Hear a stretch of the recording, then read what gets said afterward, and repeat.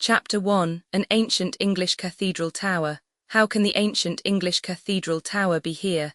The well-known massive grey square tower of its old cathedral. How can that be here? There is no spike of rusty iron in the air between the eye and it from any point of the real prospect. What is the spike that intervenes, and who has set it up? Maybe it is set up by the Sultan's orders for the impaling of a horde of Turkish robbers, one by one. It is so, for cymbals clash, and the Sultan goes by to his palace in long procession. 10,000 scimitars flash in the sunlight, and thrice 10,000 dancing girls strew flowers. Then follow white elephants caparisoned in countless gorgeous colours, and infinite in number and attendance. Still the cathedral tower rises in the background, where it cannot be, and still no writhing figure is on the grim spike. Stay, is the spike so low a thing as the rusty spike on the top of a post of an old bedstead that has tumbled all awry? Some vague period of drowsy laughter must be devoted to the consideration of this possibility. Shaking from head to foot, the man whose scattered consciousness has thus fantastically pieced itself together, at length rises, supports his trembling frame upon his arms, and looks around. He is in the meanest and closest of small rooms. Through the ragged window curtain, the light of early day steals in from a miserable court. He lies, dressed across a large unseemly bed, upon a bedstead that has indeed given way under the weight upon it. Lying, also dressed and also across the bed, not longwise, are a Chinaman, a Lascar, and a haggard woman. The two first are in a sleep or stupor. The last is blowing at a kind of pipe to kindle it, and as she blows and shading it with her lean hand concentrates its red spark of light, it serves in the dim morning as a lamp to show him what he sees of her. "Another," says this woman in a querulous, rattling whisper. "Have another." He looks about him with his hand to his forehead. "Ye have smoked as many as 5 since ye come in at midnight," the woman goes on as she chronically complains. Poor me, my head is so bad, them two come in after ye. Ah, poor me, the business is slack. Few Chinamen about the docks, and fewer Lascars, and no ships coming in, these say. Here's another ready for ye, dearie. Ye'll remember like a good soul, won't ye, that the market price is drefful high just now, more nor 3 shillings and 6pence for a thimbleful, and ye'll remember that nobody but me and Jack Chinaman t'other side the court, but he can't do it as well as me, has the true secret of mixing it. You'll pay up accordingly, dearie, won't ye? She blows at the pipe as she speaks, and occasionally bubbling at it inhales much of its contents. Oh me, my lungs is weak, my lungs is bad, it's nearly ready for ye, dearie. Ah, poor me, my poor hand shakes like to drop off. I see ye coming to, and I says to my poor self, I'll have another ready for him, and he'll bear in mind the market price of opium and pay according. Oh, my poor head. I makes my pipes of old penny ink bottles, you see, dearie, this is one, and I fits in a mouthpiece this way, and I takes my mixture out of this thimble with this little horn spoon, and so I fills, dearie. Ah, my poor nerves. I got heavens hard drunk for 16 year afore I took to this, but this don't hurt me not to speak of, and it takes away the hunger as well as wittles, dearie. She hands him the nearly emptied pipe and sinks back, turning over on her face. He rises unsteadily from the bed, lays the pipe upon the hearthstone, draws back the ragged curtain, and looks with repugnance at his 3 companions. He notices that the woman has opium-smoked herself into a strange likeness of the Chinaman. His form of cheek, eye, and temple, and his colour are repeated in her. Said Chinaman convulsively wrestles with one of his many gods or devils, perhaps, and snarls horribly. The Lascar laughs and dribbles at the mouth. The hostess is still. In the court, what visions can she have? The waking man muses, as he turns her face towards him and stands looking down at it. Visions of many butchers' shops and public houses and much credit. Of an increase of hideous customers, and this horrible bedstead set upright again, and this horrible court swept clean. What can she rise to under any quantity of opium higher than that? He bends down his ear to listen to her mutterings. Unintelligible. As he watches the spasmodic shoots and darts that break out of her face and limbs, like fitful lightning out of a dark sky, some contagion in them seizes upon him. insomuch that he has to withdraw himself to a lean armchair by the hearth, placed there perhaps for such emergencies, and to sit in it, holding tight, until he has got the better of this unclean spirit of imitation. Then he comes back, pounces on the Chinaman, and seizing him with both hands by the throat, turns him violently on the bed. The Chinaman clutches the aggressive hands, resists, gasps and protests. What do you say? And a watchful pause, unintelligible, slowly loosening his grasp as he listens to the incoherent jargon with an attentive frown. He turns to the Lascar and fairly drags him forth upon the floor. As he falls, the Lascar starts into a half-risen attitude, glares with his eyes, lashes about him fiercely with his arms, and draws a phantom knife. It then becomes apparent that the woman has taken possession of this knife, for safety's sake, for she too starting up, and restraining and expostulating with him. The knife is visible in her dress, not in his, when they drowsily drop back, side by side. There has been chattering and clattering enough between them, but to no purpose. When any distinct word has been flung into the air, it has had no sense or sequence. Wherefore unintelligible is again the comment of the watcher, made with some reassured nodding of his head and a gloomy smile. He then lays certain silver money on the table, finds his hat, gropes his way down the broken stairs, gives a good morning to some rat-ridden doorkeeper, in bed in a black hutch beneath the stairs, and passes out. That same afternoon, the massive grey square tower of an old cathedral rises before the sight of a jaded traveller. The bells are going for daily vesper service, and he must needs attend it, one would say, from his haste to reach the open cathedral door. The choir are getting on their sullied white robes, in a hurry when he arrives among them, gets on his own robe and falls into the procession filing into service. Then the sacristan locks the iron-barred gates that divide the sanctuary from the chancel, and all of the procession, having scuttled into their places, hide their faces. And then the intoned words, "When the wicked man," rise among groins of arches and beams of roof, awakening muttered thunder. Chapter 2. Whosoever has observed that sedate and clerical bird, the rook, may perhaps have noticed that when he wings his way homeward towards nightfall, in a sedate and clerical company, two rooks will suddenly detach themselves from the rest, will retrace their flight for some distance, and will there poise and linger, conveying to mere men the fancy that it is of some occult importance to the body politic, that this artful couple should pretend to have renounced connection with it. Similarly, service being over in the old cathedral with the square tower, and the choir scuffling out again, and divers venerable persons of rook-like aspect dispersing, two of these latter retrace their steps, and walk together in the echoing close. Not only is the day waning, but the year. The low sun is fiery, and yet cold behind the monastery ruin, and the Virginia creeper on the cathedral wall has showered half its deep red leaves down on the pavement. There has been rain this afternoon, and a wintry shudder goes among the little pools on the cracked, uneven flagstones, and through the giant elm trees as they shed a gust of tears. Their fallen leaves lie strewn thickly about. Some of these leaves, in a timid rush, seek sanctuary within the low-arched cathedral door, but two men coming out resist them, and cast them forth again with their feet.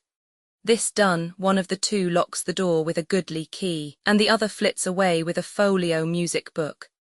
Mr. Jasper was that Tope. Yes, Mr. Dean, he has stayed late. Yes, Mr. Dean, I have stayed for him, your reverence, he has been took a little poorly. Say taken Tope to the Dean, the younger rook interposes in a low tone with this touch of correction, as who should say, you may offer bad grammar to the laity or the humbler clergy, not to the Dean.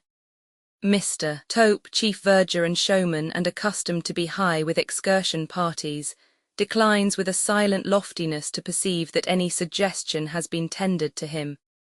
And when and how has Mr. Jasper been taken? For as Mr. Crisparkle has remarked, it is better to say taken, repeats the Dean. When and how has Mr. Jasper been taken? Taken, sir, Tope deferentially murmurs. Poorly, Tope. Why, sir, Mr. Jasper was that breathed. I wouldn't say that breathed, Tope, Mr. Crisparkle interposes with the same touch as before. Not English to the Dean. Breathed to that extent, the Dean, not unflattered by this indirect homage, condescendingly remarks, would be preferable. Mr. Jasper's breathing was so remarkably short. Thus discreetly does Mr. Tope work his way round the sunken rock, when he came in, that it distressed him mightily to get his notes out, which was perhaps the cause of his having a kind of fit on him after a little. His memory grew dazed. Mr. Tope, with his eyes on the Reverend Mr. Crisparkle, shoots this word out, as defying him to improve upon it. And a dimness and giddiness crept over him as strange as ever I saw, though he didn't seem to mind it particularly himself. However, a little time and a little water brought him out of his daze. Mr. Tope repeats the word and its emphasis with the air of saying, "As I have made a success, I'll make it again." "And Mr. Jasper has gone home quite himself, has he?" asked the Dean. "Your Reverence, he has gone home quite himself. And I'm glad to see he's having his fire kindled up, for it's chilly after the wet, and the cathedral had both a damp feel and a damp touch this afternoon, and he was very shivery." They all three looked towards an old stone gatehouse crossing the close, with an arched thoroughfare passing beneath it. Through its latticed window, a fire shines out upon the fast darkening scene, involving in shadow the pendant masses of ivy and creeper covering the building's front. As the deep cathedral bell strikes the hour, a ripple of wind goes through these at their distance, like a ripple of the solemn sound that hums through tomb and tower, broken niche and defaced statue in the pile close at hand. "Is Mr. Jasper's nephew with him?" the Dean asks. "No, sir," replied the verger, "but expected. There's his own solitary shadow betwixt his two windows, the one looking this way, and the one looking down into the high street, drawing his own curtains now." "Well, well," says the Dean, with a sprightly air of breaking up the little conference, "I hope Mr. Jasper's heart may not be too much set upon his nephew. Our affections, however laudable in this transitory world, should never master us. We should guide them, guide them. I find I am not disagreeably reminded of my dinner by hearing my dinner bell. Perhaps, Mr. Crisparkle, you will, before going home, look in on Jasper." "Certainly, Mr. Dean, and tell him that you had the kindness to desire to know how he was." "Aye, do so, certainly. Wish to know how he was, by all means, wish to know how he was." With a pleasant air of patronage, the Dean as nearly cocks his quaint hat as a Dean in good spirits may, and directs his comely gaiters towards the ruddy dining-room of the snug old red-brick house where he is at present, in residence with Mrs. Dean and Miss Dean. Mr. Crisparkle, Minor Canon, fair and rosy, and perpetually pitching himself head foremost into all the deep running water in the surrounding country. Mr. Crisparkle, Minor Canon, early riser, musical, classical, cheerful, kind, good-natured, social, contented and boy-like. Mr. Crisparkle, Minor Canon and good man, lately coach upon the chief pagan high roads, but since promoted by a patron, grateful for a well-taught son, to his present Christian beat, betakes himself to the gatehouse on his way home to his early tea. "Sorry to hear from Tope that you have not been well, Jasper." "Oh, it was nothing, nothing. You look a little worn." "Do I? Oh, I don't think so. What is better, I don't feel so. Tope has made too much of it, I suspect. It's his trade to make the most of everything appertaining to the cathedral, you know. I may tell the Dean, I call expressly from the Dean, that you are all right again." The reply, with a slight smile, is, "Certainly, with my respects and thanks to the Dean. I'm glad to hear that you expect young Drood. I expect the dear fellow every moment. Ah, he will do you more good than a doctor, Jasper, more good than a dozen doctors. For I love him dearly, and I don't love doctors or doctors' stuff." Mr. Jasper is a dark man of some 26, with thick, lustrous, well-arranged black hair and whiskers. He looks older than he is, as dark men often do. His voice is deep and good, his face and figure are good, his manner is a little sombre. His room is a little sombre and may have had its influence in forming his manner. It is mostly in shadow. Even when the sun shines brilliantly, it seldom touches the grand piano in the recess, or the folio music books on the stand, or the bookshelves on the wall, or the unfinished picture of a blooming schoolgirl hanging over the chimney-piece. Her flowing brown hair tied with a blue riband, and her beauty remarkable for a quite childish, almost babyish, touch of saucy discontent, comically conscious of itself.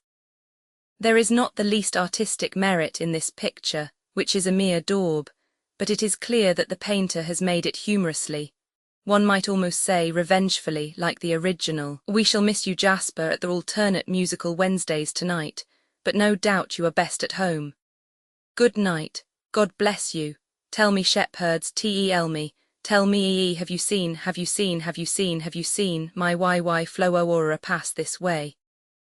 Melodiously good minor canon the Reverend Septimus Crisparkle thus delivers himself, in musical rhythm, as he withdraws his amiable face from the doorway and conveys it downstairs. Sounds of recognition and greeting pass between the Reverend Septimus and somebody else at the stair-foot. Mr. Jasper listens, starts from his chair, and catches a young fellow in his arms, exclaiming, "My dear Edwin, my dear Jack, so glad to see you. Get off your greatcoat, bright boy, and sit down here in your own corner. Your feet are not wet, pull your boots off, do pull your boots off." "My dear Jack, I am as dry as a bone, don't moddly-coddly. There's a good fellow. I like anything better than being moddly-coddlied." With the check upon him of being unsympathetically restrained in a genial outburst of enthusiasm, Mr. Jasper stands still, and looks on intently at the young fellow, divesting himself of his outward coat, hat, gloves, and so forth. Once for all, a look of intentness and intensity. A look of hungry, exacting, watchful, and yet devoted affection, is always, now and ever afterwards, on the Jasper face whenever the Jasper face is addressed in this direction, and whenever it is so addressed, it is never on this occasion or on any other dividedly addressed, it is always concentrated. "Now I am right, and now I'll take my corner, Jack, any dinner, Jack." Mr. Jasper opens a door at the upper end of the room and discloses a small inner room pleasantly lighted and prepared, wherein a comely dame is in the act of setting dishes on table. "What a jolly old Jack it is," cries the young fellow with a clap of his hands. "Look here, Jack, tell me whose birthday is it?" "Not yours, I know, Mr. Jasper answers, pausing to consider. "Not mine, you know. No, not mine, I know, Pussy's." Fixed as the look the young fellow meets is, there is yet in it some strange power of suddenly including the sketch over the chimney-piece. "Pussy's, Jack, we must drink many happy returns to her. Come, uncle, take your dutiful and sharp-set nephew in to dinner." As the boy, for he is little more, lays a hand on Jasper's shoulder, Jasper cordially and gaily lays a hand on his shoulder, and so Marseille lays wise they go in to dinner. "And Lord, here's Mrs. Tope," cries the boy, "lovelier than ever." "Never you mind me, Master Edwin," retorts the verger's wife. "I can take care of myself." "You can't, you're much too handsome. Give me a kiss because it's Pussy's birthday." "I'd pussy you, young man, if I was Pussy, as you call her," Mrs. Tope blushingly retorts after being saluted. "Your uncle's too much wrapped up in you, that's where it is. He makes so much of you, that it's my opinion you think you've only to call your pussies by the dozen to make 'em come." "You forget, Mrs. Tope," Mr. Jasper interposes, taking his place at the table with a genial smile, "and so do you, Ned, that uncle and nephew are words prohibited here by common consent and express agreement. For what we are going to receive his holy name be praised. Done like the Dean. Witness, Edwin Drood. Please to carve, Jack, for I can't." This sally ushers in the dinner. Little to the present purpose or to any purpose is said while it is in course of being disposed of. At length the cloth is drawn, and a dish of walnuts and a decanter of rich-coloured sherry are placed upon the table. "I say, tell me, Jack," the young fellow then flows on, "do you really and truly feel as if the mention of our relationship divided us at all?" "I don't." "Uncles as a rule, Ned, are so much older than their nephews," is the reply, "that I have that feeling instinctively." "As a rule, maybe, but what is a difference in age of half a dozen years or so, and some uncles in large families are even younger than their nephews. By George, I wish it was the case with us." "Why?" "Because if it was, I'd take the lead with you, Jack, and be as wise as begone dull care, that turned a young man grey, and begone dull care, that turned an old man to clay." "Halloa, Jack, don't drink." "Why not?" asks why not on Pussy's birthday and no happy returns proposed. Pussy, Jack, and many of 'em, happy returns, I mean. Laying an affectionate and laughing touch on the boy's extended hand, as if it were at once his giddy head and his light heart, Mr. Jasper drinks the toast in silence. Hip, hip, hip, and 9 times 9 and 1 to finish with, and all that understood. Hooray, hooray, hooray. And now, Jack, let's have a little talk about Pussy. 2 pairs of nutcrackers, pass me one and take the other. Crack, how's Pussy getting on, Jack, with her music, fairly? What a dreadfully conscientious fellow you are, Jack, but I know, Lord bless you, inattentive, isn't she? She can learn anything if she will. If she will, egad, that's it, but if she won't, crack on Mr. Jasper's part. How's she looking, Jack? Mr. Jasper's concentrated face again includes the portrait as he returns. Very like your sketch indeed. I am a little proud of it, says the young fellow, glancing up at the sketch with complacency and then shutting one eye and taking a corrected prospect of it over a level bridge of nutcrackers in the air. Not badly hit off from memory. But I ought to have caught that expression pretty well, for I have seen it often enough. Crack, on Edwin Drood's part, crack, on Mr. Jasper's part. In point of fact, the former resumes, after some silent dipping among his fragments of walnut with an air of pique, I see it whenever I go to see Pussy. If I don't find it on her face, I leave it there. You know I do, Miss Scornful Pert, boo, with a twirl of the nutcrackers at the portrait. Crack, crack, crack, slowly on Mr. Jasper's part, crack, sharply on the part of Edwin Drood, silence on both sides. Have you lost your tongue, Jack? Have you found yours, Ned? No, but really, isn't it, you know, after all? Mr. Jasper lifts his dark eyebrows inquiringly. Isn't it unsatisfactory to be cut off from choice in such a matter? There, Jack, I tell you, if I could choose, I would choose Pussy from all the pretty girls in the world. But you have not got to choose. That's what I complain of. My dead and gone father and Pussy's dead and gone father must needs marry us together by anticipation. Why the devil, I was going to say, if it had been respectful to their memory, couldn't they leave us alone? Tut, tut, dear boy, Mr. Jasper remonstrates in a tone of gentle deprecation. Tut, tut, yes, Jack, it's all very well for you, you can take it easily. Your life is not laid down to scale, and lined and dotted out for you, like a surveyor's plan. You have no uncomfortable suspicion that you are forced upon anybody, nor has anybody an uncomfortable suspicion that she is forced upon you, or that you are forced upon her. You can choose for yourself. Life for you is a plum with the natural bloom on, it hasn't been over carefully wiped off for you. Don't stop, dear fellow, go on. Can I anyhow have hurt your feelings, Jack? How can you have hurt my feelings? Good heaven, Jack, you look frightfully ill. There's a strange film come over your eyes. Mr. Jasper, with a forced smile, stretches out his right hand, as if at once to disarm apprehension and gain time to get better. After a while he says faintly, I have been taking opium for a pain and agony that sometimes overcomes me. The effects of the medicine steal over me like a blight or a cloud and pass. You see them in the act of passing, they will be gone directly. Look away from me, they will go all the sooner. With a scared face, the younger man complies by casting his eyes downward at the ashes on the hearth. Not relaxing his own gaze on the fire, but rather strengthening it with a fierce, firm grip upon his elbow chair. The elder sits for a few moments rigid, and then with thick drops standing on his forehead and a sharp catch of his breath, becomes as he was before.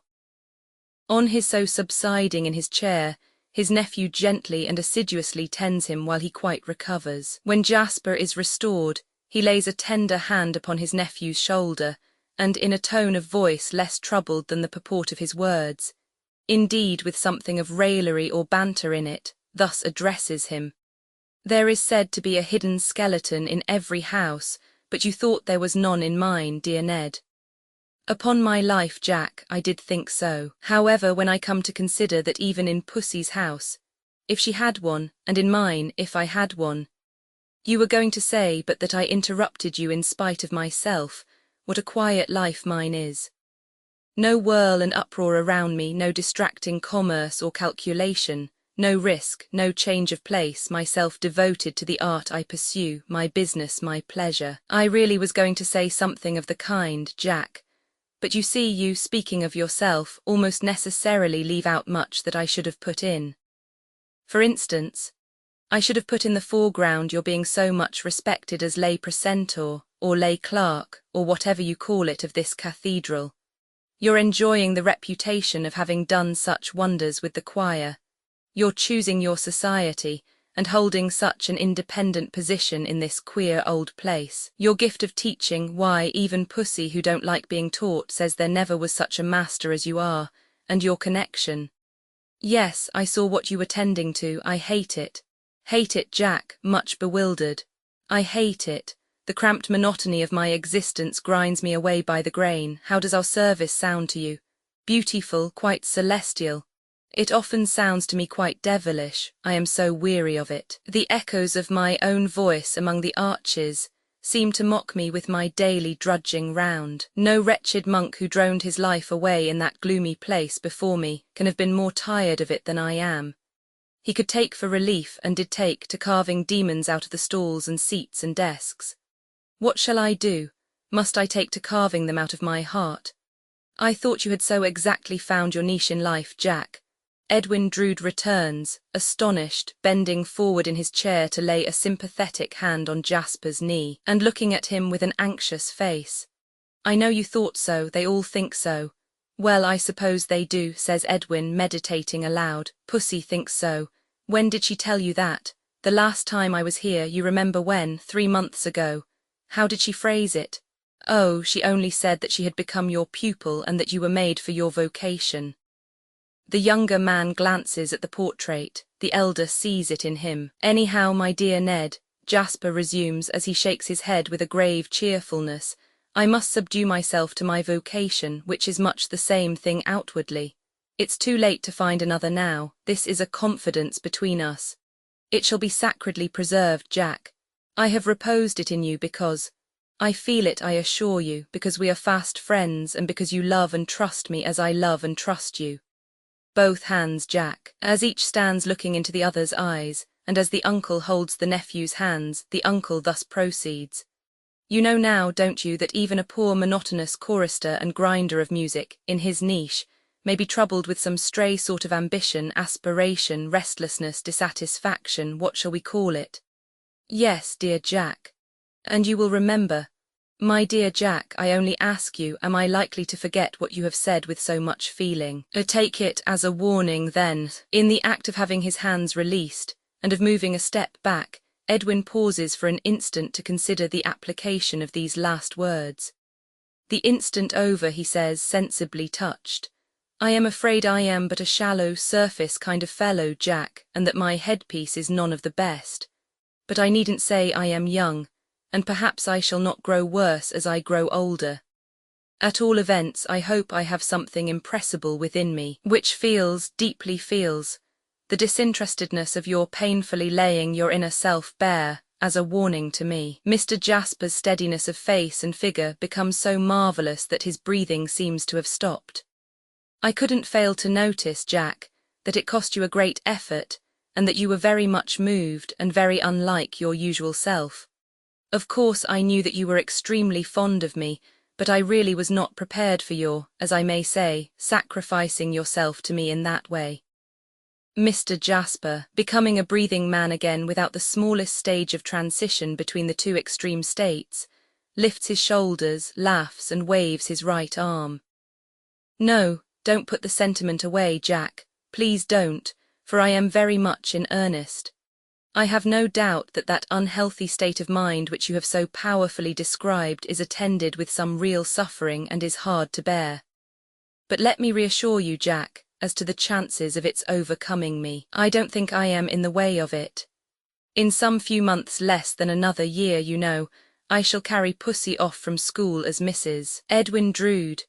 I shall then go engineering into the East and Pussy with me. And although we have our little tiffs now, arising out of a certain unavoidable flatness that attends our love-making, owing to its end being all settled beforehand, still I have no doubt of our getting on capitally then when it's done and can't be helped. In short, Jack, to go back to the old song I was freely quoting at dinner, and who knows old songs better than you? my wife shall dance, and I will sing, so merrily pass the day.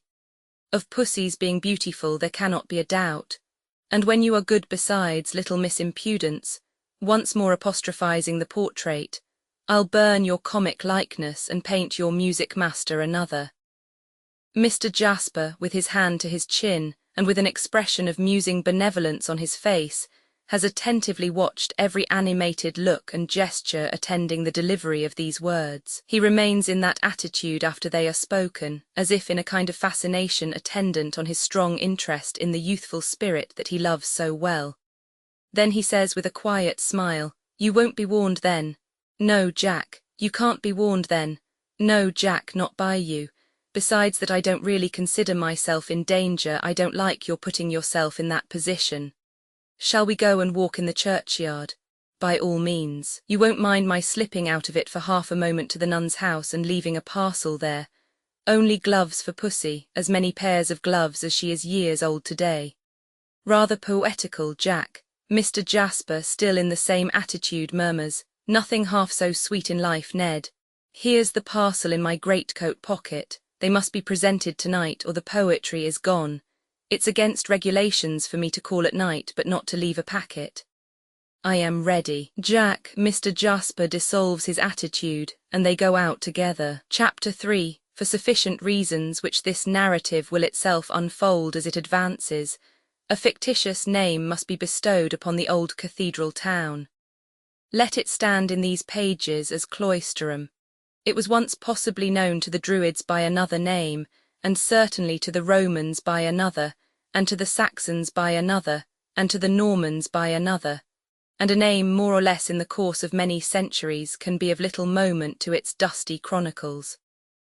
An ancient city, Cloisterham, a no-meat dwelling place for anyone with hankerings after the noisy world. A monotonous, silent city, deriving an earthy flavour throughout from its cathedral crypt, and so abounding in vestiges of monastic graves, that the Cloisterham children grow small salad in the dust of abbots and abbesses, and make dirt pies of nuns and friars, while every ploughman in its outlying fields renders to once puissant Lord Treasurers, archbishops, bishops, and such like, the attention which the ogre in the story-book desired to render to his unbidden visitor, and grinds their bones to make his bread. A drowsy city, Cloisterham, whose inhabitants seem to suppose, with an inconsistency more strange than rare, that all its changes lie behind it, and that there are no more to come. A queer moral to derive from antiquity, yet older than any traceable antiquity. So silent are the streets of Cloisterham, though prone to echo on the smallest provocation, that of a summer day the sunblinds of its shops scarce dare to flap in the south wind, while the sun-browned tramps who pass along and stare quicken their limp a little, that they may the sooner get beyond the confines of its oppressive respectability. This is a feat not difficult of achievement, seeing that the streets of Cloisterham city are little more than one narrow street by which you get into it and get out of it, the rest being mostly disappointing yards with pumps in them and no thoroughfare, exception made of the cathedral close and a paved Quaker settlement, in colour and general conformation very like a quakeress's bonnet, up in a shady corner. In a word, a city of another and a bygone time is Cloisterham, with its hoarse cathedral bell, its hoarse rooks hovering about the cathedral tower, its hoarser and less distinct rooks in the stalls far beneath. Fragments of old wall, saint's chapel, chapter house, convent and monastery, have got incongruously or obstructively built into many of its houses and gardens, much as kindred jumbled notions have become incorporated into many of its citizens' minds. All things in it are of the past. Even its single pawnbroker takes in no pledges, nor has he for a long time, but offers vainly an unredeemed stock for sale, of which the costlier articles are dim and pale old watches apparently in a slow perspiration, tarnished sugar tongs with ineffectual legs, and odd volumes of dismal books. The most abundant and the most agreeable evidences of progressing life in Cloisterham are the evidences of vegetable life in many gardens. Even its drooping and despondent little theatre has its poor strip of garden, receiving the foul fiend, when he ducks from its stage into the infernal regions, among scarlet beans or oyster shells, according to the season of the year. In the midst of Cloisterham stands the nun's house, a venerable brick edifice whose present appellation is doubtless derived from the legend of its conventual uses. On the trim gate enclosing its old courtyard is a resplendent brass plate flashing forth the legend, "Seminary for Young Ladies, Miss Twinkleton."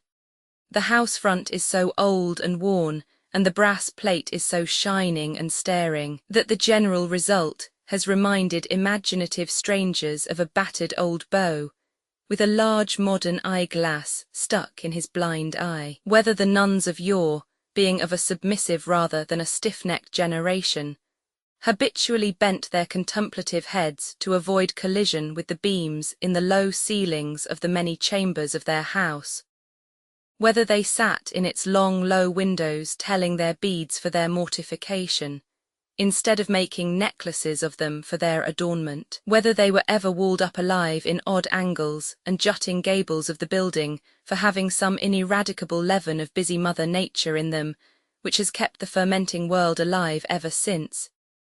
These may be matters of interest to its haunting ghosts, if any, but constitute no item in Miss Twinkleton's half-yearly accounts. They are neither of Miss Twinkleton's inclusive regulars, nor of her extras. The lady who undertakes the poetical department of the establishment at so much, or so little, a quarter has no pieces in her list of recitals bearing on such unprofitable questions. As in some cases of drunkenness and in others of animal magnetism, there are two states of consciousness which never clash, but each of which pursues its separate course as though it were continuous instead of broken.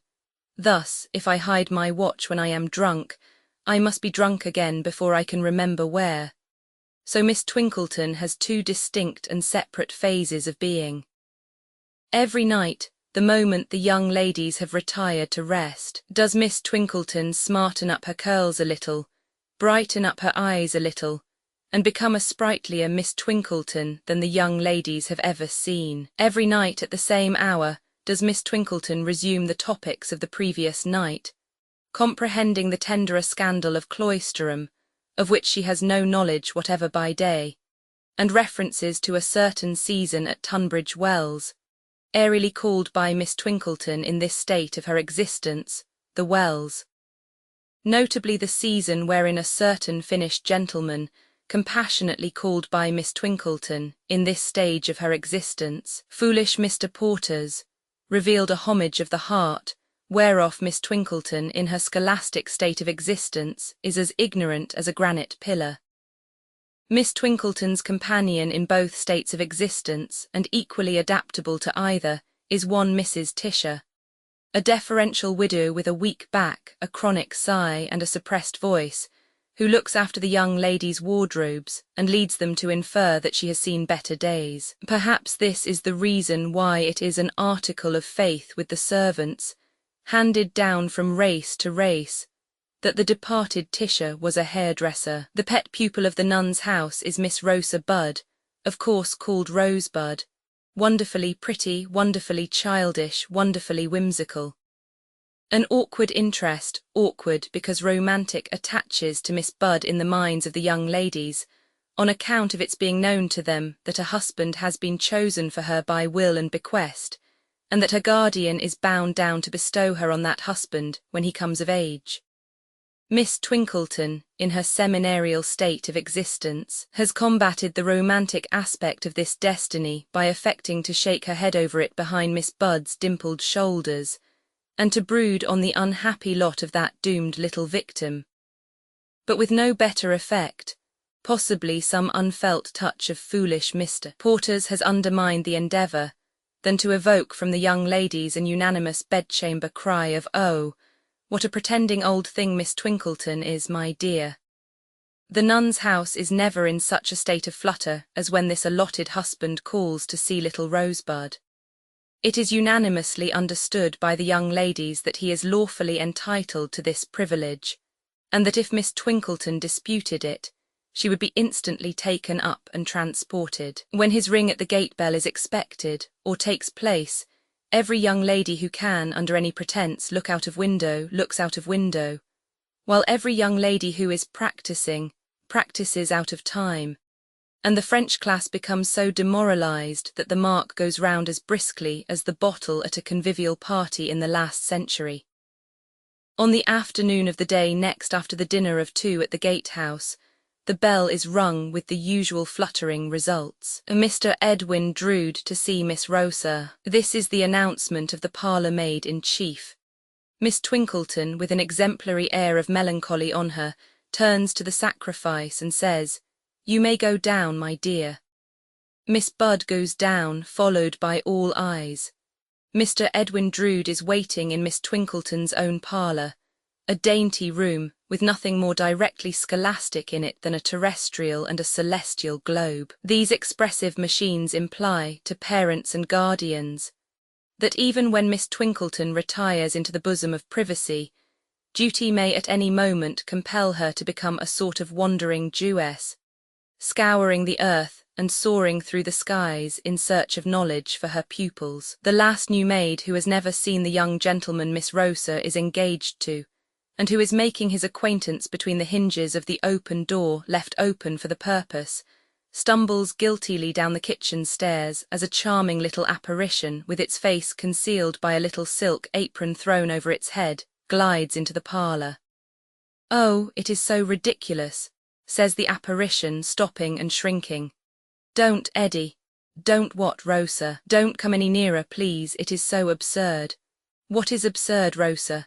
"The whole thing is, it is so absurd to be an engaged orphan, and it is so absurd to have the girls and the servants scuttling about after one like mice in the wainscot, and it is so absurd to be called upon." The apparition appears to have a thumb in the corner of its mouth while making this complaint. "You give me an affectionate reception, Pussy, I must say." "Well, I will in a minute, Eddie, but I can't just yet. How are you?" "Very shortly. I am unable to reply that I am much the better for seeing you, Pussy, inasmuch as I see nothing of you." This second remonstrance brings a dark, bright, pouting eye out from a corner of the apron, but it swiftly becomes invisible again as the apparition exclaims, "Oh, good gracious, you have had half your hair cut off." "I should have done better to have had my head cut off, I think," says Edwin, rumpling the hair in question with a fierce glance at the looking-glass and giving an impatient stamp. "Shall I go?" "No, you needn't go just yet, Eddie. The girls would all be asking questions why you went. Once for all, Rosa, will you uncover that ridiculous little head of yours and give me a welcome?" The apron is pulled off the childish head as its wearer replies, "You're very welcome, Eddie. There, I'm sure that's nice. Shake hands. No, I can't kiss you because I've got an acidulated drop in my mouth. Are you at all glad to see me, Pussy?" "Oh, yes, I'm dreadfully glad. Go and sit down." Miss Twinkleton. It is the custom of that excellent lady when these visits occur to appear every 3 minutes, either in her own person or in that of Mrs. Tisher, and lay an offering on the shrine of propriety by affecting to look for some desiderated article. On the present occasion, Miss Twinkleton, gracefully gliding in and out, says in passing, "How do you do, Mr. Drood? Very glad indeed to have the pleasure. Pray excuse me. Tweezers, thank you. I got the gloves last evening, Eddie, and I like them very much. They are beauties." "Well, that's something," the affianced replies, half grumbling. "The smallest encouragement thankfully received. And how did you pass your birthday, Pussy?" "Delightfully. Everybody gave me a present, and we had a feast, and we had a ball at night." "A feast and a ball, eh? These occasions seem to go off tolerably well without me, Pussy." "Delightfully," cries Rosa in a quite spontaneous manner, and without the least pretence of reserve. "Ha, and what was the feast?" "Tarts, oranges, jellies, and shrimps. Any partners at the ball?" "We danced with one another, of course, sir, but some of the girls made game to be their brothers. It was so droll." "Did anybody make game to be you?" "Oh dear, yes," cries Rosa, laughing with great enjoyment. "That was the first thing done." "I hope she did it pretty well," says Edwin rather doubtfully. "Oh, it was excellent. I wouldn't dance with you, you know." Edwin scarcely seems to see the force of this, begs to know if he may take the liberty to ask why. "Because I was so tired of you," returns Rosa. but she quickly adds, and pleadingly too, seeing displeasure in his face, "Dear Eddie, you were just as tired of me, you know." "Did I say so, Rosa?" "Say so? Do you ever say so? No, you only showed it." "Oh, she did it so well," cries Rosa in a sudden ecstasy with her counterfeit betrothed. "It strikes me that she must be a devilish impudent girl," says Edwin Drood. "And so, Pussy, you have passed your last birthday in this old house?" "Ah, yes." Rosa clasps her hands, looks down with a sigh, and shakes her head. "You seem to be sorry, Rosa." "I am sorry for the poor old place. Somehow I feel as if it would miss me when I am gone so far away, so young." "Perhaps we had better stop short, Rosa." She looks up at him with a swift, bright look, next moment shakes her head, sighs, and looks down again. "That is to say, is it, Pussy, that we are both resigned?" She nods her head again, and after a short silence, quaintly bursts out with, "You know we must be married, and married from here, Eddie, or the poor girls will be so dreadfully disappointed." For the moment there is more of compassion, both for her and for himself, in her affianced husband's face than there is of love. He checks the look and asks, "Shall I take you out for a walk, Rosa dear?" Rosa dear does not seem at all clear on this point until her face, which has been comically reflective, brightens. "Oh yes, Eddie, let us go for a walk, and I tell you what we'll do. You shall pretend that you are engaged to somebody else, and I'll pretend that I am not engaged to anybody, and then we shan't quarrel. Do you think that will prevent our falling out, Rosa?" "I know it will." "Hush, pretend to look out of window, Mrs. Tisher." Through a fortuitous concourse of accidents, the matronly Tisher heaves in sight, says, in rustling through the room like the legendary ghost of a dowager in silken skirts, "I hope I see Mr. Drood well, though I needn't ask if I may judge from his complexion. I trust I disturb no one, but there was a paper knife." "Oh, thank you, I am sure," and disappears with her prize. "One other thing you must do, Eddie, to oblige me," says Rosebud. "The moment we get into the street, you must put me outside and keep close to the house yourself, squeeze and graze yourself against it." "By all means, Rosa, if you wish it. Might I ask why?" "Oh, because I don't want the girls to see you. It's a fine day, but would you like me to carry an umbrella up?" "Don't be foolish, sir. You haven't got polished leather boots on," pouting, with one shoulder raised. "Perhaps that might escape the notice of the girls, even if they did see me," remarks Edwin, looking down at his boots with a sudden distaste for them. "Nothing escapes their notice, sir, and then I know what would happen. Some of them would begin reflecting on me by saying, for they are free, that they never will on any account engage themselves to lovers without polished leather boots. Hark, Miss Twinkleton, I'll ask for leave." That discreet lady being indeed heard without, inquiring of nobody in a blandly conversational tone as she advances. Indeed, are you quite sure you saw my mother-of-pearl button-holder on the work-table in my room?" Is at once solicited for walking leave and graciously accords it. And soon the young couple go out of the nun's house, taking all precautions against the discovery of the so vitally defective boots of Mr. Edwin Drood. Precautions, let us hope, effective for the peace of Mrs. Edwin Drood that is to be. "Which way shall we take, Rosa?" Rosa replies, "I want to go to the Lumps of Delight shop." "To the a Turkish sweetmeat, sir, my gracious me, don't you understand anything? Call yourself an engineer and not know that?" "Why, how should I know it, Rosa?" "Because I am very fond of them. But oh, I forgot what we are to pretend. No, you needn't know anything about them, never mind."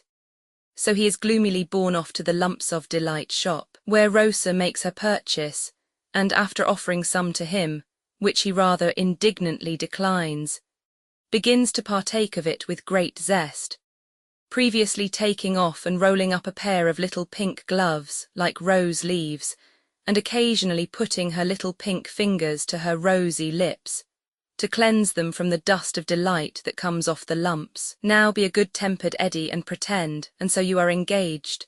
"And so I am engaged." "Is she nice?" "Charming, tall, immensely tall, Rosa being short, must be gawky I should think," is Rosa's quiet commentary.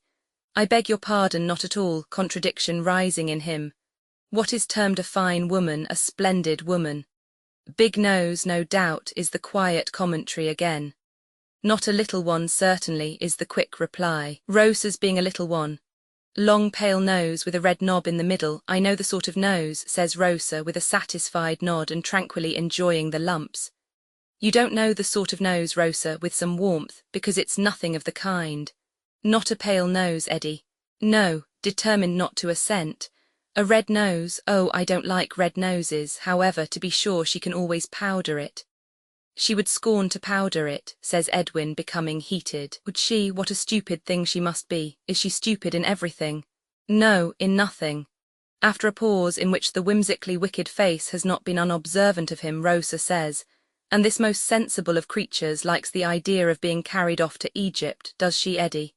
Yes, she takes a sensible interest in triumphs of engineering skill, especially when they are to change the whole condition of an undeveloped country. Law, says Rosa, shrugging her shoulders, with a little laugh of wonder.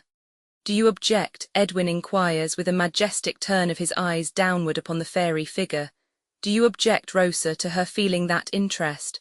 Object, my dear Eddie, but really doesn't she hate boilers and things? I can answer for her not being so idiotic as to hate boilers, he returns with angry emphasis. Though I cannot answer for her views about things, really not understanding what things are meant. But don't she hate Arabs and Turks and fellahs and people? Certainly not, very firmly. At least she must hate the pyramids. Come, Eddie, why should she be such a little goose as to hate the pyramids, Rosa? Ah, you should hear Miss Twinkleton, often nodding her head and much enjoying the lumps, bore about them, and then you wouldn't ask. Tiresome old burying grounds, Isises and Ibises and Cheopses and Pharaoses, who cares about them? And then there was Belzoni or somebody dragged out by the legs, half choked with bats and dust. All the girls say, serve him right and hope it hurt him and wish he had been quite choked. The two youthful figures, side by side but not now arm in arm, wander discontentedly about the old close, and each sometimes stops and slowly imprints a deeper footstep in the fallen leaves. Well, says Edwin after a lengthy silence. According to custom, we can't get on, Rosa. Rosa tosses her head and says she don't want to get on. That's a pretty sentiment, Rosa, considering. Considering what? If I say what, you'll go wrong again. You'll go wrong, you mean, Eddie, don't be ungenerous. Ungenerous, I like that. Then I don't like that, and so I tell you plainly, Rosa pouts. Now, Rosa, I put it to you, who disparaged my profession, my destination. You are not going to be buried in the pyramids, I hope, she interrupts, arching her delicate eyebrows. You never said you were. If you are, why haven't you mentioned it to me? I can't find out your plans by instinct. Now, Rosa, you know very well what I mean, my dear. Well then, why did you begin with your detestable red-nosed giantesses? And she would powder it, cries Rosa in a little burst of comical contradictory spleen. Somehow or other I never can come right in these discussions, says Edwin, sighing and becoming resigned. How is it possible, sir, that you ever can come right when you're always wrong? And as to Belzoni, I suppose he's dead. I'm sure I hope he is, and how can his legs or his chokes concern you? It is nearly time for your return, Rosa. We have not had a very happy walk, have we? A happy walk, a detestably unhappy walk, sir. If I go upstairs the moment I get in and cry till I can't take my dancing lesson, you are responsible, mind. Let us be friends, Rosa. Ah, cries Rosa, shaking her head and bursting into real tears. I wish we could be friends. It's because we can't be friends that we try one another so. I am a young little thing, Eddie, to have an old heartache, but I really have sometimes. Don't be angry. I know you have won yourself too often. We should both of us have done better if what is to be had been left what might have been. I am quite a little serious thing now and not teasing you. Let each of us forbear this one time on our own account and on the others. Disarmed by this glimpse of a woman's nature in the spoilt child, though for an instant disposed to resent it as seeming to involve the enforced infliction of himself upon her, Edwin Drood stands watching her as she childishly cries and sobs, with both hands to the handkerchief at her eyes, and then, she becoming more composed, and indeed beginning in her young inconstancy to laugh at herself for having been so moved, leads her to a seat hard by, under the elm trees. Under the trees, one clear word of understanding, pussy dear. I am not clever out of my own line, Now I come to think of it, I don't know that I am particularly clever in it, but I want to do right. There is not, there may be. I really don't see my way to what I want to say, but I must say it before we part. There is not any other young. Oh no, Eddie, it's generous of you to ask me, but no, no, no. They have come very near to the cathedral windows, and at this moment the organ and the choir sound out sublimely. As they sit listening to the solemn swell, the confidence of last night rises in young Edwin Drood's mind, and he thinks how unlike this music is to that discordance. I fancy I can distinguish Jack's voice, is his remark in a low tone in connection with the train of thought. Take me back at once, please, urges his affianced, quickly laying her light hand upon his wrist. They will all be coming out directly. Let us get away. Oh, what a resounding chord, but don't let us stop to listen to it. Let us get away. Her hurry is over as soon as they have passed out of the close. They go arm in arm now, gravely and deliberately enough, along the old high street to the nun's house. At the gate, the street being within sight empty, Edwin bends down his face to Rosebuds. She remonstrates, laughing, and is a childish schoolgirl again. Eddie, no, I'm too sticky to be kissed, but give me your hand, and I'll blow a kiss into that. He does so. She breathes a light breath into it and asks, retaining it and looking into it, now say, what do you see? See, Rosa. Why, I thought you Egyptian boys could look into a hand and see all sorts of phantoms. Can't you see a happy future? For certain, neither of them sees a happy present, as the gate opens and closes and one goes in, and the other goes away. Chapter 4. Accepting the jackass as the type of self-sufficient stupidity and conceit. A custom, perhaps, like some few other customs, more conventional than fair. Then the purest jackass in Cloisterham is Mr. Thomas Sapsea, auctioneer. Mr. Sapsea dresses at the Dean. Has been bowed to for the Dean in mistake.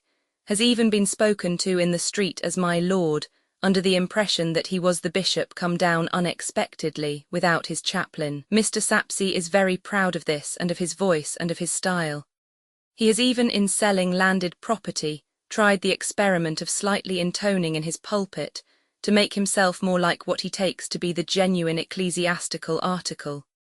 So, in ending a sale by public auction, Mr. Sapsea finishes off with an air of bestowing a benediction on the assembled brokers, which leaves the real Dean, a modest and worthy gentleman, far behind. Mr. Sapsea has many admirers. Indeed, the proposition is carried by a large local majority, even including non-believers in his wisdom, that he is a credit to Cloisterham. He possesses the great qualities of being portentous and dull, and of having a roll in his speech and another roll in his gait, not to mention a certain gravely flowing action with his hands, as if he were presently going to confirm the individual with whom he holds discourse, much nearer 60 years of age than 50, with a flowing outline of stomach and horizontal creases in his waistcoat, reputed to be rich, voting at elections in the strictly respectable interest, morally satisfied that nothing but he himself has grown since he was a baby. How can dunder-headed Mr. Sapsea be otherwise than a credit to Cloisterham and society? Mr. Sapsea's premises are in the High Street, over against the nun's house. They are of about the period of the nun's house, irregularly modernised here and there, as steadily deteriorating generations found, more and more, that they preferred air and light to fever and the plague. Over the doorway is a wooden effigy, about half-life size, representing Mr. Sapsea's father, in a curly wig and toga, in the act of selling. The chastity of the idea and the natural appearance of the little finger, hammer and pulpit have been much admired. Mr. Sapsea sits in his dull ground-floor sitting-room, giving first on his paved backyard, and then on his railed-off garden. Mr. Sapsea has a bottle of port wine on a table before the fire. The fire is an early luxury but pleasant on the cool, chilly autumn evening, and is characteristically attended by his portrait, his 8-day clock and his weather glass. Characteristically because he would uphold himself against mankind, his weather glass against weather and his clock against time. By Mr. Sapsea's side on the table are a writing desk and writing materials. Glancing at a scrap of manuscript, Mr. Sapsea reads it to himself with a lofty air, and then, slowly pacing the room with his thumbs in the armholes of his waistcoat, repeats it from memory, so internally, though with much dignity, that the word Ethelinda is alone audible.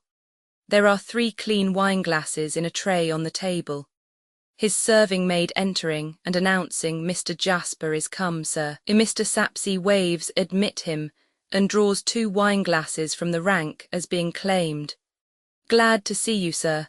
I congratulate myself on having the honour of receiving you here for the first time." Mr. Sapsea does the honours of his house in this wise: "You are very good, the honour is mine and the self-congratulation is mine." "You are pleased to say so, sir, but I do assure you that it is a satisfaction to me to receive you in my humble home, and that is what I would not say to everybody." Ineffable loftiness on Mr. Sapsea's part accompanies these words, as leaving the sentence to be understood. "You will not easily believe that your society can be a satisfaction to a man like myself. Nevertheless it is. I have for some time desired to know you, Mr. Sapsea. And I, sir, have long known you by reputation as a man of taste. Let me fill your glass." "I will give you, sir," says Mr. Sapsea, filling his own. "When the French come over, may we meet them at Dover."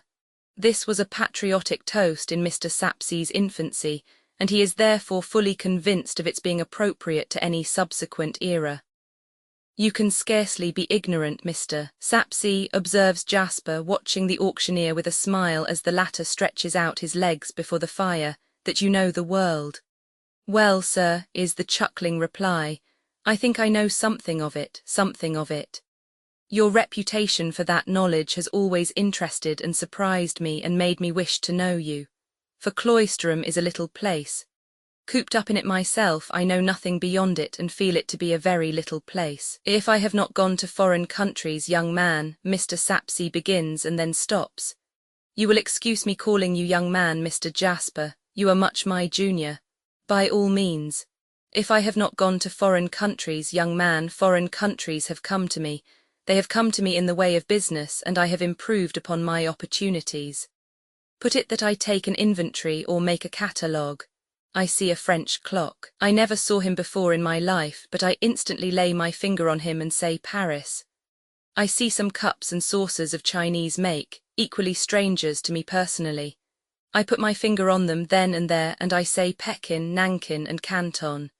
It is the same with Japan, with Egypt, and with bamboo and sandalwood from the East Indies. I put my finger on them all. I have put my finger on the North Pole before now, and said spear of Esquimaux make, for half a pint of pale sherry. Really, a very remarkable way, Mr. Sapsea, of acquiring a knowledge of men and things." "I mention it, sir," Mr. Sapsea rejoins with unspeakable complacency, "because, as I say, it don't do to boast of what you are, but show how you came to be it, and then you prove it." "Most interesting. We were to speak of the late Mrs. Sapsea." "We were, sir." Mr. Sapsea fills both glasses and takes the decanter into safe keeping again. "Before I consult your opinion as a man of taste on this little trifle," holding it up, "which is but a trifle, and still has required some thought, sir, some little fever of the brow, I ought perhaps to describe the character of the late Mrs. Sapsea, now dead 3/4 of a year."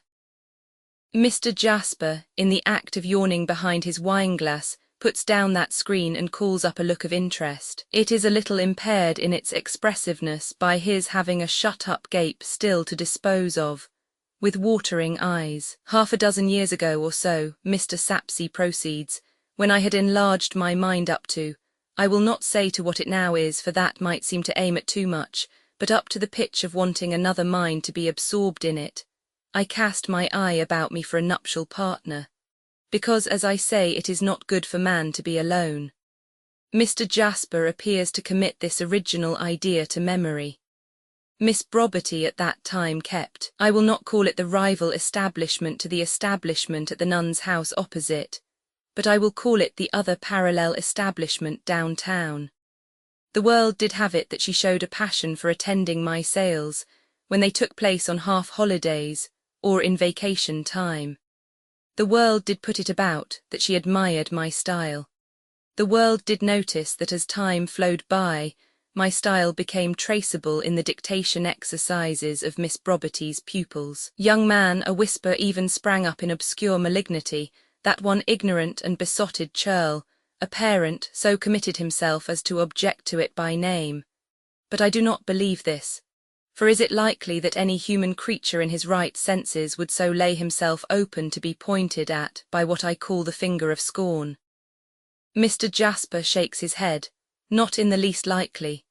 Mr. Sapsea, in a grandiloquent state of absence of mind, seems to refill his visitor's glass, which is full already, and does really refill his own, which is empty. Miss Brobbity's being young man was deeply imbued with homage to mind. She revered mind when launched, or, as I say, precipitated on an extensive knowledge of the world.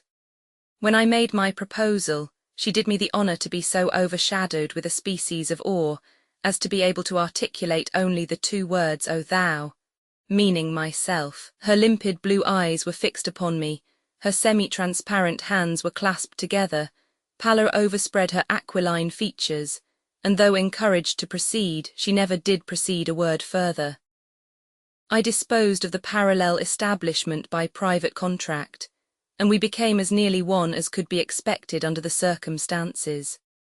But she never could, and she never did, find a phrase satisfactory to her perhaps too favourable estimate of my intellect. To the very last feeble action of liver, she addressed me in the same unfinished terms. Mr. Jasper has closed his eyes as the auctioneer has deepened his voice. He now abruptly opens them and says in unison with the deepened voice, "Ah," rather as if stopping himself on the extreme verge of adding, "Men." "I have been since," says Mr. Sapsea, with his legs stretched out and solemnly enjoying himself with the wine and the fire, "what you behold me. I have been since a solitary mourner. I have been since, as I say, wasting my evening conversation on the desert air. I will not say that I have reproached myself, but there have been times when I have asked myself the question, what if her husband had been nearer on a level with her? If she had not had to look up quite so high, what might the stimulating action have been upon the liver?" Mr. Jasper says, with an appearance of having fallen into dreadfully low spirits, that he supposes it was to be. "We can only suppose so, sir," Mr. Sapsea coincides. "As I say, man proposes, heaven disposes. It may or may not be putting the same thought in another form, but that is the way I put it."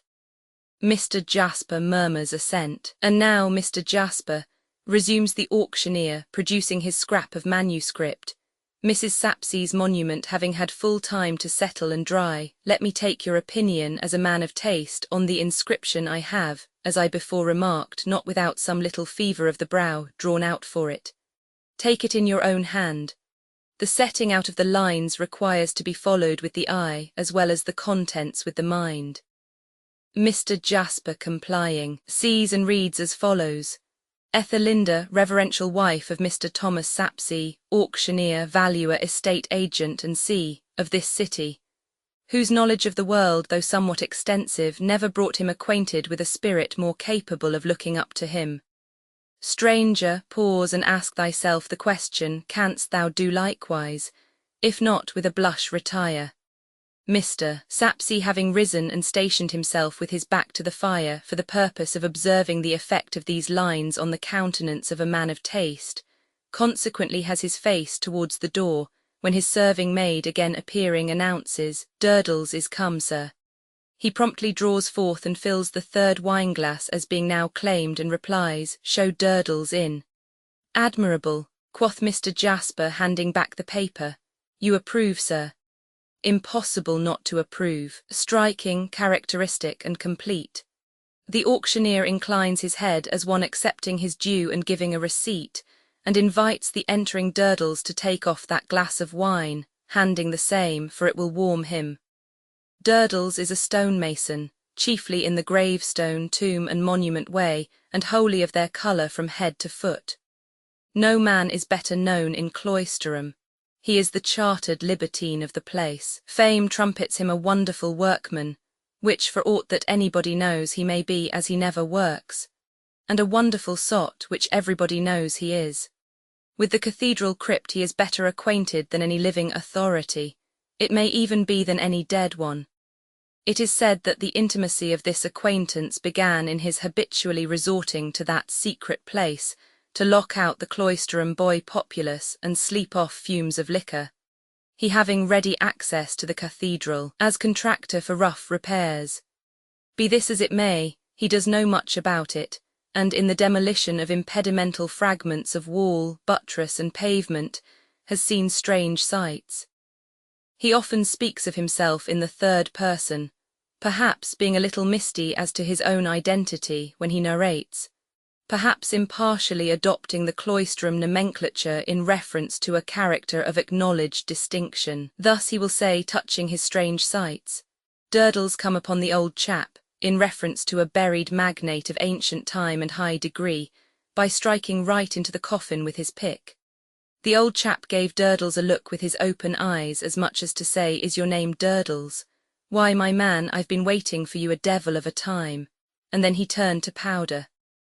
With a 2-foot rule always in his pocket, and a mason's hammer all but always in his hand, Durdles goes continually sounding and tapping all about and about the cathedral, and whenever he says to Tope, 'Tope, here's another old un in here,' Tope announces it to the Dean as an established discovery, in a suit of coarse flannel with horn buttons, a yellow neckerchief with draggled ends, an old hat more russet-coloured than black, and laced boots of the hue of his stony calling.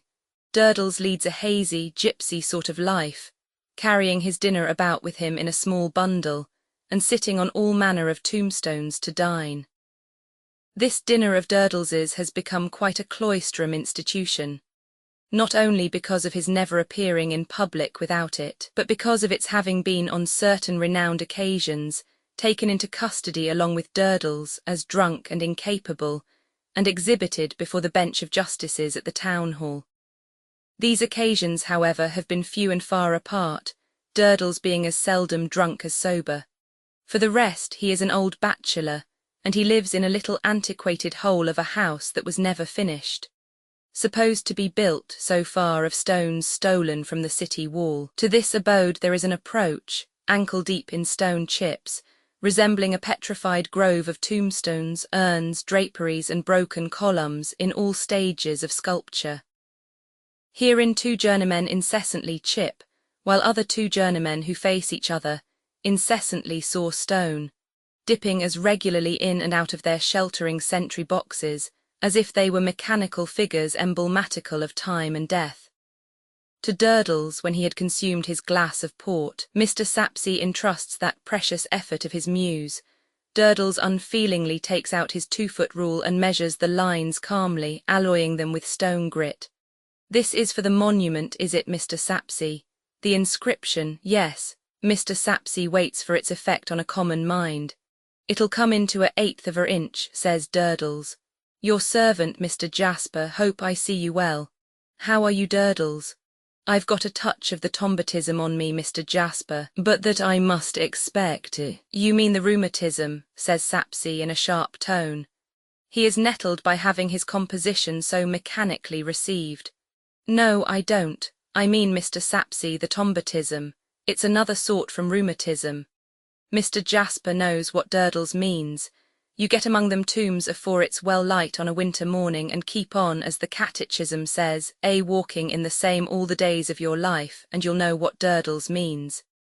It is a bitter cold place, Mr. Jasper assents with an antipathetic shiver. And if it's bitter cold for you up in the chancel, with a lot of live breath smoking out about you, what the bitterness is to Durdles, down in the crypt among the earthy damps there and the dead breath of the old uns, returns that individual, Durdles leaves you to judge. Is this to be put in hand at once, Mr. Sapsea? Mr. Sapsea, with an author's anxiety to rush into publication, replies that it cannot be out of hand too soon. You had better let me have the key then, says Durdles. Why, man, it is not to be put inside the monument. Durdles knows where it's to be put, Mr. Sapsea, no man better. Ask e'er a man in Cloisterham whether Durdles knows his work. Mr. Sapsea rises, takes a key from a drawer, unlocks an iron safe let into the wall, and takes from it another key.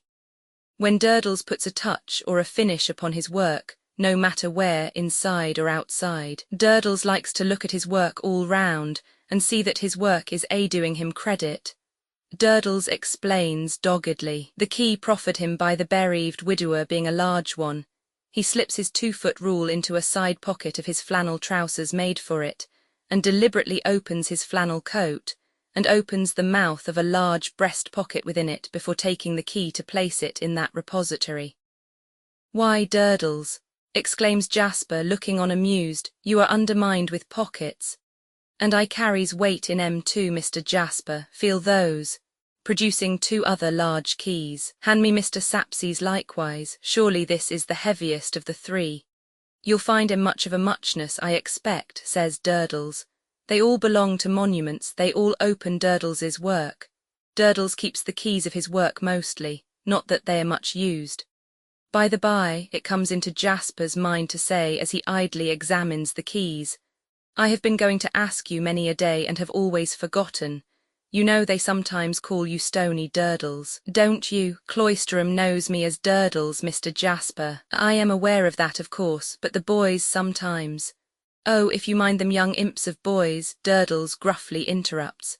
"I don't mind them any more than you do, but there was a discussion the other day among the choir whether Stony stood for Tony, clinking one key against another. Take care of the wards, Mr. Jasper, or whether Stony stood for Stephen, clinking with a change of keys.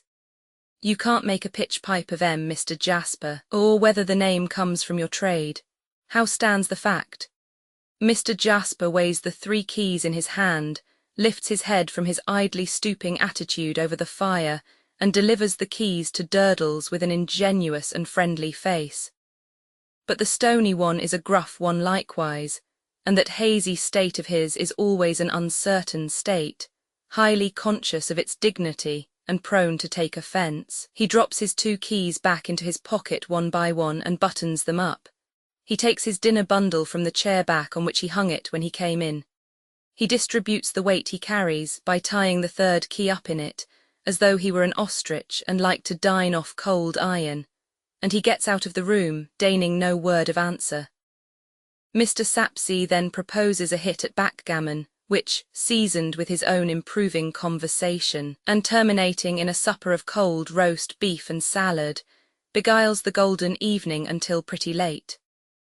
Mr. Sapsea's wisdom being, in its delivery to mortals, rather of the diffuse than the epigrammatic order, is by no means expended even then. But his visitor intimates that he will come back for more of the precious commodity on future occasions, and Mr. Sapsea lets him off for the present, to ponder on the instalment he carries away. Chapter 5. John Jasper, on his way home through the close, is brought to a standstill by the spectacle of Stony Durdles, dinner bundle and all, leaning his back against the iron railing of the burial ground enclosing it from the old cloister arches, and a hideous small boy in rags flinging stones at him as a well-defined mark in the moonlight. Sometimes the stones hit him, and sometimes they miss him, but Durdles seems indifferent to either fortune. The hideous small boy, on the contrary, whenever he hits Durdles, blows a whistle of triumph through a jagged gap, convenient for the purpose in the front of his mouth, where half his teeth are wanting, and whenever he misses him, yelps out "mulled agin," and tries to atone for the failure by taking a more correct and vicious aim. "What are you doing to the man?" demands Jasper, stepping out into the moonlight from the shade. "Making a cockshy of him," replies the hideous small boy. "Give me those stones in your hand." "Yes, I'll give him you down your throat if you come catching hold of me," says the small boy, shaking himself loose and backing. "I'll smash your eye if you don't look out. Baby devil that you are, what has the man done to you? He won't go home. What is that to you? He gives me a 'apenny to pelt him home if I catches him out too late," says the boy, and then chants like a little savage, half stumbling and half dancing among the rags and laces of his dilapidated boots. "Widdy widdy when I catches 'im out arter 10 widdy widdy why then, 'e don't go then I shy widdy widdy wakecock warning," with a comprehensive sweep on the last word and one more delivery at Durdles.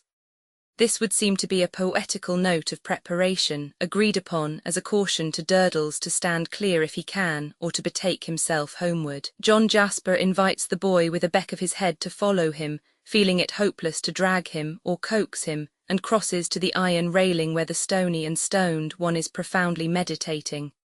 "Do you know this thing, this child?" asks Jasper at a loss for a word that will define this thing. "Deputy," says Durdles with a nod. "Is that it's his name?" "Deputy," assents Durdles. "I'm manservant up at the Travellers' Twopenny in Gas Works guarding." This thing explains. All us manservants at Travellers' lodgings is named Deputy. When we're chock full and the Travellers is all a bed, I come out for my health. Then withdrawing into the road and taking aim, he resumes. "Widdy when I catches 'im out arter." "Hold your hand," cries Jasper, "and don't throw while I stand so near him, or I'll kill you." "Come, Durdles, let me walk home with you tonight. Shall I carry your bundle?" "Not on any account," replies Durdles, adjusting it. Durdles was making his reflections here when you come up, sir, surrounded by his works like a poplar author. Your own brother-in-law, introducing a sarcophagus within the railing, white and cold in the moonlight. Mrs. Sapsea, introducing the monument of that devoted wife. Late incumbent, introducing the reverend gentleman's broken column. Departed assessed taxes, introducing a vase and towel, standing on what might represent the cake of soap. Former pastrycook and muffin maker, much respected, introducing gravestone. All safe and sound here, sir, and all Durdles's work.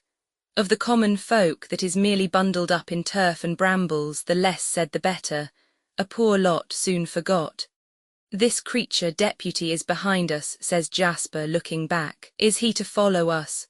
The relations between Durdles and Deputy are of a capricious kind, for on Durdles's turning himself about with the slow gravity of beery suddenness, Deputy makes a pretty wide circuit into the road and stands on the defensive. "You never cried widdy warning before you begun tonight," says Durdles, unexpectedly reminded of or imagining an injury. "You lie, I did," says Deputy in his only form of polite contradiction.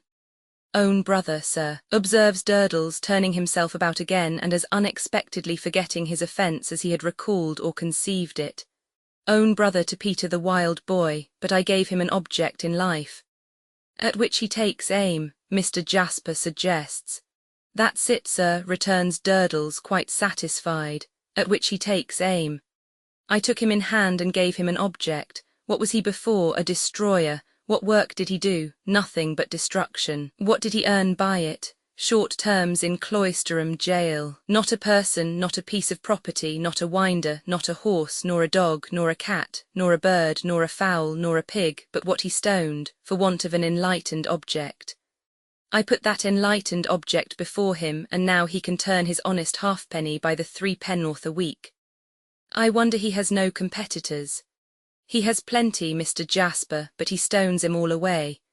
Now I don't know what this scheme of mine comes to," pursues Durdles, considering about it with the same sodden gravity. "I don't know what you may precisely call it. It ain't a sort of a scheme of a national education." "I should say not," replies Jasper. "I should say not," assents Durdles. "Then we won't try to give it a name." "He still keeps behind us," repeats Jasper, looking over his shoulder. "Is he to follow us?" "We can't help going round by the Travellers' Twopenny if we go the short way, which is the back way," Durdles answers, "and we'll drop him there." So they go on, Deputy as a rear-rank one, taking open order and invading the silence of the hour and place by stoning every wall, post, pillar and other inanimate object by the deserted way. "Is there anything new down in the crypt, Durdles?" asks John Jasper. "Anything old, I think you mean," growls Durdles. "It ain't a spot for novelty." "Any new discovery on your part, I meant. There's a old un under the 7th pillar on the left as you go down the broken steps of the little underground chapel as formerly was. I make him out, so fur as I've made him out yet, to be one of them old uns with a crook. To judge from the size of the passages in the walls, and of the steps and doors by which they come and went, them crooks must have been a good deal in the way of the old uns. 2 on 'em meeting promiscuous must have hitched one another by the mitre pretty often, I should say. Without any endeavour to correct the literality of this opinion, Jasper surveys his companion, covered from head to foot with old mortar, lime and stone grit, as though he, Jasper, were getting imbued with a romantic interest in his weird life. Yours is a curious existence. Without furnishing the least clue to the question, whether he receives this as a compliment or as quite the reverse, Durdles gruffly answers, yours is another. Well, inasmuch as my lot is cast in the same old earthy, chilly, never-changing place, yes. But there is much more mystery and interest in your connection with the cathedral than in mine. Indeed, I am beginning to have some idea of asking you to take me on as a sort of student or free prentice under you, and to let me go about with you sometimes, and see some of these odd nooks in which you pass your days. The stony one replies in a general way, all right. Everybody knows where to find Durdles when he's wanted. Which, if not strictly true, is approximately so, if taken to express that Durdles may always be found in a state of vagabondage somewhere. What I dwell upon most, says Jasper, pursuing his subject of romantic interest, is the remarkable accuracy with which you would seem to find out where people are buried. What is the matter?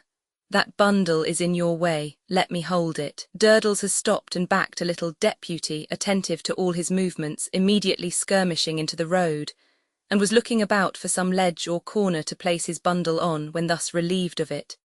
Just you give me my hammer out of that, says Durdles, and I'll show you. Clink, clink, and his hammer is handed him. Now, looky here, you pitch your note, don't you, Mr. Jasper? Yes. So I sound for mine, I take my hammer and I tap. Here he strikes the pavement, and the attentive deputy skirmishes at a rather wider range, as supposing that his head may be in requisition. I tap, tap, tap, solid, I go on tapping, solid still, tap again, hollower, hollow, tap again, persevering, solid in hollow, tap, tap, tap to try it better, solid in hollow, and inside solid, hollow again. There you are, old uncrumbled away in stone coffin in vault. Astonishing. I have even done this, says Durdles, drawing out his 2-foot rule, deputy meanwhile skirmishing nearer, as suspecting that treasure may be about to be discovered, which may somehow lead to his own enrichment, and the delicious treat of the discoverers being hanged by the neck on his evidence until they are dead. Say that hammer of mine's a wall, my work. 2, 4, and 2 is 6, measuring on the pavement. 6 foot inside that wall is Mrs. Sapsea. Not really Mrs. Sapsea. Say Mrs. Sapsea, her wall's thicker, but say Mrs. Sapsea. Durdles taps that wall represented by that hammer and says, after good sounding, something betwixt us. Sure enough, some rubbish has been left in that same 6-foot space by Durdles's men. Jasper opines that such accuracy is a gift. I wouldn't have it a gift, returns Durdles, by no means receiving the observation in good part. I worked it out for myself. Durdles comes by his knowledge through grubbing deep for it and having it up by the roots when it don't want to come. Hulloa, you deputy. Widdy, is deputy's shrill response, standing off again. Catch that halfpenny. And don't let me see any more of you tonight after we come to the Traveller's 2-penny. A warning, returns deputy, having caught the halfpenny, and appearing by this mystic word to express his assent to the arrangement. They have but to cross what was once the vineyard, belonging to what was once the monastery, to come into the narrow back lane, wherein stands the crazy wooden house of 2 low stories currently known as the Traveller's 2-penny.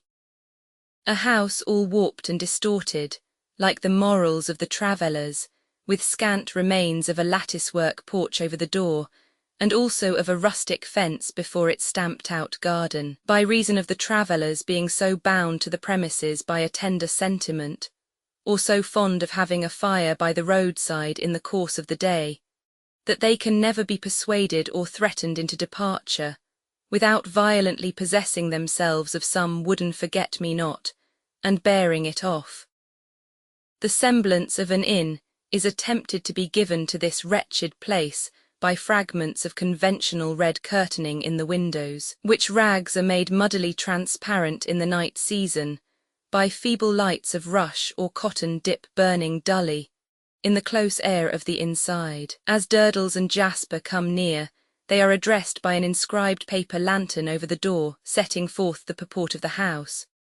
They are also addressed by some half-dozen other hideous small boys, whether twopenny lodgers or followers or hangers-on of such, who knows, who, as if attracted by some carrion scent of deputy in the air, start into the moonlight, as vultures might gather in the desert, and instantly fall to stoning him and one another. "Stop, you young brutes," cries Jasper angrily, "and let us go by."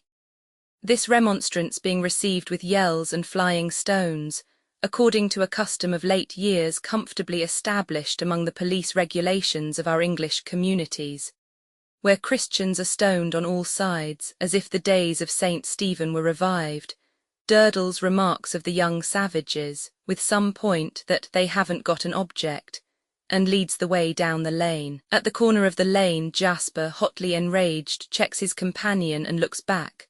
All is silent.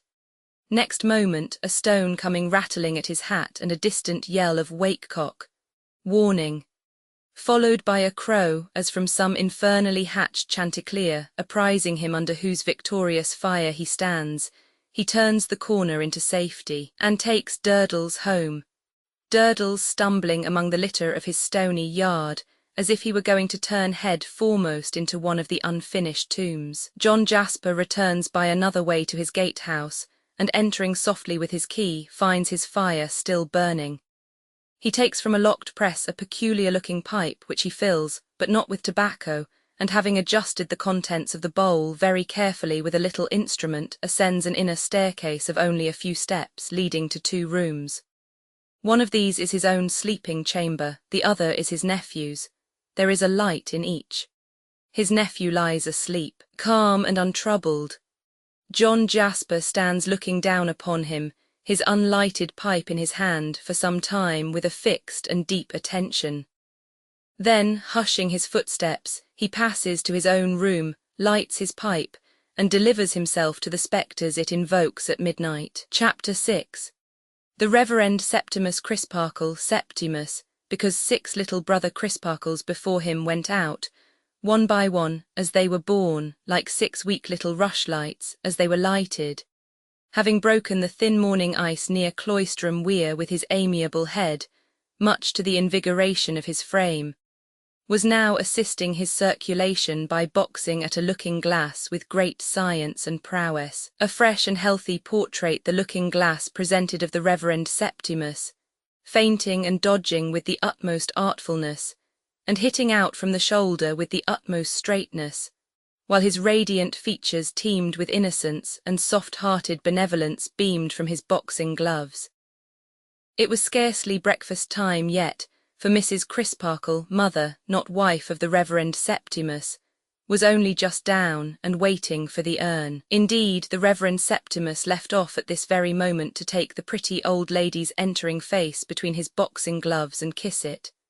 Having done so with tenderness, the Reverend Septimus turned to again, countering with his left and putting in his right in a tremendous manner. "I say every morning of my life that you'll do it at last, Sept," remarked the old lady looking on, "and so you will." "Do what, ma dear? Break the pier glass or burst a blood vessel?" "Neither, please God, ma dear. Here's wind, ma, look at this." In a concluding round of great severity, the Reverend Septimus administered and escaped all sorts of punishment, and wound up by getting the old lady's cap into chancery. Such is the technical term used in scientific circles by the learned in the noble art, with a lightness of touch that hardly stirred the lightest lavender or cherry riband on it, magnanimously releasing the defeated, just in time to get his gloves into a drawer and feign to be looking out of window in a contemplative state of mind when a servant entered. The Reverend Septimus then gave place to the urn and other preparations for breakfast. These completed, and the 2 alone again, it was pleasant to see, or would have been if there had been any one to see it, which there never was, the old lady standing to say the Lord's Prayer aloud, and her son, minor canon nevertheless, standing with bent head to hear it, he being within 5 years of 40, much as he had stood to hear the same words from the same lips when he was within 5 months of 4. What is prettier than an old lady, except a young lady, when her eyes are bright, when her figure is trim and compact, when her face is cheerful and calm, when her dress is as the dress of a China shepherdess. So dainty in its colours, so individually assorted to herself, so neatly moulded on her. Nothing is prettier, thought the good minor canon frequently, when taking his seat at table opposite his long-widowed mother. Her thought at such times may be condensed into the two words that oftenest did duty together in all her conversations. My sept. They were a good pair to sit breakfasting together in Minor Canon Corner, Cloisterham. For Minor Canon Corner was a quiet place in the shadow of the cathedral, which the cawing of the rooks, the echoing footsteps of rare passers, the sound of the cathedral bell, or the roll of the cathedral organ, seemed to render more quiet than absolute silence. Swaggering fighting men had had their centuries of ramping and raving about Minor Canon Corner, and beaten serfs had had their centuries of drudging and dying there, and powerful monks had had their centuries of being sometimes useful and sometimes harmful there. And behold, they were all gone out of Minor Canon Corner, and so much the better. Perhaps one of the highest uses of their ever having been there was that there might be left behind that blessed air of tranquillity which pervaded Minor Canon Corner, and that serenely romantic state of the mind, productive for the most part of pity and forbearance, which is engendered by a sorrowful story that is all told, or a pathetic play that is played out.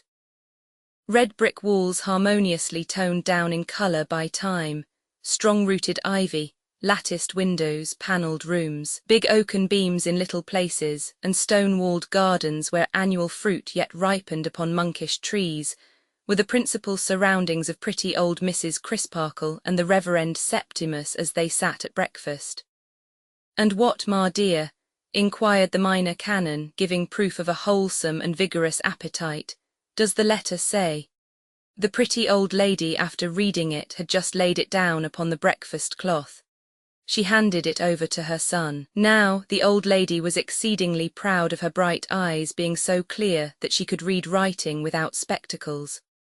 Her son was also so proud of the circumstance, and so dutifully bent on her deriving the utmost possible gratification from it, that he had invented the pretence that he himself could not read writing without spectacles. Therefore he now assumed a pair, of grave and prodigious proportions, which not only seriously inconvenienced his nose and his breakfast, but seriously impeded his perusal of the letter. For he had the eyes of a microscope and a telescope combined when they were unassisted. "It's from Mr. Honeythunder, of course," said the old lady, folding her arms. "Of course," assented her son. He then lamely read on, "Haven of Philanthropy, Chief Offices, London, Wednesday. Dear Madam, I write in the what's this? What does he write in?" "In the chair," said the old lady. The Reverend Septimus took off his spectacles that he might see her face as he exclaimed, "Why, what should he write in?" Bless me, Sept," returned the old lady, "you don't see the context. Give it back to me, my dear." Glad to get his spectacles off, for they always made his eyes water, her son obeyed, murmuring that his sight for reading manuscript got worse and worse daily. "I write," his mother went on, reading very perspicuously and precisely, "from the chair to which I shall probably be confined for some hours." Septimus looked at the row of chairs against the wall, with a half-protesting and half-appealing countenance. "We have," the old lady read on with a little extra emphasis, "a meeting of our convened Chief Composite Committee of Central and District Philanthropists at our head haven as above, and it is their unanimous pleasure that I take the chair." Septimus breathed more freely and muttered, "Oh, if he comes to that, let him. Not to lose a day's post, I take the opportunity of a long report being read denouncing a public miscreant." "It is a most extraordinary thing," interposed the gentle minor canon, laying down his knife and fork to rub his ear in a vexed manner, "that these philanthropists are always denouncing somebody, and it is another most extraordinary thing that they are always so violently flush of miscreants." "Denouncing a public miscreant," the old lady resumed, "to get our little affair of business off my mind. I have spoken with my two wards, Neville and Helena Landless, on the subject of their defective education, and they give in to the plan proposed, as I should have taken good care they did, whether they liked it or not. And it is another most extraordinary thing, remarked the minor canon in the same tone as before, that these philanthropists are so given to seizing their fellow creatures by the scruff of the neck, and, as one may say, bumping them into the paths of peace. I beg your pardon, my dear, for interrupting. Therefore, dear madam, you will please prepare your son, the Rev. Mr. Septimus, to expect Neville as an inmate to be read with on Monday next. On the same day Helena will accompany him to Cloisterham, to take up her quarters at the nun's house, the establishment recommended by yourself and son jointly. Please likewise to prepare for her reception and tuition there. The terms in both cases are understood to be exactly as stated to me in writing by yourself, when I opened a correspondence with you on this subject, after the honour of being introduced to you at your sister's house in town here. With compliments to the Rev. Mr. Septimus, I am, dear madam, your affectionate brother in philanthropy, Luke Honeythunder. Well, ma, said Septimus, after a little more rubbing of his ear, we must try it. There can be no doubt that we have room for an inmate, and that I have time to bestow upon him, and inclination too. I must confess to feeling rather glad that he is not Mr. Honeythunder himself, though that seems wretchedly prejudiced, does it not? For I never saw him. Is he a large man, ma? I should call him a large man, my dear, the old lady replied after some hesitation, but that his voice is so much larger than himself, than anybody. Ha, said Septimus, and finished his breakfast as if the flavour of the superior family souchong and also of the ham and toast and eggs were a little on the wane.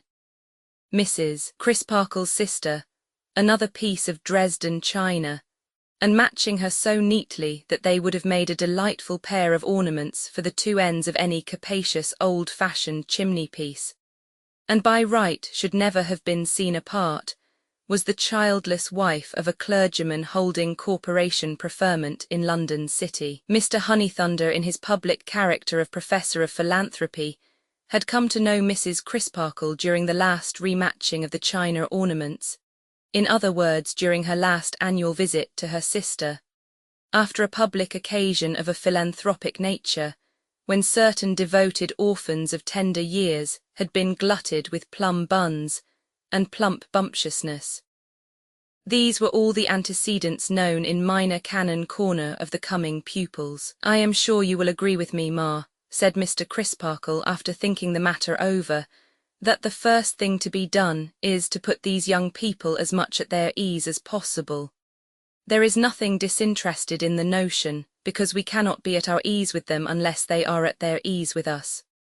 Now, Jasper's nephew is down here at present, and like takes to like, and youth takes to youth. He is a cordial young fellow, and we will have him to meet the brother and sister at dinner. That's 3. We can't think of asking him without asking Jasper, that's 4. Add Miss Twinkleton and the fairy bride that is to be, and that's 6. Add our 2 selves, and that's 8. Would 8 at a friendly dinner at all put you out, ma? 9 would, Sept, returned the old lady, visibly nervous. My dear ma, I particularize 8. The exact size of the table and the room, my dear. So it was settled that way, and when Mr. Crisparkle called with his mother upon Miss Twinkleton, to arrange for the reception of Miss Helena Landless at the nun's house, the 2 other invitations having reference to that establishment were proffered and accepted. Miss Twinkleton did indeed glance at the globes, as regretting that they were not formed to be taken out into society, but became reconciled to leaving them behind.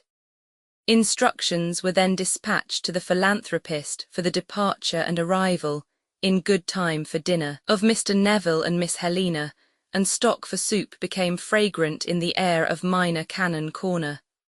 In those days there was no railway to Cloisterham, and Mr. Sapsea said there never would be.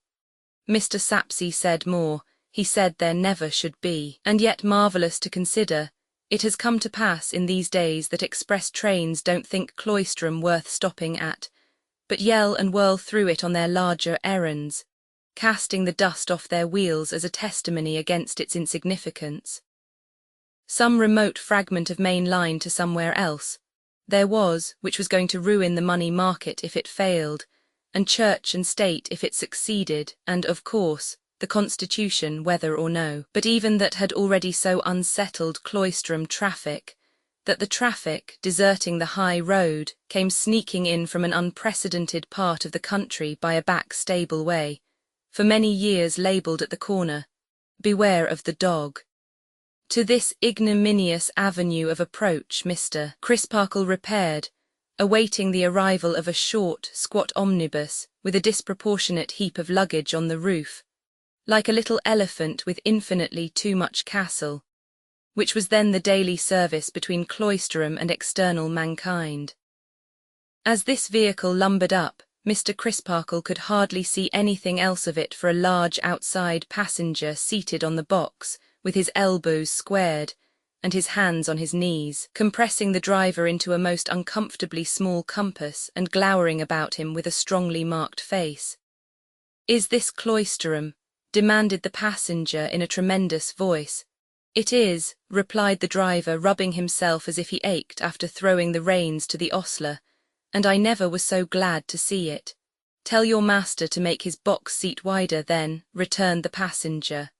"Your master is morally bound, and ought to be legally, under ruinous penalties, to provide for the comfort of his fellow man." The driver instituted with the palms of his hands a superficial perquisition into the state of his skeleton, which seemed to make him anxious. "Have I sat upon you?" asked the passenger. "You have," said the driver, as if he didn't like it at all. "Take that card, my friend." "I think I won't deprive you on it," returned the driver, casting his eyes over it with no great favour without taking it. "What's the good of it to me?" "Be a member of that society," said the passenger. "What shall I get by it?" asked the driver. "Brotherhood," returned the passenger in a ferocious voice. "Thank'ee," said the driver very deliberately as he got down. "My mother was contented with myself, and so am I don't want no brothers." "But you must have them," replied the passenger, also descending, "whether you like it or not. I am your brother." "I say," expostulated the driver, becoming more chafed in temper, "not too fur, the worm will." "When, but here Mr. Crisparkle interposed, remonstrating aside in a friendly voice. "Joe, don't forget yourself, Joe, my good fellow." And then when Joe peaceably touched his hat, accosting the passenger with, "Mr. Honeythunder." "That is my name, sir. My name is Crisparkle." "Reverend Mr. Septimus, glad to see you, sir. Neville and Helena are inside. Having a little succumbed of late under the pressure of my public labours, I thought I would take a mouthful of fresh air, and come down with them and return at night. So you are the Reverend Mr. Septimus, are you?" surveying him on the whole with disappointment and twisting a double eyeglass by its ribbon as if he were roasting it but not otherwise using it. "Ha, I expected to see you older, sir." "I hope you will," was the good-humoured reply. "Eh?" demanded Mr. Honeythunder. "Only a poor little joke, not worth repeating." "Joke? I never see a joke," Mr. Honeythunder frowningly retorted. "A joke is wasted upon me, sir. Where are they? Helena and Neville, come here. Mr. Crisparkle has come down to meet you." An unusually handsome, lithe young fellow and an unusually handsome, lithe girl, much alike, both very dark and very rich in colour, she of almost the gypsy type, something untamed about them both, a certain air upon them of hunter and huntress, yet withal a certain air of being the objects of the chase rather than the followers. Slender, supple, quick of eye and limb, half shy, half defiant, fierce of look, an indefinable kind of pause coming and going on their whole expression, both of face and form, which might be equally likened to the pause before a crouch or a bound. The rough mental notes made in the first 5 minutes by Mr. Crisparkle would have read thus verbatim: "He invited Mr. Honeythunder to dinner with a troubled mind, for the discomfiture of the dear old China shepherdess lay heavy on it, and gave his arm to Helena landless. Both she and her brother, as they walked all together through the ancient streets, took great delight in what he pointed out of the cathedral and the monastery ruin, and wondered." So his notes ran on, much as if they were beautiful barbaric captives brought from some wild tropical dominion. Mr. Honeythunder walked in the middle of the road, shouldering the natives out of his way, and loudly developing a scheme he had. for making a raid on all the unemployed persons in the United Kingdom, laying them every one by the heels in jail, and forcing them, on pain of prompt extermination, to become philanthropists. Mrs. Crisparkle had need of her own share of philanthropy when she beheld this very large and very loud excrescence on the little party. Always something in the nature of a boil upon the face of society, Mr. Honeythunder expanded into an inflammatory wen in Minor Canon Corner, though it was not literally true, as was facetiously charged against him by public unbelievers, that he called aloud to his fellow creatures, "Curse your souls and bodies, come here and be blessed." Still his philanthropy was of that gunpowderous sort that the difference between it and animosity was hard to determine.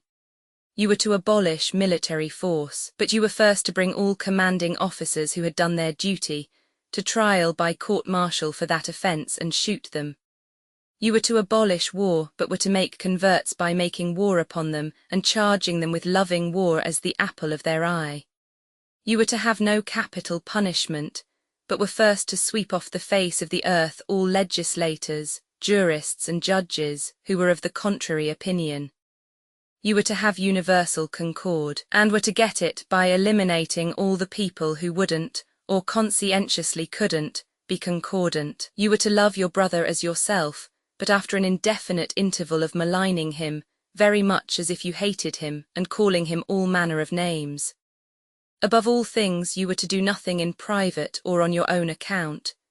You were to go to the offices of the Haven of Philanthropy and put your name down as a member and a professing philanthropist. Then you were to pay up your subscription, get your card of membership and your riband and medal, and were evermore to live upon a platform, and evermore to say what Mr. Honeythunder said, and what the treasurer said, and what the sub-treasurer said, and what the committee said, and what the sub-committee said, and what the secretary said, and what the vice-secretary said, and this was usually said in the unanimously carried resolution under hand and seal, to the effect that this assembled body of professing philanthropists' views, with indignant scorn and contempt, not unmixed with utter detestation and loathing abhorrence. In short, the baseness of all those who do not belong to it, and pledges itself to make as many obnoxious statements as possible about them, without being at all particular as to facts. The dinner was a most doleful breakdown. The philanthropist deranged the symmetry of the table, sat himself in the way of the waiting, blocked up the thoroughfare, and drove Mr. Tope, who assisted the parlour-maid, to the verge of distraction by passing plates and dishes on over his own head. Nobody could talk to anybody, because he held forth to everybody at once, as if the company had no individual existence but were a meeting. He impounded the Reverend Mr. Septimus as an official personage to be addressed, or kind of human peg to hang his oratorical hat on, and fell into the exasperating habit, common among such orators, of impersonating him as a wicked and weak opponent. Thus he would ask, "And will you, sir, now stultify yourself by telling me?" And so forth, when the innocent man had not opened his lips, nor meant to open them. Or he would say, "Now see, sir, to what a position you are reduced. I will leave you no escape," after exhausting all the resources of fraud and falsehood, during years upon years. After exhibiting a combination of dastardly meanness with ensanguined daring, such as the world has not often witnessed.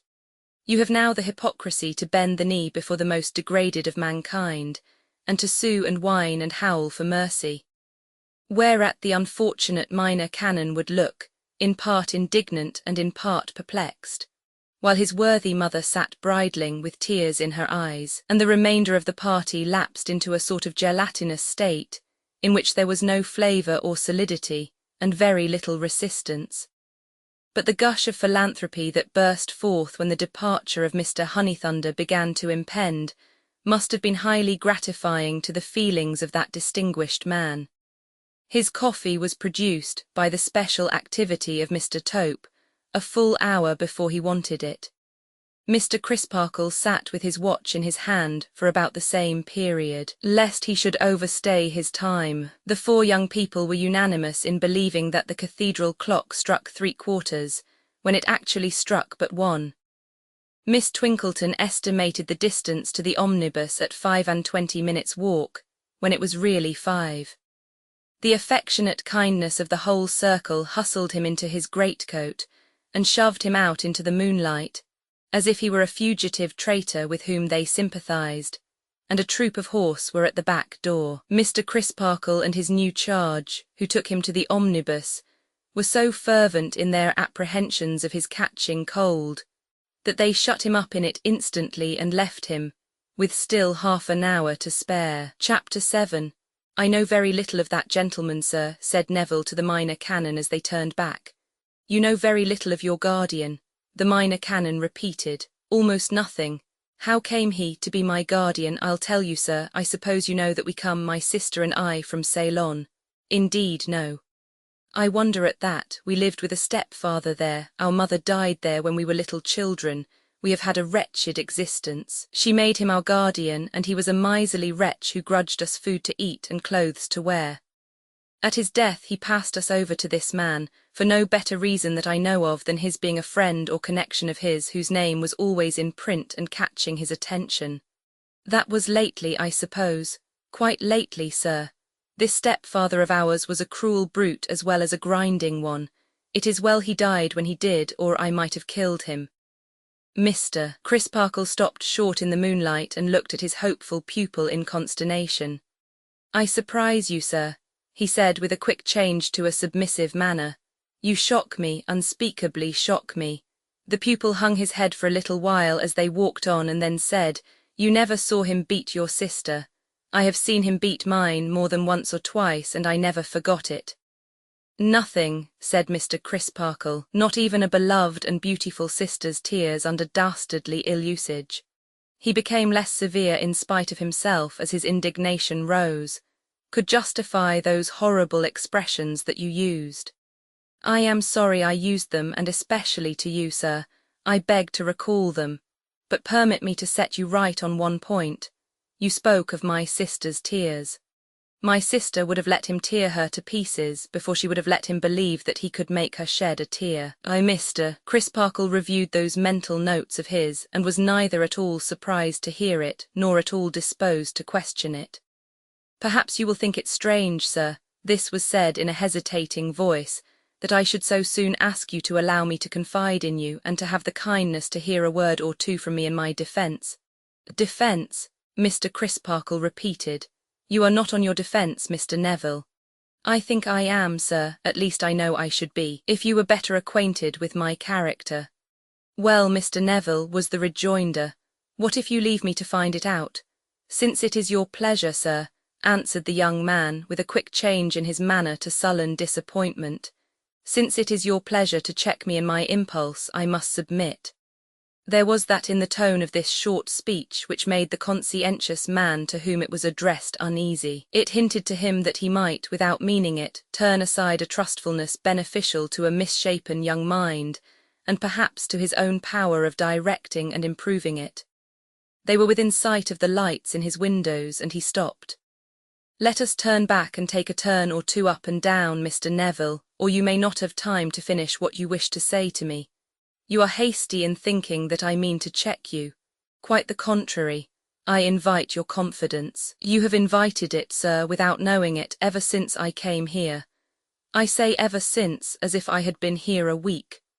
The truth is, we came here, my sister and I, to quarrel with you and affront you and break away again. Really, said Mr. Crisparkle, at a dead loss for anything else to say. You see, we could not know what you were beforehand, sir, could we? Clearly not, said Mr. Crisparkle, and having liked no one else with whom we have ever been brought into contact, we had made up our minds not to like you. Really, said Mr. Crisparkle again. But we do like you, sir, and we see an unmistakable difference between your house and your reception of us, and anything else we have ever known. This, and my happening to be alone with you, and everything around us seeming so quiet and peaceful after Mr. Honeythunder's departure, and Cloisterham being so old and grave and beautiful, with the moon shining on it, these things inclined me to open my heart. I quite understand, Mr. Neville, and it is salutary to listen to such influences. In describing my own imperfections, sir, I must ask you not to suppose that I am describing my sister's. She has come out of the disadvantages of our miserable life as much better than I am, as that cathedral tower is higher than those chimneys. Mr. Crisparkle in his own breast was not so sure of this. I have had, sir, from my earliest remembrance to suppress a deadly and bitter hatred. This has made me secret and revengeful. I have been always tyrannically held down by the strong hand. This has driven me in my weakness to the resource of being false and mean. I have been stinted of education, liberty, money, dress, the very necessaries of life, the commonest pleasures of childhood, the commonest possessions of youth. This has caused me to be utterly wanting in I don't know what emotions or remembrances or good instincts. I have not even a name for the thing, you see, that you have had to work upon in other young men to whom you have been accustomed. This is evidently true, but this is not encouraging, thought Mr. Crisparkle as they turned again. And to finish with, sir, I have been brought up among abject and servile dependents of an inferior race, and I may easily have contracted some affinity with them. Sometimes I don't know but that it may be a drop of what is tigerish in their blood. As in the case of that remark just now, thought Mr. Crisparkle. In a last word of reference to my sister, sir, we are twin children. You ought to know to her honour that nothing in our misery ever subdued her, though it often cowed me. When we ran away from it, we ran away 4 times in 6 years to be soon brought back and cruelly punished. The flight was always of her planning and leading. Each time she dressed as a boy and showed the daring of a man. I take it we were 7 years old when we first decamped, but I remember when I lost the pocket knife with which she was to have cut her hair short, how desperately she tried to tear it out or bite it off. I have nothing further to say, sir, except that I hope you will bear with me and make allowance for me. Of that, Mr. Neville, you may be sure, returned the minor canon. I don't preach more than I can help, and I will not repay your confidence with a sermon. But I entreat you to bear in mind, very seriously and steadily, that if I am to do you any good, it can only be with your own assistance, and that you can only render that efficiently by seeking aid from heaven. I will try to do my part, sir. And Mr. Neville, I will try to do mine. Here is my hand on it. May God bless our endeavours. They were now standing at his house door, and a cheerful sound of voices and laughter was heard within. We will take one more turn before going in, said Mr. Crisparkle, for I want to ask you a question. When you said you were in a changed mind concerning me, you spoke not only for yourself but for your sister too. Undoubtedly I did, sir. Excuse me, Mr. Neville, but I think you have had no opportunity of communicating with your sister since I met you. Mr. Honeythunder was very eloquent, but perhaps I may venture to say without ill nature that he rather monopolized the occasion. May you not have answered for your sister without sufficient warrant? Neville shook his head with a proud smile. You don't know, sir, yet what a complete understanding can exist between my sister and me, though no spoken word, perhaps hardly as much as a look, may have passed between us. She not only feels as I have described, but she very well knows that I am taking this opportunity of speaking to you, both for her and for myself.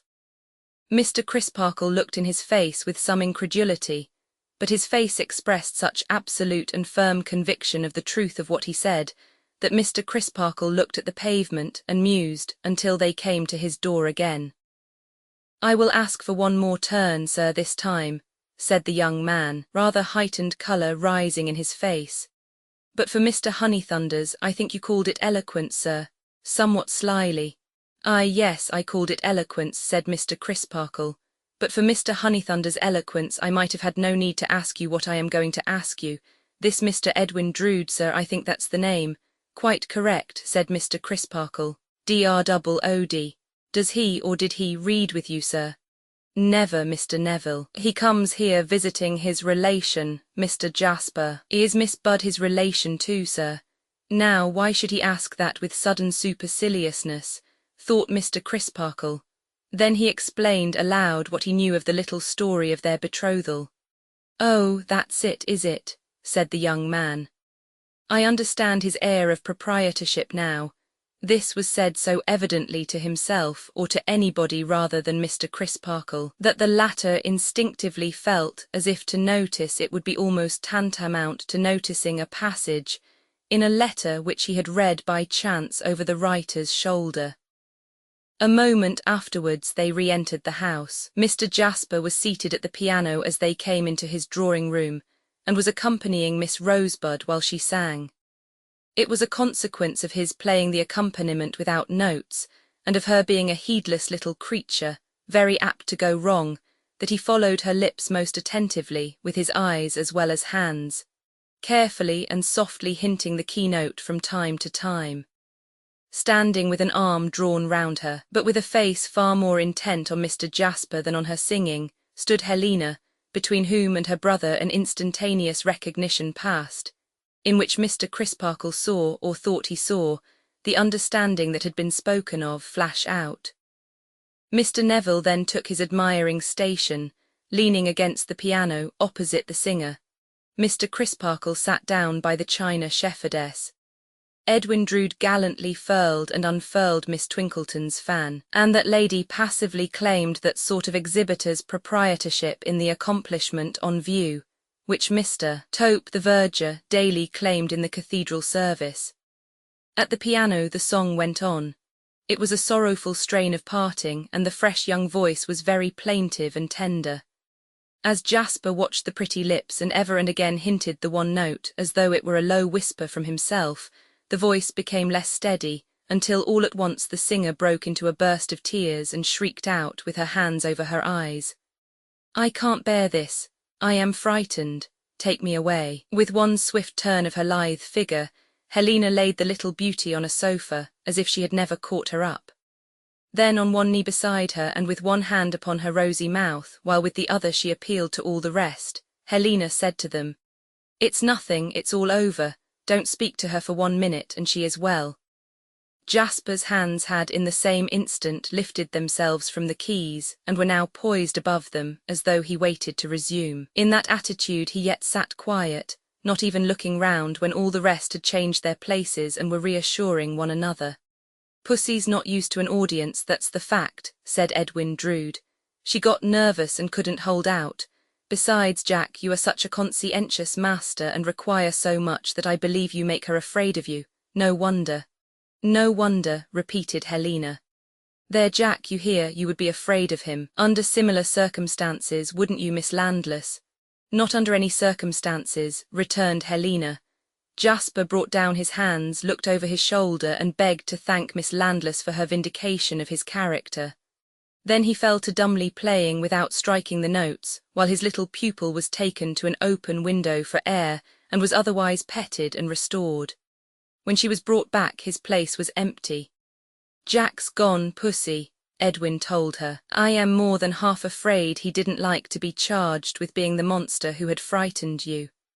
But she answered never a word, and shivered, as if they had made her a little too cold. Miss Twinkleton now opining that indeed these were late hours, Mrs. Crisparkle, for finding ourselves outside the walls of the nun's house, and that we who undertook the formation of the future wives and mothers of England, the last words in a lower voice, as requiring to be communicated in confidence, were really bound, voice coming up again, to set a better example than one of rakish habits.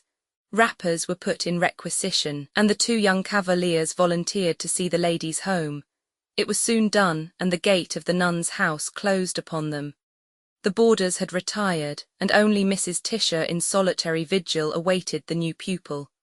Her bedroom being within Rosa's, very little introduction or explanation was necessary before she was placed in charge of her new friend and left for the night. "This is a blessed relief, my dear," said Helena. "I have been dreading all day that I should be brought to bay at this time." "There are not many of us," returned Rosa, "and we are good-natured girls, at least the others are, I can answer for them." "I can answer for you," laughed Helena, searching the lovely little face with her dark, fiery eyes and tenderly caressing the small figure. "You will be a friend to me, won't you?" "I hope so, but the idea of my being a friend to you seems too absurd, though." "Why?" Oh, I am such a mite of a thing, and you are so womanly and handsome. You seem to have resolution and power enough to crush me. I shrink into nothing by the side of your presence even. I am a neglected creature, my dear, unacquainted with all accomplishments, sensitively conscious that I have everything to learn and deeply ashamed to own my ignorance. And yet you acknowledge everything to me, said Rosa. My pretty one, can I help it? There is a fascination in you. Oh, is there though?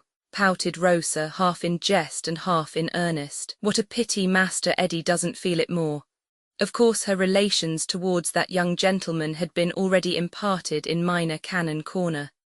Why, surely he must love you with all his heart, cried Helena with an earnestness that threatened to blaze into ferocity if he didn't. Oh well, I suppose he does, said Rosa, pouting again. I am sure I have no right to say he doesn't. Perhaps it's my fault. Perhaps I am not as nice to him as I ought to be. I don't think I am, but it is so ridiculous. Helena's eyes demanded what was. We are, said Rosa, answering as if she had spoken. We are such a ridiculous couple, and we are always quarrelling. Why? Because we both know we are ridiculous, my dear. Rosa gave that answer as if it were the most conclusive answer in the world. Helena's masterful look was intent upon her face for a few moments, and then she impulsively put out both her hands and said, You will be my friend and help me. Indeed, my dear, I will, replied Rosa, in a tone of affectionate childishness that went straight and true to her heart. I will be as good a friend as such a mite of a thing can be to such a noble creature as you. And be a friend to me, please. I don't understand myself, and I want a friend who can understand me very much indeed. Helena Landless kissed her and retaining both her hands said, Who is Mr. Jasper? Rosa turned aside her head in answering, Eddie's uncle and my music master. You do not love him? Ugh! She put her hands up to her face and shook with fear or horror. You know that he loves you. Oh, don't, cried Rosa, dropping on her knees and clinging to her new resource. Don't tell me of it, he terrifies me. He haunts my thoughts like a dreadful ghost. I feel that I am never safe from him. I feel as if he could pass in through the wall when he is spoken of. She actually did look round as if she dreaded to see him standing in the shadow behind her. Try to tell me more about it, darling. Yes, I will, because you are so strong, but hold me the while and stay with me afterwards. My child, you speak as if he had threatened you in some dark way. He has never spoken to me about that, never. What has he done? He has made a slave of me with his looks. He has forced me to understand him without his saying a word, and he has forced me to keep silence without his uttering a threat. When I play, he never moves his eyes from my hands. When I sing, he never moves his eyes from my lips. When he corrects me and strikes a note or a chord or plays a passage, he himself is in the sounds, whispering that he pursues me as a lover and commanding me to keep his secret. I avoid his eyes, but he forces me to see them without looking at them. Even when a glaze comes over them, which is sometimes the case, and he seems to wander away into a frightful sort of dream in which he threatens most, he obliges me to know it, and to know that he is sitting close at my side, more terrible to me than ever. What is this imagined threatening, pretty one? What is threatened? I don't know. I have never even dared to think or wonder what it is. And was this all tonight? This was all, except that tonight when he watched my lips so closely as I was singing, besides feeling terrified, I felt ashamed and passionately hurt. It was as if he kissed me and I couldn't bear it but cried out, You must never breathe this to anyone. Eddie is devoted to him, but you said tonight that you would not be afraid of him under any circumstances, and that gives me, who am so much afraid of him, courage to tell only you. Hold me, stay with me. I am too frightened to be left by myself. The lustrous gypsy face drooped over the clinging arms and bosom, and the wild black hair fell down protectingly over the childish form. There was a slumbering gleam of fire in the intense dark eyes, though they were then softened with compassion and admiration. He let whomsoever it most concerned look well to it. Chapter 8. The two young men, having seen the damsels their charges enter the courtyard of the nun's house, and finding themselves coldly stared at by the brazen door-plate, as if the battered old beau with the glass in his eye were insolent, look at one another, look along the perspective of the moonlit street, and slowly walk away together. Do you stay here long, Mr. Drood? says Neville. Not this time, is the careless answer. I leave for London again tomorrow, but I shall be here, off and on until next midsummer. Then I shall take my leave of Cloisterham and England too, for many a long day I expect. Are you going abroad? Going to wake up Egypt a little, is the condescending answer.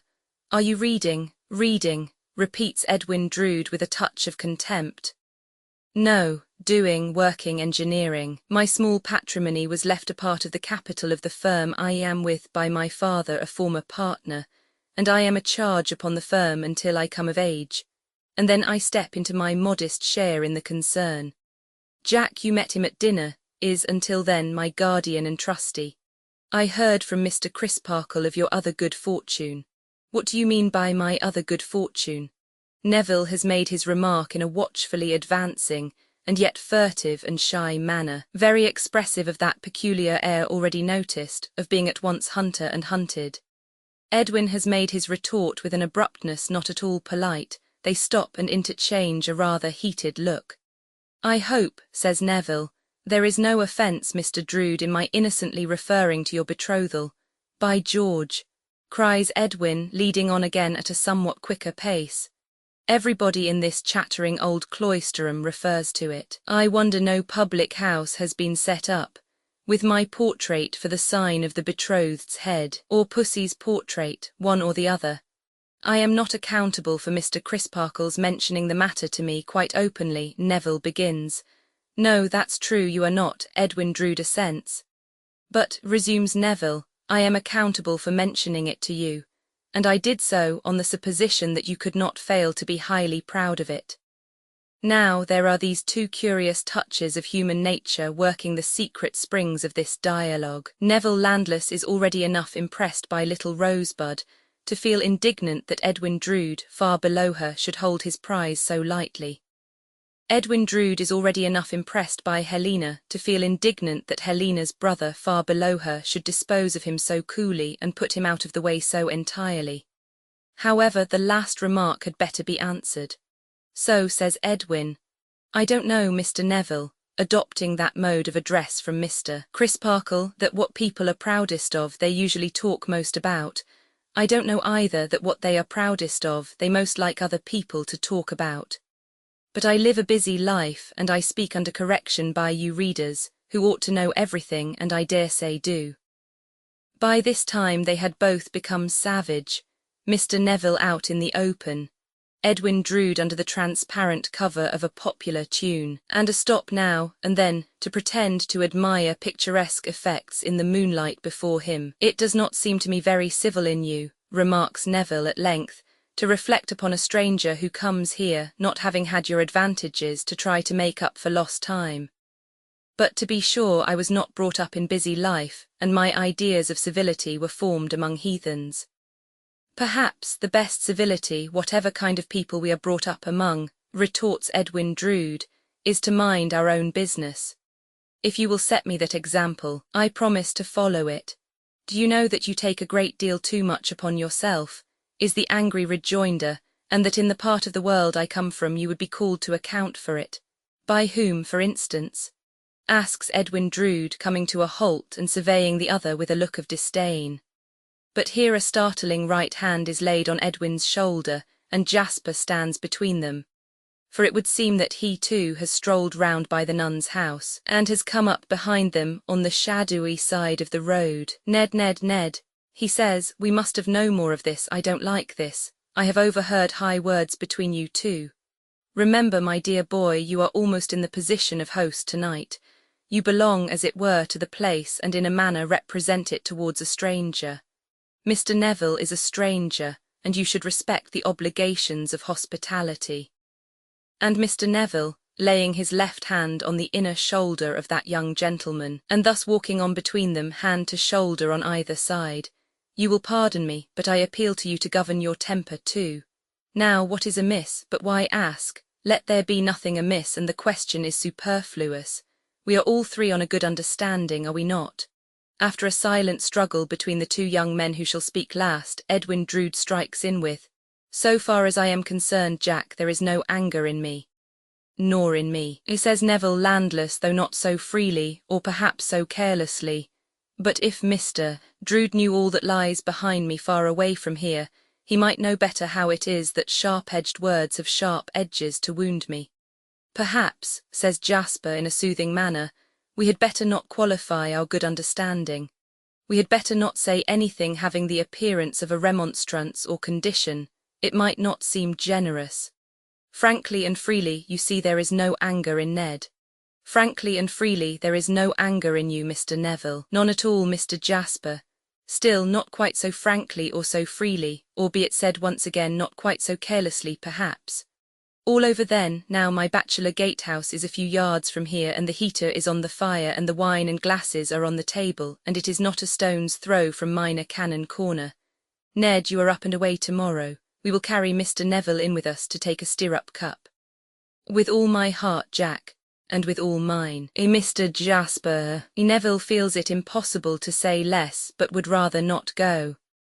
He has an impression upon him that he has lost hold of his temper, feels that Edwin Drood's coolness, so far from being infectious, makes him red-hot. Mr. Jasper, still walking in the centre, hand to shoulder on either side, beautifully turns the refrain of a drinking song, and they all go up to his rooms. There the first object visible, when he adds the light of a lamp to that of the fire, is the portrait over the chimney-piece.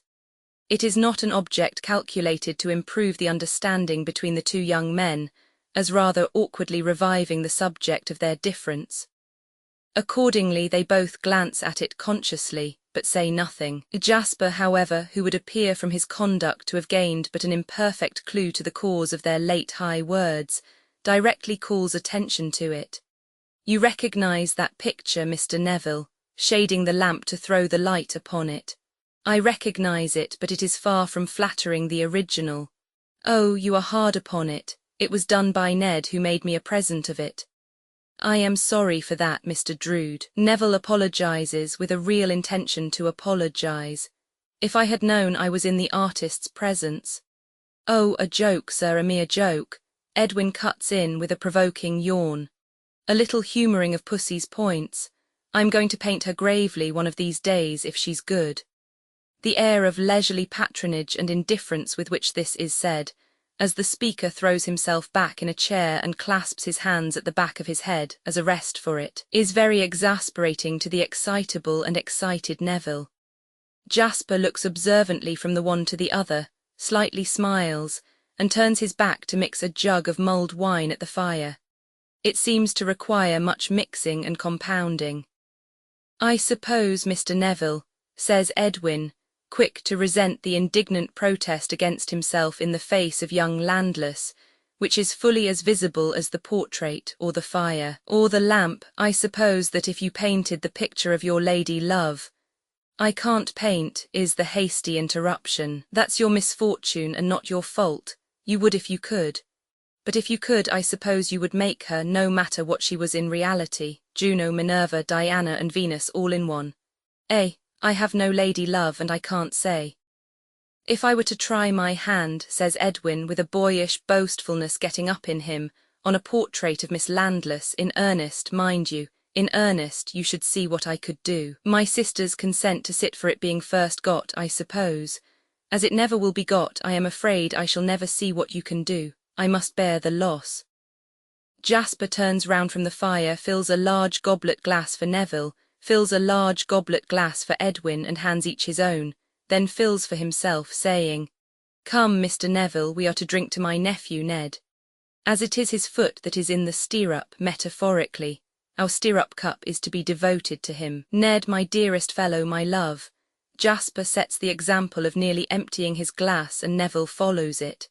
Edwin Drood says, Thank you both very much, and follows the double example. Look at him, cries Jasper, stretching out his hand admiringly and tenderly, though rallyingly too. See where he lounges so easily, Mr. Neville. The world is all before him where to choose. A life of stirring work and interest, a life of change and excitement, a life of domestic ease and love. Look at him. Edwin Drood's face has become quickly and remarkably flushed with the wine, so has the face of Neville Landless. Edwin still sits thrown back in his chair, making that rest of clasped hands for his head. See how little he heeds it all. Jasper proceeds in a bantering vein. It is hardly worth his while to pluck the golden fruit that hangs ripe on the tree for him. And yet consider the contrast, Mr. Neville. You and I have no prospect of stirring work and interest, or of change and excitement, or of domestic ease and love. You and I have no prospect, unless you are more fortunate than I am, which may easily be, but the tedious, unchanging round of this dull place. Upon my soul, Jack, says Edwin complacently, I feel quite apologetic for having my way smoothed as you describe. But you know what I know, Jack, and it may not be so very easy as it seems after all. May it, Pussy? To the portrait, with a snap of his thumb and finger. We have got to hit it off yet, haven't we, Pussy? You know what I mean, Jack. On dangerous ground his speech has become thick and indistinct. Jasper, quiet and self-possessed, looks to Neville as expecting his answer or comment. When Neville speaks, his speech is also thick and indistinct. It might have been better for Mr. Drood to have known some hardships, he says defiantly. Pray, retorts Edwin, turning merely his eyes in that direction. Pray, why might it have been better for Mr. Drood to have known some hardships? Aye, Jasper assents with an air of interest. Let us know why. Because they might have made him more sensible, says Neville, of good fortune that is not by any means necessarily the result of his own merits. Mr. Jasper quickly looks to his nephew for his rejoinder. Have you known hardships, may I ask? Says Edwin Drood, sitting upright. Mr. Jasper quickly looks to the other for his retort. I have. And what have they made you sensible of, Mr. Jasper's play of eyes between the two holds good throughout the dialogue to the end. I have told you once before tonight. You have done nothing of the sort. I tell you I have, that you take a great deal too much upon yourself. You added something else to that, if I remember. Yes, I did say something else. Say it again. I said that in the part of the world I come from you would be called to account for it. Only there, cries Edwin Drood with a contemptuous laugh. A long way off, I believe. Yes, I see, that part of the world is at a safe distance.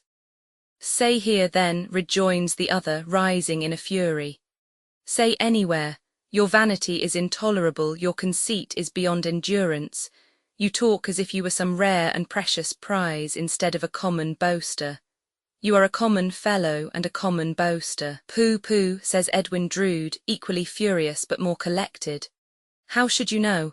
You may know a black common fellow or a black common boaster when you see him, and no doubt you have a large acquaintance that way. But you are no judge of white men.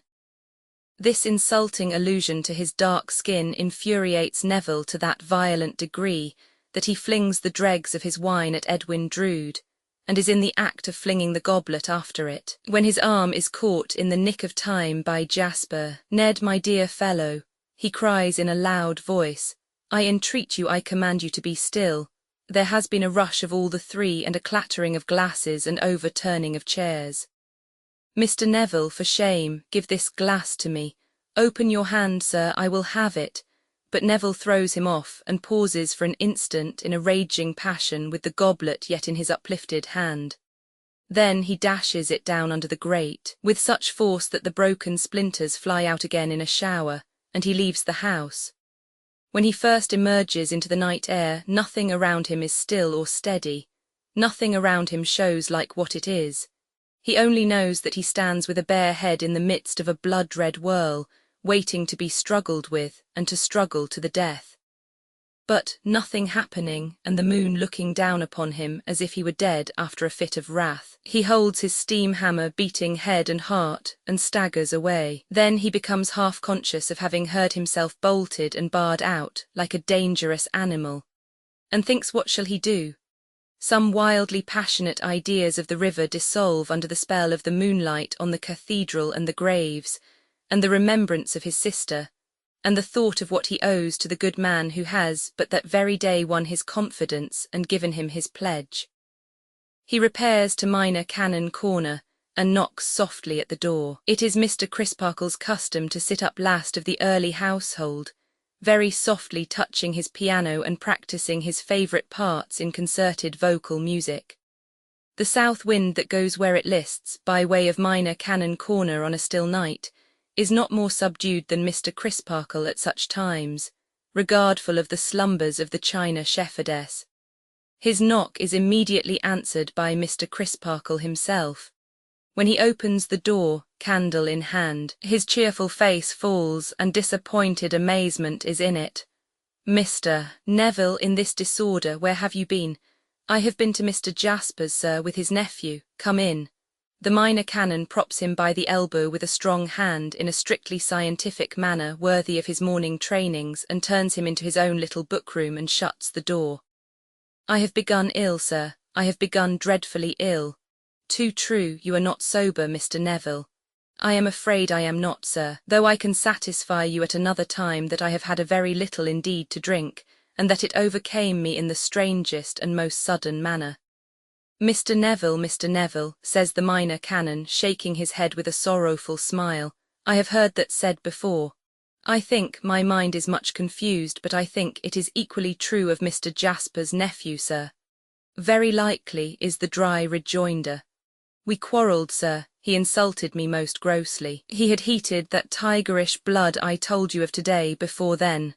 "Mr. Neville," rejoins the Minor Canon mildly but firmly, "I request you not to speak to me with that clenched right hand. Unclench it, if you please." "He goaded me, sir," pursues the young man, instantly obeying, beyond my power of endurance. "I cannot say whether or no he meant it at first, but he did it. He certainly meant it at last. In short, sir, with an irrepressible outburst, in the passion into which he lashed me, I would have cut him down if I could, and I tried to do it." "You have clenched that hand again," is Mr. Crisparkle's quiet commentary. "I beg your pardon, sir. You know your room, for I showed it you before dinner, but I will accompany you to it once more. Your arm, if you please. Softly, for the house is all a-bed." Scooping his hand into the same scientific elbow arrest as before, and backing it up with the inert strength of his arm, as skillfully as a police expert, and with an apparent repose quite unattainable by novices, Mr. Crisparkle conducts his pupil to the pleasant and orderly old room prepared for him. Arrived there, the young man throws himself into a chair, and flinging his arms upon his reading table, rests his head upon them with an air of wretched self-reproach. The gentle Minor Canon has had it in his thoughts to leave the room without a word. But looking round at the door and seeing this dejected figure, he turns back to it, touches it with a mild hand, says good night. A sob is his only acknowledgment. He might have had many a worse, perhaps could have had few better. Another soft knock at the outer door attracts his attention as he goes downstairs. He opens it to Mr. Jasper, holding in his hand the pupil's hat. "We have had an awful scene with him," says Jasper in a low voice. "Has it been so bad as that?" "Murderous," Mr. Crisparkle remonstrates. No, do not use such strong words. He might have laid my dear boy dead at my feet. It is no fault of his that he did not. But that I was, through the mercy of God, swift and strong with him, he would have cut him down on my hearth." The phrase smites home. "Ah," thinks Mr. Crisparkle, his own words. "Seeing what I have seen tonight, and hearing what I have heard," adds Jasper with great earnestness, "I shall never know peace of mind when there is danger of those two coming together with no one else to interfere. It was horrible. There is something of the tiger in his dark blood." "Ah," thinks Mr. Crisparkle, "so he said." "You, my dear sir," pursues Jasper, taking his hand, "even you have accepted a dangerous charge." "You need have no fear for me, Jasper," returns Mr. Crisparkle with a quiet smile. "I have none for myself." "I have none for myself," returns Jasper with an emphasis on the last pronoun, "because I am not, nor am I in the way of being the object of his hostility. But you may be, and my dear boy has been.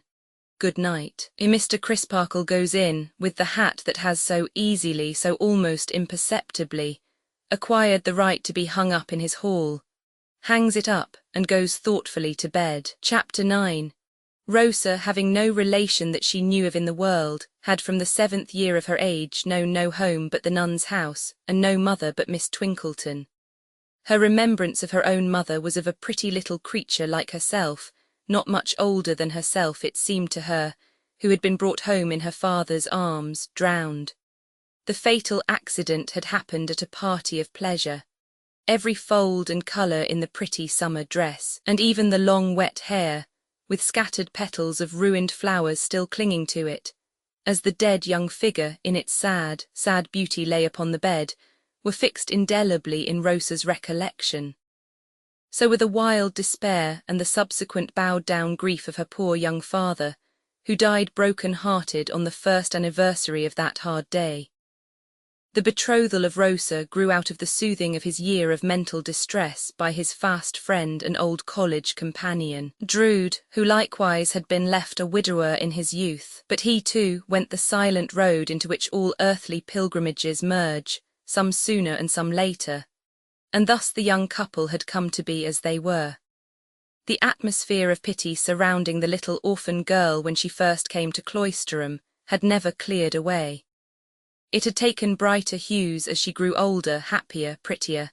Now it had been golden, now roseate, and now azure, but it had always adorned her with some soft light of its own. The general desire to console and caress her had caused her to be treated in the beginning as a child much younger than her years.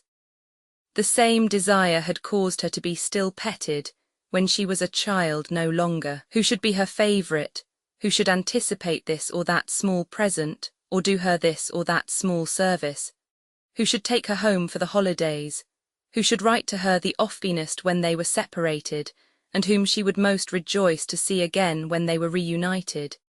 Even these gentle rivalries were not without their slight dashes of bitterness in the nun's house. Well for the poor nuns in their day, if they hid no harder strife under their veils and rosaries. Thus Rosa had grown to be an amiable, giddy, wilful, winning little creature, spoilt, in the sense of counting upon kindness from all around her, but not in the sense of repaying it with indifference, possessing an exhaustless well of affection in her nature. Its sparkling waters had freshened and brightened the nun's house for years, and yet its depths had never yet been moved. What might betide when that came to pass? What developing changes might fall upon the heedless head and light heart then remained to be seen? By what means the news that there had been a quarrel between the two young men overnight, involving even some kind of onslaught by Mr. Neville upon Edwin Drood, got into Miss Twinkleton's establishment before breakfast, it is impossible to say. Whether it was brought in by the birds of the air, or came blowing in with the very air itself, when the casement windows were set open. Whether the baker brought it kneaded into the bread, or the milkman delivered it as part of the adulteration of his milk, or the housemaids, beating the dust out of their mats against the gateposts, received it in exchange deposited on the mats by the town atmosphere. Certain it is that the news permeated every gable of the old building before Miss Twinkleton was down, and that Miss Twinkleton herself received it through Mrs. Tisher, while yet in the act of dressing, or as she might have expressed the phrase to a parent or guardian of a mythological turn, of sacrificing to the Graces. Miss Landless's brother had thrown a bottle at Mr. Edwin Drood. Miss Landless's brother had thrown a knife at Mr. Edwin Drood. A knife became suggestive of a fork, and Miss Landless's brother had thrown a fork at Mr. Edwin Drood. As in the governing precedents of Peter Piper, alleged to have picked the peck of pickled pepper, it was held physically desirable to have evidence of the existence of the peck of pickled pepper which Peter Piper was alleged to have picked. So, in this case, it was held psychologically important to know why Miss Landless's brother threw a bottle, knife, or fork, or bottle, knife, and fork, for the cook had been given to understand it was all three, at Mr. Edwin Drood. Well, then, Miss Landless's brother had said he admired Miss Budd. Mr. Edwin Drood had said to Miss Landless's brother that he had no business to admire Miss Budd. Miss Landless's brother had then upped. This was the cook's exact information with the bottle, knife, fork, and decanter. The decanter now coolly flying at everybody's head without the least introduction, and thrown them all at Mr. Edwin Drood. Poor little Rosa put a forefinger into each of her ears when these rumours began to circulate, and retired into a corner, beseeching not to be told any more. but Miss Landless, begging permission of Miss Twinkleton to go and speak with her brother, and pretty plainly showing that she would take it if it were not given, struck out the more definite course of going to Mr. Crisparkle's for accurate intelligence, when she came back, being first closeted with Miss Twinkleton, in order that anything objectionable in her tidings might be retained by that discreet filter. She imparted to Rosa only what had taken place, dwelling with a flushed cheek on the provocation her brother had received, but almost limiting it to that last gross affront as crowning some other words between them, and out of consideration for her new friend, passing lightly over the fact that the other words had originated in her lover's taking things in general so very easily. To Rosa direct, she brought a petition from her brother that she would forgive him, and, having delivered it with sisterly earnestness, made an end of the subject. It was reserved for Miss Twinkleton to tone down the public mind of the nun's house. That lady, therefore, entering in a stately manner what plebeians might have called the schoolroom, but what in the patrician language of the head of the nun's house was euphuistically, not to say round-aboutedly, denominated the apartment allotted to study, and saying with a forensic air, "Ladies," all rose. Mrs. Tisher at the same time grouped herself behind her chief, as representing Queen Elizabeth's first historical female friend at Tilbury Fort. Miss Twinkleton then proceeded to remark that rumour ladies had been represented by the Bard of Avon. Needless were it to mention the immortal Shakespeare, also called the swan of his native river, not improbably with some reference to the ancient superstition that that bird of graceful plumage, Miss Jennings will please stand upright, sang sweetly on the approach of death, for which we have no ornithological authority. Rumour ladies had been represented by that bard, who drew the celebrated Jew, as painted full of tongues.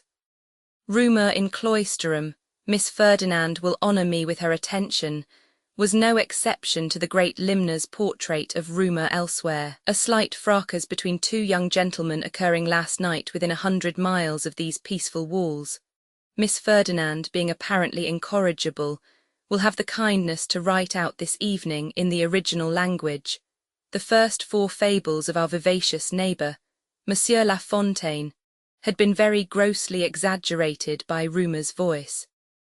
In the first alarm and anxiety arising from our sympathy with a sweet young friend, not wholly to be dissociated from one of the gladiators in the bloodless arena in question, the impropriety of Miss Reynolds's appearing to stab herself in the hand with a pin is far too obvious, and too glaringly unladylike to be pointed out.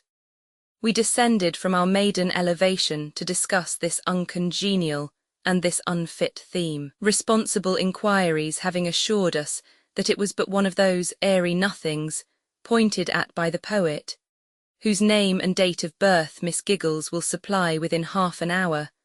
We would now discard the subject, and concentrate our minds upon the grateful labours of the day. But the subject so survived all day nevertheless, that Miss Ferdinand got into new trouble by surreptitiously clapping on a paper moustache at dinner time, and going through the motions of aiming a water bottle at Miss Giggles, who drew a tablespoon in defence. Now, Rosa thought of this unlucky quarrel a great deal, and thought of it with an uncomfortable feeling that she was involved in it, as cause or consequence or what not, through being in a false position altogether as to her marriage engagement. Never free from such uneasiness when she was with her affianced husband, it was not likely that she would be free from it when they were apart. Today, too, she was cast in upon herself, and deprived of the relief of talking freely with her new friend, because the quarrel had been with Helena's brother, and Helena undisguisedly avoided the subject as a delicate and difficult one to herself. At this critical time of all times, Rosa's guardian was announced as having come to see her. Mr. Grewgious had been well selected for his trust, as a man of incorruptible integrity, but certainly for no other appropriate quality discernible on the surface. He was an arid, sandy man, who, if he had been put into a grinding mill, looked as if he would have ground immediately into high-dried snuff. He had a scanty flat crop of hair, in colour and consistency like some very mangy yellow fur tippet. It was so unlike hair that it must have been a wig, but for the stupendous improbability of anybody's voluntarily sporting such a head. The little play of feature that his face presented was cut deep into it, in a few hard curves that made it more like work. And he had certain notches in his forehead which looked as though nature had been about to touch them into sensibility or refinement, when she had impatiently thrown away the chisel and said, "I really cannot be worried to finish off this man. Let him go as he is, with too great length of throat at his upper end, and too much ankle bone and heel at his lower, with an awkward and hesitating manner, with a shambling walk, and with what is called a near sight, which perhaps prevented his observing how much white cotton stocking he displayed to the public eye, in contrast with his black suit.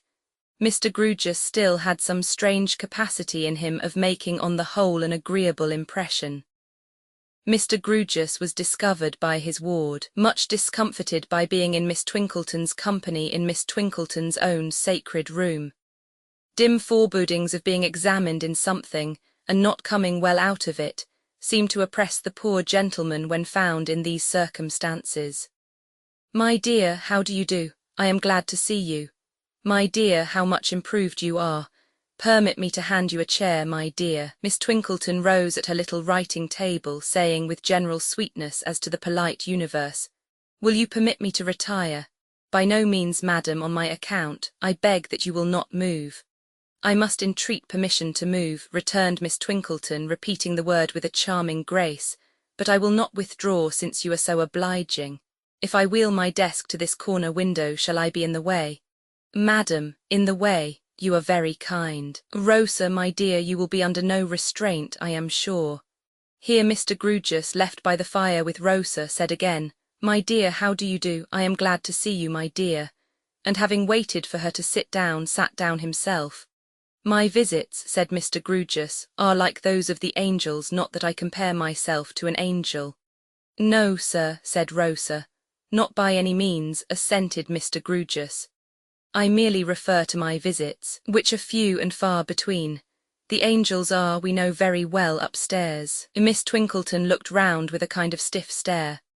"I refer, my dear," said Mr. Grewgious, laying his hand on Rosa's, as the possibility thrilled through his frame of his otherwise seeming to take the awful liberty of calling Miss Twinkleton my dear. "I refer to the other young ladies." Miss Twinkleton resumed her writing. Mr. Grewgious, with a sense of not having managed his opening point quite as neatly as he might have desired, smoothed his head from back to front as if he had just dived, and were pressing the water out. This smoothing action, however superfluous, was habitual with him, and took a pocket-book from his coat pocket, and a stump of black-lead pencil from his waistcoat pocket. "I made," he said, turning the leaves, "I made a guiding memorandum or so, as I usually do, for I have no conversational powers whatever, to which I will, with your permission, my dear, refer. Well and happy. Truly, you are well and happy, my dear, you look so." "Yes, indeed, sir," answered Rosa. "For which," said Mr. Grewgious, with a bend of his head towards the corner window, "our warmest acknowledgments are due, and I am sure are rendered, to the maternal kindness, and the constant care and consideration of the lady whom I have now the honour to see before me."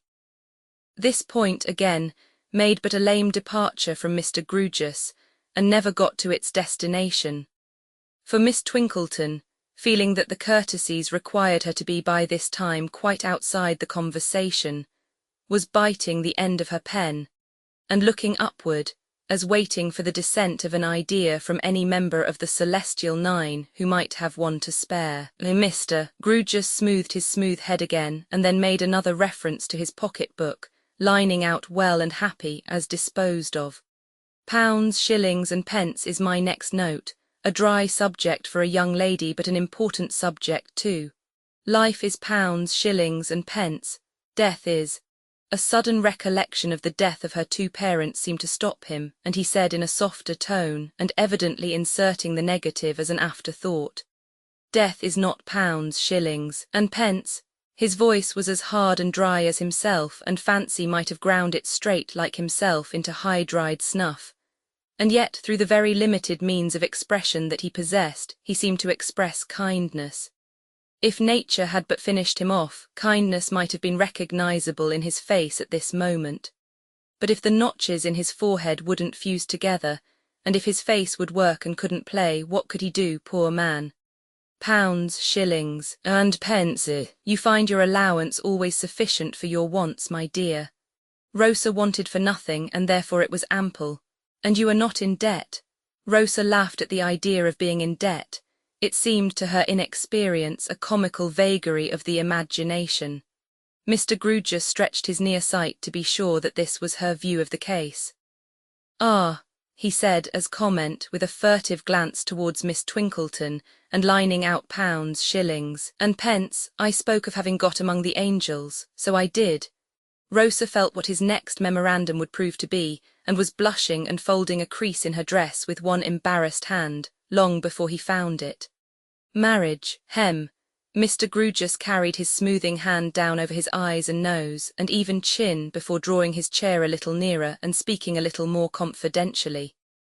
"I now touch, my dear, upon the point that is the direct cause of my troubling you with the present visit. Otherwise, being a particularly angular man, I should not have intruded here.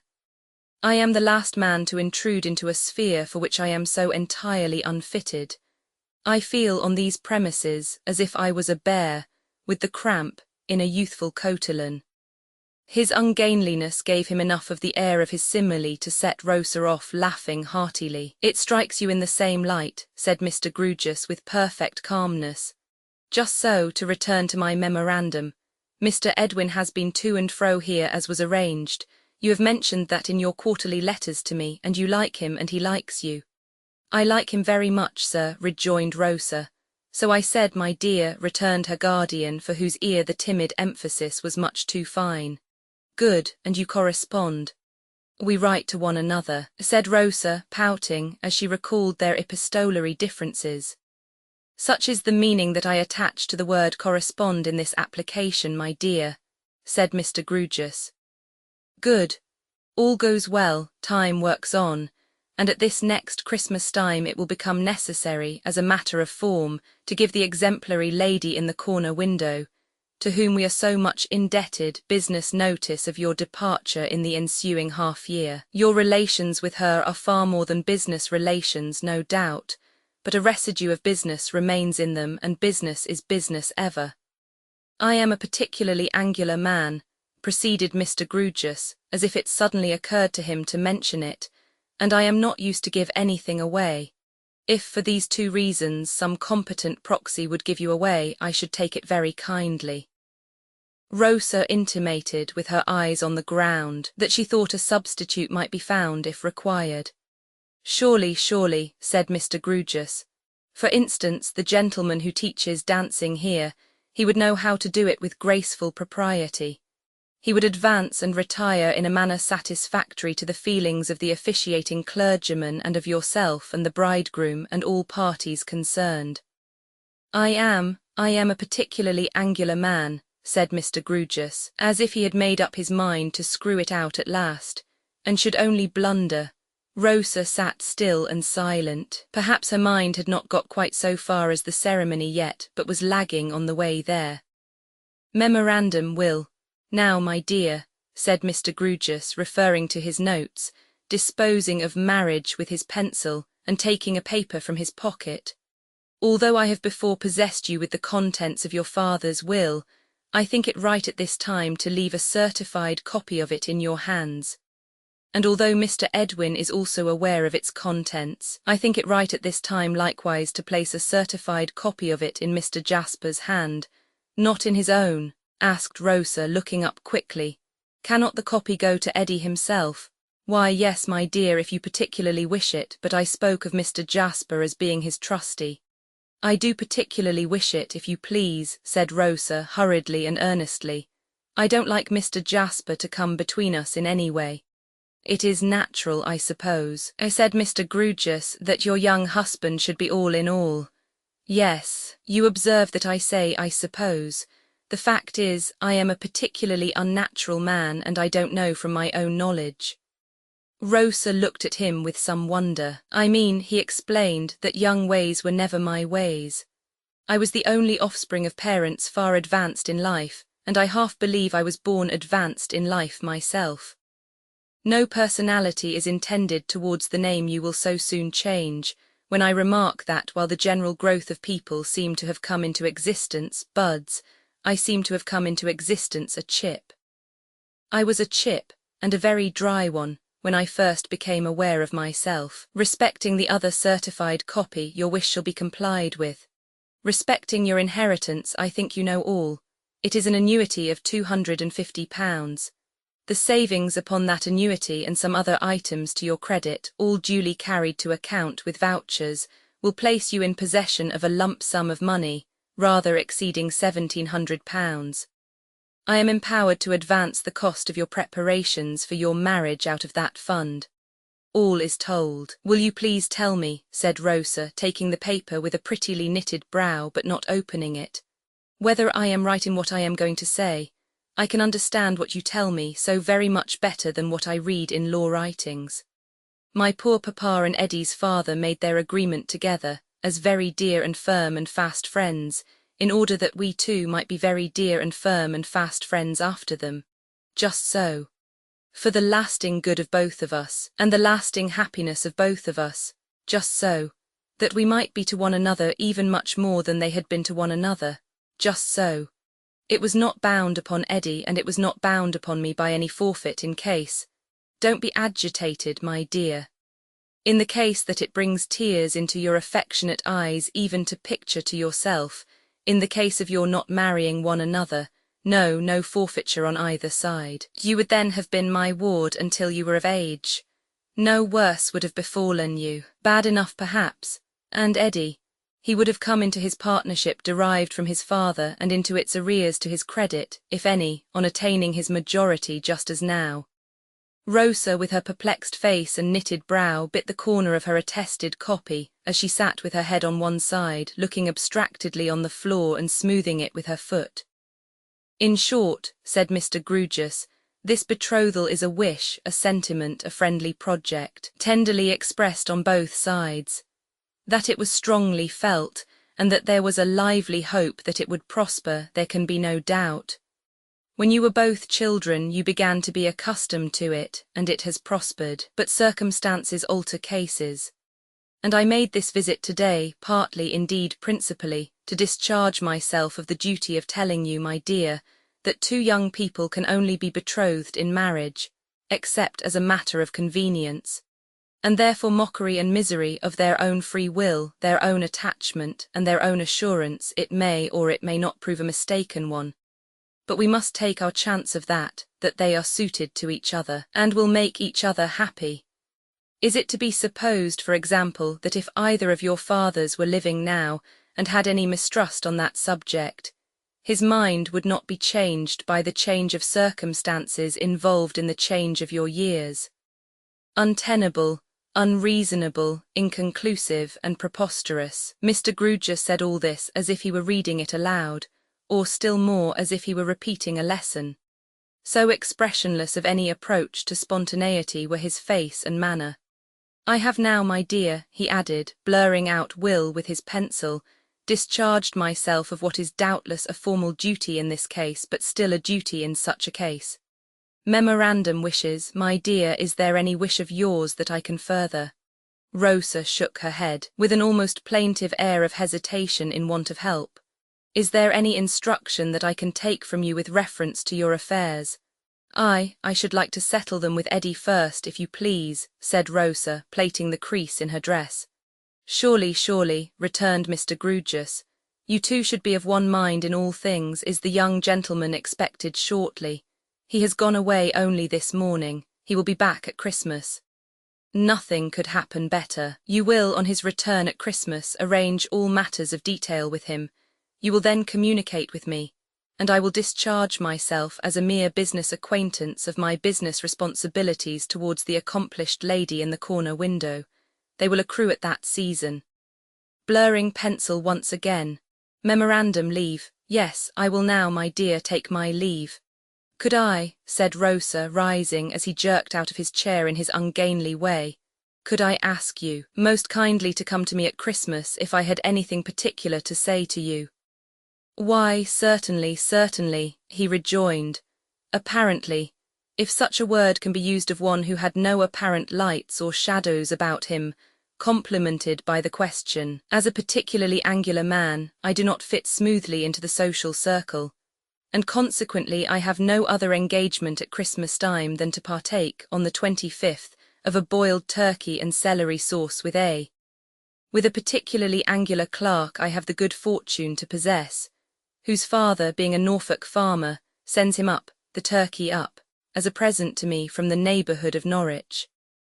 I should be quite proud of your wishing to see me, my dear. As a professional receiver of rents, so very few people do wish to see me that the novelty would be bracing. For his ready acquiescence, the grateful Rosa put her hands upon his shoulders, stood on tiptoe, and instantly kissed him. Lord bless me, cried Mr. Grewgious. Thank you, my dear, the honour is almost equal to the pleasure.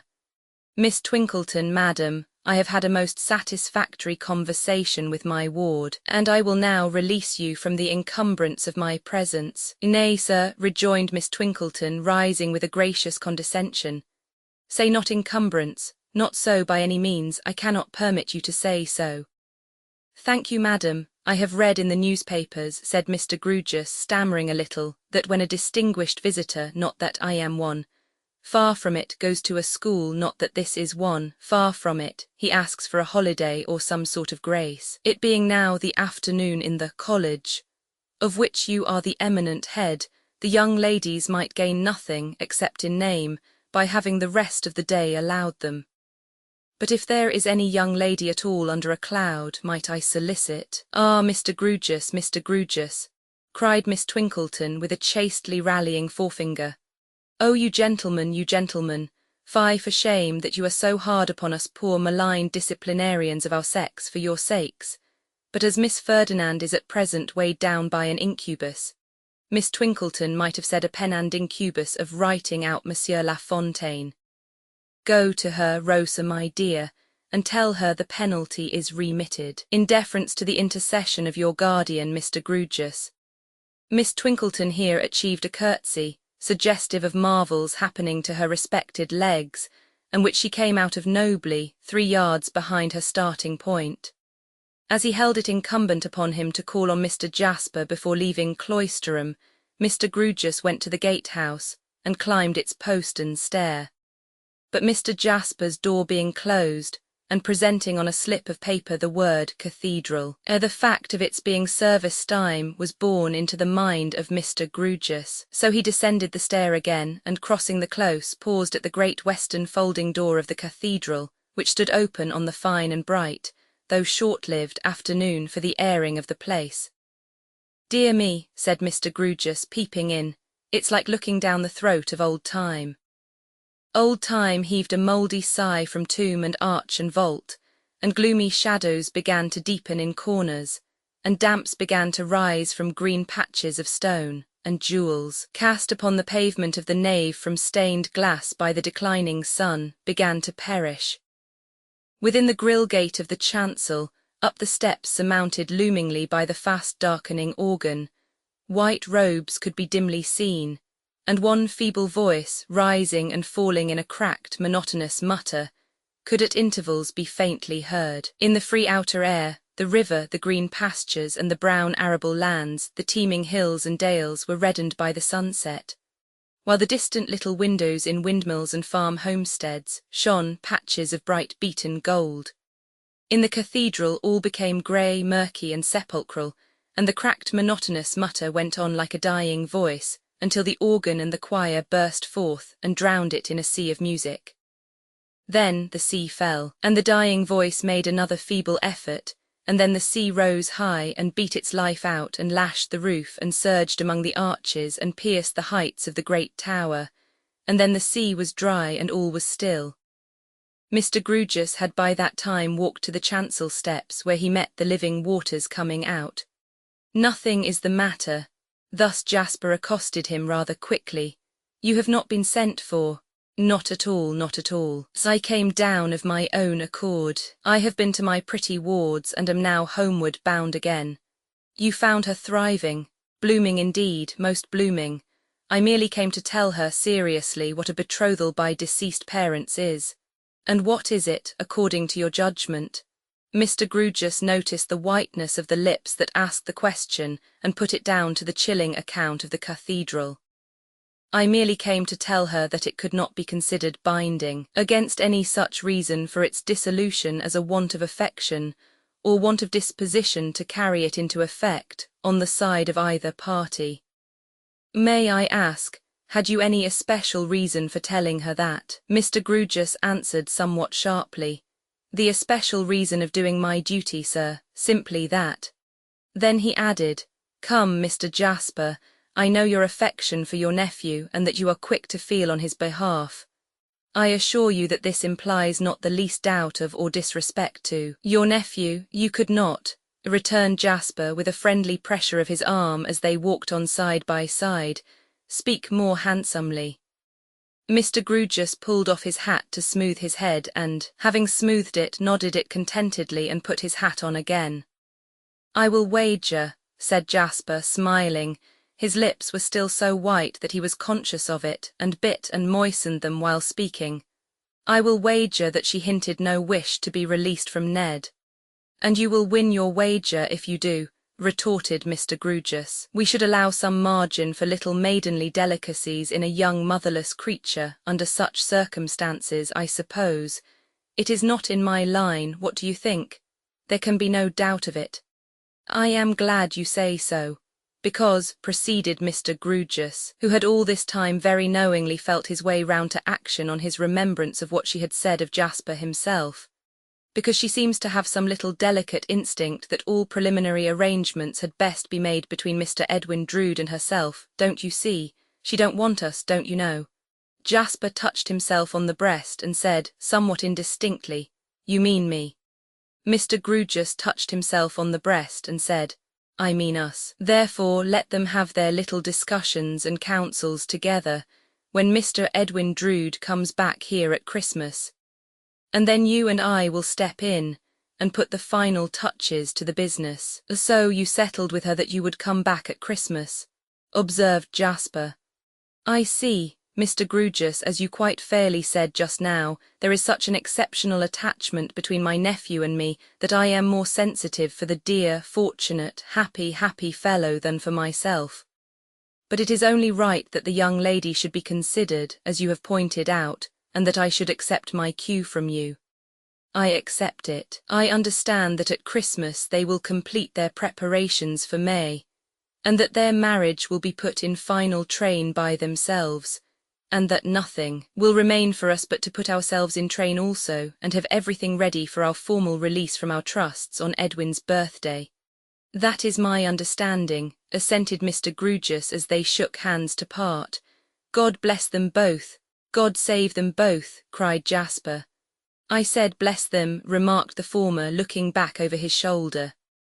I said save them, returned the latter. Is there any difference? Chapter 10.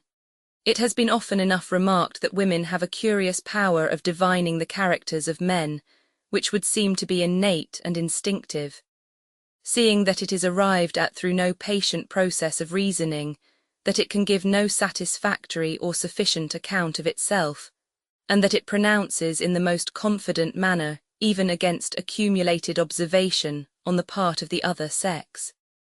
But it has not been quite so often remarked that this power, fallible, like every other human attribute, is for the most part absolutely incapable of self-revision, and that when it has delivered an adverse opinion which by all human lights is subsequently proved to have failed, it is undistinguishable from prejudice, in respect of its determination not to be corrected. Nay, the very possibility of contradiction or disproof, however remote, communicates to this feminine judgment from the first, in 9 cases out of 10, the weakness attendant on the testimony of an interested witness.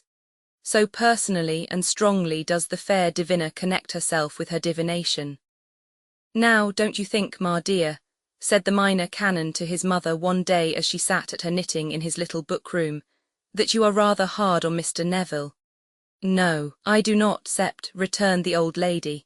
Let us discuss it, Ma. I have no objection to discuss it, Sept. I trust, my dear, I am always open to discussion. There was a vibration in the old lady's cap as though she internally added, and I should like to see the discussion that would change my mind. Very good, Ma, said her conciliatory son. There is nothing like being open to discussion. I hope not, my dear, returned the old lady, evidently shut to it. Well, Mr. Neville on that unfortunate occasion commits himself under provocation. And under mulled wine, added the old lady. I must admit the wine, though I believe the two young men were much alike in that regard. I don't, said the old lady. Why not, Ma? Because I don't, said the old lady. Still, I am quite open to discussion. But, my dear Ma, I cannot see how we are to discuss if you take that line. Blame Mr. Neville for it, Sept, and not me, said the old lady with stately severity. My dear Ma, why Mr. Neville? Because, said Mrs. Crisparkle, retiring on first principles, he came home intoxicated and did great discredit to this house and showed great disrespect to this family. That is not to be denied, Ma. He was then, and he is now, very sorry for it. But for Mr. Jasper's well-bred consideration in coming up to me next day after service in the nave itself with his gown still on, and expressing his hope that I had not been greatly alarmed or had my rest violently broken, I believe I might never have heard of that disgraceful transaction, said the old lady. To be candid, Ma, I think I should have kept it from you if I could, though I had not decidedly made up my mind. I was following Jasper out, to confer with him on the subject, and to consider the expediency of his and my jointly hushing the thing up on all accounts, when I found him speaking to you. Then it was too late. Too late, indeed, Sept. He was still as pale as gentlemanly ashes at what had taken place in his rooms overnight. If I had kept it from you, Ma, you may be sure it would have been for your peace and quiet, and for the good of the young men, and in my best discharge of my duty according to my lights. The old lady immediately walked across the room and kissed him, saying, Of course, my dear Sept, I am sure of that. However, it became the town talk, said Mr. Crisparkle, rubbing his ear as his mother resumed her seat and her knitting, and passed out of my power. And I said then, Sept, returned the old lady, that I thought ill of Mr. Neville, and I say now that I think ill of Mr. Neville. And I said then and I say now that I hope Mr. Neville may come to good, but I don't believe he will. Here the cap vibrated again considerably. I am sorry to hear you say so, Ma. I am sorry to say so, my dear, interposed the old lady, knitting on firmly, but I can't help it. For, pursued the minor canon, it is undeniable that Mr. Neville is exceedingly industrious and attentive, and that he improves apace, and that he has, I hope I may say, an attachment to me. There is no merit in the last article, my dear, said the old lady quickly, and if he says there is, I think the worse of him for the boast. But, my dear Ma, he never said there was. Perhaps not, returned the old lady. Still, I don't see that it greatly signifies. There was no impatience in the pleasant look with which Mr. Crisparkle contemplated the pretty old piece of china as it knitted. But there was, certainly, a humorous sense of its not being a piece of china to argue with very closely. Besides, Sept, ask yourself what he would be without his sister. You know what an influence she has over him, you know what a capacity she has, you know that whatever he reads with you, he reads with her. Give her her fair share of your praise. And how much do you leave for him? At these words Mr. Crisparkle fell into a little reverie, in which he thought of several things. He thought of the times he had seen the brother and sister together in deep converse over one of his own old college books. Now in the rimy mornings, when he made those sharpening pilgrimages to Cloisterham Weir. Now in the sombre evenings, when he faced the wind at sunset, having climbed his favourite outlook, a beetling fragment of monastery ruin, and the two studious figures passed below him along the margin of the river, in which the town fires and lights already shone, making the landscape bleaker. He thought how the consciousness had stolen upon him that in teaching one, he was teaching two. and how he had almost insensibly adapted his explanations to both minds, that with which his own was daily in contact, and that which he only approached through it. He thought of the gossip that had reached him from the nun's house, to the effect that Helena, whom he had mistrusted as so proud and fierce, submitted herself to the fairy bride, as he called her, and learnt from her what she knew. He thought of the picturesque alliance between those two, externally so very different. He thought, perhaps most of all, could it be that these things were yet but so many weeks old and had become an integral part of his life, as whenever the Reverend Septimus fell a-musing, his good mother took it to be an infallible sign that he wanted support.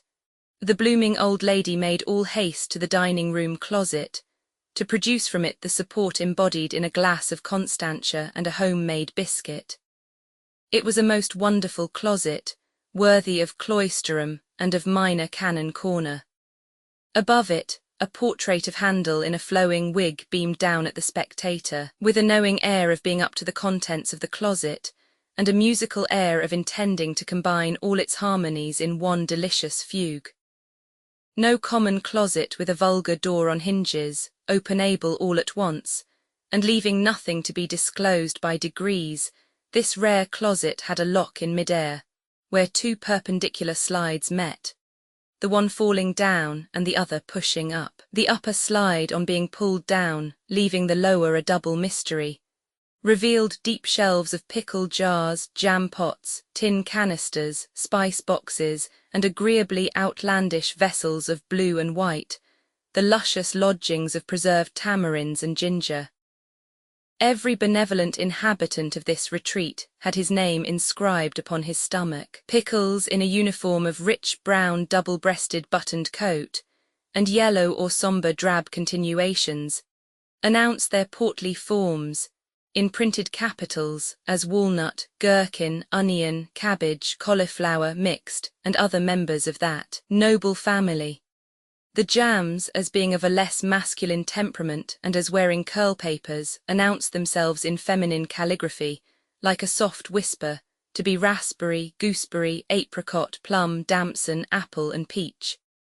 The scene closing on these charmers and the lower slide ascending, oranges were revealed, attended by a mighty japanned sugar box to temper their acerbity if unripe. Home-made biscuits waited at the court of these powers, accompanied by a goodly fragment of plum cake and various slender ladies' fingers, to be dipped into sweet wine and kissed. Lowest of all, a compact leaden vault enshrined the sweet wine and a stock of cordials, whence issued whispers of Seville orange, lemon, almond, and caraway seed. There was a crowning air upon this closet of closets, of having been for ages hummed through by the cathedral bell and organ, until those venerable bees had made sublimated honey of everything in store. And it was always observed that every dipper among the shelves, deep, as has been noticed, and swallowing up head, shoulders, and elbows, came forth again mellow-faced, and seeming to have undergone a saccharine transfiguration. The Reverend Septimus yielded himself up quite, as willing a victim to a nauseous medicinal herb closet, also presided over by the china shepherdess, as to this glorious cupboard, to what amazing infusions of gentian, peppermint, gilliflower, sage, parsley, thyme, rue, rosemary, and dandelion, did his courageous stomach submit itself. In what wonderful wrappers enclosing layers of dried leaves would he swat his rosy and contented face, if his mother suspected him of a toothache? What botanical blotches would he cheerfully stick upon his cheek or forehead if the dear old lady convicted him of an imperceptible pimple there? Into this herbaceous penitentiary, situated on an upper staircase landing, a low and narrow whitewashed cell, where bunches of dried leaves hung from rusty hooks in the ceiling, and were spread out upon shelves, in company with portentous bottles. Would the Reverend Septimus submissively be led, like the highly popular lamb who has so long and unresistingly been led to the slaughter?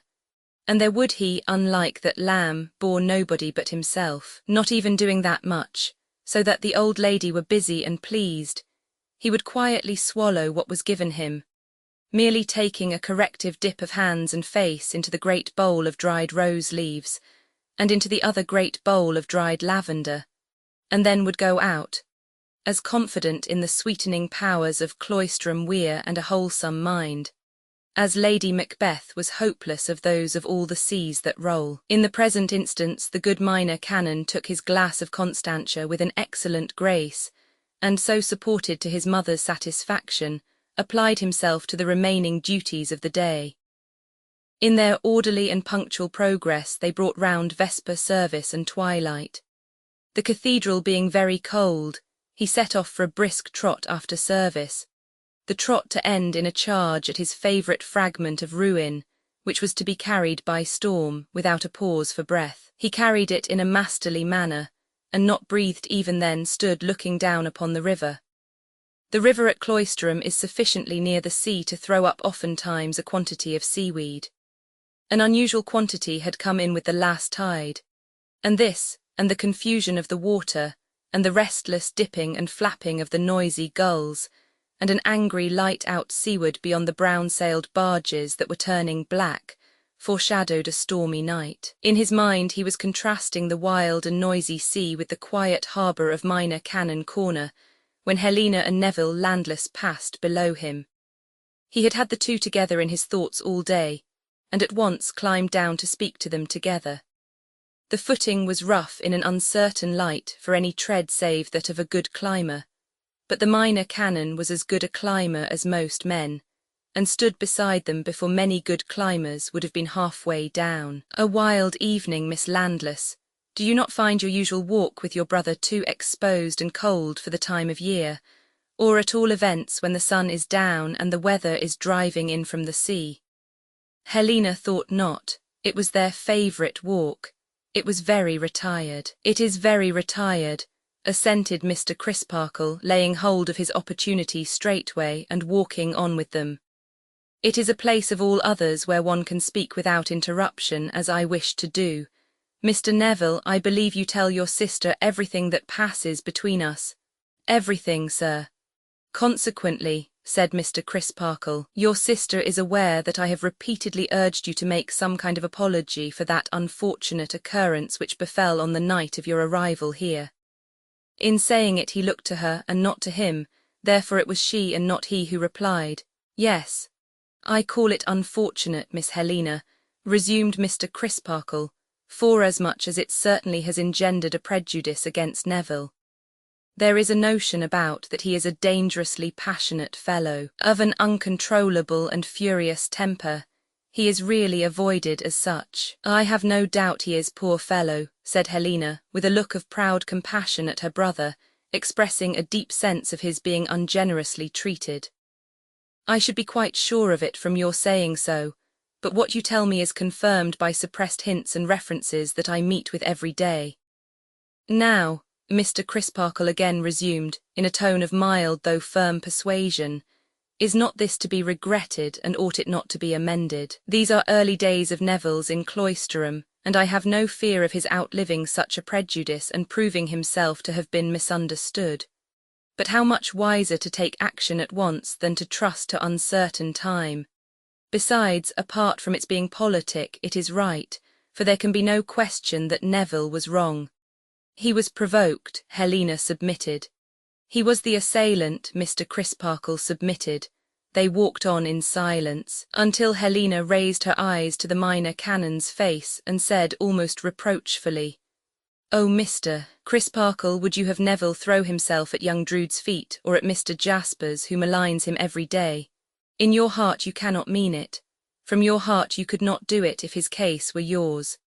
"I have represented to Mr. Crisparkle, Helena," said Neville with a glance of deference towards his tutor, "that if I could do it from my heart I would. But I cannot, and I revolt from the pretence. You forget, however, that, to put the case to Mr. Crisparkle as his own is to suppose to have done what I did." "I ask his pardon," said Helena. "You see," remarked Mr. Crisparkle, again laying hold of his opportunity, though with a moderate and delicate touch, "you both instinctively acknowledge that Neville did wrong. Then why stop short and not otherwise acknowledge it? Is there no difference, asked Helena with a little faltering in her manner, between submission to a generous spirit and submission to a base or trivial one? Before the worthy minor canon was quite ready with his argument in reference to this nice distinction, Neville struck in. Help me to clear myself with Mr. Crisparkle, Helena. Help me to convince him that I cannot be the first to make concessions without mockery and falsehood. My nature must be changed before I can do so, and it is not changed. I am sensible of inexpressible affront and deliberate aggravation of inexpressible affront, and I am angry. The plain truth is, I am still as angry when I recall that night as I was that night. Neville, hinted the minor canon with a steady countenance, you have repeated that former action of your hands which I so much dislike. I am sorry for it, sir, but it was involuntary. I confess that I was still as angry. And I confess, said Mr. Crisparkle, that I hoped for better things. I am sorry to disappoint you, sir, but it would be far worse to deceive you, and I should deceive you grossly if I pretended that you had softened me in this respect. The time may come when your powerful influence will do even that with the difficult pupil whose antecedents you know, but it has not come yet. Is this so, and in spite of my struggles against myself, Helena? She, whose dark eyes were watching the effect of what he said on Mr. Crisparkle's face, replied, to Mr. Crisparkle, not to him. It is so. After a short pause, she answered the slightest look of inquiry conceivable in her brother's eyes with as slight an affirmative bend of her own head. And he went on. I have never yet had the courage to say to you, sir, what in full openness I ought to have said when you first talked with me on this subject. It is not easy to say, and I have been withheld by a fear of its seeming ridiculous, which is very strong upon me down to this last moment, and might, but for my sister, prevent my being quite open with you even now. I admire Miss Budd, sir, so very much that I cannot bear her being treated with conceit or indifference, and even if I did not feel that I had an injury against young Drood on my own account, I should feel that I had an injury against him on hers. Mr. Crisparkle, in utter amazement, looked at Helena for corroboration, and met in her expressive face full corroboration, and a plea for advice. The young lady of whom you speak is, as you know, Mr. Neville, shortly to be married, said Mr. Crisparkle gravely. Therefore your admiration, if it be of that special nature which you seem to indicate, is outrageously misplaced. Moreover, it is monstrous that you should take upon yourself to be the young lady's champion against her chosen husband. Besides, you have seen them only once. The young lady has become your sister's friend, and I wonder that your sister, even on her behalf, has not checked you in this irrational and culpable fancy. She has tried, sir, but uselessly. Husband or no husband, that fellow is incapable of the feeling with which I am inspired towards the beautiful young creature whom he treats like a doll. I say he is as incapable of it as he is unworthy of her. I say she is sacrificed in being bestowed upon him. I say that I love her and despise and hate him. This with a face so flushed and a gesture so violent that his sister crossed to his side and caught his arm, remonstrating, Neville, Neville. Thus recalled to himself, he quickly became sensible of having lost the guard he had set upon his passionate tendency, and covered his face with his hand as one repentant and wretched. Mr. Crisparkle, watching him attentively, and at the same time meditating how to proceed, walked on for some paces in silence. Then he spoke. Mr. Neville, I am sorely grieved to see in you more traces of a character as sullen, angry, and wild, as the night now closing in. They are of too serious an aspect to leave me the resource of treating the infatuation you have disclosed as undeserving serious consideration. I give it very serious consideration, and I speak to you accordingly. This feud between you and young Drood must not go on. I cannot permit it to go on any longer, knowing what I now know from you and you living under my roof. Whatever prejudiced and unauthorized constructions your blind and envious wrath may put upon his character, it is a frank, good-natured character. I know I can trust to it for that. Now pray observe what I am about to say. On reflection and on your sister's representation, I am willing to admit that in making peace with young Drood you have a right to be met halfway. I will engage that you shall be, and even that young Drood shall make the first advance. This condition fulfilled, you will pledge me the honour of a Christian gentleman that the quarrel is for ever at an end on your side. What may be in your heart when you give him your hand can only be known to the searcher of all hearts, but it will never go well with you if there be any treachery there. So far as to that. Next as to what I must again speak of as your infatuation. I understand it to have been confided to me, and to be known to no other person save your sister and yourself. Do I understand aright? Helena answered in a low voice. It is only known to us three who are here together. It is not at all known to the young lady, your friend. On my soul, no. I require you then to give me your similar and solemn pledge, Mr. Neville, that it shall remain the secret it is, and that you will take no other action whatsoever upon it than endeavouring, and that most earnestly, to erase it from your mind. I will not tell you that it will soon pass. I will not tell you that it is the fancy of the moment. I will not tell you that such caprices have their rise and fall among the young and ardent every hour. I will leave you undisturbed in the belief that it has few parallels or none, that it will abide with you a long time, and that it will be very difficult to conquer. So much the more weight shall I attach to the pledge I require from you, when it is unreservedly given. The young man twice or thrice essayed to speak, but failed. Let me leave you with your sister, whom it is time you took home, said Mr. Crisparkle. You will find me alone in my room by and by. Pray do not leave us yet, Helena implored him. Another minute. I should not, said Neville, pressing his hand upon his face, have needed so much as another minute if you had been less patient with me, Mr. Crisparkle, less considerate of me, and less unpretendingly good and true. Oh, if in my childhood I had known such a guide. Follow your guide now, Neville, murmured Helena, and follow him to heaven. There was that in her tone which broke the good minor canon's voice, or it would have repudiated her exaltation of him. As it was, he laid a finger on his lips and looked towards her brother. To say that I give both pledges, Mr. Crisparkle, out of my innermost heart, and to say that there is no treachery in it is to say nothing. Thus Neville, greatly moved. I beg your forgiveness for my miserable lapse into a burst of passion. Not mine, Neville, not mine. You know with whom forgiveness lies as the highest attribute conceivable. Miss Helena, you and your brother are twin children. You came into this world with the same dispositions, and you passed your younger days together surrounded by the same adverse circumstances. What you have overcome in yourself can you not overcome in him. You see the rock that lies in his course. Who but you can keep him clear of it? Who but you, sir? Replied Helena. What is my influence or my weak wisdom compared with yours? You have the wisdom of love, returned the minor canon, and it was the highest wisdom ever known upon this earth, remember. As to mine, but the less said of that commonplace commodity the better. Good night. She took the hand he offered her and gratefully and almost reverently raised it to her lips. Tut, said the minor canon softly, I am much overpaid, and turned away. Mr. Crisparkle is overpaid, retracing his steps towards the cathedral close.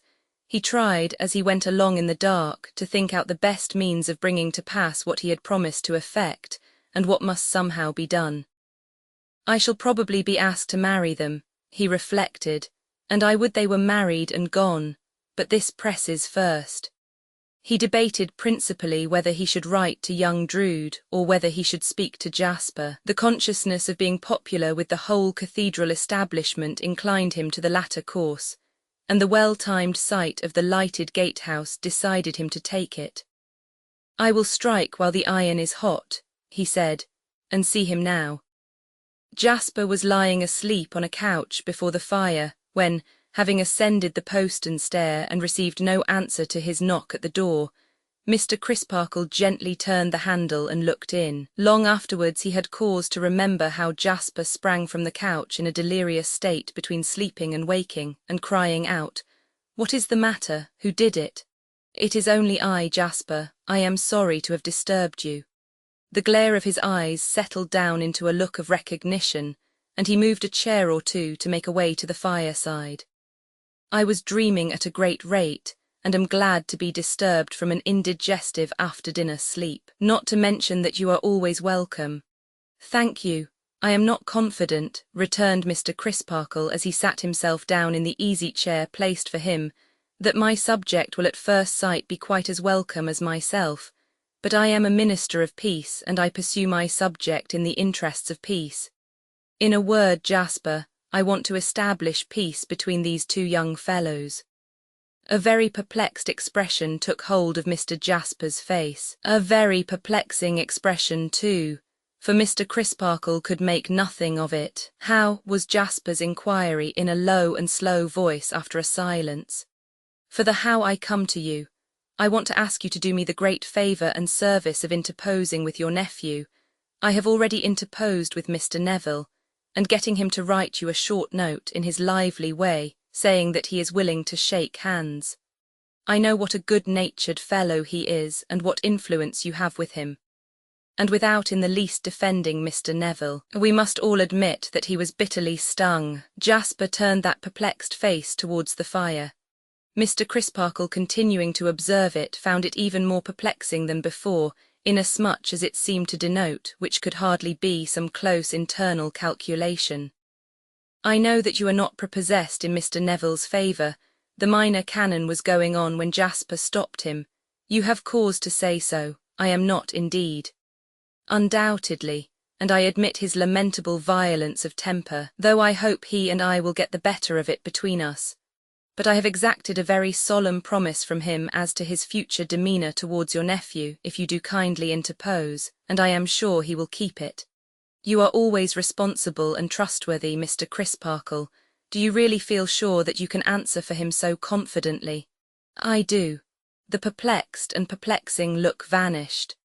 Then you relieve my mind of a great dread and a heavy weight. He said, Jasper, I will do it. Mr. Crisparkle, delighted by the swiftness and completeness of his success, acknowledged it in the handsomest terms. I will do it, repeated Jasper, for the comfort of having your guarantee against my vague and unfounded fears. You will laugh, but do you keep a diary? A line for a day, not more. A line for a day would be quite as much as my uneventful life would need, heaven knows, said Jasper, taking a book from a desk, but that my diary is, in fact, a diary of Ned's life too. You will laugh at this entry, you will guess when it was made, past midnight. After what I have just now seen, I have a morbid dread upon me of some horrible consequences resulting to my dear boy that I cannot reason with or in any way contend against. All my efforts are vain. The demoniacal passion of this Neville Landless, his strength in his fury, and his savage rage for the destruction of its object appall me. So profound is the impression that twice since I have gone into my dear boy's room to assure myself of his sleeping safely and not lying dead in his blood. Here is another entry next morning, Ned up and away, light-hearted and unsuspicious as ever. He laughed when I cautioned him and said he was as good a man as Neville Landless any day. I told him that might be, but he was not as bad a man. He continued to make light of it, but I travelled with him as far as I could, and left him most unwillingly. I am unable to shake off these dark, intangible presentiments of evil, if feelings founded upon staring facts are to be so called. Again and again, said Jasper in conclusion, twirling the leaves of the book before putting it by, I have relapsed into these moods as other entries show. But I have now your assurance at my back and shall put it in my book and make it an antidote to my black humours. Such an antidote, I hope, returned Mr. Crisparkle, as will induce you before long to consign the black humours to the flames. I ought to be the last to find any fault with you this evening when you have met my wishes so freely. But I must say, Jasper, that your devotion to your nephew has made you exaggerative here. You are my witness, said Jasper, shrugging his shoulders, what my state of mind honestly was that night before I sat down to write, and in what words I expressed it. You remember objecting to a word I used as being too strong. It was a stronger word than any in my diary. Well, try the antidote, rejoined Mr. Crisparkle, and may it give you a brighter and better view of the case. We will discuss it no more now. I have to thank you for myself, thank you sincerely. You shall find, said Jasper as they shook hands, that I will not do the thing you wish me to do by halves. I will take care that Ned, giving way at all, shall give way thoroughly. On the third day after this conversation, he called on Mr. Crisparkle with the following letter. My dear Jack, I am touched by your account of your interview with Mr. Crisparkle, whom I much respect and esteem. At once I openly say that I forgot myself on that occasion quite as much as Mr. Landless did, and that I wish that bygone to be a bygone and all to be right again. Look here, dear old boy. Ask Mr. Landless to dinner on Christmas Eve, the better the day the better the deed, and let there be only we three, and let us shake hands all round there and then, and say no more about it. My dear Jack, ever your most affectionate, Edwin Drood. P.S. Love to Miss Pussy at the next music lesson. You expect Mr. Neville, then? Said Mr. Crisparkle. I count upon his coming, said Mr. Jasper. Chapter 11. Behind the most ancient part of Holborn, London, where certain gabled houses some centuries of age still stand looking on the public way, as if disconsolately looking for the old bourne that has long run dry, is a little nook composed of two irregular quadrangles, called Staple Inn. It is one of those nooks, the turning into which out of the clashing street imparts to the relieved pedestrian the sensation of having put cotton in his ears and velvet soles on his boots. It is one of those nooks where a few smoky sparrows twitter in smoky trees, as though they called to one another, let us play at country, and where a few feet of garden mould and a few yards of gravel enable them to do that refreshing violence to their tiny understandings. Moreover, it is one of those nooks which are legal nooks, and it contains a little hall with a little lantern in its roof, to what obstructive purposes devoted, and at whose expense this history knoweth not, in the days when Cloisterham took offence at the existence of a railroad afar off, as menacing that sensitive constitution, the property of us Britons, the odd fortune of which sacred institution it is to be in exactly equal degrees croaked about, trembled for, and boasted of, whatever happens to anything, anywhere in the world. In those days no neighbouring architecture of lofty proportions had arisen to overshadow Staple Inn. The westering sun bestowed bright glances on it, and the south-west wind blew into it unimpeded. Neither wind nor sun, however, favoured Staple Inn one December afternoon towards 6 o'clock, when it was filled with fog, and candles shed murky and blurred rays through the windows of all its then occupied sets of chambers, notably from a set of chambers in a corner house in the little inner quadrangle, presenting in black and white over its ugly portal the mysterious inscription, PJT 1747, in which set of chambers, never having troubled his head about the inscription, unless to bethink himself at odd times on glancing up at it, that haply it might mean perhaps John Thomas, or perhaps Joe Tyler, sat Mr. Grewgious writing by his fire. Who could have told by looking at Mr. Grewgious whether he had ever known ambition or disappointment? He had been bred to the bar and had laid himself out for chamber practice, to draw deeds. Convey the wise it call, as Pistol says, but conveyancing, and he had made such a very indifferent marriage of it that they had separated by consent, if there can be said to be separation where there has never been coming together. No, coy conveyancing would not come to Mr. Grewgious. She was wooed, not won, and they went their several ways.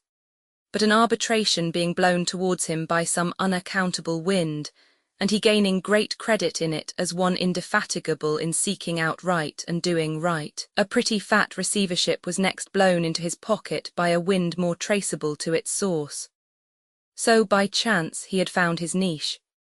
Receiver and agent now to two rich estates, and deputing their legal business in an amount worth having to a firm of solicitors on the floor below, he had snuffed out his ambition, supposing him to have ever lighted it, and had settled down with his snuffers for the rest of his life under the dry vine and fig tree of P.J.T., who planted in 1747 many accounts and account books, many files of correspondence, and several strong boxes, garnished Mr. Grewgious's room.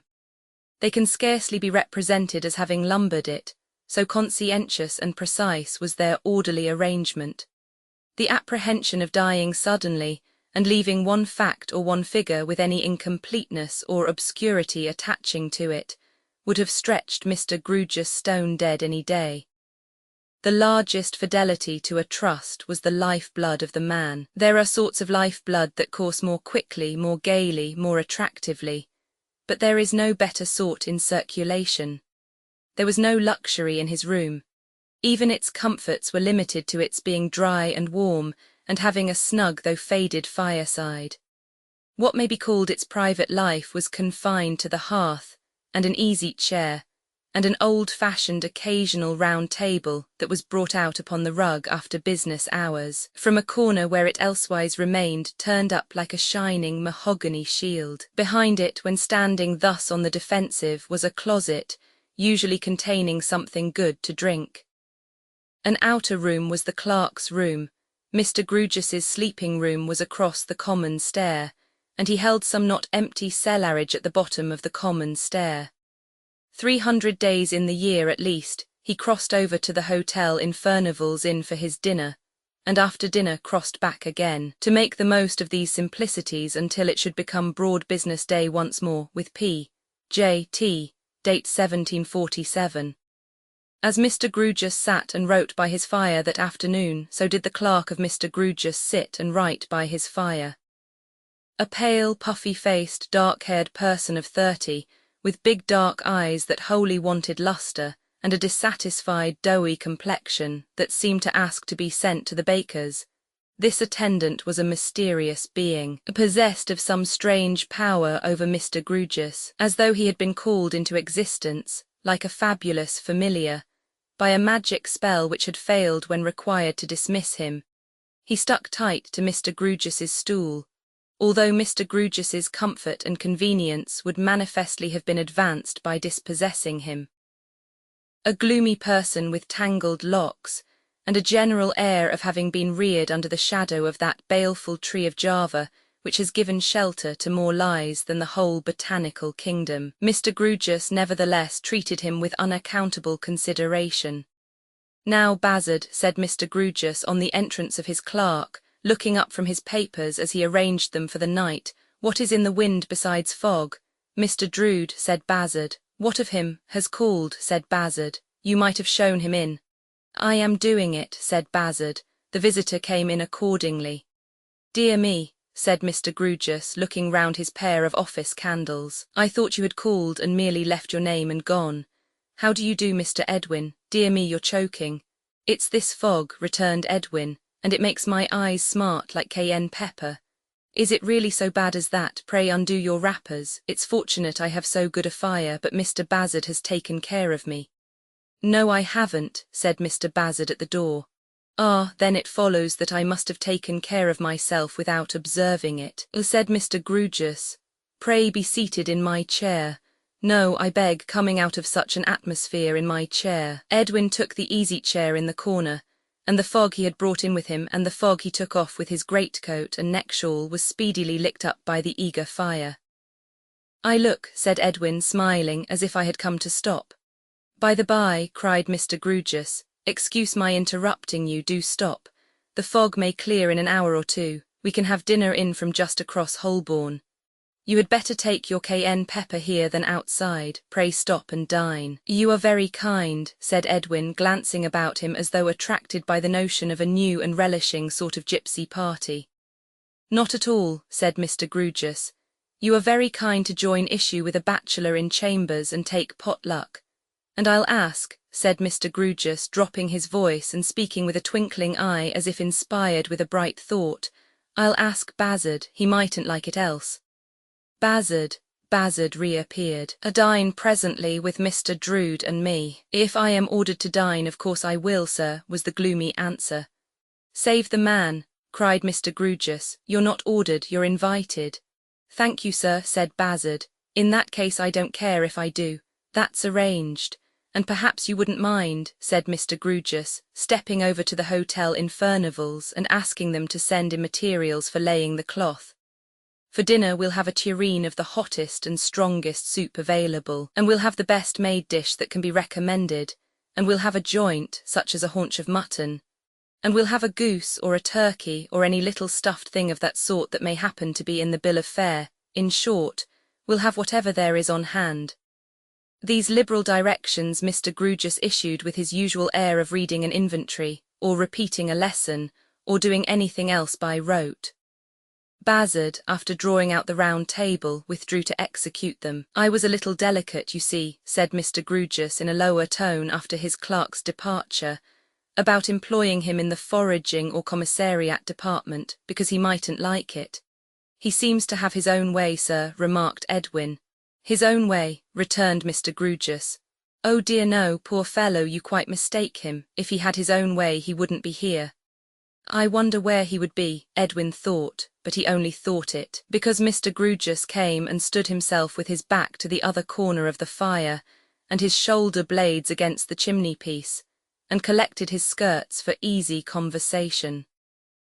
"I take it, without having the gift of prophecy, that you have done me the favour of looking in to mention that you are going down yonder, where I can tell you, you are expected, and to offer to execute any little commission from me to my charming ward, and perhaps to sharpen me up a bit in any proceedings. Mr. Edwin, I called, sir, before going down as an act of attention." "Of attention," said Mr. Grewgious. "Ah, of course, not of impatience." "Impatience, sir." Mr. Grewgious had meant to be arch, not that he in the remotest degree expressed that meaning, and had brought himself into scarcely supportable proximity with the fire, as if to burn the fullest effect of his archness into himself, as other subtle impressions are burnt into hard metals. But his archness suddenly flying before the composed face and manner of his visitor, and only the fire remaining, he started and rubbed himself. "I have lately been down yonder," said Mr. Grewgious, rearranging his skirts, "and that was what I referred to when I said I could tell you you are expected." "Indeed, sir, yes, I knew that Pussy was looking out for me. Do you keep a cat down there?" asked Mr. Grewgious. Edwin coloured a little as he explained, "I call Rosa Pussy." "Oh, really," said Mr. Grewgious, smoothing down his head, "that's very affable." Edwin glanced at his face, uncertain whether or no he seriously objected to the appellation, but Edwin might as well have glanced at the face of a clock. "A pet name, sir," he explained again. "Umps," said Mr. Grewgious with a nod, but with such an extraordinary compromise between an unqualified assent and a qualified dissent that his visitor was much disconcerted. "Did P. Rosa," Edwin began by way of recovering himself. "P. Rosa," repeated Mr. Grewgious. "I was going to say Pussy, and changed my mind. Did she tell you anything about the Landlesses?" "No," said Mr. Grewgious. "What is the Landlesses? An estate, a villa, a farm, a brother and sister. The sister is at the nun's house and has become a great friend of P. Rosa's." Mr. Grewgious struck in with a fixed face. "She is a strikingly handsome girl, sir, and I thought she might have been described to you or presented to you perhaps." "Neither," said Mr. Grewgious, "but here is Bazzard." Bazzard returned, accompanied by 2 waiters, an immovable waiter and a flying waiter, and the 3 brought in with them as much fog as gave a new roar to the fire. The flying waiter, who had brought everything on his shoulders, laid the cloth with amazing rapidity and dexterity, while the immovable waiter, who had brought nothing, found fault with him. The flying waiter then highly polished all the glasses he had brought, and the immovable waiter looked through them. The flying waiter then flew across Holborn for the soup, and flew back again, and then took another flight for the made dish, and flew back again, and then took another flight for the joint and poultry, and flew back again, and between whiles took supplementary flights for a great variety of articles, as it was discovered from time to time that the immovable waiter had forgotten them all.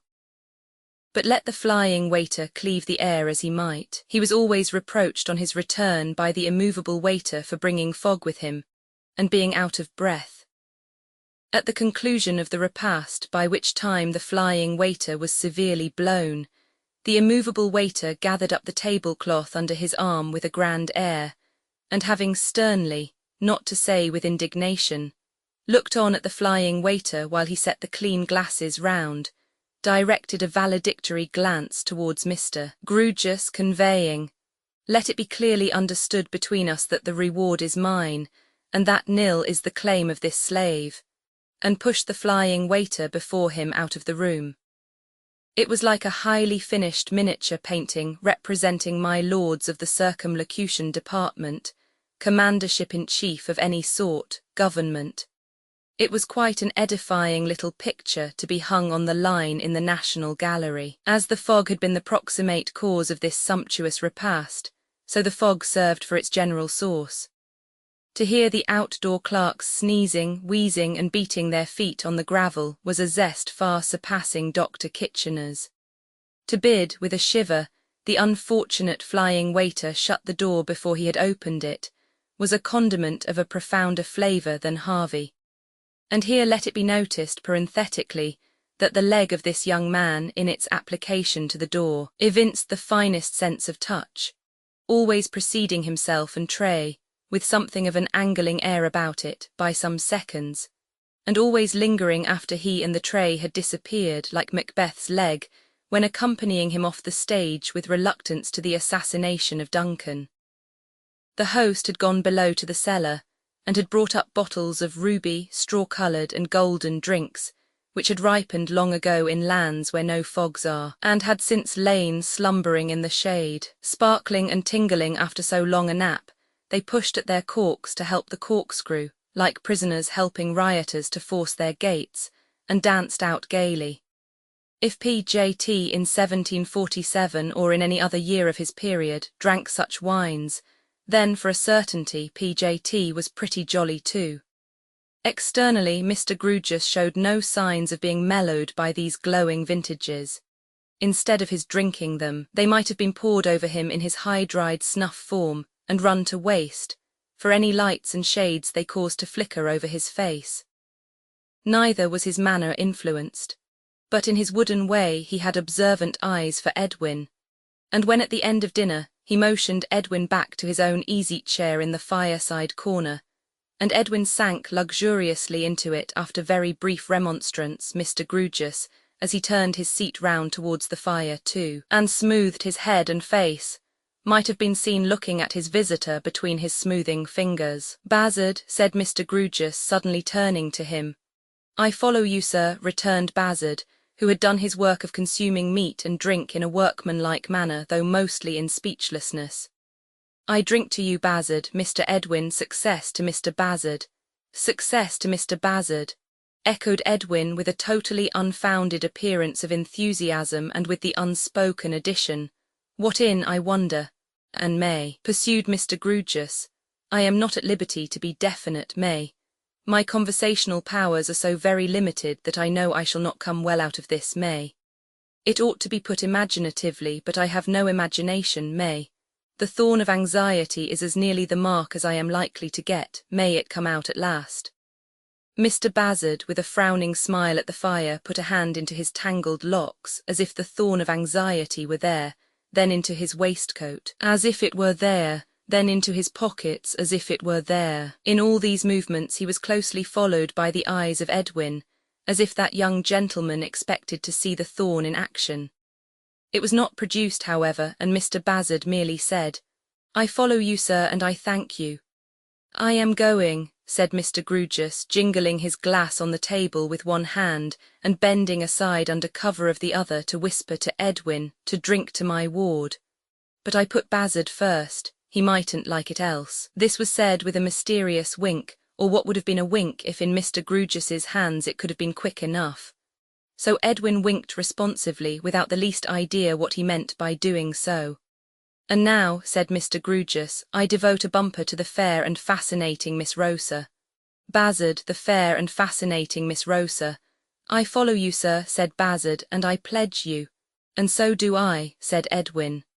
"Lord bless me," cried Mr. Grewgious, breaking the blank silence which of course ensued, though why these pauses should come upon us when we have performed any small social rite, not directly inducive of self-examination or mental despondency, who can tell? I am a particularly angular man, and yet I fancy, if I may use the word, not having a morsel of fancy, that I could draw a picture of a true lover's state of mind tonight. "Let us follow you, sir," said Bazzard, "and have the picture. Mr. Edwin will correct it where it's wrong," resumed Mr. Grewgious, and will throw in a few touches from the life.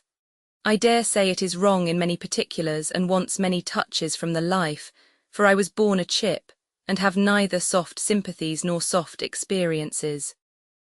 Well, I hazard the guess that the true lover's mind is completely permeated by the beloved object of his affections. I hazard the guess that her dear name is precious to him, cannot be heard or repeated without emotion, and is preserved sacred. If he has any distinguishing appellation of fondness for her, it is reserved for her, and is not for common ears. A name that it would be a privilege to call her by, being alone with her own bright self, it would be a liberty, a coldness, an insensibility, almost a breach of good faith to flaunt elsewhere. It was wonderful to see Mr. Grewgious sitting bolt upright with his hands on his knees, continuously chopping this discourse out of himself, much as a charity boy with a very good memory might get his catechism said, and evincing no correspondent emotion whatever, unless in a certain occasional little tingling perceptible at the end of his nose. My picture, Mr. Grewgious proceeded, goes on to represent, under correction from you, Mr. Edwin, the true lover as ever impatient to be in the presence or vicinity of the beloved object of his affections, as caring very little for his case in any other society, and as constantly seeking that. If I was to say seeking that as a bird seeks its nest, I should make an ass of myself, because that would trench upon what I understand to be poetry. And I am so far from trenching upon poetry at any time, that I never, to my knowledge, got within 10,000 miles of it, and I am besides totally unacquainted with the habits of birds, except the birds of Staple Inn, who seek their nests on ledges, and in gutter pipes and chimney pots, not constructed for them by the beneficent hand of nature. I beg, therefore, to be understood as foregoing the bird's nest. But my picture does represent the true lover as having no existence separable from that of the beloved object of his affections, and as living at once a doubled life and a halved life. And if I do not clearly express what I mean by that, it is either for the reason that having no conversational powers, I cannot express what I mean, or that having no meaning, I do not mean what I fail to express. Which, to the best of my belief, is not the case. Edwin had turned red and turned white, as certain points of this picture came into the light. He now sat looking at the fire and bit his lip. The speculations of an angular man, resumed Mr. Grewgious, still sitting and speaking exactly as before, are probably erroneous on so globular a topic. But I figure to myself, subject, as before, to Mr. Edwin's correction, that there can be no coolness, no lassitude, no doubt, no indifference, no half-fire and half-smoke state of mind in a real lover. Pray, am I at all near the mark in my picture? As abrupt in his conclusion as in his commencement and progress, he jerked this inquiry at Edwin and stopped when one might have supposed him in the middle of his oration. I should say, sir, stammered Edwin, as you refer the question to me. Yes, said Mr. Grewgious, I refer it to you as an authority. I should say then, sir, Edwin went on, embarrassed, that the picture you have drawn is generally correct, but I submit that perhaps you may be rather hard upon the unlucky lover. Likely so, assented Mr. Grewgious, likely so. I am a hard man in the grain. He may not show, said Edwin, all he feels, or he may not. There he stopped so long to find the rest of his sentence, that Mr. Grewgious rendered his difficulty 1,000 times the greater by unexpectedly striking in with, no, to be sure, he may not. After that they all sat silent, the silence of Mr. Bazzard being occasioned by slumber. His responsibility is very great, though, said Mr. Grewgious at length with his eyes on the fire. Edwin nodded assent with his eyes on the fire. And let him be sure that he trifles with no one, said Mr. Grewgious, neither with himself, nor with any other. Edwin bit his lip again and still sat looking at the fire. He must not make a plaything of a treasure. Woe betide him if he does. Let him take that well to heart, said Mr. Grewgious. Though he said these things in short sentences, much as the supposititious charity boy just now referred to might have repeated a verse or two from the book of Proverbs, there was something dreamy, for so literal a man, in the way in which he now shook his right forefinger at the live coals in the grate, and again fell silent. But not for long. As he sat upright and stiff in his chair, he suddenly rapped his knees like the carved image of some queer joss or other coming out of its reverie, and said, "We must finish this bottle, Mr. Edwin, let me help you. I'll help Bazzard too, though he is asleep, he mightn't like it else." He helped them both and helped himself and drained his glass and stood it bottom upward on the table as though he had just caught a bluebottle in it. "And now, Mr. Edwin," he proceeded, wiping his mouth and hands upon his handkerchief, "to a little piece of business. You received from me the other day a certified copy of Miss Rosa's father's will. You knew its contents before, but you received it from me as a matter of business. I should have sent it to Mr. Jasper, but for Miss Rosa's wishing it to come straight to you in preference. You received it. Quite safely, sir. You should have acknowledged its receipt," said Mr. Grewgious. "Business being business all the world over. However, you did not." "I meant to have acknowledged it when I first came in this evening, sir. Not a business-like acknowledgment," returned Mr. Grewgious. "However, let that pass. Now, in that document you have observed a few words of kindly allusion to its being left to me to discharge a little trust, confided to me in conversation, at such time as I in my discretion may think best." "Yes, sir. Mr. Edwin, it came into my mind just now, when I was looking at the fire, that I could, in my discretion, acquit myself of that trust at no better time than the present. Favour me with your attention half a minute." He took a bunch of keys from his pocket, singled out by the candle-light the key he wanted, and then with a candle in his hand went to a bureau or escritoire, unlocked it, touched the spring of a little secret drawer, and took from it an ordinary ring-case made for a single ring. With this in his hand he returned to his chair. As he held it up for the young man to see, his hand trembled. "Mr. Edwin, this rose of diamonds and rubies delicately set in gold was a ring belonging to Miss Rosa's mother. It was removed from her dead hand in my presence with such distracted grief as I hope it may never be my lot to contemplate again. Hard man as I am not hard enough for that. See how bright these stones shine." Opening the case. And yet the eyes that were so much brighter, and that so often looked upon them with a light and a proud heart, have been ashes among ashes, and dust among dust some years. If I had any imagination, which it is needless to say I have not, I might imagine that the lasting beauty of these stones was almost cruel. He closed the case again as he spoke. "This ring was given to the young lady who was drowned so early in her beautiful and happy career by her husband, when they first plighted their faith to one another. It was he who removed it from her unconscious hand, and it was he who, when his death drew very near, placed it in mine. The trust in which I received it was that, you and Miss Rosa growing to manhood and womanhood, and your betrothal prospering and coming to maturity, I should give it to you to place upon her finger. Failing those desired results, it was to remain in my possession." Some trouble was in the young man's face, and some indecision was in the action of his hand, as Mr. Grewgious, looking steadfastly at him, gave him the ring. "Your placing it on her finger," said Mr. Grewgious, "will be the solemn seal upon your strict fidelity to the living and the dead. You are going to her to make the last irrevocable preparations for your marriage. Take it with you." The young man took the little case and placed it in his breast. "If anything should be amiss, if anything should be even slightly wrong between you, if you should have any secret consciousness that you are committing yourself to this step for no higher reason than because you have long been accustomed to look forward to it, then," said Mr. Grewgious, "I charge you once more by the living and by the dead to bring that ring back to me." Here Bazzard awoke himself by his own snoring, and as is usual in such cases, sat apoplectically staring at vacancy, as defying vacancy to accuse him of having been asleep. "Bazzard," said Mr. Grewgious harder than ever. "I follow you, sir," said Bazzard, "and I have been following you. In discharge of a trust, I have handed Mr. Edwin Drood a ring of diamonds and rubies. You see."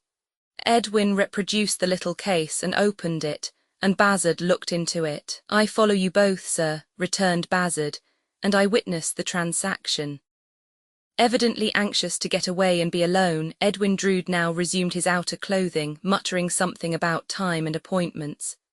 The fog was reported no clearer by the flying waiter, who alighted from a speculative flight in the coffee interest, but he went out into it, and Bazzard, after his manner, followed him. Mr. Grewgious, left alone, walked softly and slowly to and fro. For an hour and more, he was restless tonight and seemed dispirited. "I hope I have done right," he said. The appeal to him seemed necessary. It was hard to lose the ring, and yet it must have gone from me very soon. He closed the empty little drawer with a sigh and shut and locked the escritoire and came back to the solitary fireside. "Her ring," he went on. "Will it come back to me? My mind hangs about her ring very uneasily tonight, but that is explainable. I have had it so long and I have prized it so much. I wonder—" He was in a wondering mood as well as a restless, for though he checked himself at that point and took another walk, he resumed his wondering when he sat down again. "I wonder for the 10,000th time, and what a weak fool I, for what can it signify now? Whether he confided the charge of their orphan child to me because he knew, good God, how like her mother she has become. I wonder whether he ever so much as suspected that someone doted on her at a hopeless, speechless distance when he struck in and won her. I wonder whether it ever crept into his mind who that unfortunate someone was. I wonder whether I shall sleep tonight. At all events, I will shut out the world with the bedclothes and try."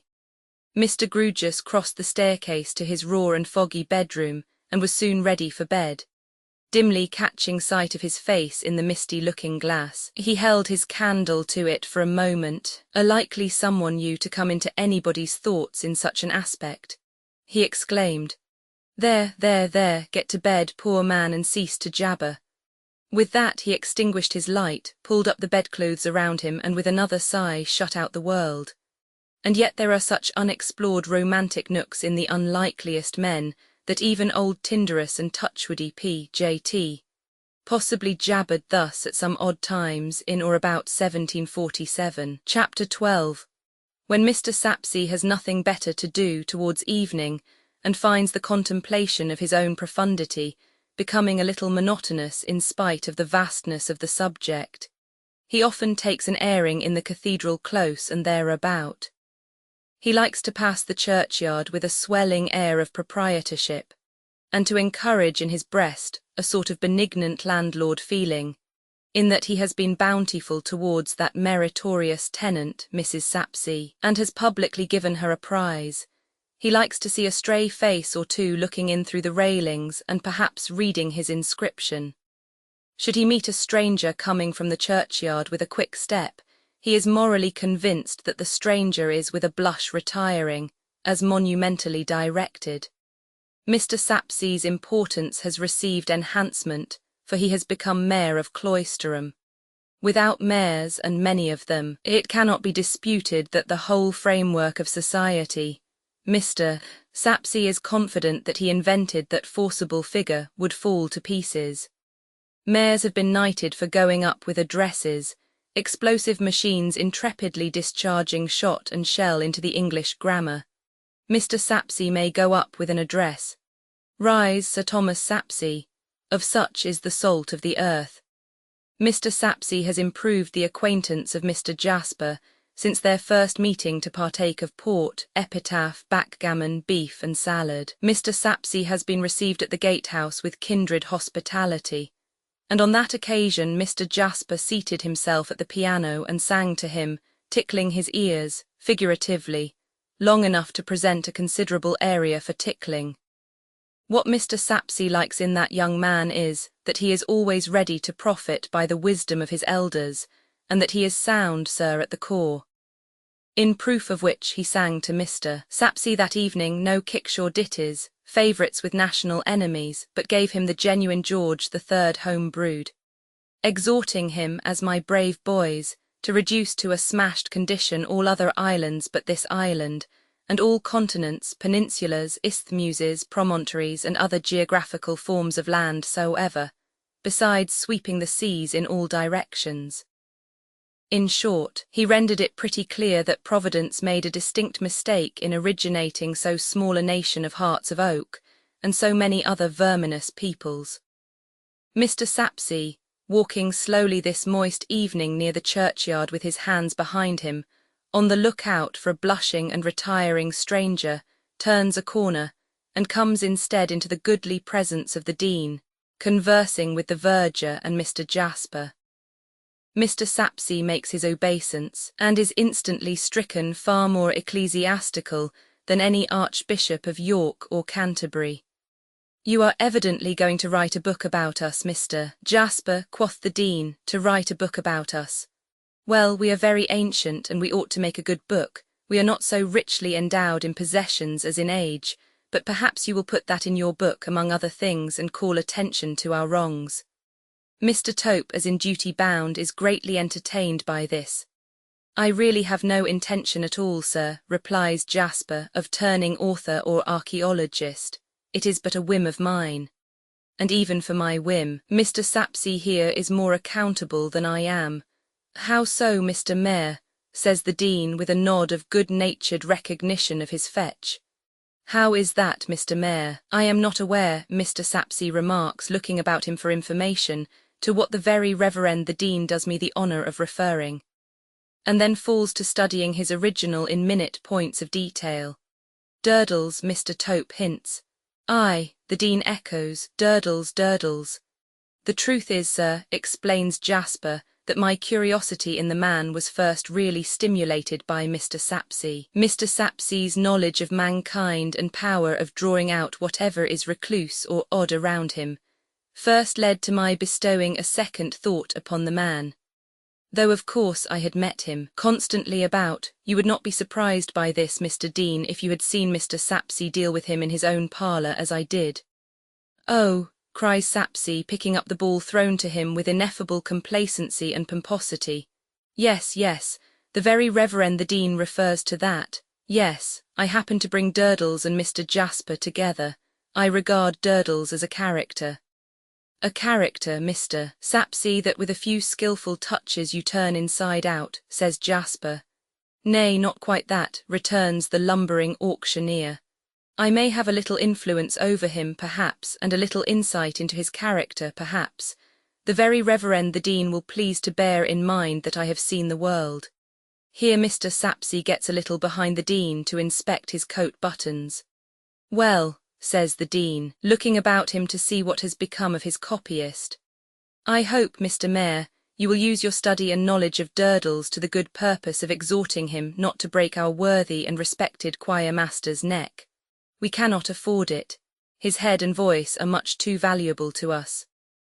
Mr. Tope is again highly entertained, and having fallen into respectful convulsions of laughter, subsides into a deferential murmur, importing that surely any gentleman would deem it a pleasure and an honour to have his neck broken.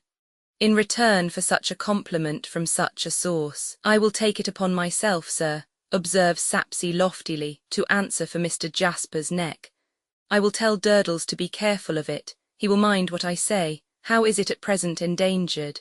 he inquires, looking about him with magnificent patronage. "Only by my making a moonlight expedition with Durdles among the tombs, vaults, towers, and ruins," returns Jasper. "You remember suggesting, when you brought us together, that, as a lover of the picturesque, it might be worth my while." "I remember," replies the auctioneer, and the solemn idiot really believes that he does remember.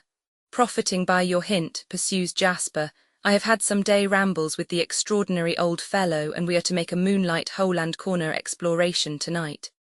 "And here he is," says the Dean. Durdles, with his dinner bundle in his hand, is indeed beheld slouching towards them. Slouching nearer, and perceiving the Dean, he pulls off his hat, and is slouching away with it under his arm, when Mr. Sapsea stops him. "Mind you take care of my friend," is the injunction Mr. Sapsea lays upon him. "What friend o' yourn is dead?" asks Durdles. "No orders has come in for any friend o' yourn. I mean my live friend there." "Oh, him," says Durdles. "He can take care of himself, can Mr. Jasper." "But do you take care of him too," says Sapsea, whom Durdles, there being command in his tone, surlily surveys from head to foot. "With submission to his reverence the Dean, if you'll mind what concerns you, Mr. Sapsea, Durdles he'll mind what concerns him." "You're out of temper," says Mr. Sapsea, winking to the company to observe how smoothly he will manage him. My friend concerns me, and Mr. Jasper is my friend, and you are my friend. Don't you get into a bad habit of boasting, retorts Durdles with a grave cautionary nod.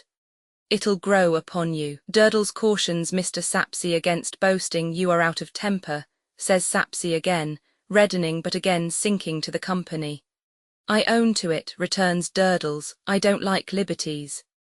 Mr. Sapsea winks a third wink to the company as who should say, I think you will agree with me that I have settled his business, and stalks out of the controversy. Durdles then gives the Dean a good evening, and adding as he puts his hat on, you'll find me at home. Mr. Jasper, as agreed, when you want me. I'm going home to clean myself, soon slouches out of sight. This going home to clean himself is one of the man's incomprehensible compromises with inexorable facts. He, and his hat, and his boots, and his clothes, never showing any trace of cleaning, but being uniformly in one condition of dust and grit. The lamplighter now dotting the quiet close with specks of light, and running at a great rate up and down his little ladder with that object. His little ladder under the sacred shadow of whose inconvenience generations had grown up, and which all Cloisterham would have stood aghast at the idea of abolishing. The Dean withdraws to his dinner, Mr. Tope to his tea, and Mr. Jasper to his piano. There, with no light but that of the fire, he sits chanting choir music in a low and beautiful voice for 2 or 3 hours. In short, until it has been for some time dark and the moon is about to rise. Then he closes his piano softly changes his coat for a pea jacket with a goodly wicker-cased bottle in its largest pocket, and putting on a low-crowned, flap-brimmed hat goes softly out. Why does he move so softly tonight? No outward reason is apparent for it. Can there be any sympathetic reason crouching darkly within him, repairing to Durdles's unfinished house, or hole in the city wall, and seeing a light within it? He softly picks his course among the gravestones, monuments, and stony lumber of the yard, already touched here and there sidewise by the rising moon. The 2 journeymen have left their 2 great saws sticking in their blocks of stone, and 2 skeleton journeymen out of the dance of death might be grinning in the shadow of their sheltering sentry boxes, about to slash away at cutting out the gravestones of the next 2 people destined to die in Cloisterham. Likely enough, the 2 think little of that now, being alive, and perhaps merry. Curious to make a guess at the 2, or say one of the 2. Ho, Durdles! The light moves and he appears with it at the door. He would seem to have been cleaning himself with the aid of a bottle, jug, and tumbler, for no other cleansing instruments are visible in the bare brick room with rafters overhead and no plastered ceiling into which he shows his visitor. Are you ready? I am ready, Mr. Jasper. Let the old uns come out if they dare when we go among their tombs. My spirit is ready for Do you mean animal spirits or ardent? The one's the t'other, answers Durdles, and I mean both. He takes a lantern from a hook, puts a match or 2 in his pocket wherewith to light it should there be need, and they go out together, dinner bundle and all. Surely an unaccountable sort of expedition, that Durdles himself, who is always prowling among old graves and ruins like a ghoul, that he should be stealing forth to climb and dive and wander without an object is nothing extraordinary. But that the choirmaster or anyone else should hold it worth his while to be with him, and to study moonlight effects in such company is another affair. Surely an unaccountable sort of expedition, therefore, where that there mound by the yard gate, Mr. Jasper. I see it, what is it? Lime. Mr. Jasper stops and waits for him to come up, for he lags behind. What you call quick lime? Aye, says Durdles, quick enough to eat your boots. With a little handy stirring quick enough to eat your bones. They go on, presently passing the red windows of the Traveller's Twopenny, and emerging into the clear moonlight of the Monk's Vineyard. This crossed, they come to Minor Canon Corner, of which the greater part lies in shadow until the moon shall rise higher in the sky. The sound of a closing house door strikes their ears, and 2 men come out. These are Mr. Crisparkle and Neville. Jasper, with a strange and sudden smile upon his face, lays the palm of his hand upon the breast of Durdles, stopping him where he stands, At that end of Minor Canon Corner the shadow is profound in the existing state of the light. At that end, too, there is a piece of old dwarf wall breast high, the only remaining boundary of what was once a garden but is now the thoroughfare. Jasper and Durdles would have turned this wall in another instant, but stopping so short, stand behind it. Those two are only sauntering, Jasper whispers. They will go out into the moonlight soon. Let us keep quiet here, or they will detain us or want to join us or what not. Durdles nods assent and falls to munching some fragments from his bundle. Jasper folds his arms upon the top of the wall, and with his chin resting on them watches. He takes no note whatever of the Minor Canon, but watches Neville, as though his eye were at the trigger of a loaded rifle, and he had covered him and were going to fire. A sense of destructive power is so expressed in his face that even Durdles pauses in his munching and looks at him, with an unmunched something in his cheek. Meanwhile Mr. Crisparkle and Neville walk to and fro, quietly talking together. What they say cannot be heard consecutively, but Mr. Jasper has already distinguished his own name more than once. This is the first day of the week, Mr. Crisparkle can be distinctly heard to observe as they turn back, and the last day of the week is Christmas Eve. You may be certain of me, sir. The echoes were favourable at those points, but as the two approach, the sound of their talking becomes confused again. The word confidence, shattered by the echoes but still capable of being pieced together, is uttered by Mr. Crisparkle.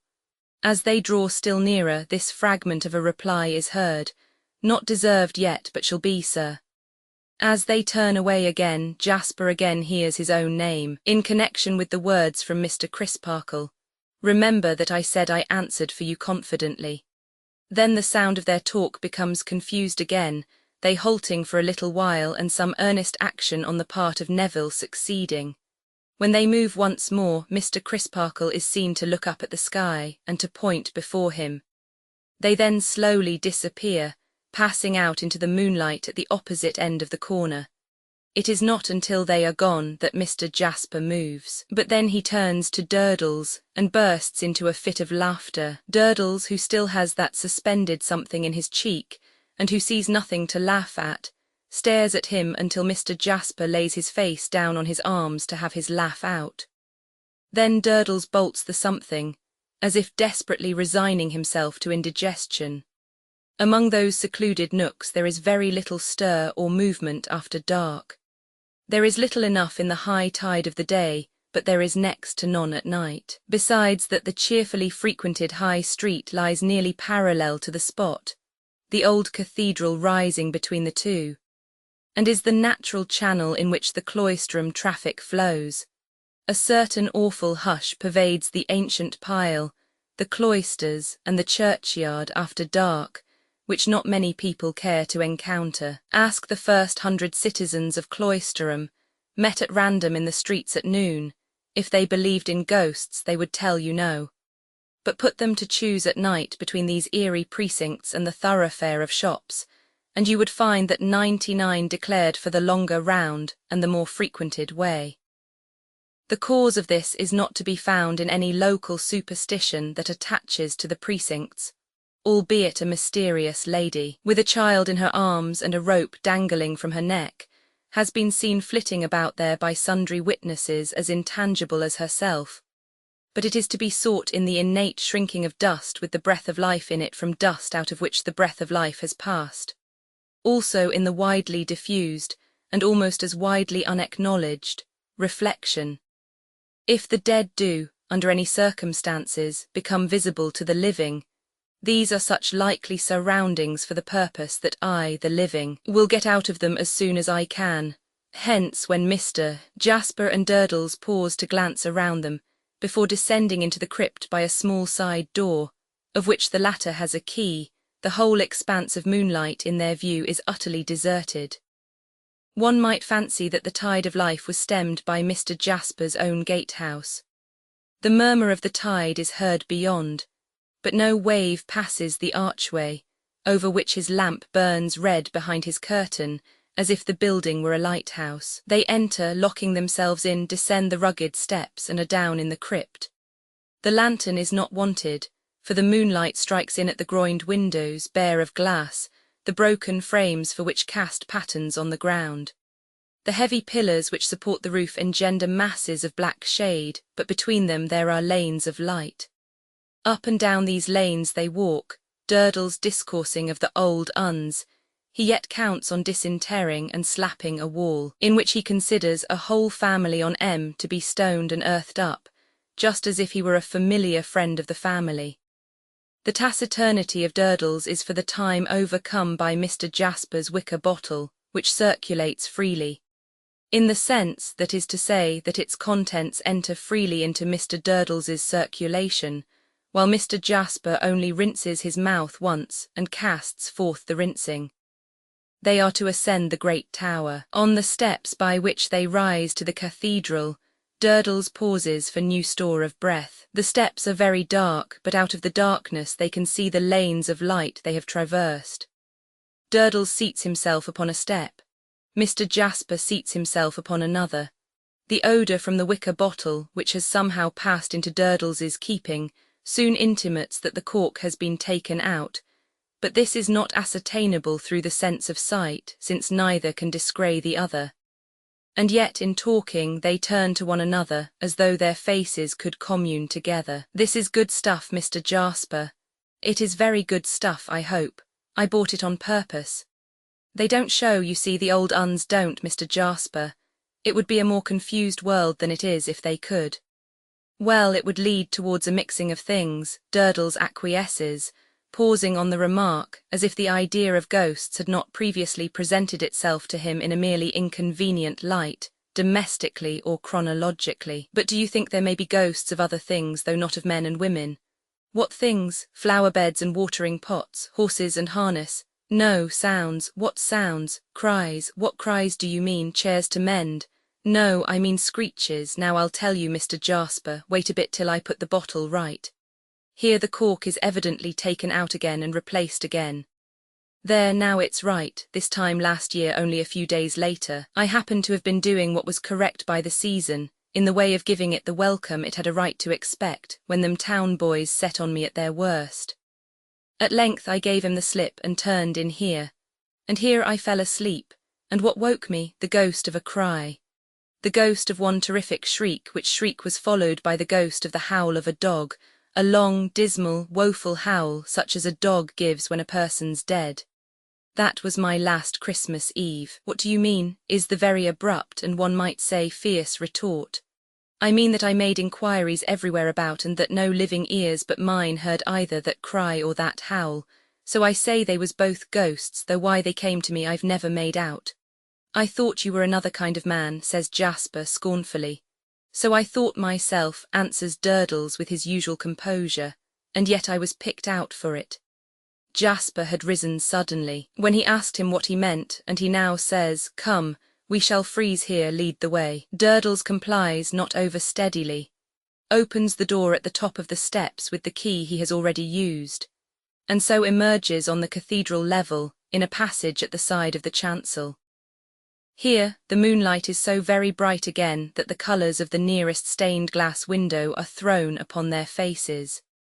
The appearance of the unconscious Durdles, holding the door open for his companion to follow, as if from the grave, is ghastly enough, with a purple hand across his face, and a yellow splash upon his brow, but he bears the close scrutiny of his companion in an insensible way, although it is prolonged while the latter fumbles among his pockets for a key confided to him that will open an iron gate, so to enable them to pass to the staircase of the great tower.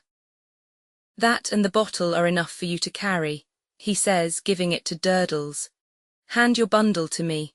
I am younger and longer-winded than you." Durdles hesitates for a moment between bundle and bottle, but gives the preference to the bottle as being by far the better company, and consigns the dry weight to his fellow explorer. Then they go up the winding staircase of the great tower, toilsomely, turning and lowering their heads to avoid the stairs above, or the rough stone pivot around which they twist. Durdles has lighted his lantern by drawing from the cold, hard wall a spark of that mysterious fire which lurks in everything, and guided by this speck, they clamber up among the cobwebs and the dust. Their way lies through strange places. Twice or thrice they emerge into level, low-arched galleries, whence they can look down into the moonlit nave, and where Durdles, waving his lantern, waves the dim angels' heads upon the corbels of the roof, seeming to watch their progress. Anon they turn into narrower and steeper staircases, and the night air begins to blow upon them, and the chirp of some startled jackdaw or frightened rook precedes the heavy beating of wings in a confined space, and the beating down of dust and straws upon their heads.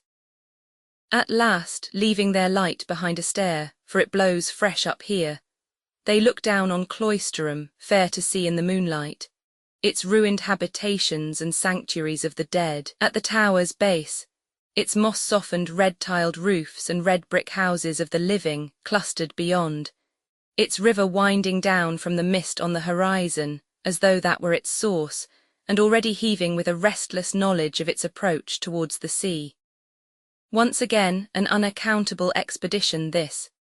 Jasper, always moving softly with no visible reason, contemplates the scene, and especially that stillest part of it which the cathedral overshadows. But he contemplates Durdles quite as curiously, and Durdles is by times conscious of his watchful eyes. Only by times, because Durdles is growing drowsy. As aeronauts lighten the load they carry when they wish to rise, similarly Durdles has lightened the wicker bottle in coming up. Snatches of sleep surprise him on his legs and stop him in his talk. A mild fit of calenture seizes him, in which he deems that the ground so far below is on a level with the tower, and would as lief walk off the tower into the air as not. Such is his state when they begin to come down. And as aeronauts make themselves heavier when they wish to descend, similarly Durdles charges himself with more liquid from the wicker bottle, that he may come down the better. The iron gate attained and locked, but not before Durdles has tumbled twice and cut an eyebrow open once. They descend into the crypt again, with the intent of issuing forth as they entered. But while returning among those lanes of light, Durdles becomes so very uncertain, both of foot and speech, that he half drops, half throws himself down by one of the heavy pillars, scarcely less heavy than itself, and indistinctly appeals to his companion for 40 winks of a second each. "If you will have it so, or must have it so," replies Jasper, "I'll not leave you here, take them while I walk to and fro." Durdles is asleep at once, and in his sleep he dreams a dream. It is not much of a dream, considering the vast extent of the domains of dreamland and their wonderful productions. It is only remarkable for being unusually restless and unusually real. He dreams of lying there asleep, and yet counting his companion's footsteps as he walks to and fro. He dreams that the footsteps die away into distance of time and of space, and that something touches him, and that something falls from his hand. Then something clinks and gropes about, and he dreams that he is alone for so long a time, that the lanes of light take new directions as the moon advances in her course. From succeeding unconsciousness, he passes into a dream of slow uneasiness from cold, and painfully awakes to a perception of the lanes of light, really changed, much as he had dreamed, and Jasper walking among them, beating his hands and feet. "Halloa," Durdles cries out, unmeaningly alarmed. "Awake at last," says Jasper, coming up to him. "Do you know that your 40s have stretched into thousands?" "No, they have though. What's the time?" "Hark, the bells are going in the tower, they strike 4 quarters, and then the great bell strikes." "2, cries Durdles, scrambling up. "Why didn't you try to wake me, Mr. Jasper?" "I did. I might as well have tried to wake the dead, your own family of dead up in the corner there." "Did you touch me?" "Touch you? Yes, shook you." As Durdles recalls that touching something in his dream, he looks down on the pavement and sees the key of the crypt door lying close to where he himself lay. "I dropped you, did I?" he says, picking it up and recalling that part of his dream. As he gathers himself up again into an upright position, or into a position as nearly upright as he ever maintains, he is again conscious of being watched by his companion. "Well," says Jasper, smiling, "are you quite ready? Pray don't hurry. Let me get my bundle right, Mr. Jasper, and I'm with you." As he ties it afresh, he is once more conscious that he is very narrowly observed. "What do you suspect me of, Mr. Jasper?" he asks with drunken displeasure. "Let them as has any suspicions of Durdles' name I've no suspicions of you, my good Mr. Durdles, but I have suspicions that my bottle was filled with something stiffer than either of us supposed. And I also have suspicions," Jasper adds, taking it from the pavement and turning it bottom upwards, "that it's empty." Durdles condescends to laugh at this, continuing to chuckle when his laugh is over, as though remonstrant with himself on his drinking powers. He rolls to the door and unlocks it. They both pass out, and Durdles relocks it and pockets his key. "1,000 thanks for a curious and interesting night," says Jasper, giving him his hand. "You can make your own way home." "I should think so," answers Durdles. If you was to offer Durdles the affront to show him his way home, he wouldn't go home. Durdles wouldn't go home till morning, and then Durdles wouldn't go home, Durdles wouldn't. This with the utmost defiance. "Good night, then." "Good night, Mr. Jasper." Each is turning his own way when a sharp whistle rends the silence and the jargon is yelped out. "Widdy widdy when, I ketches 'im out arter 10. Widdy widdy why. Then 'e don't go, then I shy widdy widdy wakecock warning." Instantly afterwards, a rapid fire of stones rattles at the cathedral wall and the hideous small boy is beheld opposite, dancing in the moonlight. "What is that baby devil on the watch there?" cries Jasper in a fury, so quickly roused and so violent that he seems an older devil himself. "I shall shed the blood of that impish wretch, I know I shall do it." Regardless of the fire, though it hits him more than once, he rushes at Deputy, collars him and tries to bring him across. But Deputy is not to be so easily brought across. With a diabolical insight into the strongest part of his position, he is no sooner taken by the throat than he curls up his legs, forces his assailant to hang him, as it were, and gurgles in his throat, and screws his body and twists, as already undergoing the first agonies of strangulation.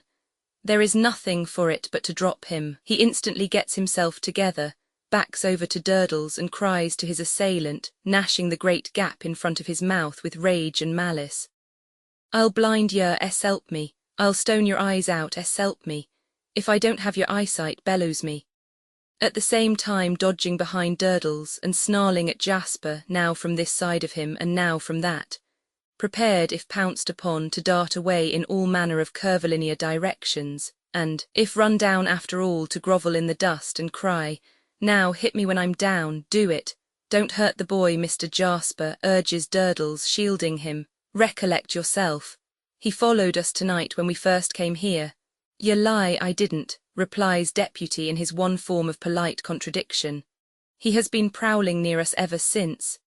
"You lie, I haven't," returns Deputy. "I'd only just come out for my 'ealth, when I see you two coming out of the Kinfrederal. If I ketches 'im out arter 10.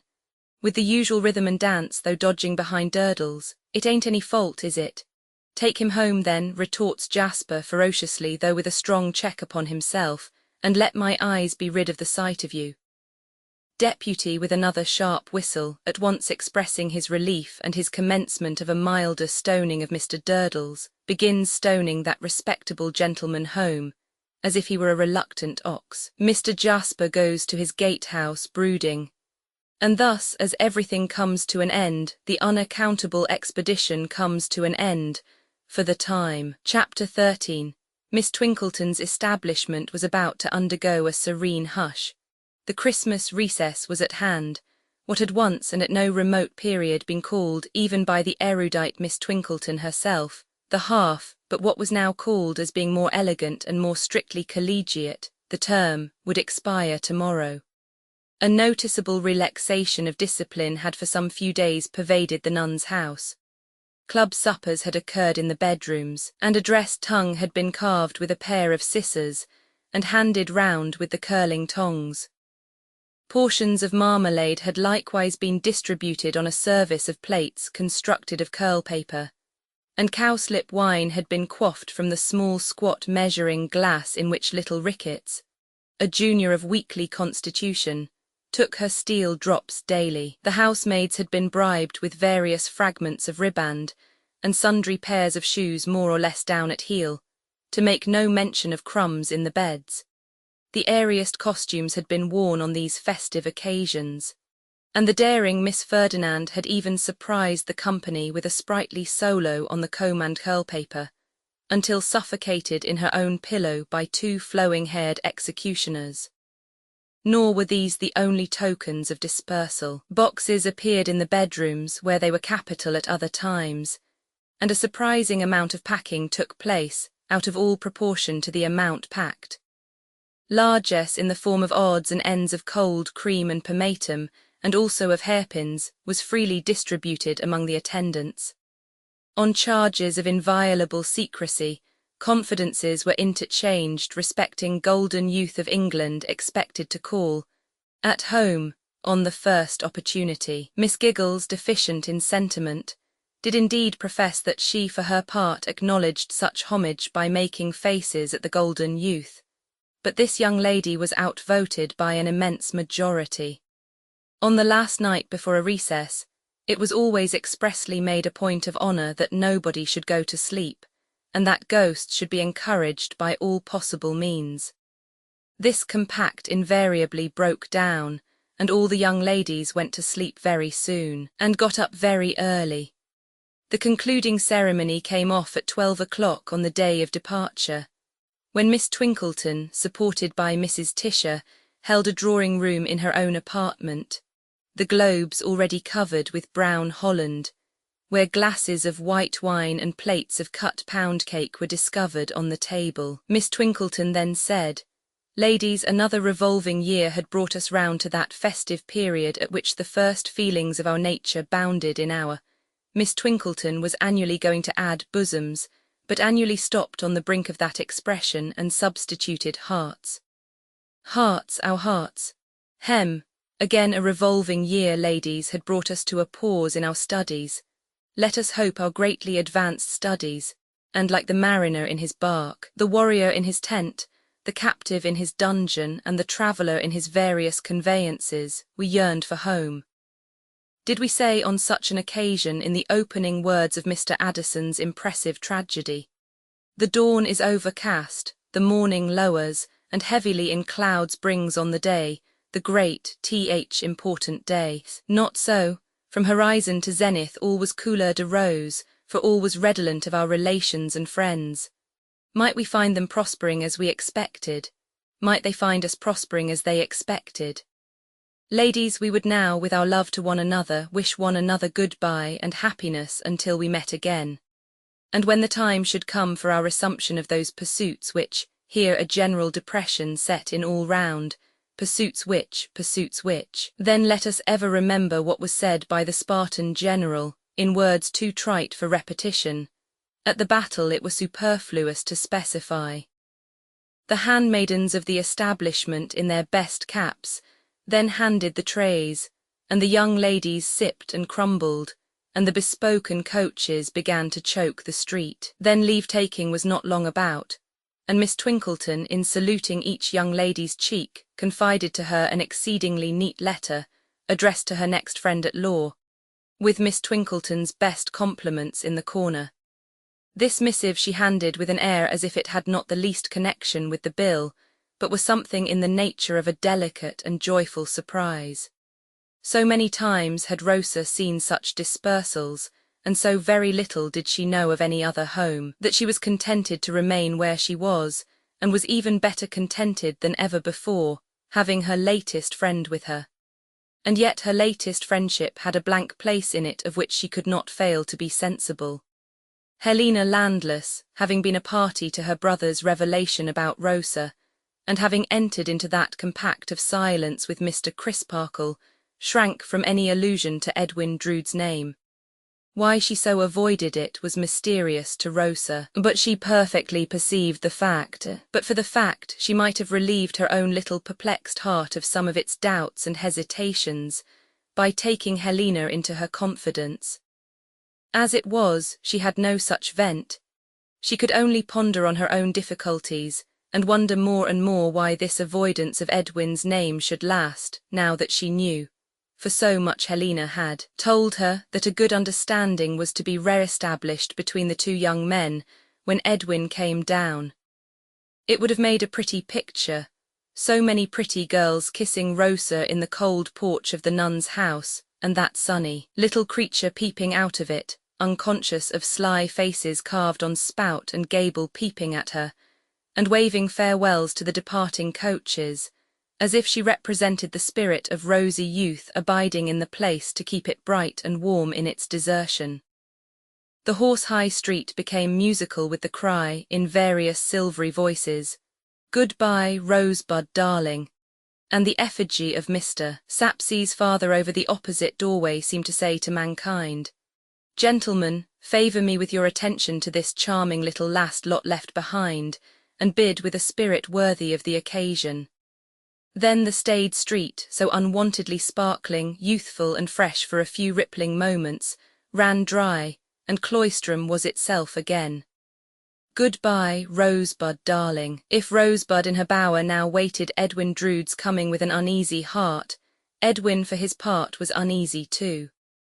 With far less force of purpose in his composition than the childish beauty, crowned by acclamation fairy queen of Miss Twinkleton's establishment, he had a conscience, and Mr. Grewgious had pricked it. That gentleman's steady convictions of what was right and what was wrong in such a case as his were neither to be frowned aside nor laughed aside. They would not be moved. But for the dinner in Staple Inn, and but for the ring he carried in the breast pocket of his coat, he would have drifted into their wedding day without another pause for real thought, loosely trusting that all would go well, left alone. But that serious putting him on his truth to the living and the dead had brought him to a check. He must either give the ring to Rosa, or he must take it back. Once put into this narrowed way of action, it was curious that he began to consider Rosa's claims upon him more unselfishly than he had ever considered them before, and began to be less sure of himself than he had ever been in all his easygoing days. "I will be guided by what she says, and by how we get on," was his decision, walking from the gatehouse to the nun's house. "Whatever comes of it, I will bear his words in mind, and try to be true to the living and the dead." Rosa was dressed for walking. She expected him. It was a bright, frosty day, and Miss Twinkleton had already graciously sanctioned fresh air.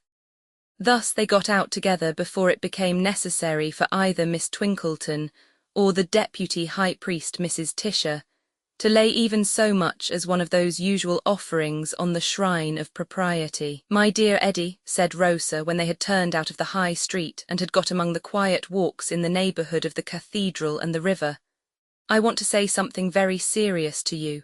I have been thinking about it for a long, long time. I want to be serious with you too, Rosa dear. I mean to be serious and earnest." "Thank you, Eddie. And you will not think me unkind because I begin, will you? You will not think I speak for myself only because I speak first. That would not be generous, would it? And I know you are generous." He said, "I hope I am not ungenerous to you, Rosa." He called her pussy no more, never again. "And there is no fear," pursued Rosa, "of our quarrelling, is there? Because, Eddie," clasping her hand on his arm, "we have so much reason to be very lenient to each other. We will be, Rosa. That's a dear good boy. Eddie, let us be courageous. Let us change to brother and sister from this day forth. Never be husband and wife. Never." Neither spoke again for a little while, but after that pause he said with some effort, "Of course I know that this has been in both our minds, Rosa, and of course I am in honour bound to confess freely that it does not originate with you." "No, nor with you, dear," she returned with pathetic earnestness. "That sprung up between us. You are not truly happy in our engagement. I am not truly happy in it. Oh, I am so sorry, so sorry." And there she broke into tears. "I am deeply sorry too, Rosa, deeply sorry for you. And I for you, poor boy, and I for you." This pure young feeling, this gentle and forbearing feeling of each towards the other, brought with it its reward in a softening light that seemed to shine on their position. The relations between them did not look wilful or capricious or a failure in such a light. They became elevated into something more self-denying, honourable, affectionate and true. "If we knew yesterday," said Rosa as she dried her eyes, "and we did know yesterday, and on many, many yesterdays, that we were far from right together in those relations which were not of our own choosing, what better could we do today than change them? It is natural that we should be sorry, and you see how sorry we both are, but how much better to be sorry now than then. When, Rosa? When it would be too late, and then we should be angry besides. Another silence fell upon them. And you know, said Rosa innocently, you couldn't like me then, and you can always like me now, for I shall not be a drag upon you or a worry to you. And I can always like you now, and your sister will not tease or trifle with you. I often did when I was not your sister, and I beg your pardon for it. Don't let us come to that, Rosa, or I shall want more pardoning than I like to think of. No, indeed, Eddie, you are too hard, my generous boy, upon yourself. Let us sit down, brother, on these ruins, and let me tell you how it was with us. I think I know, for I have considered about it very much since you were here last time. You liked me, didn't you? You thought I was a nice little thing. Everybody thinks that, Rosa. Do they? She knitted her brow musingly for a moment and then flashed out with the bright little induction. Well, but say they do. Surely it was not enough that you should think of me only as other people did. Now, was it? The point was not to be got over. It was not enough. And that is just what I mean. That is just how it was with us, said Rosa. You liked me very well, and you had grown used to me, and had grown used to the idea of our being married. You accepted the situation as an inevitable kind of thing, didn't you? It was to be, you thought, and why discuss or dispute it? It was new and strange to him to have himself presented to himself so clearly in a glass of her holding up. He had always patronized her, in his superiority to her share of woman's wit. Was that but another instance of something radically amiss in the terms on which they had been gliding towards a lifelong bondage? All this that I say of you is true of me as well, Eddie. Unless it was, I might not be bold enough to say it. Only the difference between us was that by little and little there crept into my mind a habit of thinking about it, instead of dismissing it. My life is not so busy as yours, you see, and I have not so many things to think of. So I thought about it very much, and I cried about it very much too, though that was not your fault, poor boy, when all at once my guardian came down to prepare for my leaving the nun's house. I tried to hint to him that I was not quite settled in my mind, but I hesitated and failed, and he didn't understand me. But he is a good, good man. And he put before me so kindly, and yet so strongly, how seriously we ought to consider in our circumstances, that I resolved to speak to you the next moment we were alone and grave. And if I seem to come to it easily just now because I came to it all at once, don't think it was so really, Eddie, for oh, it was very, very hard, and oh, I am very, very sorry. Her full heart broke into tears again. He put his arm about her waist, and they walked by the riverside together. Your guardian has spoken to me too, Rosa dear. I saw him before I left London. His right hand was in his breast, seeking the ring, but he checked it, as he thought, if I am to take it back, why should I tell her of it? And that made you more serious about it, didn't it, Eddie? And if I had not spoken to you as I have, you would have spoken to me. I hope you can tell me so. I don't like it to be all my doing, though it is so much better for us. Yes, I should have spoken, I should have put everything before you. I came intending to do it. But I never could have spoken to you as you have spoken to me, Rosa. Don't say you mean so coldly or unkindly, Eddie, please, if you can help it. I mean so sensibly and delicately, so wisely and affectionately. That's my dear brother. She kissed his hand in a little rapture. The dear girls will be dreadfully disappointed, added Rosa, laughing with the dewdrops glistening in her bright eyes. They have looked forward to it so, poor pets. Ah, but I fear it will be a worse disappointment to Jack, said Edwin Drood with a start. I never thought of Jack. Her swift and intent look at him as he said the words could no more be recalled than a flash of lightning can. But it appeared as though she would have instantly recalled it if she could, for she looked down, confused, and breathed quickly. You don't doubt it's being a blow to Jack, Rosa? She merely replied, and that evasively and hurriedly. Why should she? She had not thought about it. He seemed to her to have so little to do with it. My dear child, can you suppose that anyone so wrapped up in another, Mrs. Tope's expression, not mine, as Jack is in me, could fail to be struck all of a heap by such a sudden and complete change in my life? I say sudden because it will be sudden to him, you know. She nodded twice or thrice, and her lips parted as if she would have assented. but she uttered no sound, and her breathing was no slower. "How shall I tell Jack?" said Edwin, ruminating. If he had been less occupied with the thought, he must have seen her singular emotion. "I never thought of Jack. It must be broken to him before the town crier knows it. I dine with the dear fellow tomorrow and next day, Christmas Eve and Christmas Day, but it would never do to spoil his feast days. He always worries about me and moddly-coddlies in the merest trifles. The news is sure to overset him. How on earth shall this be broken to Jack?" "He must be told, I suppose," said Rosa. "My dear Rosa, who ought to be in our confidence if not Jack. My guardian promised to come down if I should write and ask him. I am going to do so. Would you like to leave it to him?" "A bright idea," cried Edwin. "The other trustee, nothing more natural. He comes down, he goes to Jack, he relates what we have agreed upon, and he states our case better than we could. He has already spoken feelingly to you, he has already spoken feelingly to me, and he'll put the whole thing feelingly to Jack. That's it. I am not a coward, Rosa, but to tell you a secret, I am a little afraid of Jack." "No, no, you are not afraid of him," cried Rosa, turning white and clasping her hands. "Why, Sister Rosa, what do you see from the turret?" said Edwin, rallying her. "My dear girl, you frightened me. Most unintentionally, but I am as sorry as if I had meant to do it. Could you possibly suppose for a moment, from any loose way of speaking of mine, that I was literally afraid of the dear fond fellow? What I mean is, that he is subject to a kind of paroxysm or fit. I saw him in it once, and I don't know but that so great a surprise, coming upon him direct from me whom he is so wrapped up in, might bring it on perhaps, which, and this is the secret I was going to tell you, is another reason for your guardian's making the communication. He is so steady, precise, and exact that he will talk Jack's thoughts into shape in no time, whereas with me Jack is always impulsive and hurried, and I may say almost womanish." Rosa seemed convinced.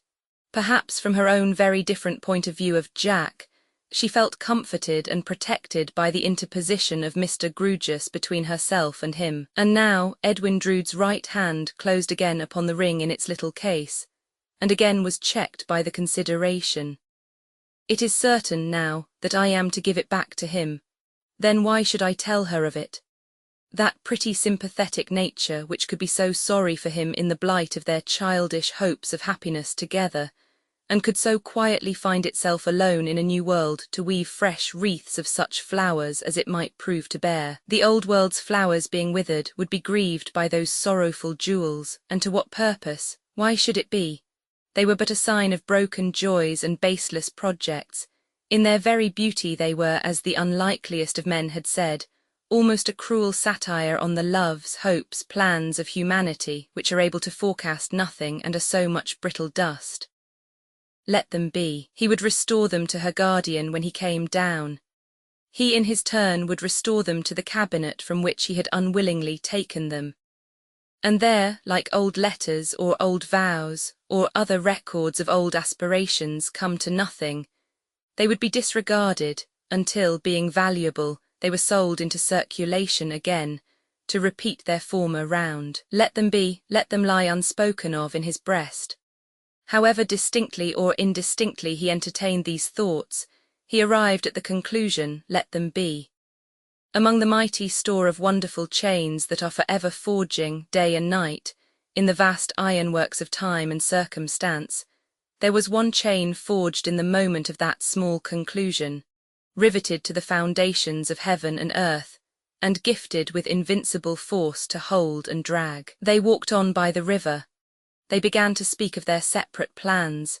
He would quicken his departure from England, and she would remain where she was, at least as long as Helena remained. The poor dear girls should have their disappointment broken to them gently, and as the first preliminary, Miss Twinkleton should be confided in by Rosa, even in advance of the reappearance of Mr. Grewgious. It should be made clear in all quarters that she and Edwin were the best of friends. There had never been so serene an understanding between them since they were first affianced. And yet there was one reservation on each side. On hers, that she intended through her guardian to withdraw herself immediately from the tuition of her music master. On his, that he did already entertain some wandering speculations whether it might ever come to pass that he would know more of Miss Landless. The bright, frosty day declined as they walked and spoke together. The sun dipped in the river far behind them, and the old city lay red before them as their walk drew to a close. The moaning water cast its seaweed duskily at their feet when they turned to leave its margin, and the rooks hovered above them with hoarse cries, darker splashes in the darkening air.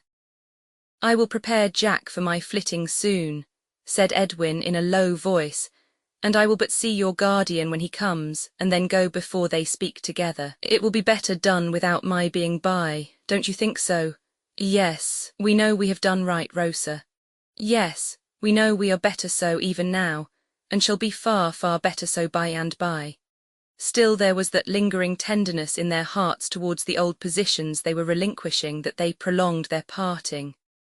When they came among the elm trees by the cathedral where they had last sat together, they stopped as by consent, and Rosa raised her face to his as she had never raised it in the old days, for they were old already. "God bless you, dear, good-bye. God bless you, dear, good-bye." They kissed each other fervently. "Now, please take me home, Eddie, and let me be by myself. Don't look round, Rosa," he cautioned her as he drew her arm through his and led her away. "Didn't you see Jack?" "No, where?" "Under the trees. He saw us as we took leave of each other. Poor fellow, he little thinks we have parted. This will be a blow to him, I am much afraid." She hurried on without resting, and hurried on until they had passed under the gatehouse into the street. Once there, she asked, "Has he followed us? You can look without seeming to. Is he behind?" "No. Yes, he is. He has just passed out under the gateway.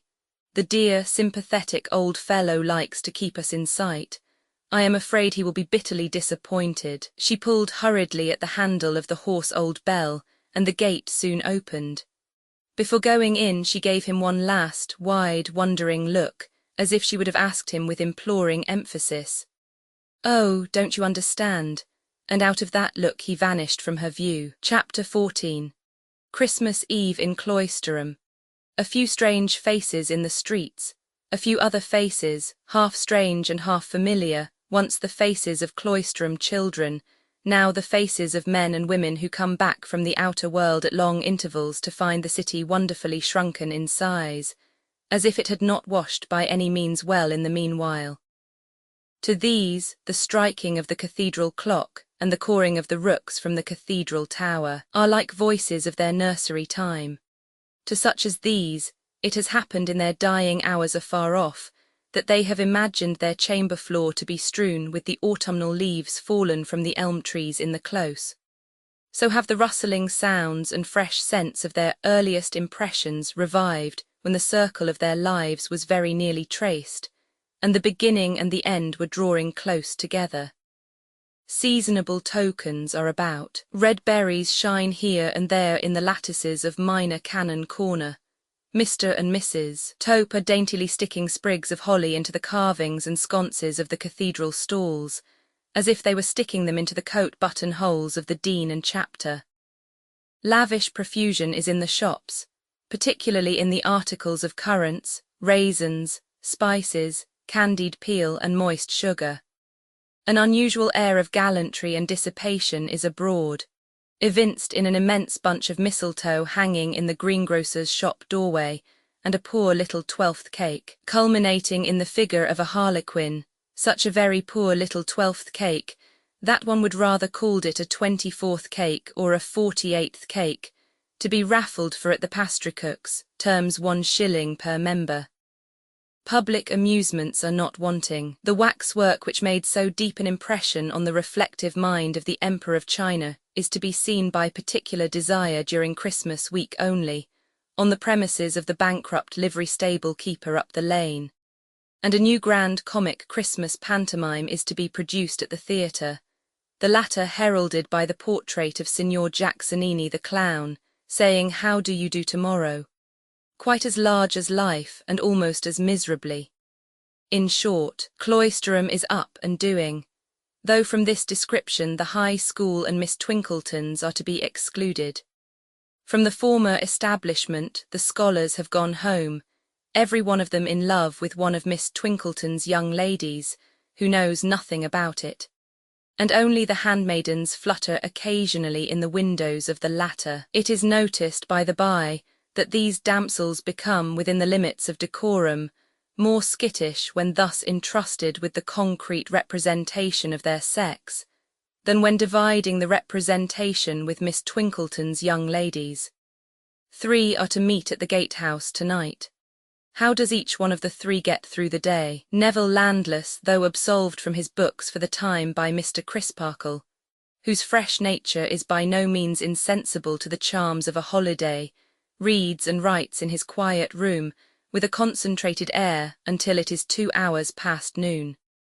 He then sets himself to clearing his table, to arranging his books, and to tearing up and burning his stray papers. He makes a clean sweep of all untidy accumulations, puts all his drawers in order, and leaves no note or scrap of paper undestroyed, save such memoranda as bear directly on his studies. This done, he turns to his wardrobe, selects a few articles of ordinary wear, among them change of stout shoes and socks for walking, and packs these in a knapsack. This knapsack is new, and he bought it in the High Street yesterday.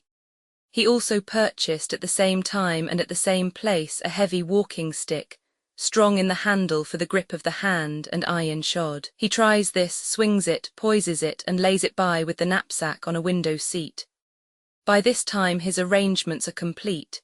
He dresses for going out, and is in the act of going, indeed has left his room, and has met the minor canon on the staircase, coming out of his bedroom upon the same story, when he turns back again for his walking stick, thinking he will carry it now. Mr. Crisparkle, who has paused on the staircase, sees it in his hand on his immediately reappearing, takes it from him and asks him with a smile how he chooses a stick. Really, I don't know that I understand the subject, he answers. I chose it for its weight. Much too heavy, Neville, much too heavy. To rest upon in a long walk, sir. Rest upon, repeats Mr. Crisparkle, throwing himself into pedestrian form. You don't rest upon it, you merely balance with it. I shall know better with practice, sir. I have not lived in a walking country, you know. True, he says Mr. Crisparkle. Get into a little training, and we will have a few score miles together. I should leave you nowhere now. Do you come back before dinner? I think not, as we dine early. Mr. Crisparkle gives him a bright nod and a cheerful goodbye, expressing, not without intention, absolute confidence and ease. Neville repairs to the nun's house and requests that Miss Landless may be informed that her brother is there by appointment. He waits at the gate, not even crossing the threshold, for he is on his parole not to put himself in Rosa's way. His sister is at least as mindful of the obligation they have taken on themselves as he can be, and loses not a moment in joining him. They meet affectionately, avoid lingering there, and walk towards the upper inland country. I am not going to tread upon forbidden ground, Helena, says Neville, when they have walked some distance and are turning. You will understand in another moment that I cannot help referring to, what shall I say? My infatuation. Had you not better avoid it, Neville? You know that I can hear nothing. You can hear, my dear, what Mr. Crisparkle has heard, and heard with approval. Yes, I can hear so much. Well, it is this. I am not only unsettled and unhappy myself, but I am conscious of unsettling and interfering with other people. How do I know that, but for my unfortunate presence, you and the rest of that former party, our engaging guardian excepted, might be dining cheerfully in Minor Canon Corner tomorrow. Indeed, it probably would be so. I can see too well that I am not high in the old lady's opinion, and it is easy to understand what an irksome clog I must be upon the hospitalities of her orderly house, especially at this time of year, when I must be kept asunder from this person, and there is such a reason for my not being brought into contact with that person, and an unfavourable reputation has preceded me with such another person, and so on. I have put this very gently to Mr. Crisparkle, for you know his self-denying ways, but still I have put it. What I have laid much greater stress upon at the same time is, that I am engaged in a miserable struggle with myself, and that a little change and absence may enable me to come through it the better. So, the weather being bright and hard, I am going on a walking expedition, and intend taking myself out of everybody's way, my own included, I hope, tomorrow morning. When to come back? In a fortnight. And going quite alone. I am much better without company, even if there were anyone but you to bear me company, my dear Helena. Mr. Crisparkle entirely agrees, you say? Entirely. I am not sure but that at first he was inclined to think it rather a moody scheme, and one that might do a brooding mind harm. But we took a moonlight walk last Monday night to talk it over at leisure, and I represented the case to him as it really is. I showed him that I do want to conquer myself, and that this evening well got over, it is surely better that I should be away from here just now than here. I could hardly help meeting certain people walking together here, and that could do no good, and is certainly not the way to forget. A fortnight hence that chance will probably be over for the time, and when it again arises for the last time, why, I can again go away. Father, I really do feel hopeful of bracing exercise and wholesome fatigue.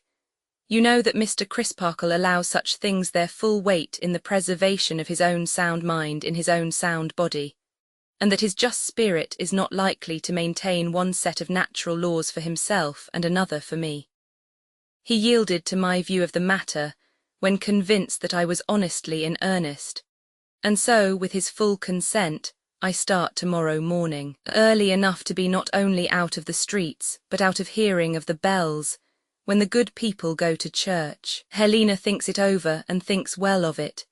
Mr. Crisparkle doing so, she would do so, but she does originally out of her own mind think well of it as a healthy project, denoting a sincere endeavour and an active attempt at self-correction.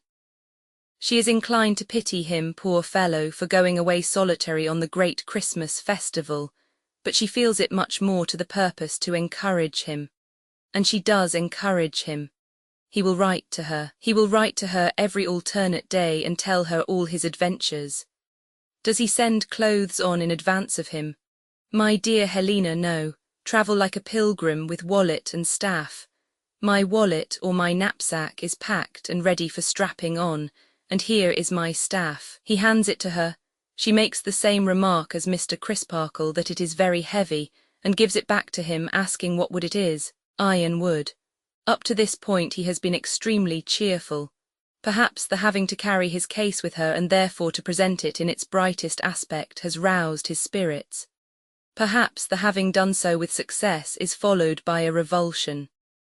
As the day closes in and the city lights begin to spring up before them, he grows depressed. I wish I were not going to this dinner, Helena. Dear Neville, is it worthwhile to care much about it? Think how soon it will be over. How soon it will be over, he repeats gloomily. Yes, but I don't like it. There may be a moment's awkwardness, she cheeringly represents to him, but it can only last a moment. He is quite sure of himself. I wish I felt as sure of everything else as I feel of myself, he answers her. How strangely you speak, dear. What do you mean? Helena, I don't know. I only know that I don't like it. What a strange, dead weight there is in the air. She calls his attention to those copperous clouds beyond the river and says that the wind is rising. He scarcely speaks again until he takes leave of her at the gate of the nun's house. She does not immediately enter when they have parted, but remains looking after him along the street. Twice he passes the gatehouse, reluctant to enter. At length, the cathedral clock chiming 1/4, with a rapid turn he hurries in, and so he goes up the postern stair. Edwin Drood passes a solitary day. Something of deeper moment than he had thought has gone out of his life, and in the silence of his own chamber he wept for it last night. Though the image of Miss Landless still hovers in the background of his mind, the pretty little affectionate creature, so much firmer and wiser than he had supposed, occupies its stronghold. It is with some misgiving of his own unworthiness that he thinks of her, and of what they might have been to one another if he had been more in earnest some time ago, if he had set a higher value on her, if instead of accepting his lot in life as an inheritance of course, he had studied the right way to its appreciation and enhancement. And still, for all this, and though there is a sharp heartache in all this, the vanity and caprice of youth sustain that handsome figure of Miss Landless in the background of his mind. That was a curious look of Rosa's when they parted at the gate. Did it mean that she saw below the surface of his thoughts and down into their twilight depths? Scarcely that, for it was a look of astonished and keen inquiry. He decides that he cannot understand it, though it was remarkably expressive. As he only waits for Mr. Grewgious now, and will depart immediately after having seen him, he takes a sauntering leave of the ancient city and its neighbourhood. He recalls the time when Rosa and he walked here or there mere children, full of the dignity of being engaged. Poor children, he thinks with a pitying sadness. Finding that his watch has stopped, he turns into the jeweller's shop to have it wound and set. The jeweller is knowing on the subject of a bracelet which he begs leave to submit in a general and quite aimless way. It would suit, he considers, a young bride to perfection, especially if of a rather diminutive style of beauty. Finding the bracelet but coldly looked at, the jeweller invites attention to a tray of rings for gentlemen. Here is a style of ring now, he remarks, a very chaste signet, which gentlemen are much given to purchasing when changing their condition. A ring of a very responsible appearance. With the date of their wedding day engraved inside, several gentlemen have preferred it to any other kind of memento. The rings are as coldly viewed as the bracelet. Edwin tells the tempter that he wears no jewellery but his watch and chain, which were his father's, and his shirt-pin. That I was aware of, is the jeweller's reply, for Mr. Jasper dropped in for a watch-glass the other day, and in fact I showed these articles to him, remarking that if he should wish to make a present to a gentleman relative on any particular occasion. But he said with a smile that he had an inventory in his mind of all the jewellery his gentleman relative ever wore, namely, his watch and chain and his shirt-pin. Still, the jeweller considers that might not apply to all times, though applying to the present time. 20 minutes past 2, Mr. Drood, I set your watch at. Let me recommend you not to let it run down, sir.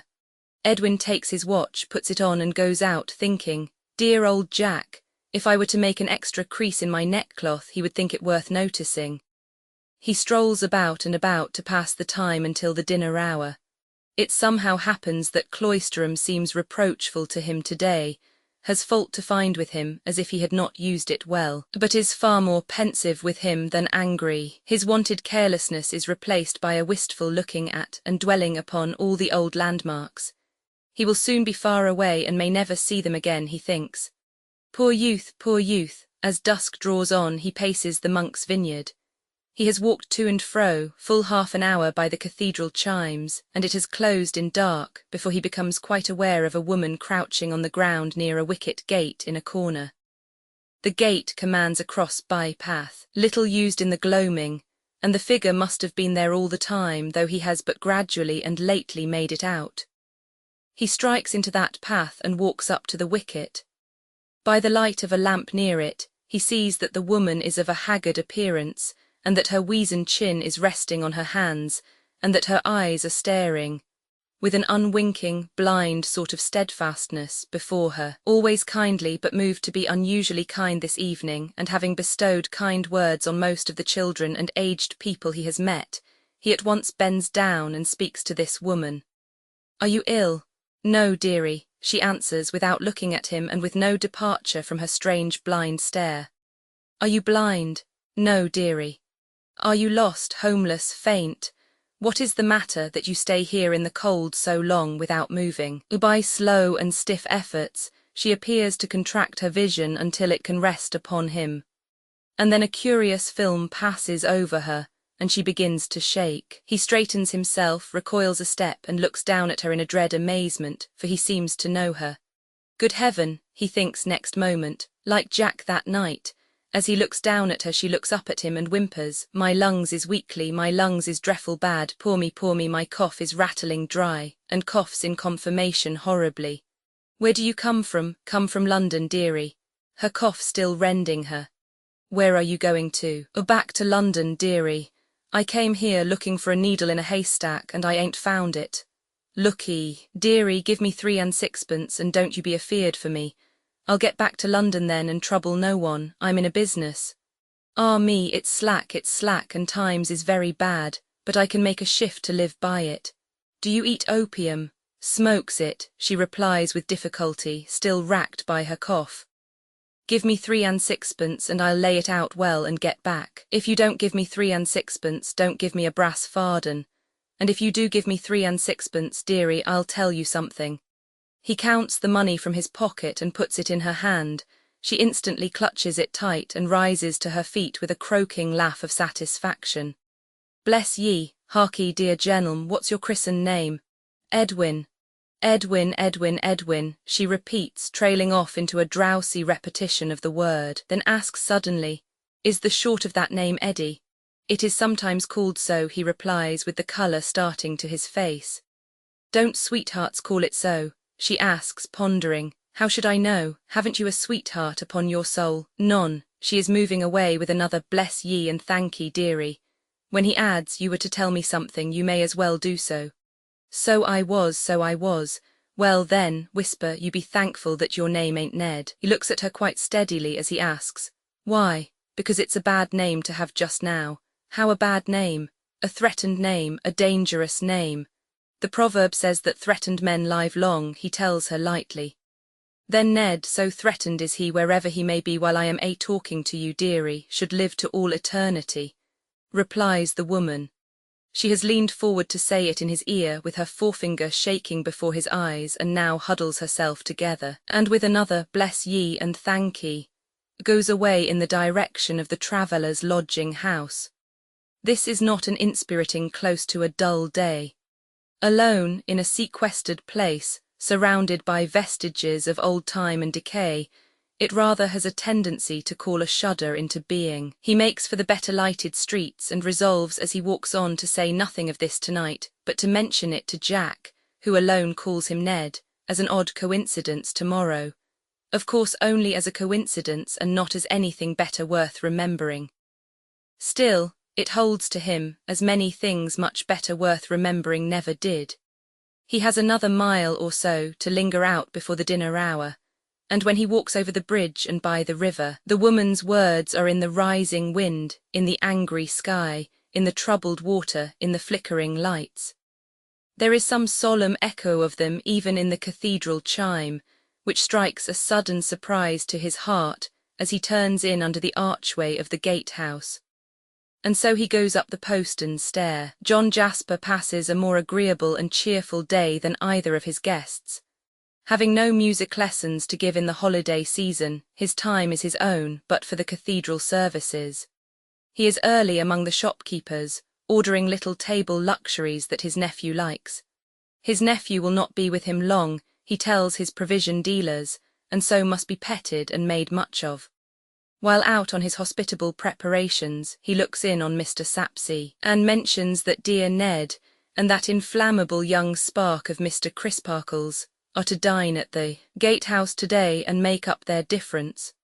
Mr. Sapsea is by no means friendly towards the inflammable young spark. He says that his complexion is un-English. And when Mr. Sapsea has once declared anything to be un-English, he considers that thing everlastingly sunk in the bottomless pit. John Jasper is truly sorry to hear Mr. Sapsea speak thus, for he knows right well that Mr. Sapsea never speaks without a meaning and that he has a subtle trick of being right. Mr. Sapsea, by a very remarkable coincidence, is of exactly that opinion. Mr. Jasper is in beautiful voice this day. In the pathetic supplication to have his heart inclined to keep this law, he quite astonishes his fellows by his melodious power.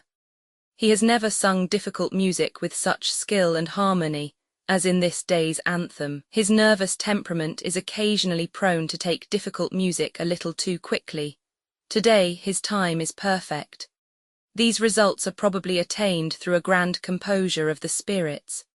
The mere mechanism of his throat is a little tender, for he wears, both with his singing robe and with his ordinary dress, a large black scarf of strong, close-woven silk, slung loosely round his neck. But his composure is so noticeable that Mr. Crisparkle speaks of it as they come out from vespers. I must thank you, Jasper, for the pleasure with which I have heard you today. Beautiful, delightful, you could not have so outdone yourself, I hope, without being wonderfully well. I am wonderfully well. Nothing unequal, says the minor canon with a smooth motion of his hand, Nothing unsteady, nothing forced, nothing avoided, all thoroughly done in a masterly manner with perfect self-command. Thank you, I hope so if it is not too much to say. One would think, Jasper, you had been trying a new medicine for that occasional indisposition of yours.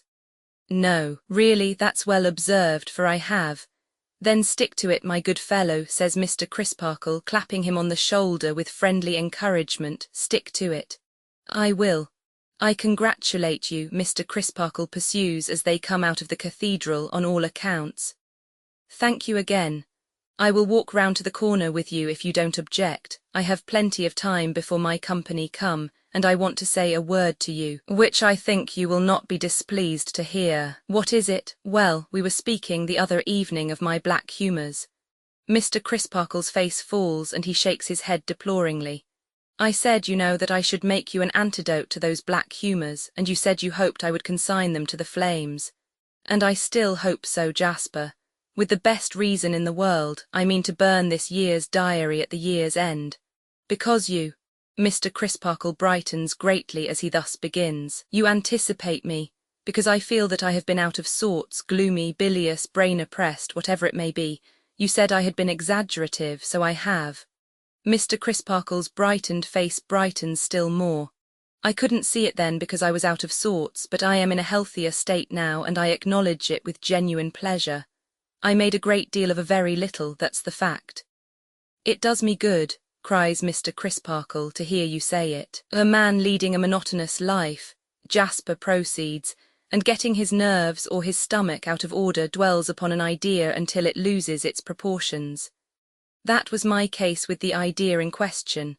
So I shall burn the evidence of my case when the book is full and begin the next volume with a clearer vision. This is better, says Mr. Crisparkle, stopping at the steps of his own door to shake hands, than I could have hoped. Why, naturally, returns Jasper, you had but little reason to hope that I should become more like yourself.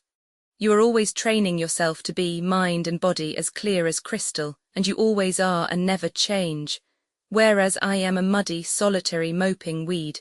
However, I have got over that mope. Shall I wait while you ask if Mr. Neville has left for my place? If not, he and I may walk round together.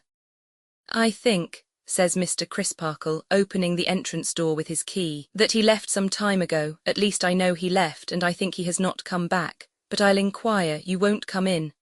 My company wait, said Jasper with a smile. The minor canon disappears and in a few moments returns. As he thought, Mr. Neville has not come back. Indeed, as he remembers now, Mr. Neville said he would probably go straight to the gatehouse. Bad manners in a host, says Jasper. My company will be there before me. What will you bet that I don't find my company embracing? I will bet, or I would if ever I did bet, returns Mr. Crisparkle, that your company will have a gay entertainer this evening. Jasper nods and laughs good night.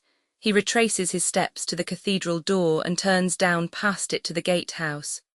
He sings in a low voice and with delicate expression as he walks along. It still seems as if a false note were not within his power tonight, and as if nothing could hurry or retard him.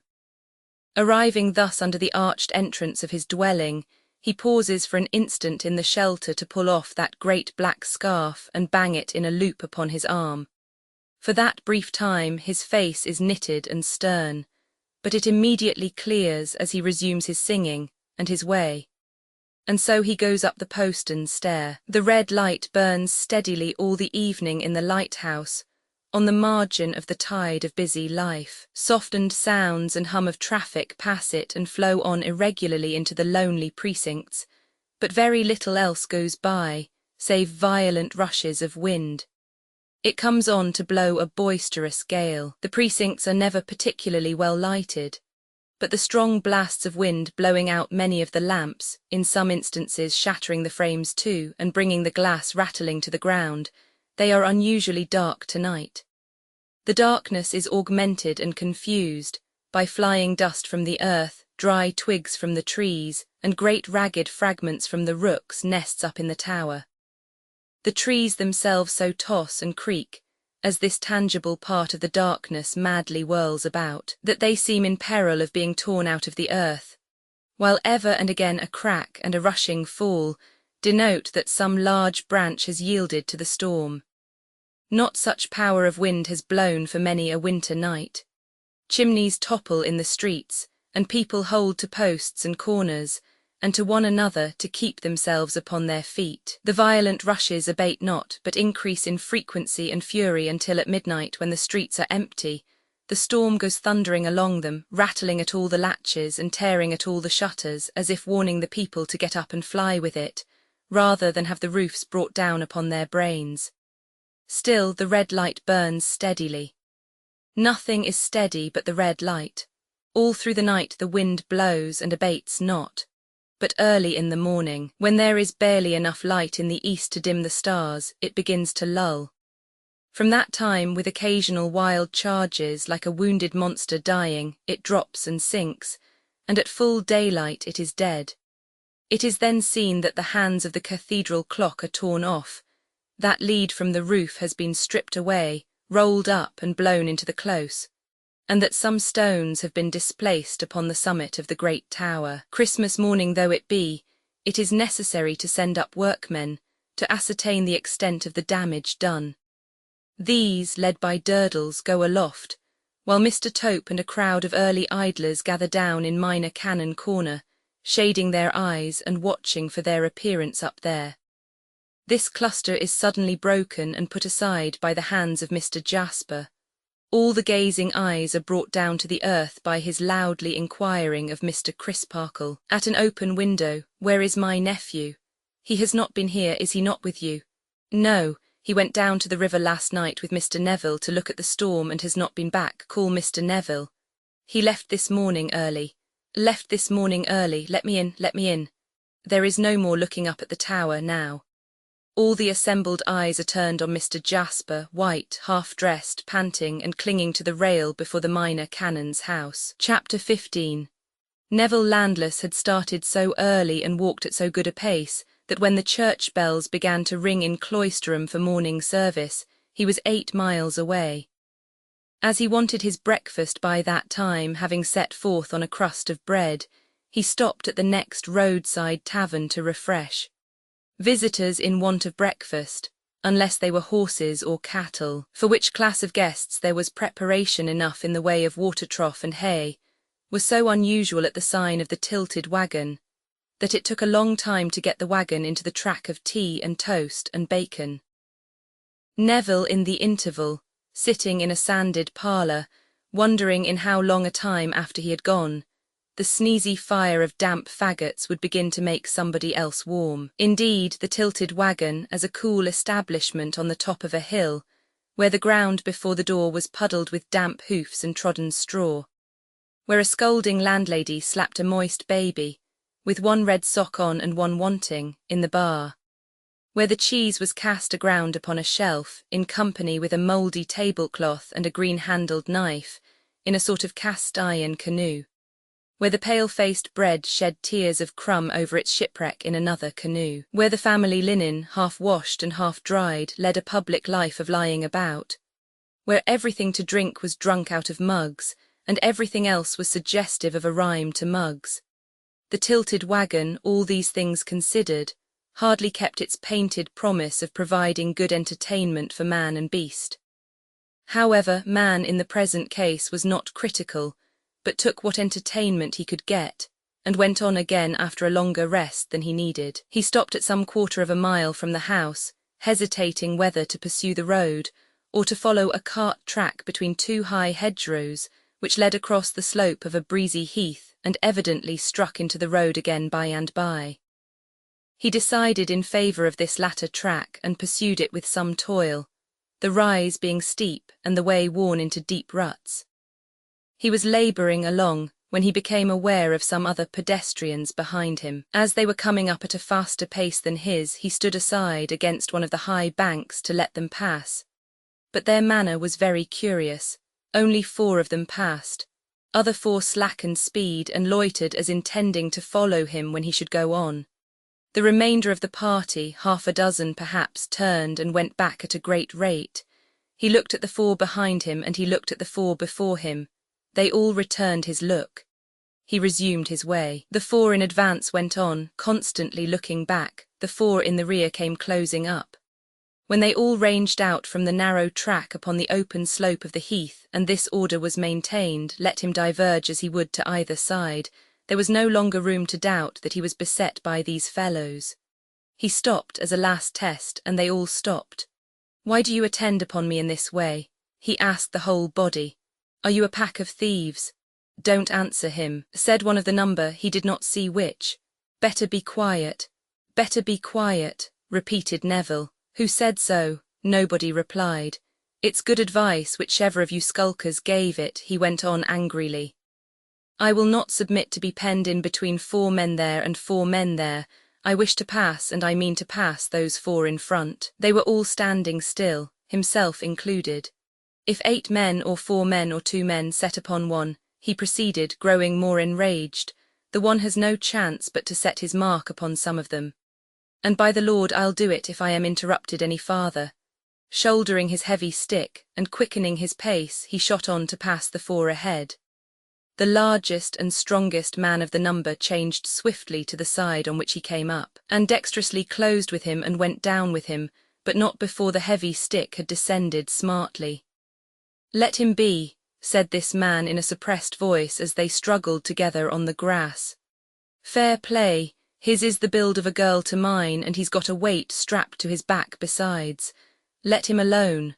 I'll manage him." After a little rolling about in a close scuffle which caused the faces of both to be besmeared with blood, the man took his knee from Neville's chest and rose, saying, "There, now take him arm in arm, any 2 of you."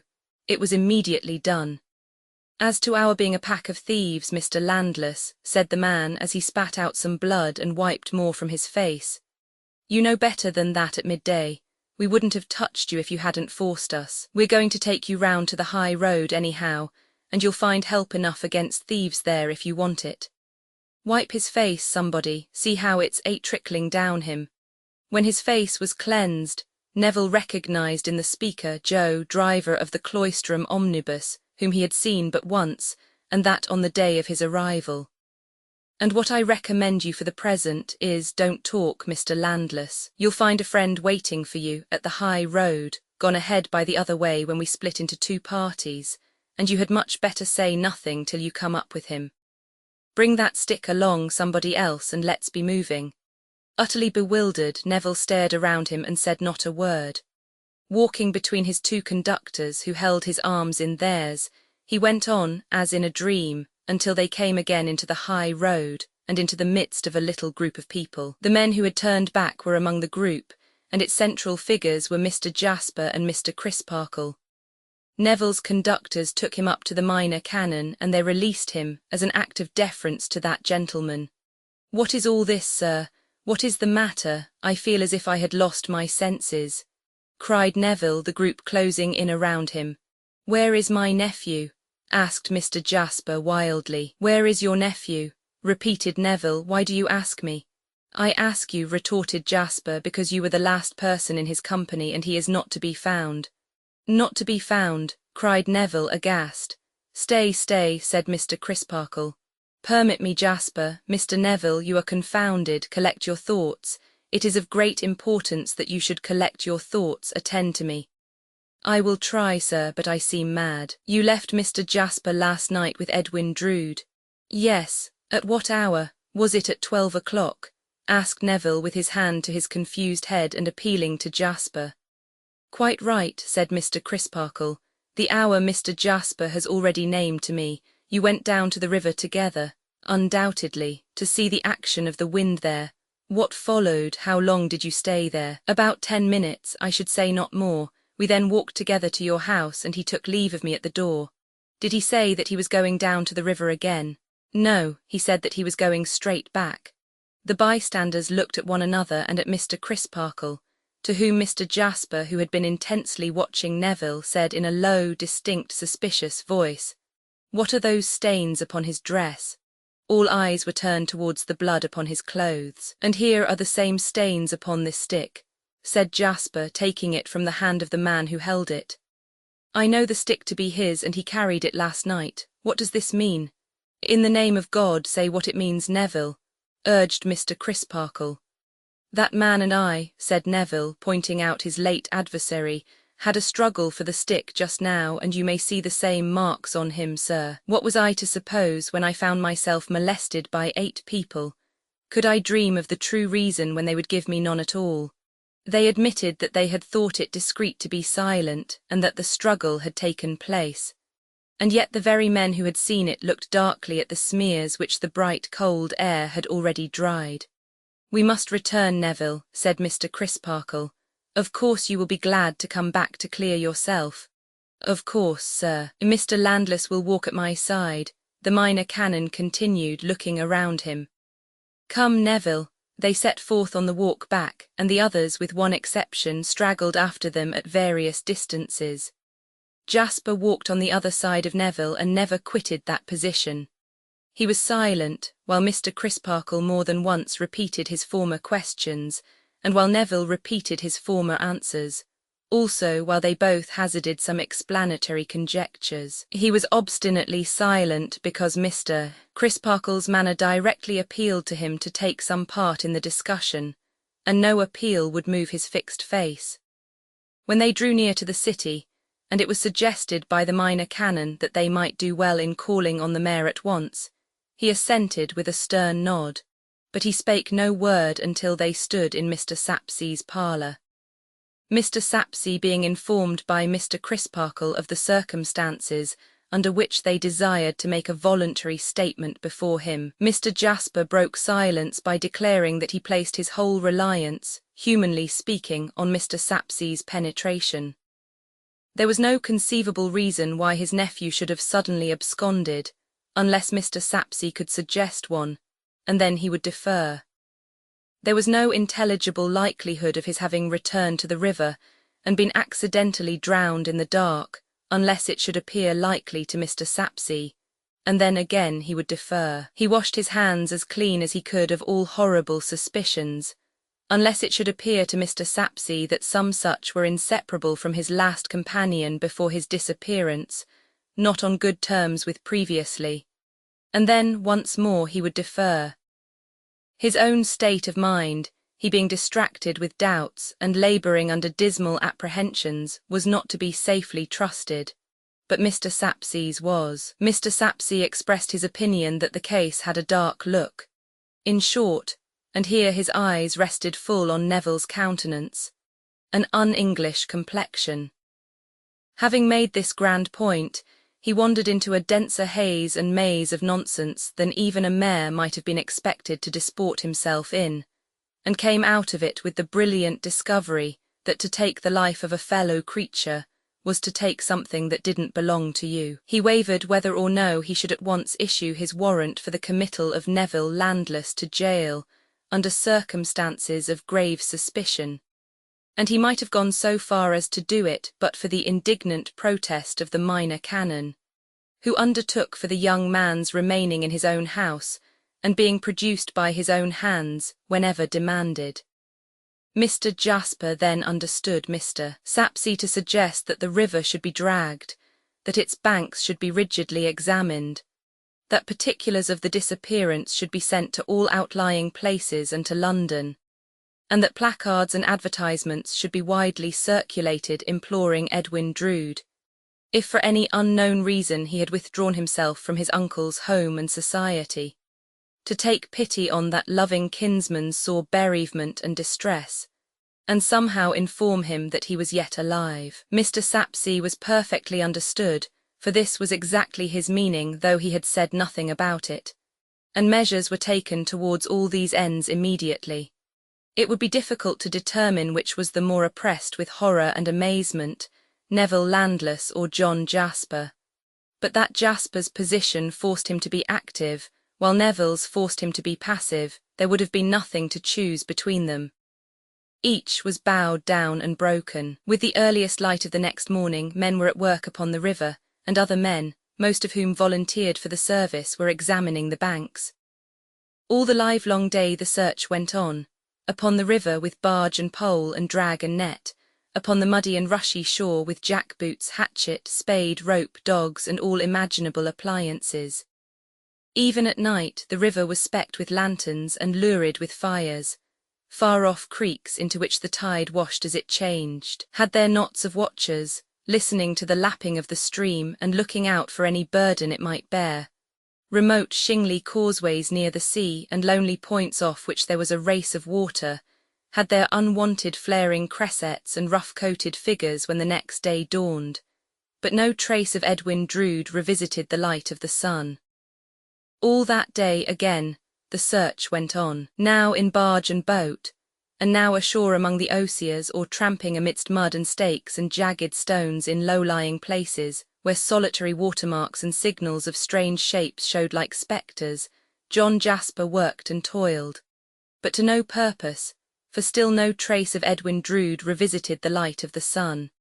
Setting his watches for that night again, so that vigilant eyes should be kept on every change of tide, he went home exhausted, unkempt and disordered, bedaubed with mud that had dried upon him, and with much of his clothing torn to rags. He had but just dropped into his easy-chair when Mr. Grewgious stood before him. "This is strange news," said Mr. Grewgious. "Strange and fearful news." Jasper had merely lifted up his heavy eyes to say it, and now dropped them again as he drooped, worn out, over one side of his easy-chair. Mr. Grewgious smoothed his head and face and stood looking at the fire. "How is your ward?" asked Jasper after a time in a faint, fatigued voice. "Poor little thing, you may imagine her condition." "Have you seen his sister?" inquired Jasper as before. "Whose?" The curtness of the counter-question and the cool, slow manner in which, as he put it, Mr. Grewgious moved his eyes from the fire to his companion's face might at any other time have been exasperating. In his depression and exhaustion, Jasper merely opened his eyes to say, "The suspected young man's." "Do you suspect him?" asked Mr. Grewgious. "I don't know what to think, I cannot make up my mind." "Nor I," said Mr. Grewgious. "But as you spoke of him as the suspected young man, I thought you had made up your mind." "I have just left Miss Landless. Mr. Grewgious has his suspicions. What is her state?" "Defiance of all suspicion and unbounded faith in her brother." "Poor thing. However," pursued Mr. Grewgious, "it is not of her that I came to speak. It is of my ward. I have a communication to make that will surprise you. At least it has surprised me." Jasper, with a groaning sigh, turned wearily in his chair. "Shall I put it off till tomorrow?" said Mr. Grewgious.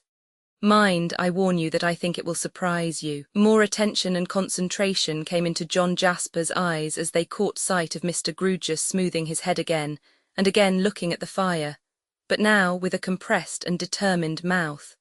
"What is it?" demanded Jasper, becoming upright in his chair. "To be sure," said Mr. Grewgious, provokingly slowly and internally as he kept his eyes on the fire. "I might have known it sooner. She gave me the opening, but I am such an exceedingly angular man that it never occurred to me. I took all for granted." "What is it?" demanded Jasper once more. Mr. Grewgious, alternately opening and shutting the palms of his hands as he warmed them at the fire, and looking fixedly at him sideways, and never changing either his action or his look in all that followed, went on to reply.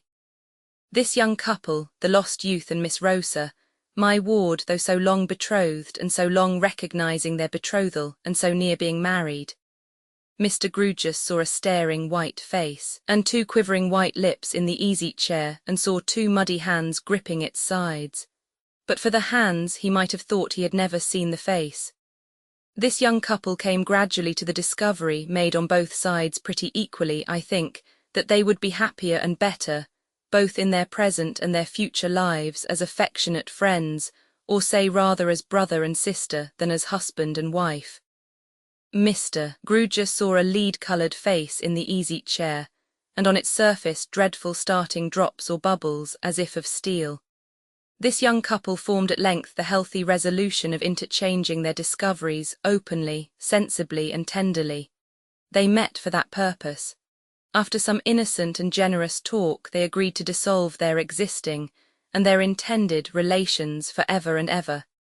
Mr. Grewgious saw a ghastly figure rise, open-mouthed, from the easy-chair, and lift its outspread hands towards its head. "One of this young couple, and that one your nephew, fearful, however, that in the tenderness of your affection for him you would be bitterly disappointed by so wide a departure from his projected life, forbore to tell you the secret for a few days, and left it to be disclosed by me, when I should come down to speak to you, and he would be gone. I speak to you, and he is gone. Mr. Grewgious saw the ghastly figure throw back its head, clutch its hair with its hands, and turn with a writhing action from him. I have now said all I have to say, except that this young couple parted firmly, though not without tears and sorrow, on the evening when you last saw them together. Mr. Grewgious heard a terrible shriek, and saw no ghastly figure, sitting or standing, saw nothing but a heap of torn and miry clothes upon the floor. Not changing his action even then, he opened and shut the palms of his hands as he warmed them and looked down at it. Chapter 16. When John Jasper recovered from his fit or swoon, he found himself being tended by Mr. and Mrs. Tope, whom his visitor had summoned for the purpose. His visitor, wooden of aspect, sat stiffly in a chair with his hands upon his knees, watching his recovery. "There, you've come to nicely now, sir," said the tearful Mrs. Tope. "You were thoroughly worn out, and no wonder."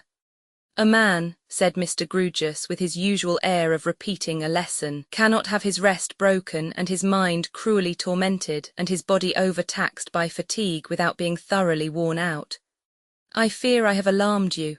Jasper apologized faintly when he was helped into his easy-chair. "Not at all, I thank you," answered Mr. Grewgious. "You are too considerate."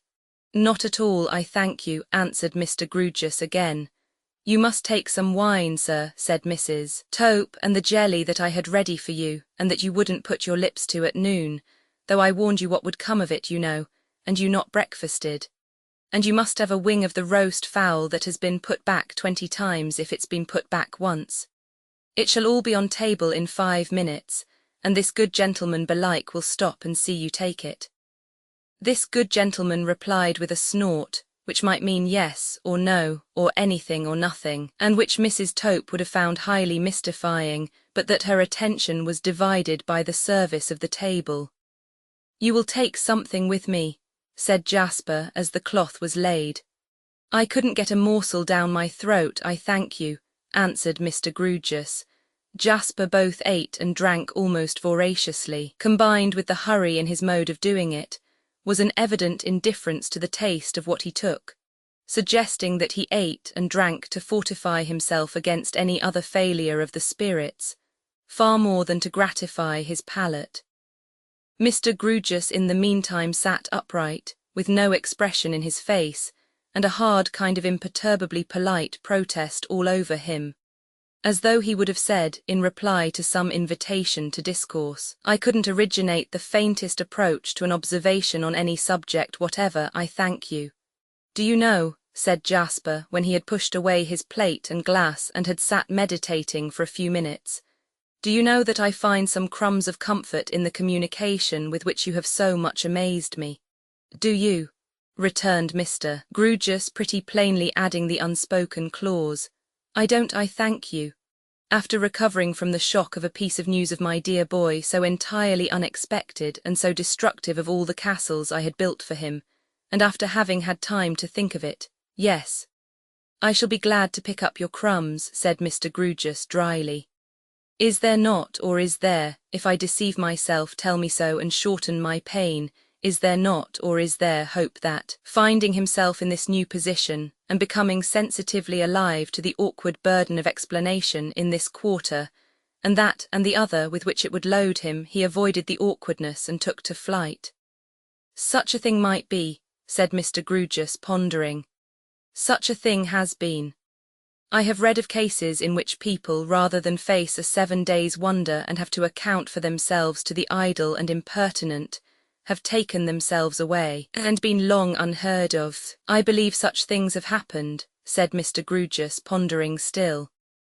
"When I had and could have no suspicion," pursued Jasper, eagerly following the new track, "that the dear lost boy had withheld anything from me, most of all such a leading matter as this, what gleam of light was there for me in the whole black sky? When I supposed that his intended wife was here, and his marriage close at hand, how could I entertain the possibility of his voluntarily leaving this place, in a manner that would be so unaccountable, capricious, and cruel? But now that I know what you have told me, is there no little chink through which day pierces? Supposing him to have disappeared of his own act, is not his disappearance more accountable and less cruel? The fact of his having just parted from your ward is in itself a sort of reason for his going away. It does not make his mysterious departure the less cruel to me, it is true, but it relieves it of cruelty to her. Mr. Grewgious could not but assent to this. And even as to me, continued Jasper, still pursuing the new track with ardour, and as he did so, brightening with hope, he knew that you were coming to me. He knew that you were entrusted to tell me what you have told me. If your doing so has awakened a new train of thought in my perplexed mind, it reasonably follows that from the same premises he might have foreseen the inferences that I should draw. Grant that he did foresee them, and even the cruelty to me, and who am I? John Jasper, music master, vanishes. Once more Mr. Grewgious could not but assent to this. I have had my distrusts, and terrible distrusts they have been, said Jasper. But your disclosure, overpowering as it was at first, showing me that my own dear boy had had a great disappointing reservation from me, who so fondly loved him, kindles hope within me. You do not extinguish it when I state it, but admit it to be a reasonable hope. I begin to believe it possible, here he clasped his hands, that he may have disappeared from among us of his own accord, and that he may yet be alive and well.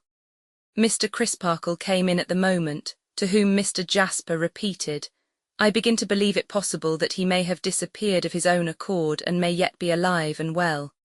Mr. Crisparkle taking a seat and inquiring, why so? Mr. Jasper repeated the arguments he had just set forth. If they had been less plausible than they were, the good minor canon's mind would have been in a state of preparation to receive them, as exculpatory of his unfortunate pupil. But he, too, did really attach great importance to the lost young man's having been, so immediately before his disappearance, placed in a new and embarrassing relation towards everyone acquainted with his projects and affairs. And the fact seemed to him to present the question in a new light. I stated to Mr. Sapsea when we waited on him, said Jasper, as he really had done, that there was no quarrel or difference between the two young men at their last meeting. We all know that their first meeting was unfortunately very far from amicable, but all went smoothly and quietly when they were last together at my house. My dear boy was not in his usual spirits. He was depressed, I noticed that, and I am bound henceforth to dwell upon the circumstance the more, now that I know there was a special reason for his being depressed. A reason, moreover, which may possibly have induced him to absent himself. I pray to heaven it may turn out so, exclaimed Mr. Crisparkle.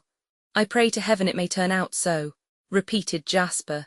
You know, and Mr. Grewgious should now know likewise, that I took a great prepossession against Mr. Neville Landless, arising out of his furious conduct on that first occasion. You know that I came to you extremely apprehensive on my dear boy's behalf of his mad violence. You know that I even entered in my diary and showed the entry to you, that I had dark forebodings against him. Mr. Grewgious ought to be possessed of the whole case. He shall not, through any suppression of mine, be informed of a part of it, and kept in ignorance of another part of it. I wish him to be good enough to understand that the communication he has made to me has hopefully influenced my mind, in spite of its having been, before this mysterious occurrence took place, profoundly impressed against young Landless. This fairness troubled the minor canon much. He felt that he was not as open in his own dealing.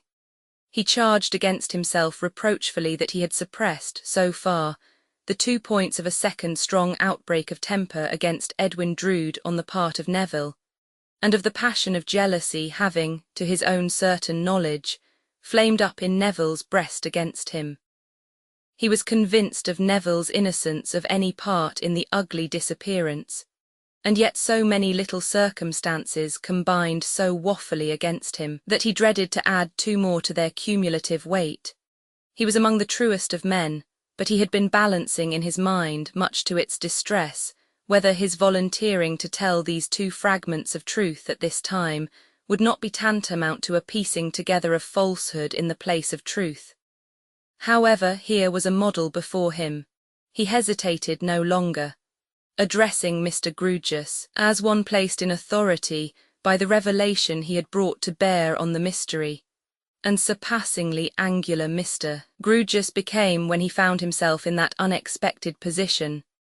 Mr. Crisparkle bore his testimony to Mr. Jasper's strict sense of justice, and expressing his absolute confidence in the complete clearance of his pupil from the least taint of suspicion, sooner or later, avowed that his confidence in that young gentleman had been formed, in spite of his confidential knowledge that his temper was of the hottest and fiercest, and that it was directly incensed against Mr. Jasper's nephew by the circumstance of his romantically supposing himself to be enamoured of the same young lady. The sanguine reaction manifest in Mr. Jasper was proof even against this unlooked-for declaration.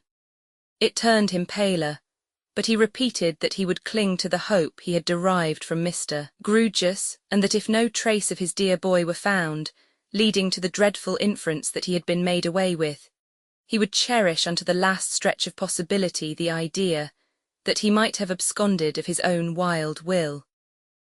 Now, it fell out that Mr. Crisparkle, going away from this conference still very uneasy in his mind, and very much troubled on behalf of the young man whom he held as a kind of prisoner in his own house, took a memorable night walk. He walked to Cloisterham Weir. He often did so, and consequently there was nothing remarkable in his footsteps tending that way.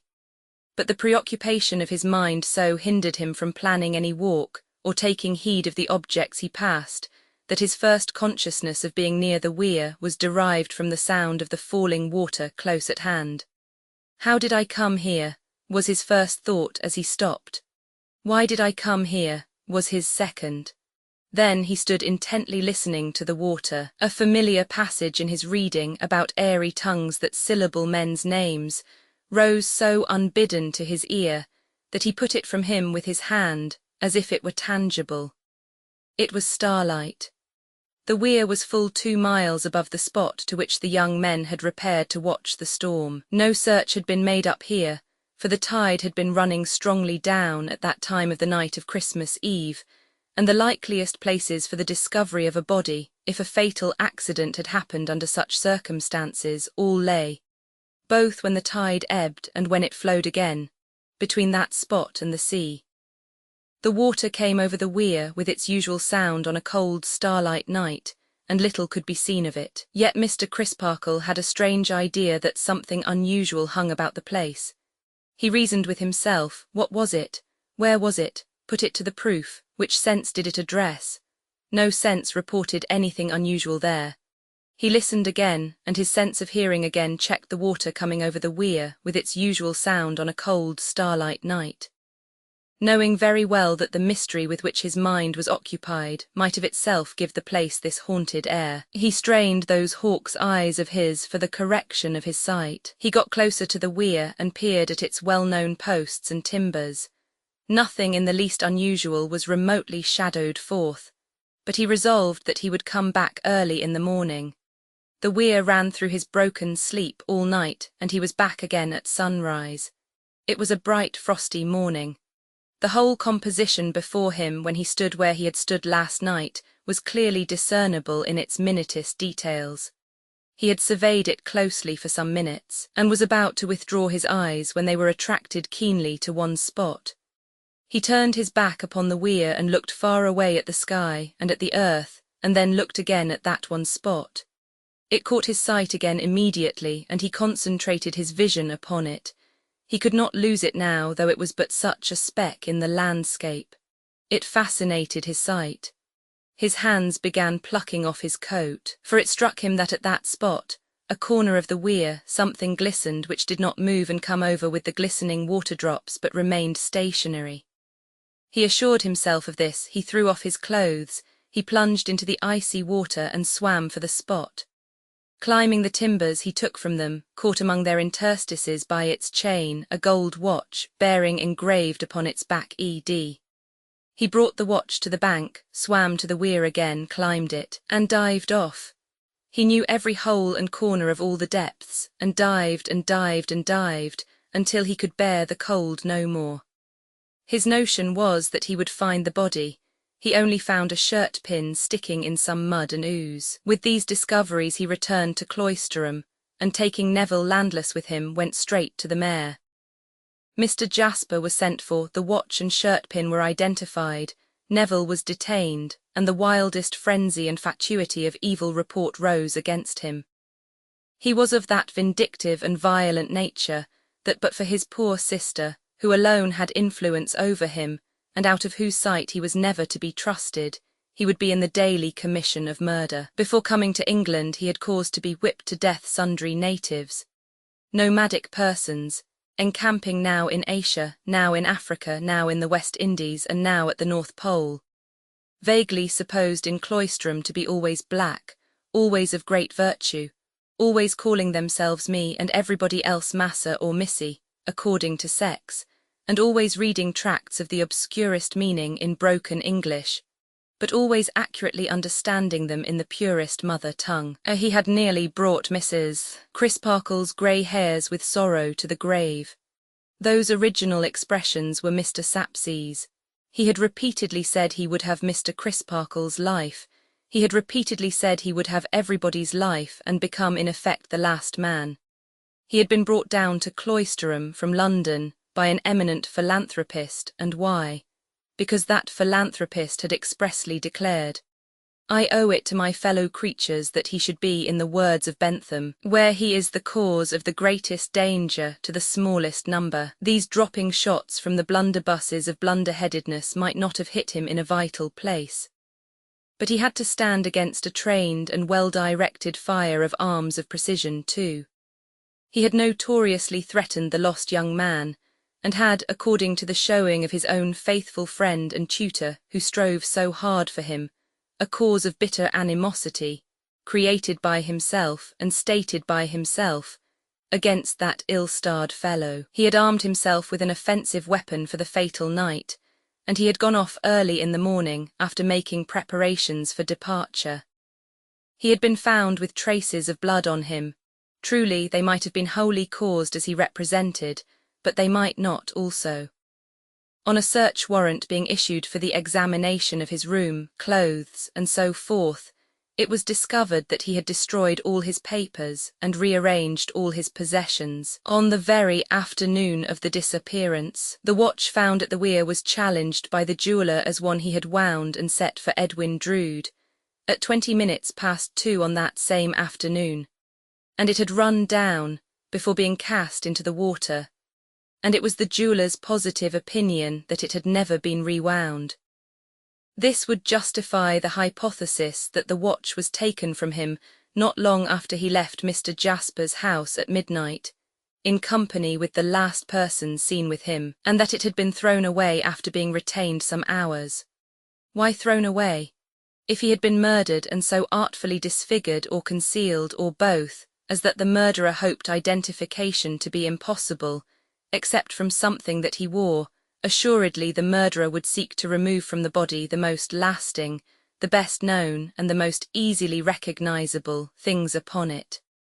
Those things would be the watch and shirt pin. As to his opportunities of casting them into the river, if he were the object of these suspicions, they were easy. For he had been seen by many persons, wandering about on that side of the city, indeed on all sides of it, in a miserable and seemingly half-distracted manner. As to the choice of the spot, obviously such criminating evidence had better take its chance of being found anywhere, rather than upon himself or in his possession. Concerning the reconciliatory nature of the appointed meeting between the two young men, very little could be made of that in young Landless's favour, for it distinctly appeared that the meeting originated, not with him, but with Mr. Crisparkle, and that it had been urged on by Mr. Crisparkle. And who could say how unwillingly, or in what ill-conditioned mood, his enforced pupil had gone to it? The more his case was looked into, the weaker it became in every point. Even the broad suggestion that the lost young man had absconded was rendered additionally improbable on the showing of the young lady from whom he had so lately parted. For what did she say with great earnestness and sorrow when interrogated? That he had, expressly and enthusiastically, planned with her, that he would await the arrival of her guardian, Mr. Grewgious.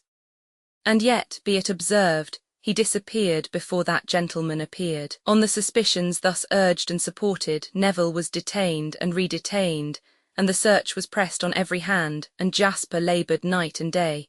But nothing more was found. No discovery being made which proved the lost man to be dead, it at length became necessary to release the person suspected of having made away with him. Neville was set at large. Then a consequence ensued which Mr. Crisparkle had too well foreseen. Neville must leave the place, for the place shunned him and cast him out. Even had it not been so, the dear old China shepherdess would have worried herself to death with fears for her son, and with general trepidation occasioned by their having such an inmate. Even had that not been so, the authority to which the minor canon deferred officially would have settled the point. Mr. Crisparkle, quoth the Dean, human justice may err, but it must act according to its lights. The days of taking sanctuary are past. This young man must not take sanctuary with us. You mean that he must leave my house, sir? Mr. Crisparkle, returned the prudent Dean, I claim no authority in your house. I merely confer with you on the painful necessity you find yourself under of depriving this young man of the great advantages of your counsel and instruction. It is very lamentable, sir, Mr. Crisparkle represented. Very much so, the Dean assented. And if it be a necessity, Mr. Crisparkle faltered. As you unfortunately find it to be, returned the Dean. Mr. Crisparkle bowed submissively. It is hard to prejudge his case, sir, but I am sensible that, just so, perfectly as you say, Mr. Crisparkle, interposed the Dean, nodding his head smoothly. There is nothing else to be done, no doubt, no doubt. There is no alternative, as your good sense has discovered. I am entirely satisfied of his perfect innocence, sir, nevertheless. Well, said the Dean, in a more confidential tone and slightly glancing around him, I would not say so generally. Not generally. Enough of suspicion attaches to him to no, I think I would not say so generally. Mr. Crisparkle bowed again. It does not become us, perhaps, pursued the Dean, to be partisans, not partisans. We clergy keep our hearts warm and our heads cool, and we hold a judicious middle course. I hope you do not object, sir, to my having stated in public emphatically that he will reappear here, whenever any new suspicion may be awakened, or any new circumstance may come to light in this extraordinary matter. Not at all, returned the Dean. And yet, do you know, I don't think, with a very nice and neat emphasis on those two words, I don't think I would state it emphatically. State it, ye-ease, but emphatically, no, I think not.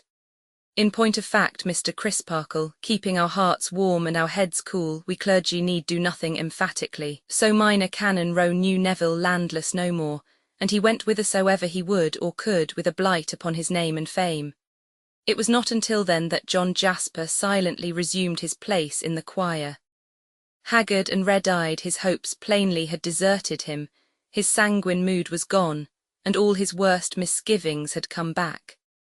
A day or two afterwards, while unrobing, he took his diary from a pocket of his coat, turned the leaves, and with an impressive look, and without one spoken word, handed this entry to Mr. Crisparkle to read. My dear boy is murdered. The discovery of the watch and shirt-pin convinces me that he was murdered that night, and that his jewellery was taken from him to prevent identification by its means. All the delusive hopes I had founded on his separation from his betrothed wife, I give to the winds. They perish before this fatal discovery. I now swear, and record the oath on this page, that I never more will discuss this mystery with any human creature until I hold the clue to it in my hand. That I never will relax in my secrecy or in my search. That I will fasten the crime of the murder of my dear dead boy upon the murderer, and that I devote myself to his destruction. Chapter 17. Full half a year had come and gone, and Mr. Crisparkle sat in a waiting room in the London chief offices of the haven of philanthropy, until he could have audience of Mr. Honeythunder.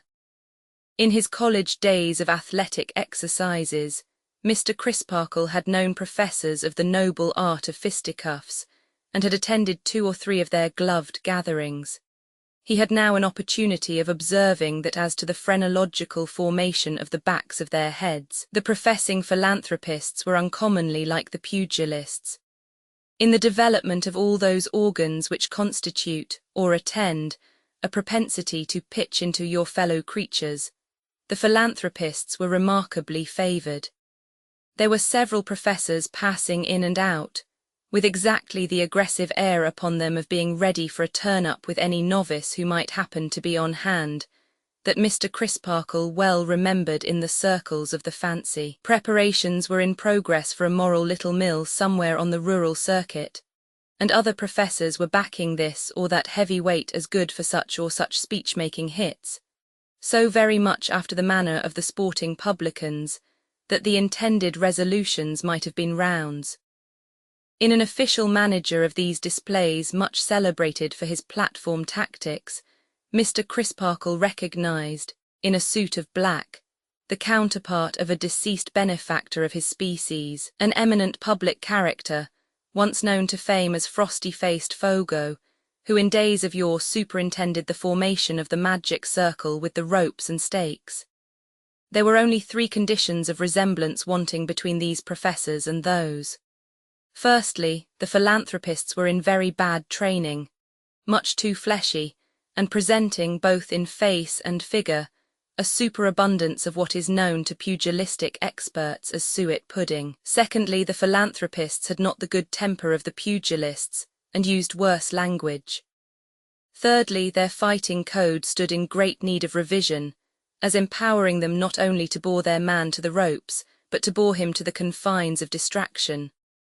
Also to hit him when he was down, hit him anywhere and anyhow, kick him, stamp upon him, gouge him, and maul him behind his back without mercy. In these last particulars, the professors of the noble art were much nobler than the professors of philanthropy. Mr. Crisparkle was so completely lost in musing on these similarities and dissimilarities, at the same time watching the crowd which came and went by, always, as it seemed, on errands of antagonistically snatching something from somebody, and never giving anything to anybody, that his name was called before he heard it. On his at length responding, he was shown by a miserably shabby and underpaid stipendiary philanthropist, who could hardly have done worse if he had taken service with a declared enemy of the human race, to Mr. Honeythunder's room. "Sir," said Mr. Honeythunder, in his tremendous voice, like a schoolmaster issuing orders to a boy of whom he had a bad opinion, "sit down." Mr. Crisparkle seated himself, Mr. Honeythunder having signed the remaining few score of a few thousand circulars, calling upon a corresponding number of families without means to come forward, stump up instantly and be philanthropists, or go to the devil. Another shabby stipendiary philanthropist, highly disinterested, if in earnest, gathered these into a basket and walked off with them. "Now, Mr. Crisparkle," said Mr. Honeythunder, turning his chair half round towards him when they were alone, and squaring his arms with his hands on his knees, and his brows knitted, as if he added, "I am going to make short work of you. Now, Mr. Crisparkle, we entertain different views, you and I, sir, of the sanctity of human life, do we?" returned the Minor Canon. "We do, sir." "Might I ask you," said the Minor Canon, "what are your views on that subject? That human life is a thing to be held sacred, sir." "Might I ask you," pursued the Minor Canon as before, "what you suppose to be my views on that subject?" "By George, sir," returned the philanthropist, squaring his arms still more as he frowned on Mr. Crisparkle, "they are best known to yourself." "Readily admitted. But you began by saying that we took different views, you know, therefore, or you could not say so, you must have set up some views as mine. Pray, what views have you set up as mine?" "Here is a man and a young man," said Mr. Honeythunder, as if that made the matter infinitely worse, and he could have easily borne the loss of an old one, "swept off the face of the earth by a deed of violence." "What do you call that?" "Murder," said the Minor Canon. "What do you call the doer of that deed, sir?" "A murderer," said the Minor Canon. I am glad to hear you admit so much, sir, retorted Mr. Honeythunder, in his most offensive manner, and I candidly tell you that I didn't expect it. Here he lowered heavily at Mr. Crisparkle again. Be so good as to explain what you mean by those very unjustifiable expressions. I don't sit here, sir, returned the philanthropist, raising his voice to a roar to be browbeaten. As the only other person present, no one can possibly know that better than I do, returned the minor canon very quietly. But I interrupt your explanation. Murder, proceeded Mr. Honeythunder in a kind of boisterous reverie, with his platform folding of his arms, and his platform nod of abhorrent reflection after each short sentiment of a word. Bloodshed. Abel, Cain. I hold no terms with Cain. I repudiate with a shudder the red hand when it is offered me.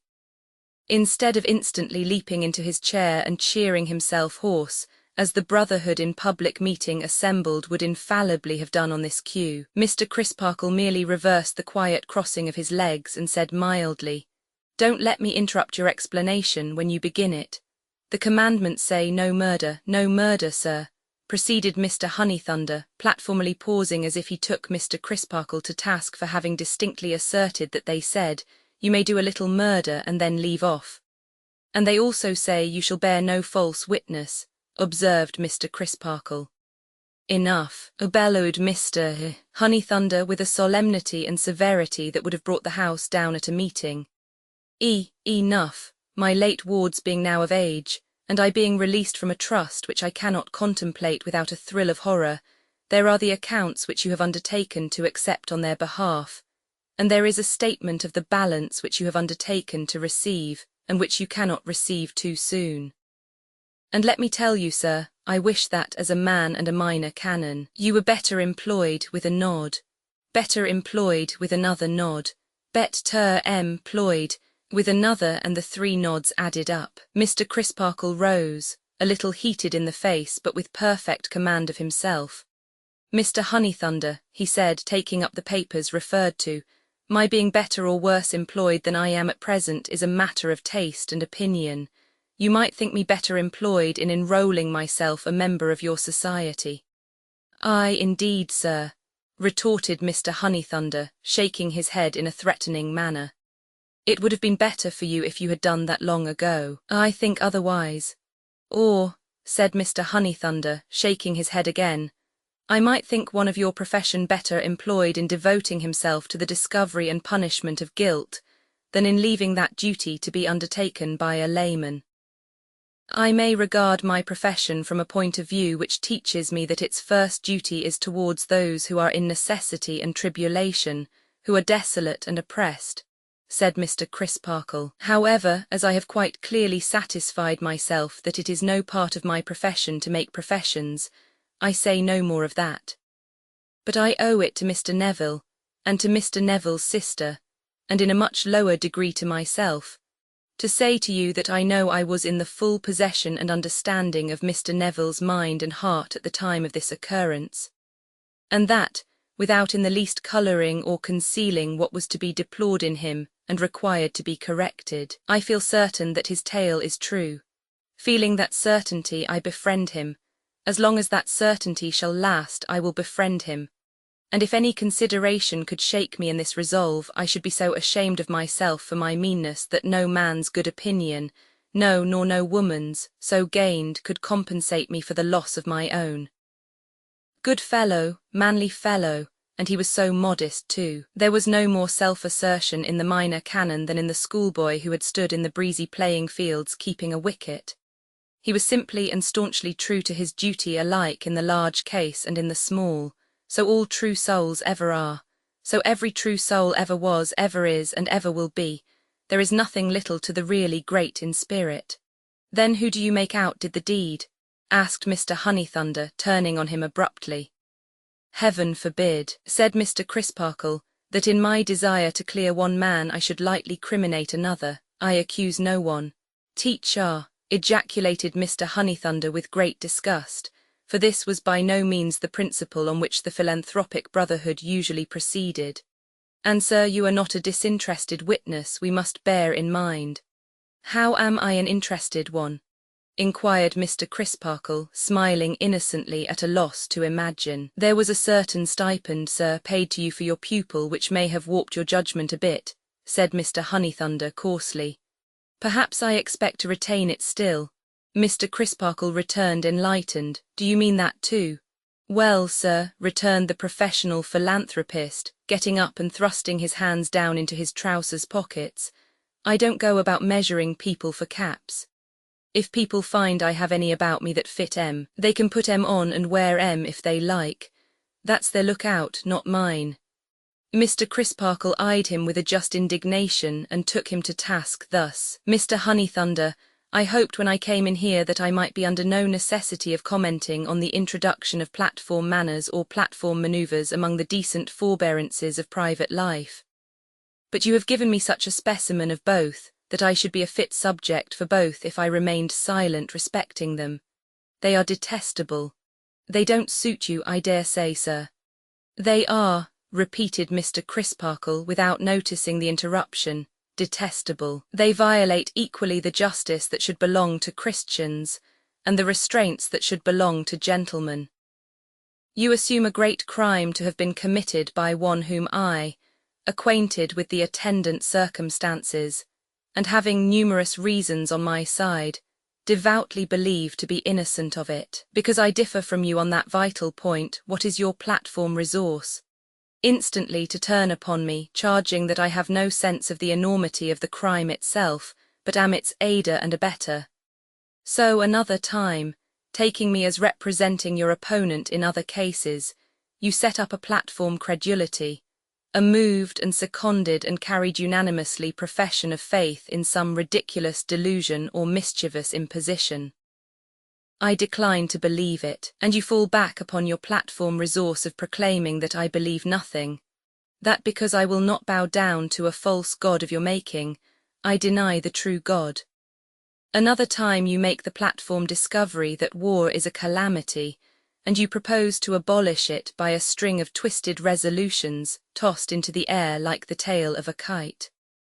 I do not admit the discovery to be yours in the least, and I have not a grain of faith in your remedy. Again, your platform resource of representing me as revelling in the horrors of a battlefield like a fiend incarnate.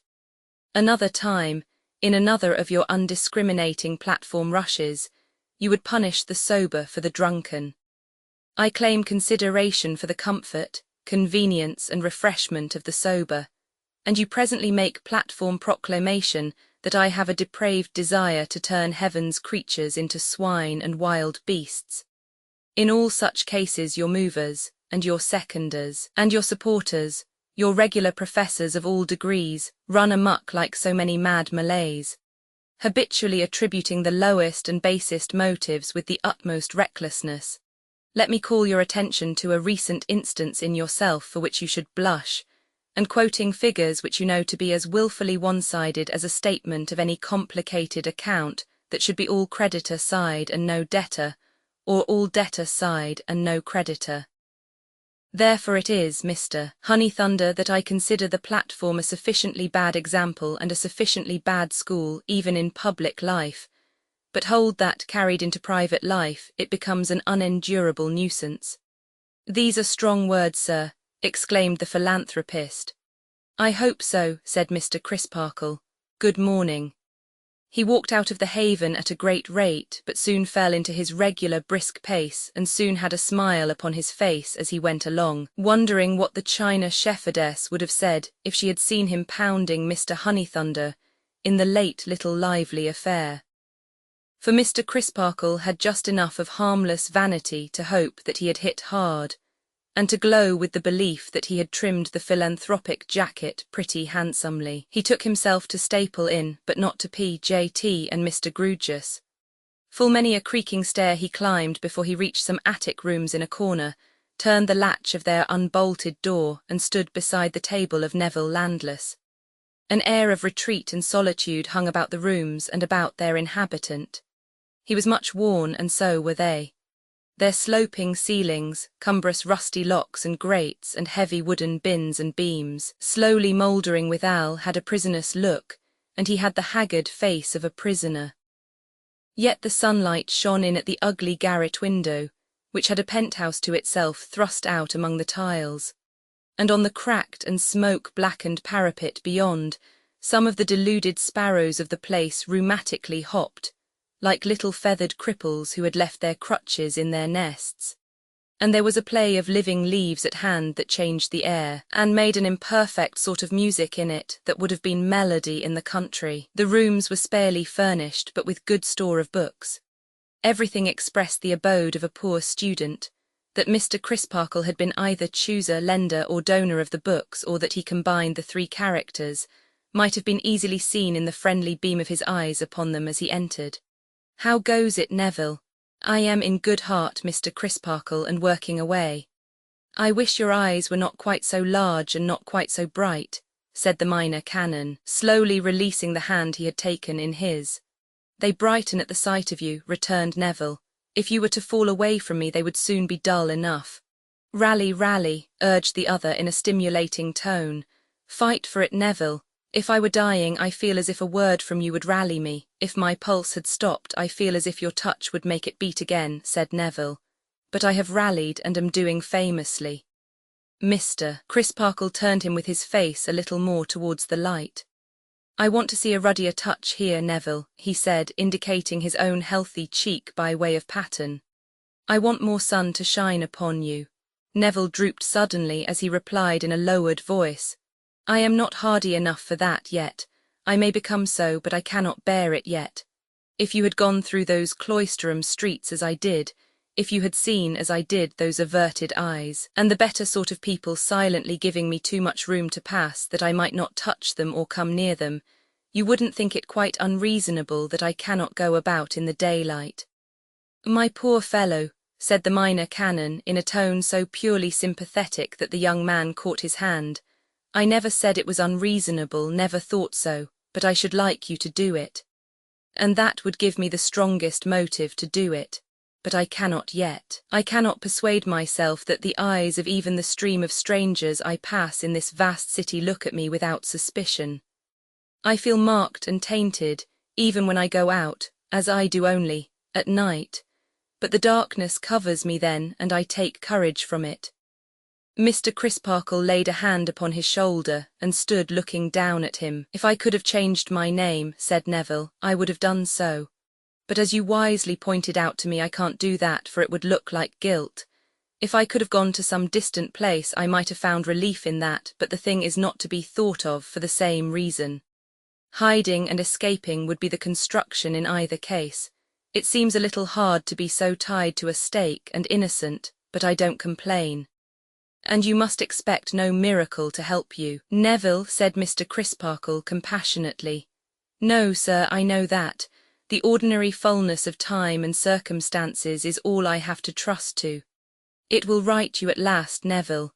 So I believe, and I hope I may live to know it." But perceiving that the despondent mood into which he was falling cast a shadow on the minor canon, and, it may be, feeling that the broad hand upon his shoulder was not then quite as steady as its own natural strength had rendered it, when it first touched him just now, he brightened and said, "Excellent circumstances for study anyhow.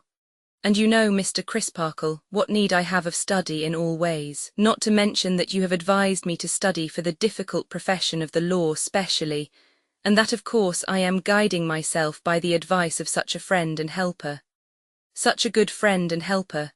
He took the fortifying hand from his shoulder and kissed it. Mr. Crisparkle beamed at the books, but not so brightly as when he had entered. "I gather from your silence on the subject that my late guardian is adverse, Mr. Crisparkle," the minor canon answered. "Your late guardian is a most unreasonable person, and it signifies nothing to any reasonable person whether he is adverse, perverse, or the reverse." "Well for me that I have enough with economy to live upon," sighed Neville, half wearily and half cheerily, "while I wait to be learned and wait to be righted. Else I might have proved the proverb that while the grass grows the steed starves." He opened some books as he said it, and was soon immersed in their interleaved and annotated passages, while Mr. Crisparkle sat beside him, expounding, correcting, and advising. The minor canon's cathedral duties made these visits of his difficult to accomplish, and only to be compassed at intervals of many weeks.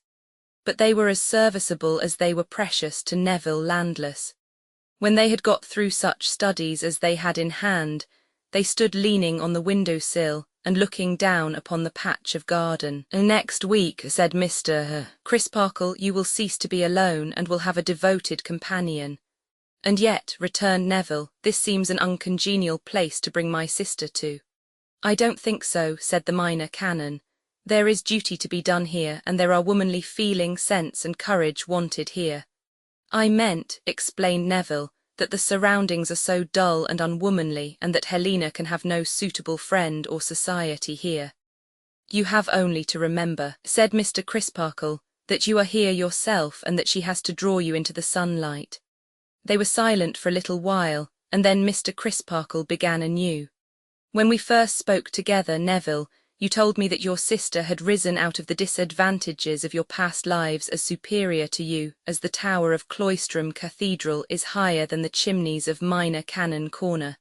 Do you remember that?"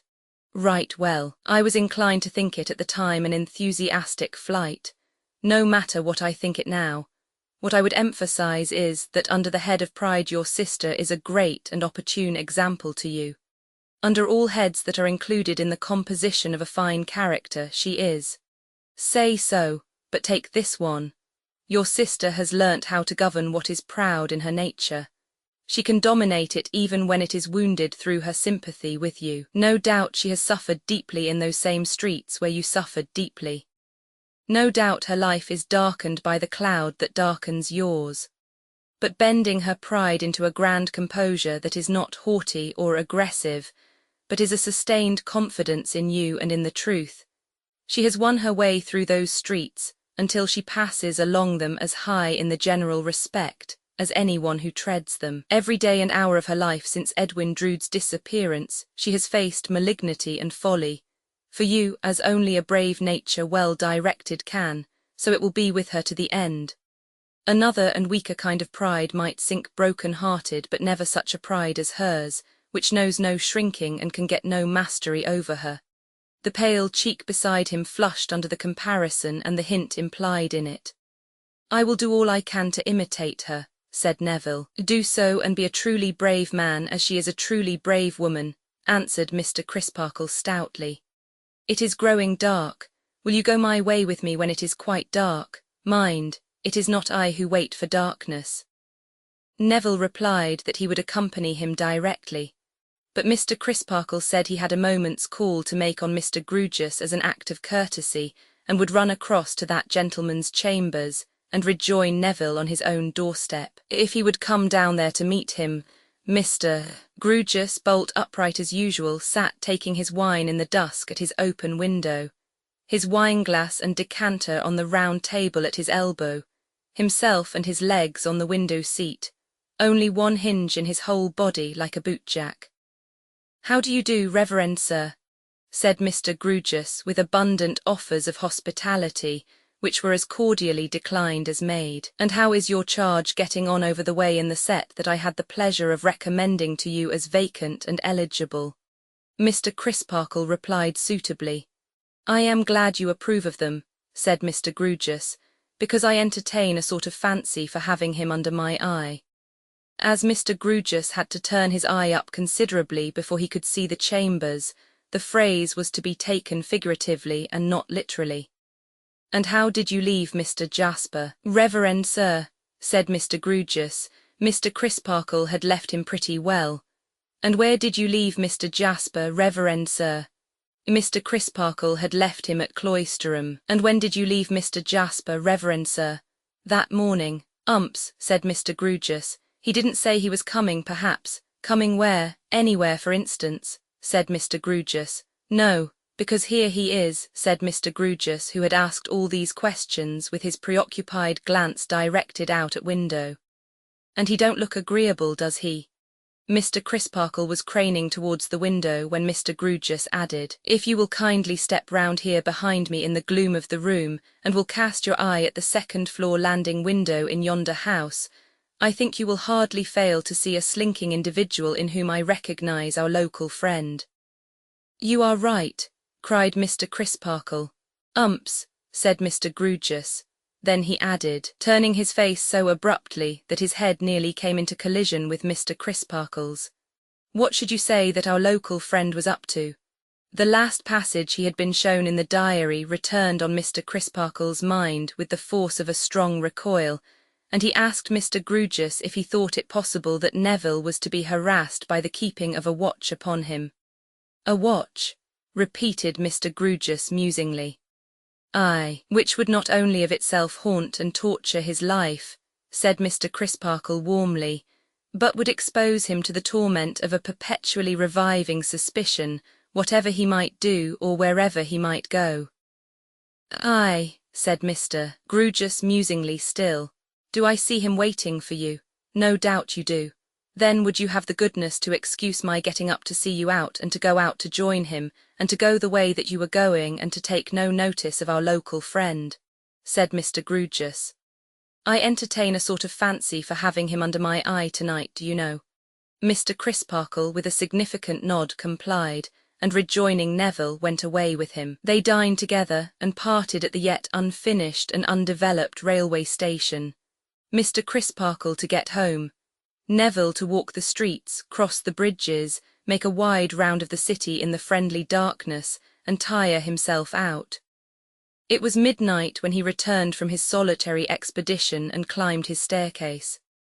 The night was hot, and the windows of the staircase were all wide open. Coming to the top, it gave him a passing chill of surprise, there being no rooms but his up there, to find a stranger sitting on the window-sill, more after the manner of a venturesome glazier than an amateur ordinarily careful of his neck.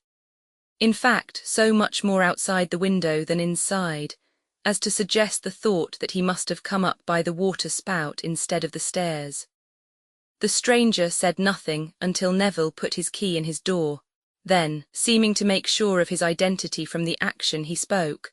"I beg your pardon," he said, coming from the window with a frank and smiling air and a prepossessing address. "The beans." Neville was quite at a loss. "Runners," said the visitor. "Scarlet, next door at the back." "Oh," returned Neville. "And the mignonette and wallflower?" "The same," said the visitor. "Pray walk in." "Thank you." Neville lighted his candles and the visitor sat down. A handsome gentleman with a young face, but with an older figure in its robustness and its breadth of shoulder. Say a man of 28, or at the utmost 30.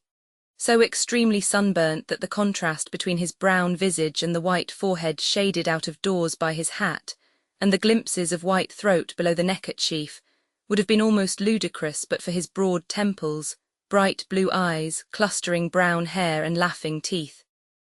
"I have noticed," said he. "My name is Tartar." Neville inclined his head. "I have noticed, excuse me, that you shut yourself up a good deal, and that you seem to like my garden aloft here. If you would like a little more of it, I could throw out a few lines and stays between my windows and yours, which the runners would take to directly. And I have some boxes, both of mignonette and wallflower, that I could shove on along the gutter, with a bowhook I have by me to your windows, and draw back again when they wanted watering or gardening, and shove on again when they were ship-shape, so that they would cause you no trouble. I couldn't take this liberty without asking your permission, so I venture to ask it. Tartar, corresponding set next door. You are very kind."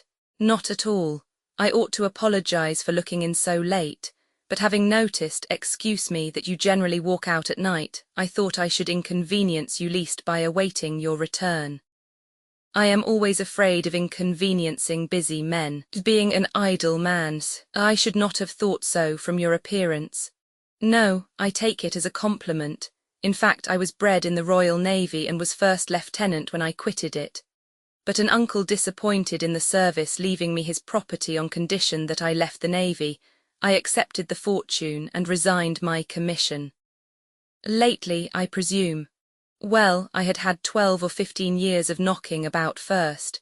I came here some 9 months before you. I had had one crop before you came. I chose this place because, having served last in a little corvette, I knew I should feel more at home where I had a constant opportunity of knocking my head against the ceiling. Besides, it would never do for a man who had been aboard ship from his boyhood to turn luxurious all at once. Besides, again, having been accustomed to a very short allowance of land all my life, I thought I'd feel my way to the command of a landed estate by beginning in boxes. Whimsically as this was said, there was a touch of merry earnestness in it that made it doubly whimsical. However, said the lieutenant, I have talked quite enough about myself. It is not my way, I hope. It has merely been to present myself to you naturally. If you will allow me to take the liberty I have described, it will be a charity, for it will give me something more to do. And you are not to suppose that it will entail any interruption or intrusion on you, for that is far from my intention. Neville replied that he was greatly obliged, and that he thankfully accepted the kind proposal. I am very glad to take your windows in tow, said the lieutenant. From what I have seen of you when I have been gardening at mine and you have been looking on, I have thought you, excuse me, rather too studious and delicate. May I ask, is your health at all affected? I have undergone some mental distress, said Neville, confused, which has stood me in the stead of illness. Pardon me, said Mr. Tartar. With the greatest delicacy he shifted his ground to the windows again, and asked if he could look at one of them. On Neville's opening it, he immediately sprang out, as if he were going aloft with a whole watch in an emergency, and were setting a bright example. For heaven's sake, cried Neville, don't do that.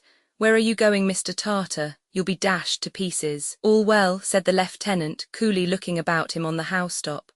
All taut and trim here. Those lines and stays shall be rigged before you turn out in the morning.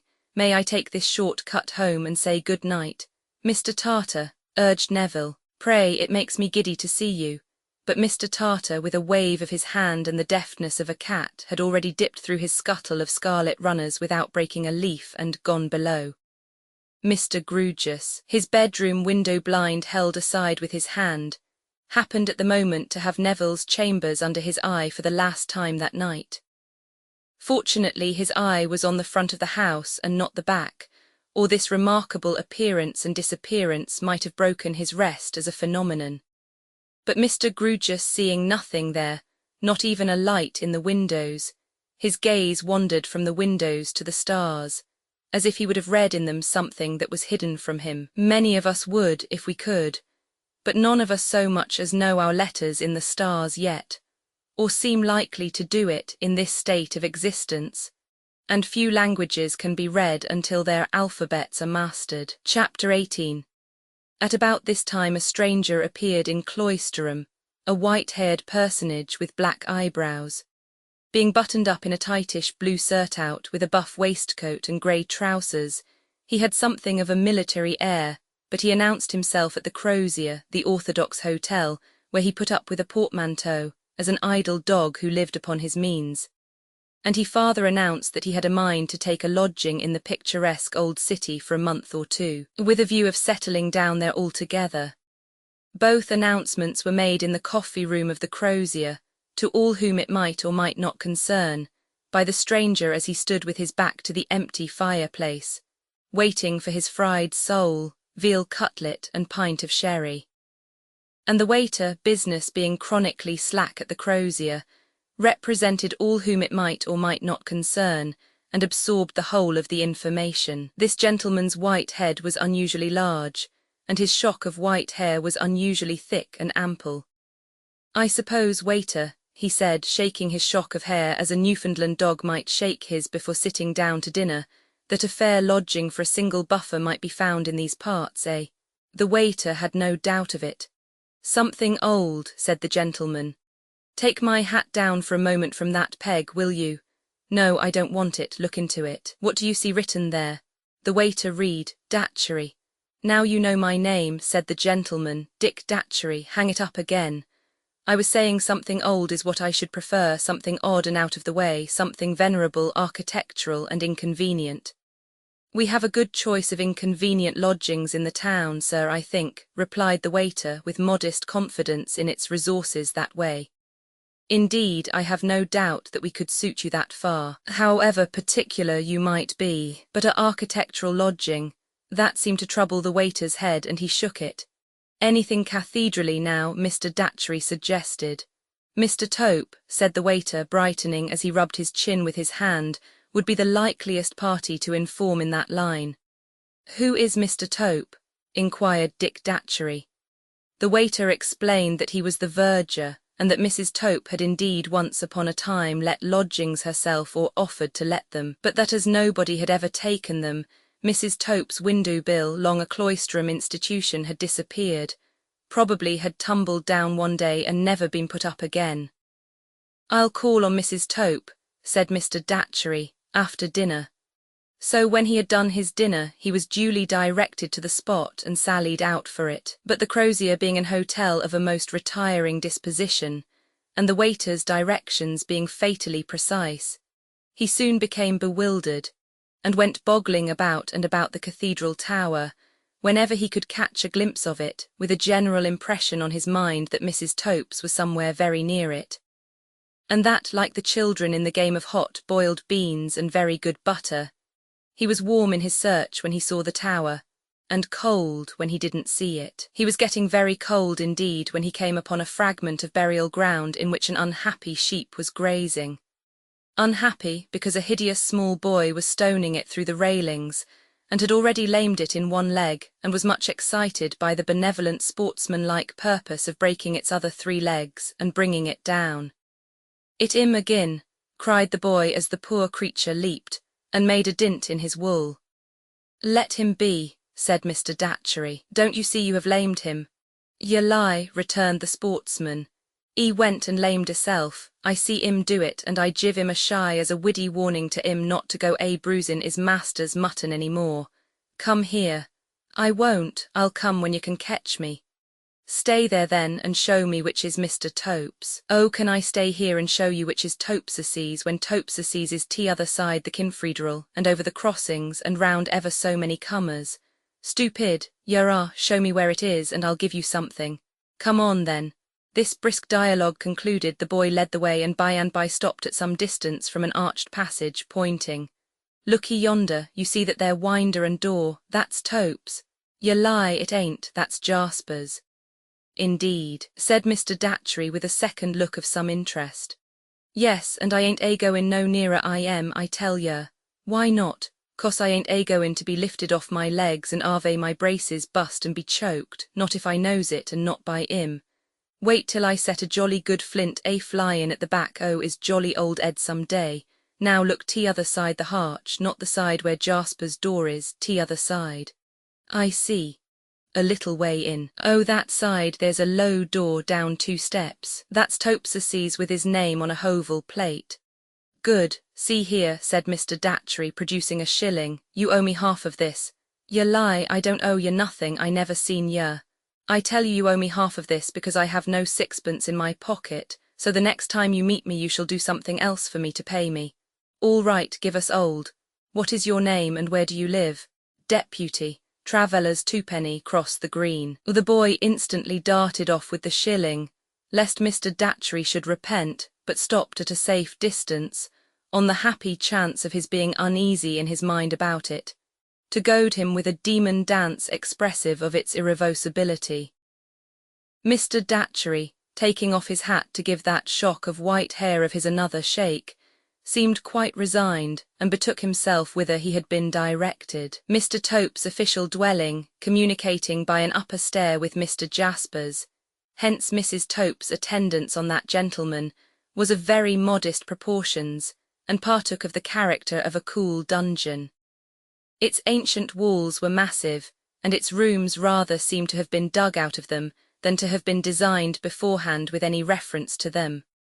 The main door opened at once on a chamber of no describable shape, with a groined roof, which in its turn opened on another chamber of no describable shape, with another groined roof, their windows small and in the thickness of the walls. These 2 chambers, close as to their atmosphere and swarthy as to their illumination by natural light, were the apartments which Mrs. Tope had so long offered to an unappreciative city. Mr. Datchery, however, was more appreciative. He found that if he sat with the main door open, He would enjoy the passing society of all comers to and fro by the gateway, and would have light enough. He found that if Mr. and Mrs. Tope, living overhead, used for their own egress and ingress a little side stair that came plump into the precincts by a door opening outward, to the surprise and inconvenience of a limited public of pedestrians in a narrow way, he would be alone, as in a separate residence. He found the rent moderate, and everything as quaintly inconvenient as he could desire. He agreed, therefore, to take the lodging then and there, and money down, possession to be had next evening, on condition that reference was permitted him to Mr. Jasper as occupying the gatehouse, of which on the other side of the gateway the verger's hole-in-the-wall was an appanage or subsidiary part. The poor dear gentleman was very solitary and very sad, Mrs. Tope said, but she had no doubt he would speak for her. Perhaps Mr. Datchery had heard something of what had occurred there last winter. Mr. Datchery had as confused a knowledge of the event in question, on trying to recall it, as he well could have. He begged Mrs. Tope's pardon when she found it incumbent on her to correct him in every detail of his summary of the facts, but pleaded that he was merely a single buffer getting through life upon his means as idly as he could, and that so many people were so constantly making away with so many other people, as to render it difficult for a buffer of an easy temper to preserve the circumstances of the several cases unmixed in his mind. Mr. Jasper proving willing to speak for Mrs. Tope, Mr. Datchery, who had sent up his card, was invited to ascend the postern staircase. The mayor was there, Mr. Tope said, but he was not to be regarded in the light of company, as he and Mr. Jasper were great friends. "I beg pardon," said Mr. Datchery, making a leg with his hat under his arm, as he addressed himself equally to both gentlemen.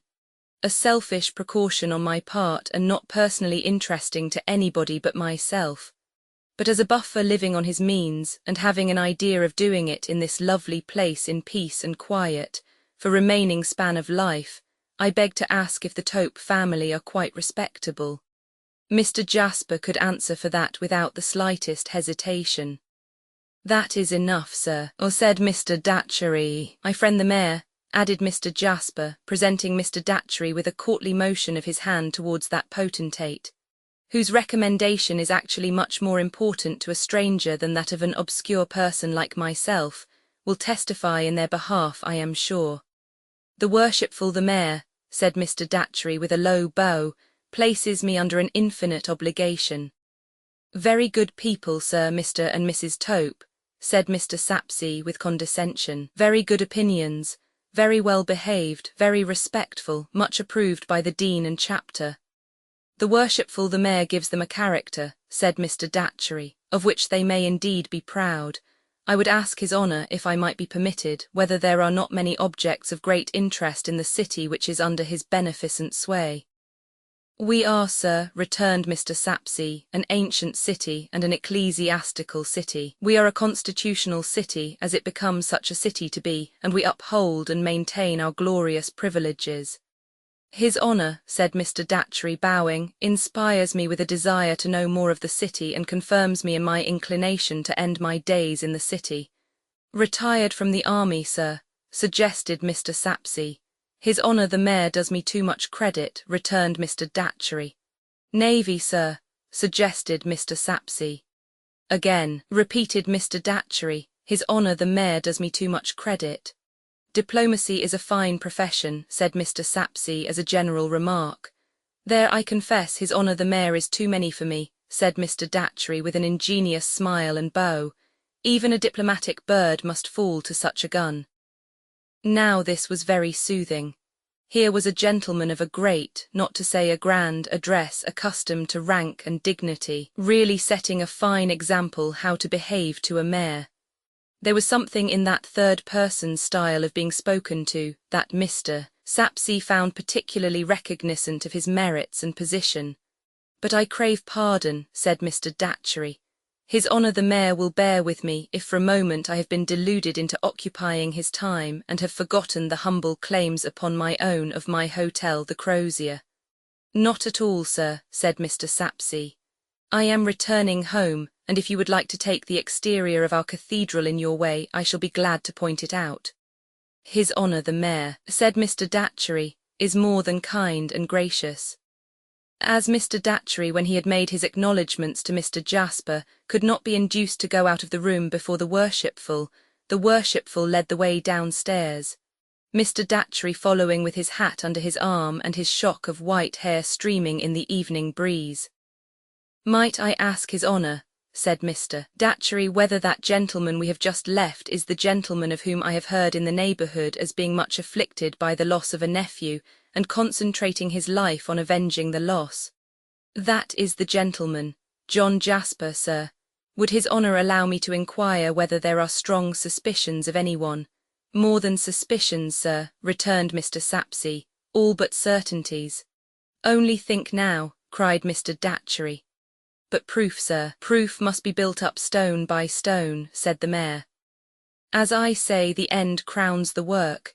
It is not enough that justice should be morally certain, she must be immorally certain, legally, that is." "His Honour," said Mr. Datchery, "reminds me of the nature of the law.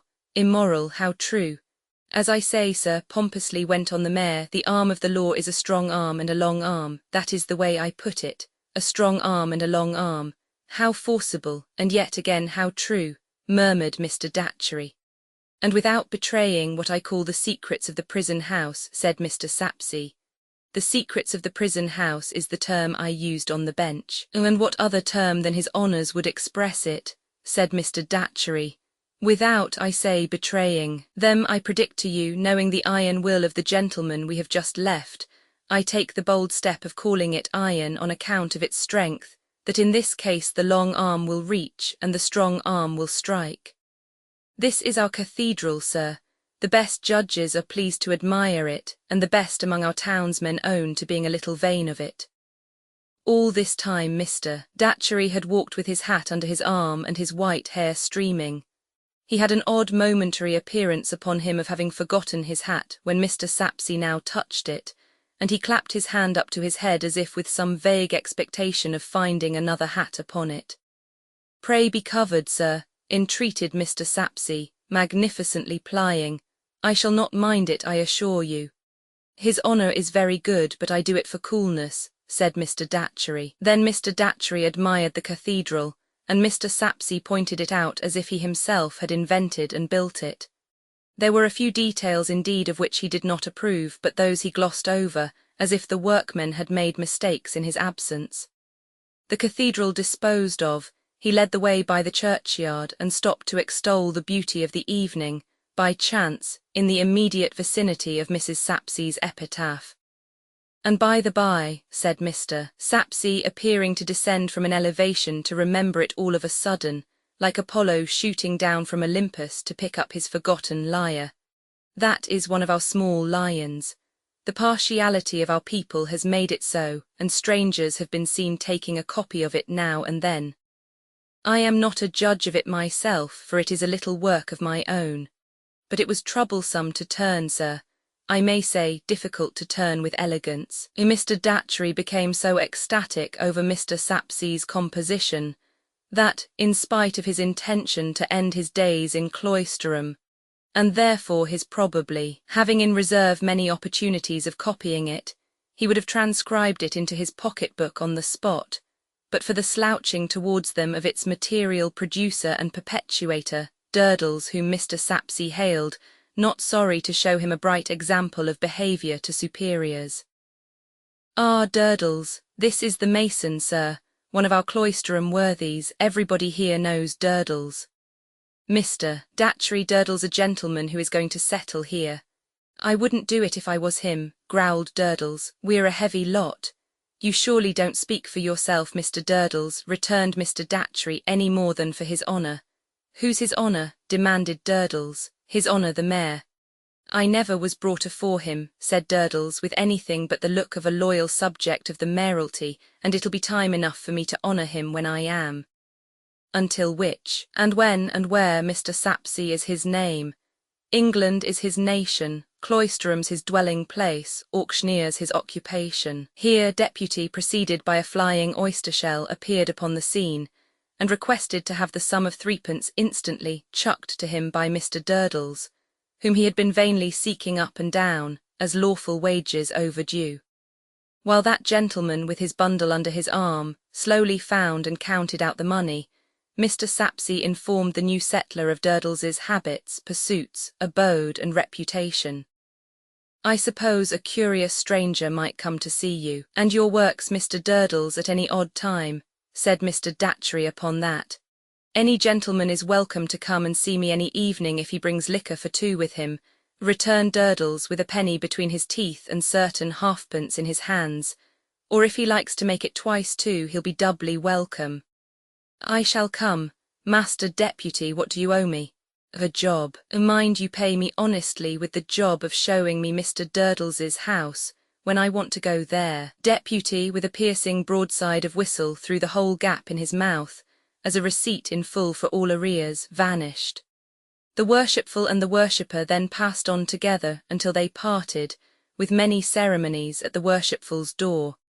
Even then the worshipper carried his hat under his arm, and gave his streaming white hair to the breeze. Said Mr. Datchery to himself that night, as he looked at his white hair in the gas-lighted looking-glass over the coffee-room chimney-piece at the Crozier, and shook it out, "For a single buffer of an easy temper living idly on his means, I have had a rather busy afternoon." Chapter 19. Again Miss Twinkleton has delivered her valedictory address with the accompaniments of white wine and pound cake, and again the young ladies have departed to their several homes. Helena Landless has left the nun's house to attend her brother's fortunes, and pretty Rosa is alone. Cloisterham is so bright and sunny in these summer days that the cathedral and the monastery ruin show as if their strong walls were transparent. A soft glow seems to shine from within them, rather than upon them from without, such is their mellowness as they look forth on the hot cornfields, and the smoking roads that distantly wind among them. The Cloisterham gardens blush with ripening fruit. Time was when travel-stained pilgrims rode in clattering parties through the city's welcome shades. Time is when wayfarers, leading a gypsy life between haymaking time and harvest, and looking as if they were just made of the dust of the earth, so very dusty are they, lounge about on cool doorsteps, trying to mend their unmendable shoes, or giving them to the city kennels as a hopeless job, and seeking others in the bundles that they carry, along with their yet unused sickles, swathed in bands of straw. At all the more public pumps there is much cooling of bare feet, together with much bubbling and gurgling of drinking with hand to spout on the part of these Bedouins.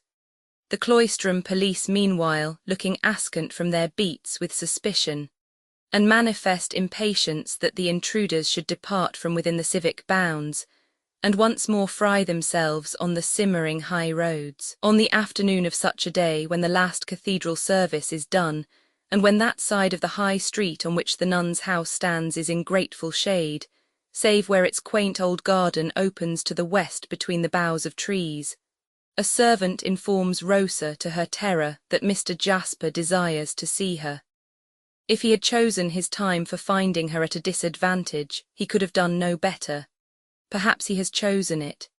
Helena Landless is gone. Mrs. Tisher is absent on leave. Miss Twinkleton, in her amateur state of existence, has contributed herself and a veal pie to a picnic. "Oh, why did you say I was at home?" cried Rosa helplessly. The maid replies that Mr. Jasper never asked the question, that he said he knew she was at home and begged she might be told that he asked to see her. What shall I do, thinks Rosa, clasping her hands. Possessed by a kind of desperation, she adds in the next breath that she will come to Mr. Jasper in the garden. She shudders at the thought of being shut up with him in the house, but many of its windows command the garden, and she can be seen as well as heard there, and can shriek in the free air and run away. Such is the wild idea that flutters through her mind. She has never seen him since the fatal night, except when she was questioned before the mayor, and then he was present in gloomy watchfulness, as representing his lost nephew and burning to avenge him. She hangs her garden hat on her arm and goes out. The moment she sees him from the porch, Leaning on the sundial, the old horrible feeling of being compelled by him asserts its hold upon her. She feels that she would even then go back, but that he draws her feet towards him. She cannot resist and sits down with her head bent on the garden seat beside the sundial. She cannot look up at him for abhorrence, but she has perceived that he is dressed in deep mourning. So is she. It was not so at first, but the lost has long been given up and mourned for as dead. He would begin by touching her hand. She feels the intention and draws her hand back. His eyes are then fixed upon her, she knows, though her own see nothing but the grass. I have been waiting, he begins, for some time to be summoned back to my duty near you. After several times forming her lips, which she knows he is closely watching, into the shape of some other hesitating reply, and then into none, she answers, "Duty, sir. The duty of teaching you, serving you as your faithful music master. I have left off that study. Not left off, I think, discontinued. I was told by your guardian that you discontinued it under the shock that we have all felt so acutely. When will you resume?" "Never, sir. Never. You could have done no more if you had loved my dear boy." "I did love him," cried Rosa with a flash of anger. "Yes, but not quite in the right way, shall I say, not in the intended and expected way. Much as my dear boy was, unhappily, too self-conscious and self-satisfied, I'll draw no parallel between him and you in that respect. To love as he should have loved, or as anyone in his place would have loved, must have loved."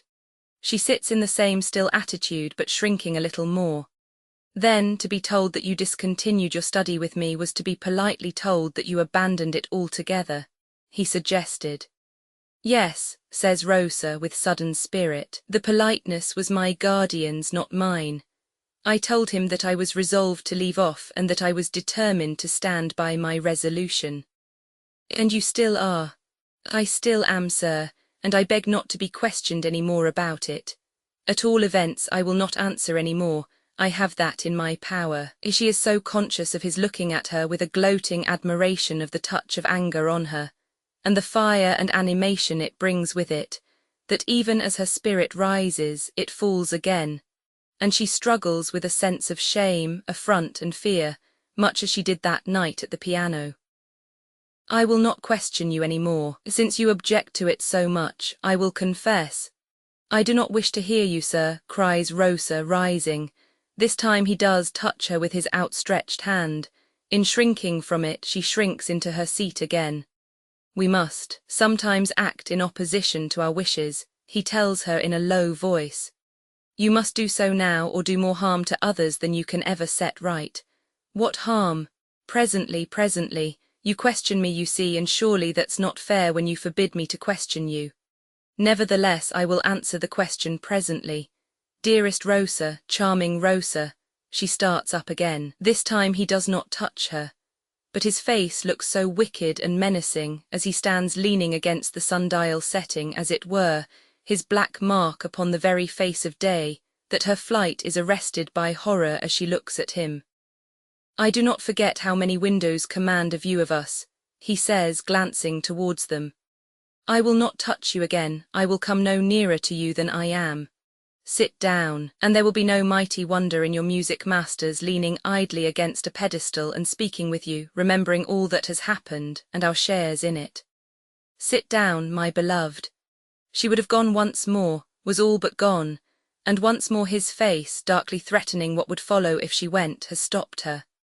Looking at him with the expression of the instant frozen on her face, she sits down on the seat again. "Rosa, even when my dear boy was affianced to you, I loved you madly.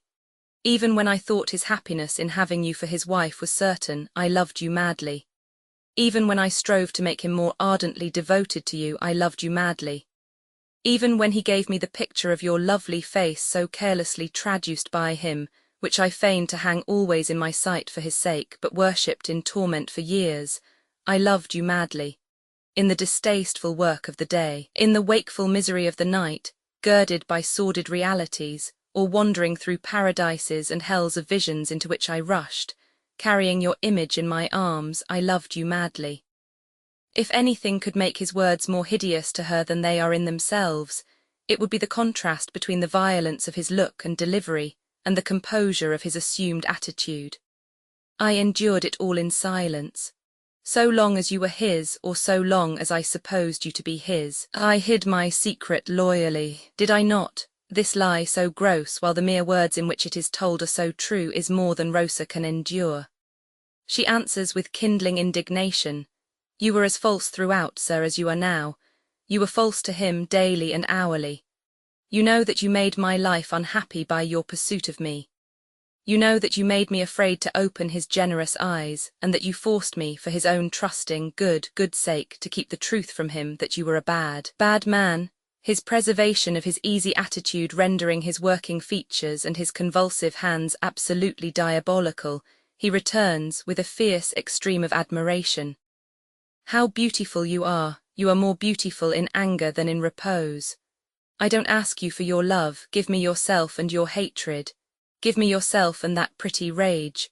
Give me yourself and that enchanting scorn, it will be enough for me." Impatient tears rise to the eyes of the trembling little beauty, and her face flames.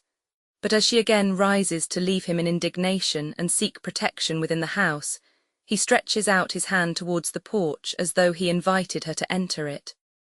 "I told you, you rare charmer, you sweet witch, that you must stay and hear me, or do more harm than can ever be undone. You asked me what harm.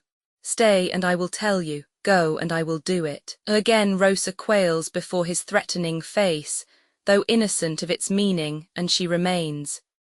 Her panting breathing comes and goes as if it would choke her, but with a repressive hand upon her bosom she remains. "I have made my confession that my love is mad. It is so mad that had the ties between me and my dear lost boy been one silken thread less strong, I might have swept even him from your side when you favoured him." A film comes over the eyes she raises for an instant, as though he had turned her faint. "Even him," he repeats. "Yes, even him. Rosa, you see me and you hear me. Judge for yourself whether any other admirer shall love you and live, whose life is in my hand." "What do you mean, sir?" "I mean to show you how mad my love is. It was hawked through the late inquiries by Mr. Crisparkle that young Landless had confessed to him that he was a rival of my lost boy. That is an inexpiable offence in my eyes. The same Mr. Crisparkle knows under my hand that I have devoted myself to the murderer's discovery and destruction, be he whom he might, and that I determined to discuss the mystery with no one, until I should hold the clue in which to entangle the murderer, as in a net. I have since worked patiently to wind and wind it round him, and it is slowly winding as I speak. Jasper's sacrifices your belief, if you believe in the criminality of Mr. Landless, is not Mr. Crisparkle's belief, and he is a good man," Rosa retorts. "My belief is my own, and I reserve it worshipped of my soul. Circumstances may accumulate so strongly even against an innocent man, that directed, sharpened, and pointed, they may slay him. One wanting link discovered by perseverance against a guilty man proves his guilt, however slight its evidence before, and he dies. Young Landless stands in deadly peril either way. If you really suppose," Rosa pleads with him, turning paler, "that I favour Mr. Landless, or that Mr. Landless has ever in any way addressed himself to me, you are wrong." He puts that from him with a slighting action of his hand and a curled lip. "I was going to show you how madly I love you, more madly now than ever, for I am willing to renounce the second object that has arisen in my life to divide it with you, and henceforth to have no object in existence but you only. Miss Landless has become your bosom friend, you care for her peace of mind. I love her dearly. You care for her good name. I have said, sir, I love her dearly. I am unconsciously," he observes with a smile as he folds his hands upon the sundial and leans his chin upon them, so that his talk would seem from the windows, faces occasionally come and go there, to be of the airiest and playfullest. "I am unconsciously giving offence by questioning again. I will simply make statements, therefore, and not put questions. You do care for your bosom friend's good name, and you do care for her peace of mind. Then remove the shadow of the gallows from her, dear one. You dare propose to me too. Darling, I dare propose to you. Stop there. If it be bad to idolize you, I am the worst of men. If it be good, I am the best. My love for you is above all other love, and my truth to you is above all other truth. Let me have hope and favour, and I am a forsworn man for your sake." Rosa puts her hands to her temples, and pushing back her hair looks wildly and abhorrently at him, as though she were trying to piece together what it is his deep purpose to present to her only in fragments. Reckon up nothing at this moment, angel, but the sacrifices that I lay at those dear feet, which I could fall down among the vilest ashes and kiss, and put upon my head as a poor savage might. There is my fidelity to my dear boy after death, tread upon it, with an action of his hands as though he cast down something precious. There is the inexpiable offence against my adoration of you, spurn it, with a similar action. There are my labours in the cause of a just vengeance for 6 toiling months, crush them, with another repetition of the action. There is my past and my present wasted life, there is the desolation of my heart and my soul, there is my peace, there is my despair. Stamp them into the dust, so that you take me were it even mortally hating me. The frightful vehemence of the man, now reaching its full height, so additionally terrifies her as to break the spell that has held her to the spot. She swiftly moves towards the porch, but in an instant he is at her side and speaking in her ear. Rosa, I am self-repressed again. I am walking calmly beside you to the house. I shall wait for some encouragement and hope. I shall not strike too soon. Give me a sign that you attend to me. She slightly and constrainedly moves her hand. Not a word of this to anyone, or it will bring down the blow as certainly as night follows day. Another sign that you attend to me. She moves her hand once more. I love you, love you, love you. If you were to cast me off now, but you will not, you would never be rid of me.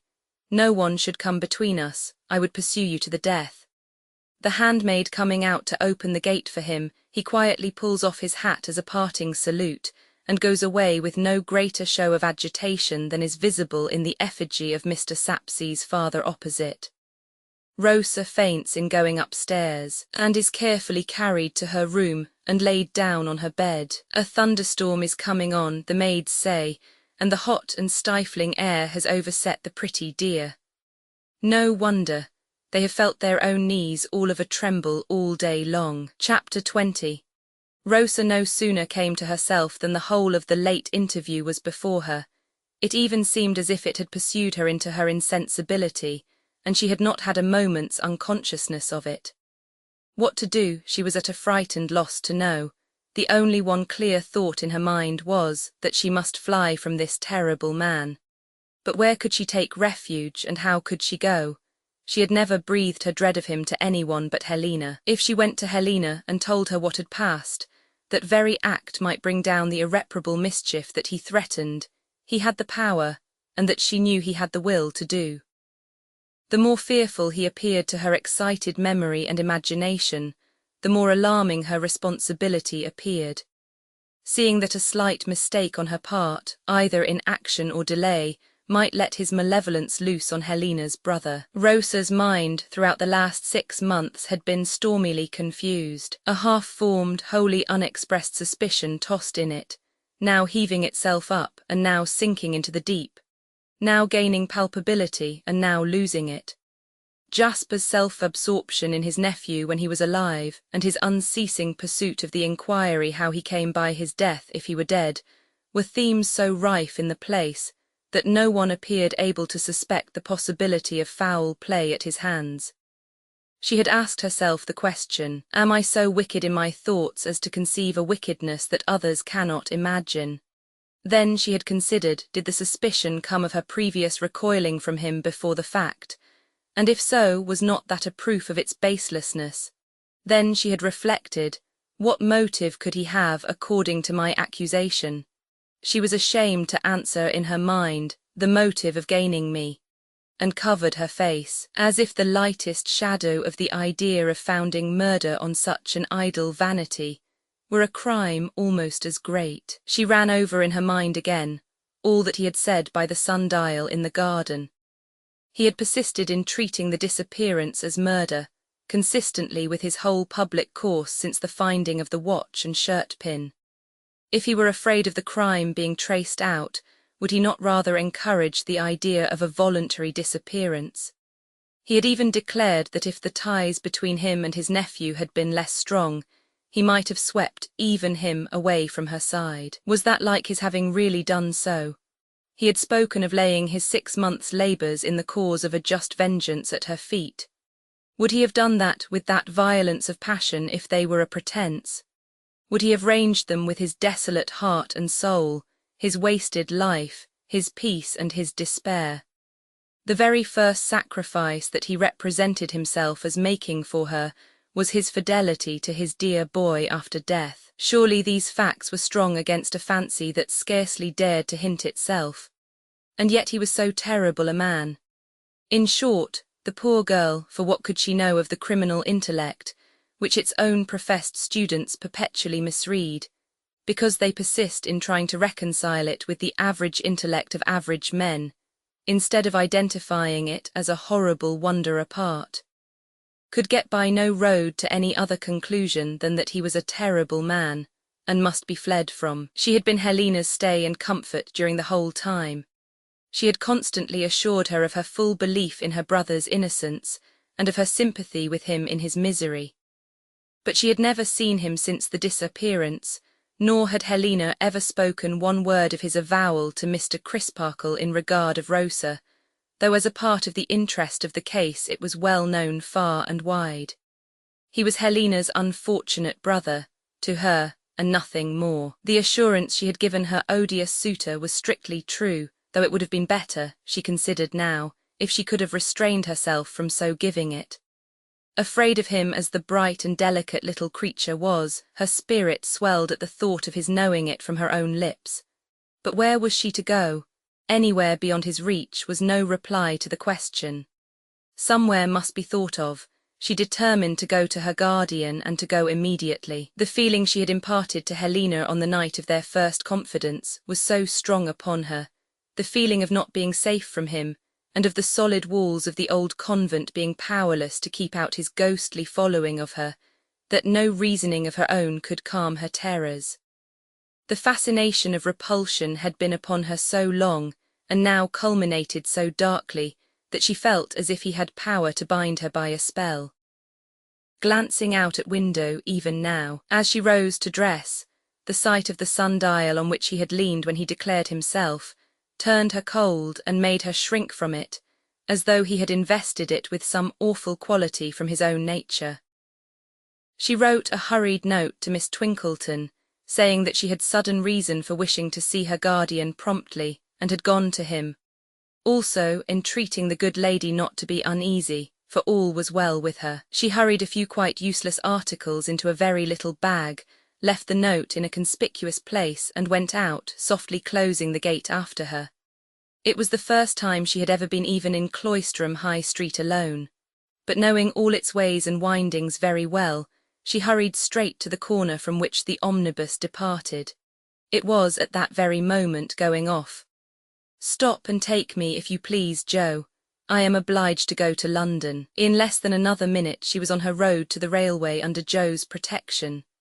Joe waited on her when she got there, put her safely into the railway carriage, and handed in the very little bag after her, as though it were some enormous trunk, hundredweights heavy, which she must on no account endeavour to lift. "Can you go round when you get back and tell Miss Twinkleton that you saw me safely off, Joe?" "It shall be done, miss." "With my love, please, Joe." "Yes, miss, and I wouldn't mind having it myself." But Joe did not articulate the last clause, only thought it. Now that she was whirling away for London in real earnest, Rosa was at leisure to resume the thoughts which her personal hurry had checked. The indignant thought that his declaration of love soiled her, that she could only be cleansed from the stain of its impurity by appealing to the honest and true, supported her for a time against her fears, and confirmed her in her hasty resolution. But as the evening grew darker and darker, and the great city impended nearer and nearer, the doubts usual in such cases began to arise. Whether this was not a wild proceeding after all, how Mr. Grewgious might regard it, whether she should find him at the journey's end, how she would act if he were absent, what might become of her alone in a place so strange and crowded, how if she had but waited and taken counsel first, whether if she could now go back she would not do it thankfully. A multitude of such uneasy speculations disturbed her, more and more as they accumulated. At length the train came into London over the housetops, and down below lay the gritty streets with their yet unneeded lamps aglow, on a hot, light summer night. Hiram Grewgious, Esquire, Staple Inn, London. This was all Rosa knew of her destination, but it was enough to send her rattling away again in a cab, through deserts of gritty streets, where many people crowded at the corner of courts and byways to get some air, and where many other people walked with a miserably monotonous noise of shuffling of feet on hot paving stones, and where all the people and all their surroundings were so gritty and so shabby. There was music playing here and there, but it did not enliven the case. No barrel organ mended the matter, and no big drum beat dull care away. Like the chapel bells that were also going here and there, they only seemed to evoke echoes from brick surfaces and dust from everything. As to the flat wind instruments, they seemed to have cracked their hearts and souls in pining for the country. Her jingling conveyance stopped at last at a fast-closed gateway, which appeared to belong to somebody who had gone to bed very early and was much afraid of housebreakers. Rosa, discharging her conveyance, timidly knocked at this gateway and was let in, very little bag and all, by a watchman. "Does Mr. Grewgious live here?" "Mr. Grewgious lives there, miss," said the watchman, pointing further in. So Rosa went further in, and when the clocks were striking 10 stood on P.J.T.'s doorsteps, wondering what P.J.T. had done with his street door. Guided by the painted name of Mr. Grewgious, she went upstairs and softly tapped and tapped several times.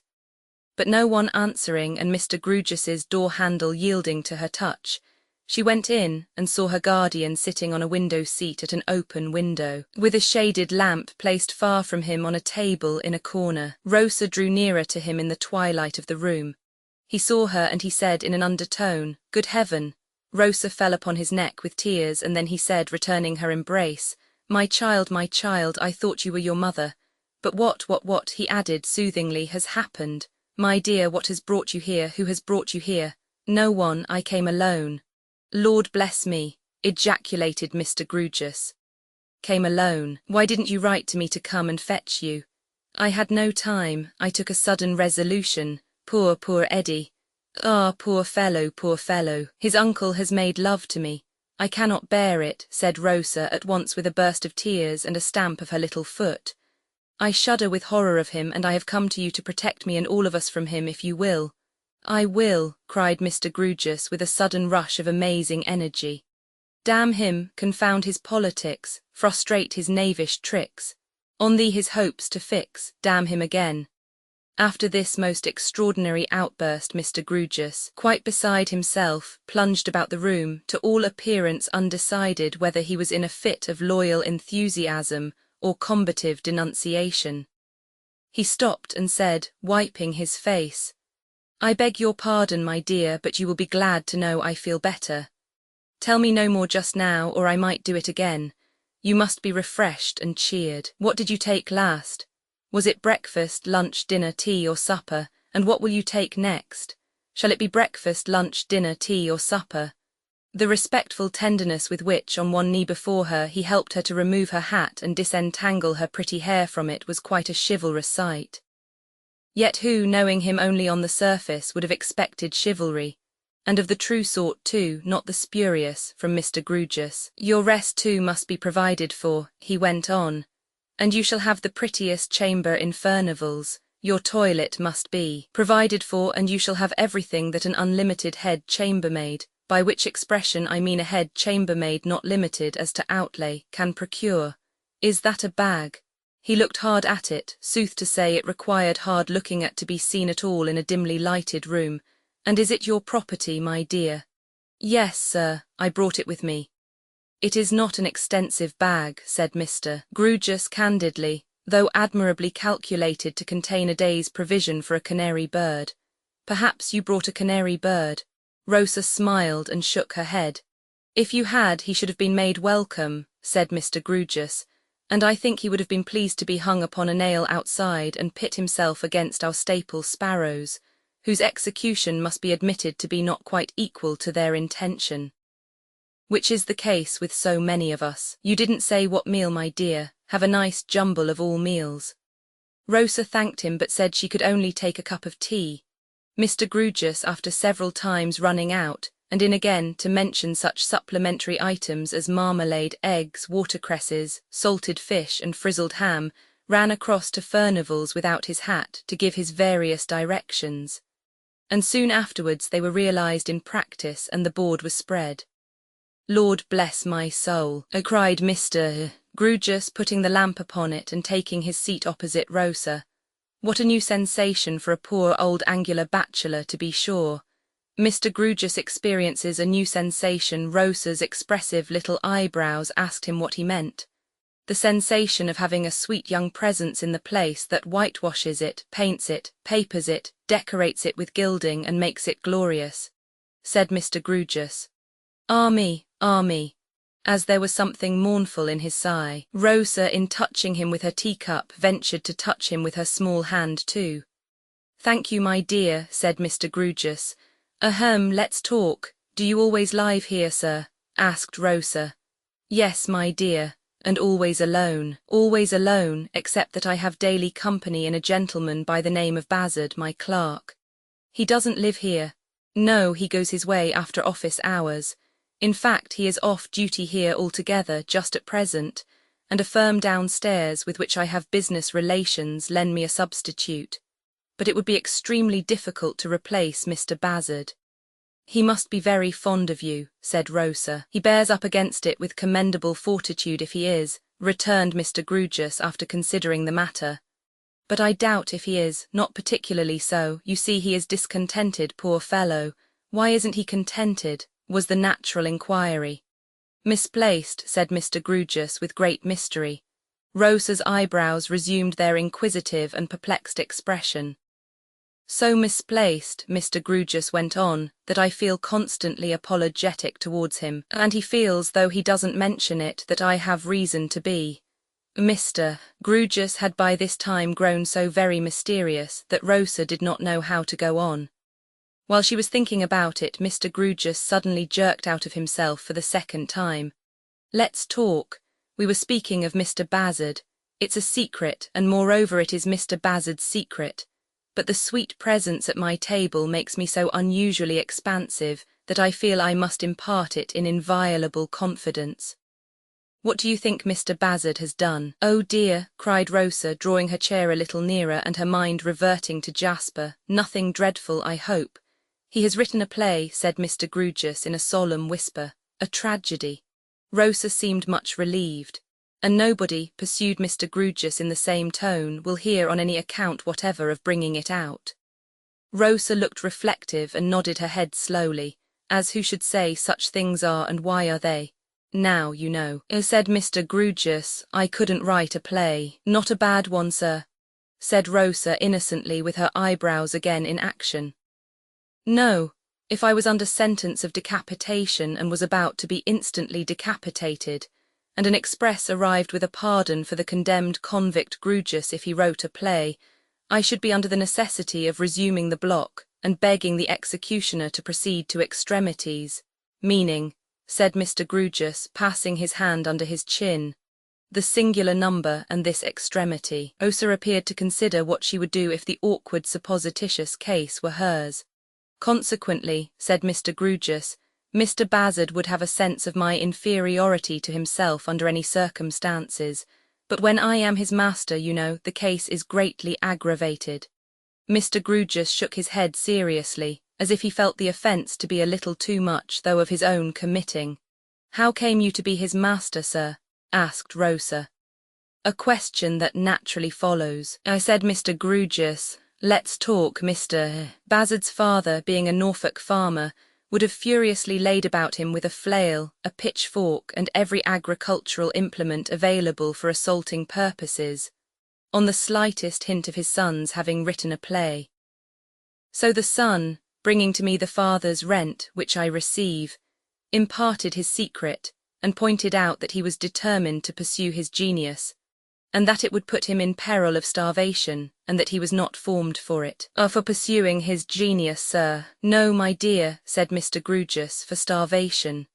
It was impossible to deny the position that Mr. Bazzard was not formed to be starved, and Mr. Bazzard then pointed out that it was desirable that I should stand between him and a fate so perfectly unsuited to his formation.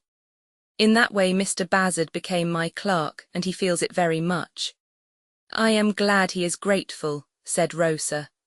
I didn't quite mean that, my dear. I mean that he feels the degradation. There are some other geniuses that Mr. Bassard has become acquainted with, who have also written tragedies, which likewise nobody will on any account whatever hear of bringing out, and these choice spirits dedicate their plays to one another in a highly panegyrical manner. Mr. Bassard has been the subject of one of these dedications. Now, you know, I never had a play dedicated to me. Rosa looked at him, as if she would have liked him to be the recipient of 1,000 dedications, which again, naturally, rubs against the grain of Mr. Bassard, said Mr. Grewgious. He is very short with me sometimes, and then I feel that he is meditating, this blockhead is my master. A fellow who couldn't write a tragedy on pain of death, and who will never have one dedicated to him with the most complimentary congratulations on the high position he has taken in the eyes of posterity. Very trying, very trying. However, in giving him directions, I reflect beforehand. Perhaps he may not like this, or he might take it ill if I ask that, and so we get on very well. Indeed, better than I could have expected. Is the tragedy named, sir? Asked Rosa. Strictly between ourselves, answered Mr. Grewgious, it has a dreadfully appropriate name. It is called The Thorn of Anxiety, but Mr. Bassard hopes, and I hope, that it will come out at last. It was not hard to divine that Mr. Grewgious had related the Bassard history thus fully, at least quite as much for the recreation of his ward's mind from the subject that had driven her there, as for the gratification of his own tendency to be social and communicative. And now, my dear, he said at this point, if you are not too tired to tell me more of what passed today, but only if you feel quite able, I should be glad to hear it. I may digest it the better if I sleep on it tonight.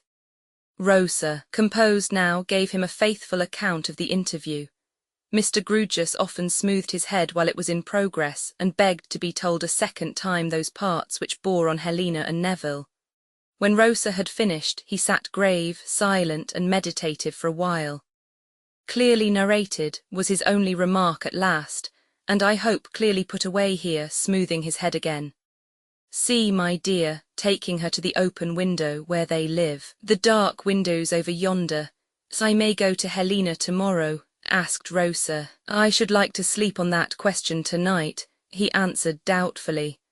But let me take you to your own rest, for you must need it. With that Mr. Grewgious helped her to get her hat on again, and hung upon his arm the very little bag that was of no earthly use, and led her by the hand, with a certain stately awkwardness, as if he were going to walk a minuet across Holborn and into Furnival's Inn.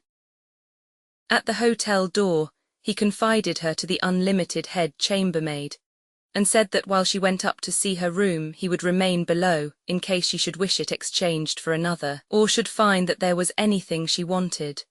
Rosa's room was airy, clean, comfortable, almost gay. The unlimited had laid in everything omitted from the very little bag, that is to say, everything she could possibly need, and Rosa tripped down the great many stairs again, to thank her guardian for his thoughtful and affectionate care of her. Not at all, my dear, said Mr. Grewgious, infinitely gratified. It is I who thank you for your charming confidence, and for your charming company. Your breakfast will be provided for you in a neat, compact, and graceful little sitting-room, appropriate to your figure, and I will come to you at 10 o'clock in the morning. I hope you don't feel very strange indeed in this strange place. Oh no, I feel so safe. Yes, you may be sure that the stairs are fire-proof, said Mr. Grewgious, and that any outbreak of the devouring element would be perceived and suppressed by the watchmen. I did not mean that, Rosa replied. I mean I feel so safe from him. There is a stout gate of iron bars to keep him out, said Mr. Grewgious, smiling, and Furnival's is fire-proof and specially watched and lighted, and I live over the way. In the stoutness of his knight-errantry, he seemed to think the last-named protection all sufficient. In the same spirit he said to the gate porter as he went out, if someone staying in the hotel should wish to send across the road to me in the night, a crown will be ready for the messenger. In the same spirit, he walked up and down outside the iron gate for the best part of an hour with some solicitude. occasionally looking in between the bars, as if he had laid a dove in a high roost in a cage of lions, and had it on his mind that she might tumble out. Chapter 21. Nothing occurred in the night to flutter the tired dove, and the dove arose refreshed. With Mr. Grewgious, when the clock struck 10 in the morning, came Mr. Crisparkle, who had come at one plunge out of the river at Cloisterham. Miss Twinkleton was so uneasy, Miss Rosa, he explained to her, and came round to Ma and me with your note in such a state of wonder, that, to quiet her, I volunteered on this service by the very first train to be caught in the morning. I wished at the time that you had come to me, but now I think it best that you did as you did, and came to your guardian. I did think of you, Rosa told him, but Minor Canon Corner was so near him. I understand, it was quite natural. I have told Mr. Crisparkle, said Mr. Grewgious, all that you told me last night, my dear. Of course I should have written it to him immediately, but his coming was most opportune. And it was particularly kind of him to come, for he had but just gone. Have you settled, asked Rosa, appealing to them both, what is to be done for Helena and her brother? Why really, said Mr. Crisparkle, I am in great perplexity. If even Mr. Grewgious, whose head is much longer than mine, and who is a whole night's cogitation in advance of me, is undecided, what must I be? The Unlimited here put her head in at the door, after having rapped, been authorized to present herself, announcing that a gentleman wished for a word with another gentleman named Crisparkle, if any such gentleman were there. If no such gentleman were there, he begged pardon for being mistaken. Such a gentleman is here, said Mr. Crisparkle, but is engaged just now. Is it a dark gentleman? Interposed Rosa, retreating on her guardian. No, miss, more of a brown gentleman. You are sure not with black hair? Asked Rosa, taking courage. Quite sure of that, miss, brown hair and blue eyes. Perhaps, hinted Mr. Grewgious with habitual caution, it might be well to see him, reverend sir, if you don't object. When one is in a difficulty or at a loss, one never knows in what direction a way out may chance to open. It is a business principle of mine, in such a case, not to close up any direction, but to keep an eye on every direction that may present itself. I could relate an anecdote in point, but that it would be premature. If Miss Rosa will allow me then, let the gentleman come in, said Mr. Crisparkle. The gentleman came in, apologized with a frank but modest grace for not finding Mr. Crisparkle alone, turned to Mr. Crisparkle and smilingly asked the unexpected question. Who am I? You are the gentleman I saw smoking under the trees in Staple Inn a few minutes ago. True, there I saw you. Who else am I? Mr. Crisparkle concentrated his attention on a handsome face, much sunburnt, and the ghost of some departed boy seemed to rise, gradually and dimly, in the room. The gentleman saw a struggling recollection lighten up the Minor Canon's features, and smiling again said, What will you have for breakfast this morning? You are out of jam. Wait a moment, cried Mr. Crisparkle, raising his right hand. Give me another instant, Tartar. The two shook hands with the greatest heartiness, and then went the wonderful length for Englishmen of laying their hands each on the other's shoulders and looking joyfully each into the other's face. My old fag, said Mr. Crisparkle. My old master, said Mr. Tartar. You saved me from drowning, said Mr. Crisparkle. After which you took to swimming, you know, said Mr. Tartar. God bless my soul, said Mr. Crisparkle. Amen, said Mr. Tartar, and then they fell to shaking hands most heartily again. Imagine, exclaimed Mr. Crisparkle with glistening eyes. Miss Rosa Budd and Mr. Grewgious, imagine Mr. Tartar, when he was the smallest of juniors, diving for me, catching me, a big heavy senior, by the hair of the head, and striking out for the shore with me like a water giant. Imagine my not letting him sink as I was his fag, said Mr. Tartar. But the truth being that he was my best protector and friend, and did me more good than all the masters put together, an irrational impulse seized me to pick him up or go down with him. Hem! Permit me, sir, to have the honour, said Mr. Grewgious, advancing with extended hand. For an honour I truly esteem it. I am proud to make your acquaintance. I hope you didn't take cold. I hope you were not inconvenienced by swallowing too much water. How have you been since? It was by no means apparent that Mr. Grewgious knew what he said, though it was very apparent that he meant to say something highly friendly and appreciative. If heaven, Rosa thought, had but sent such courage and skill to her poor mother's aid, and he to have been so slight and young then. I don't wish to be complimented upon it, I thank you, but I think I have an idea, Mr. Grewgious announced after taking a jog-trot or two across the room, so unexpected and unaccountable that they all stared at him, doubtful whether he was choking or had the cramp. I think I have an idea. I believe I have had the pleasure of seeing Mr. Tartar's name as tenant of the top set in the house next the top set in the corner. Yes, sir, returned Mr. Tartar. You are right so far. I am right so far, said Mr. Grewgious. Tick that off, which he did, with his right thumb on his left. Might you happen to know the name of your neighbour in the top set on the other side of the party wall? Coming very close to Mr. Tartar to lose nothing of his face in his shortness of sight. Landless. Tick that off, said Mr. Grewgious, taking another trot and then coming back. No personal knowledge, I suppose, sir. Slight, but some. Tick that off, said Mr. Grewgious, taking another trot and again coming back. Nature of knowledge, Mr. Tartar. I thought he seemed to be a young fellow in a poor way, and I asked his leave, only within a day or so, to share my flowers up there with him, that is to say, to extend my flower garden to his windows. Would you have the kindness to take seats? Said Mr. Grewgious. I have an idea. They complied, Mr. Tartar none the less readily for being all abroad, and Mr. Grewgious, seated in the centre with his hands upon his knees, thus stated his idea, with his usual manner of having got the statement by heart. I cannot as yet make up my mind whether it is prudent to hold open communication under present circumstances, and on the part of the fair member of the present company, with Mr. Neville or Miss Helena. I have reason to know that a local friend of ours, on whom I beg to bestow a passing but a hearty malediction, with the kind permission of my reverend friend, sneaks to and fro, and dodges up and down. When not doing so himself, he may have some informant skulking about in the person of a watchman, porter, or such like hanger-on of staple. On the other hand, Miss Rosa very naturally wishes to see her friend Miss Helena, and it would seem important that at least Miss Helena, if not her brother too, through her, should privately know from Miss Rosa's lips what has occurred and what has been threatened. Am I agreed with generally in the views I take?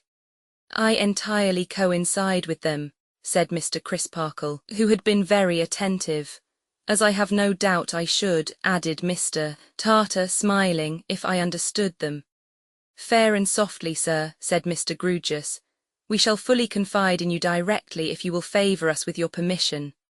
Now, if our local friend should have any informant on the spot, it is tolerably clear that such informant can only be set to watch the chambers in the occupation of Mr. Neville. He reporting to our local friend, who comes and goes there, our local friend would supply for himself, from his own previous knowledge, the identity of the parties. Nobody can be set to watch all staple or to concern himself with comers and goers to other sets of chambers, unless, indeed, mine. I begin to understand to what you tend, said Mr. Crisparkle, and highly approve of your caution. I needn't repeat that I know nothing yet of the why and wherefore, said Mr. Tartar, but I also understand to what you tend, so let me say at once that my chambers are freely at your disposal. There, cried Mr. Grewgious, smoothing his head triumphantly. Now we have all got the idea. You have it, my dear. I think I have, said Rosa, blushing a little as Mr. Tartar looked quickly towards her.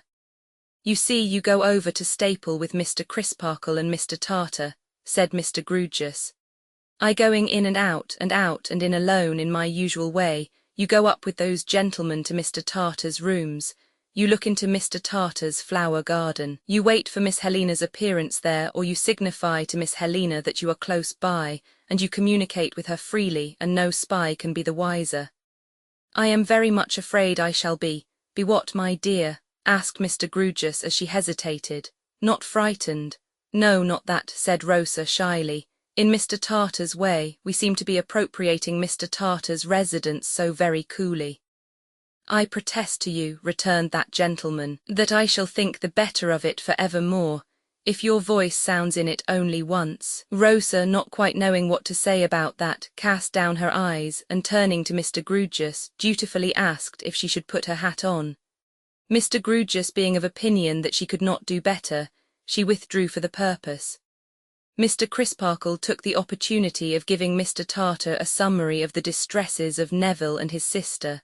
The opportunity was quite long enough, as the hat happened to require a little extra fitting on. Mr. Tartar gave his arm to Rosa, and Mr. Crisparkle walked detached in front. Poor Eddie, thought Rosa as they went along. Mr. Tartar waved his right hand as he bent his head down over Rosa, talking in an animated way. It was not so powerful or so sun-browned when it saved Mr. Crisparkle, thought Rosa, glancing at it, but it must have been very steady and determined even then. Mr. Tartar told her he had been a sailor, roving everywhere for years and years. "When are you going to sea again?" asked Rosa. "Never." Rosa wondered what the girls would say if they could see her crossing the wide street on the sailor's arm. And she fancied that the passers-by must think her very little and very helpless, contrasted with the strong figure that could have caught her up and carried her out of any danger, miles and miles without resting. She was thinking further that his far-seeing blue eyes looked as if they had been used to watch danger afar off, and to watch it without flinching, drawing nearer and nearer. When, happening to raise her own eyes, she found that he seemed to be thinking something about them. This a little confused Rosebud, and may account for her never afterwards quite knowing how she ascended, with his help, to his garden in the air, and seemed to get into a marvellous country that came into sudden bloom like the country on the summit of the magic beanstalk. May it flourish for ever. Chapter 22. Mr. Tartar's chambers were the neatest, the cleanest, and the best-ordered chambers ever seen under the sun, moon, and stars. The floors were scrubbed to that extent that you might have supposed the London blacks emancipated for ever and gone out of the land for good. Every inch of brasswork in Mr. Tartar's possession was polished and burnished, till it shone like a brazen mirror. No speck, nor spot, nor spatter soiled the purity of any of Mr. Tartar's household gods, large, small, or middle-sized.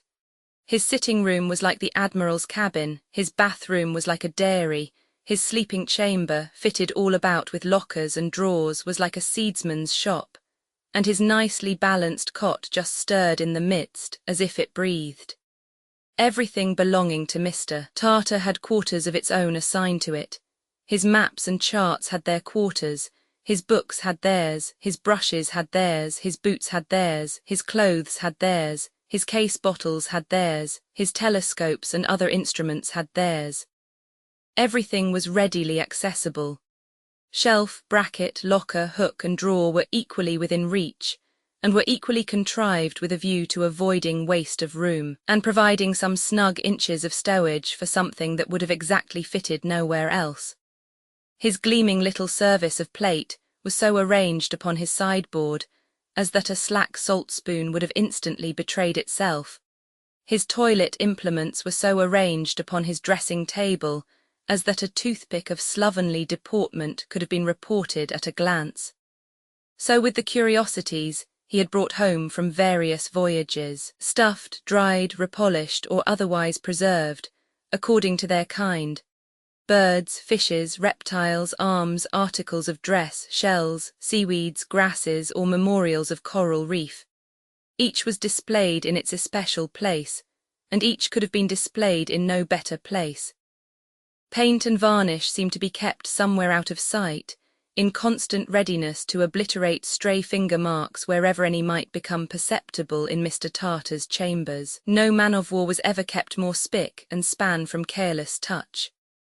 On this bright summer day, a neat awning was rigged over Mr. Tartar's flower garden as only a sailor can rig it, and there was a sea-going air upon the whole effect, so delightfully complete, that the flower garden might have appertained to stern windows afloat, and the whole concern might have bowled away gallantly with all on board if Mr. Tartar had only clapped to his lips the speaking trumpet that was slung in a corner, and given hoarse orders to heave the anchor up. Look alive there, men, and get all sail upon her. Mr. Tartar, doing the honours of this gallant craft, was of a piece with the rest. When a man rides an amiable hobby that shies at nothing and kicks nobody, it is only agreeable to find him riding it with a humorous sense of the droll side of the creature. When the man is a cordial and an earnest man by nature, and withal is perfectly fresh and genuine, it may be doubted whether he is ever seen to greater advantage than at such a time. So Rosa would have naturally thought, even if she hadn't been conducted over the ship with all the homage due to the First Lady of the Admiralty or First Fairy of the Sea, that it was charming to see and hear Mr. Tartar half laughing at, and half rejoicing in, his various contrivances. So Rosa would have naturally thought anyhow that the sunburnt sailor showed to great advantage when, the inspection finished, he delicately withdrew out of his admiral's cabin, beseeching her to consider herself its queen and waving her free of his flower garden with the hand that had had Mr. Crisparkle's life in it. Helena, Helena Landless, are you there? Who speaks to me, not Rosa? Then a second handsome face appearing. Yes, my darling. Why, how did you come here? Dearest, I don't quite know, said Rosa with a blush. Unless I am dreaming, why with a blush? For their two faces were alone with the other flowers, are blushes among the fruits of the country of the magic beanstalk. I am not dreaming, said Helena, smiling. I should take more for granted if I were. How do we come together, or so near together, so very unexpectedly? Unexpectedly indeed, among the dingy gables and chimney-pots of P.J.T.'s connection, and the flowers that had sprung from the salt sea. But Rosa, waking, told in a hurry how they came to be together, and all the why and wherefore of that matter. And Mr. Crisparkle is here, said Rosa in rapid conclusion, and could you believe it, long ago he saved his life. I could believe any such thing of Mr. Crisparkle, returned Helena with a mantling face. More blushes in the beanstalk country. Yes, but it wasn't Crisparkle, said Rosa, quickly putting in the correction. I don't understand, love. It was very nice of Mr. Crisparkle to be saved, said Rosa, and he couldn't have shown his high opinion of Mr. Tartar more expressively. But it was Mr. Tartar who saved him. Helena's dark eyes looked very earnestly at the bright face among the leaves, and she asked, in a slower and more thoughtful tone, Is Mr. Tartar with you now, dear?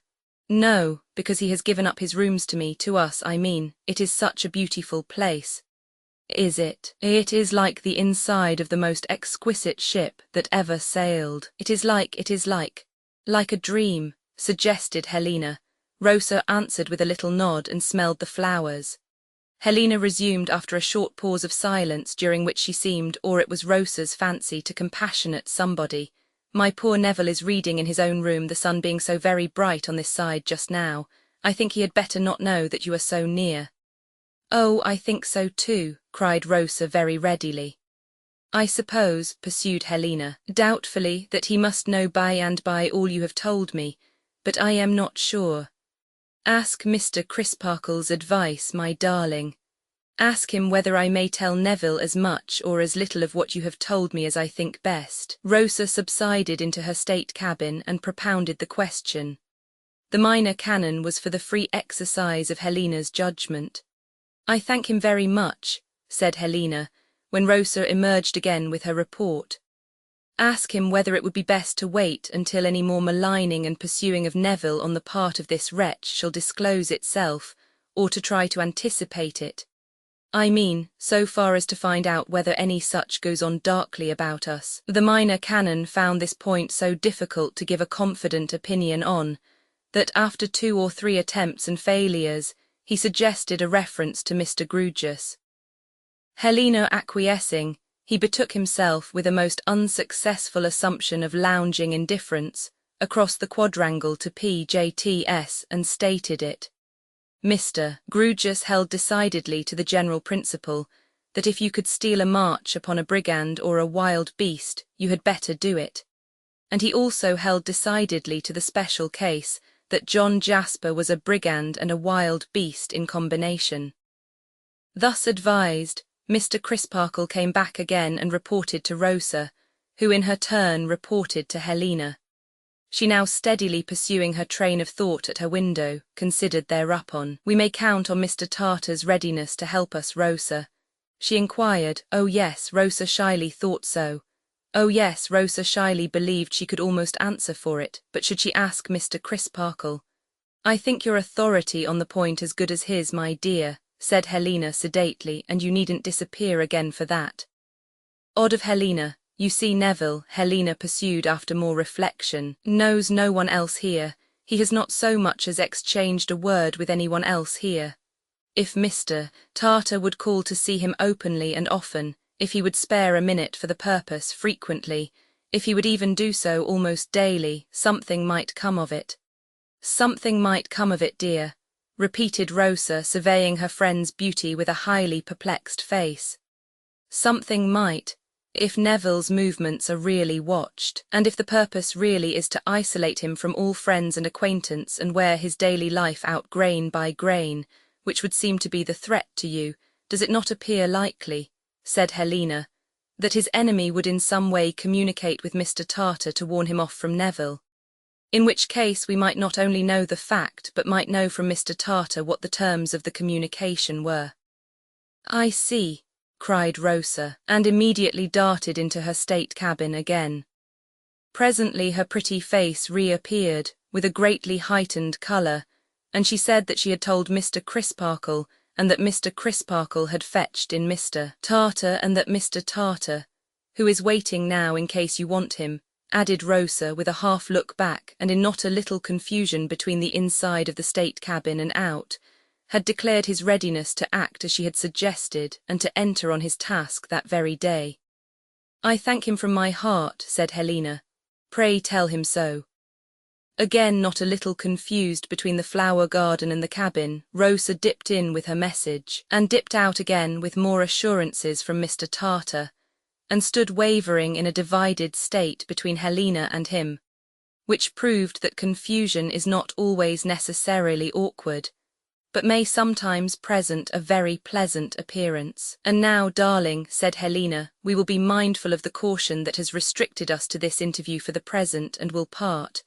I hear Neville moving too. Are you going back to Miss Twinkleton's?" asked Rosa. "Yes. Oh, I could never go there any more. I couldn't indeed after that dreadful interview," said Rosa. "Then where are you going, pretty one? Now I come to think of it, I don't know," said Rosa. "I have settled nothing at all yet, but my guardian will take care of me. Don't be uneasy, dear, I shall be sure to be somewhere. It did seem likely." "And I shall hear of my rosebud from Mr. Tartar?" inquired Helena. "Yes, I suppose so, from—" Rosa looked back again in a flutter instead of supplying the name. "But tell me one thing before we part, dearest Helena. Tell me that you are sure I couldn't help it." "Help it, love? Help making him malicious and revengeful? I couldn't hold any terms with him, could I?" "You know how I love you, darling," answered Helena with indignation, "but I would sooner see you dead at his wicked feet. That's a great comfort to me, and you will tell your poor brother so, won't you? And you will give him my remembrance and my sympathy, and you will ask him not to hate me." With a mournful shake of the head, as if that would be quite a superfluous entreaty, Helena lovingly kissed her two hands to her friend, and her friend's two hands were kissed to her, and then she saw a third hand, a brown one, appear among the flowers and leaves and help her friend out of sight.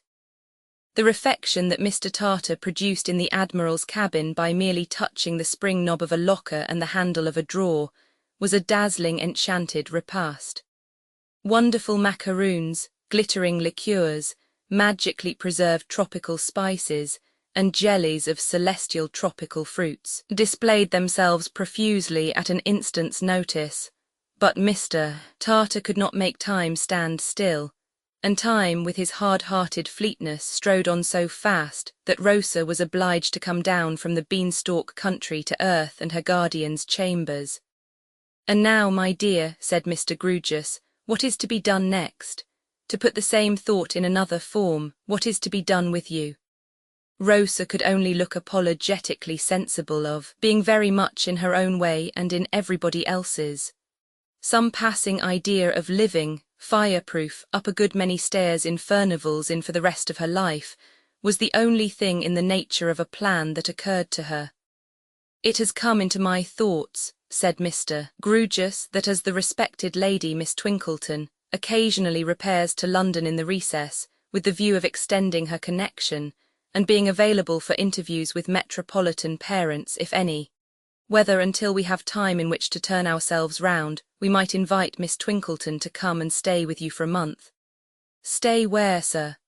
Whether, explained Mr. Grewgious, we might take a furnished lodging in town for a month, and invite Miss Twinkleton to assume the charge of you in it for that period.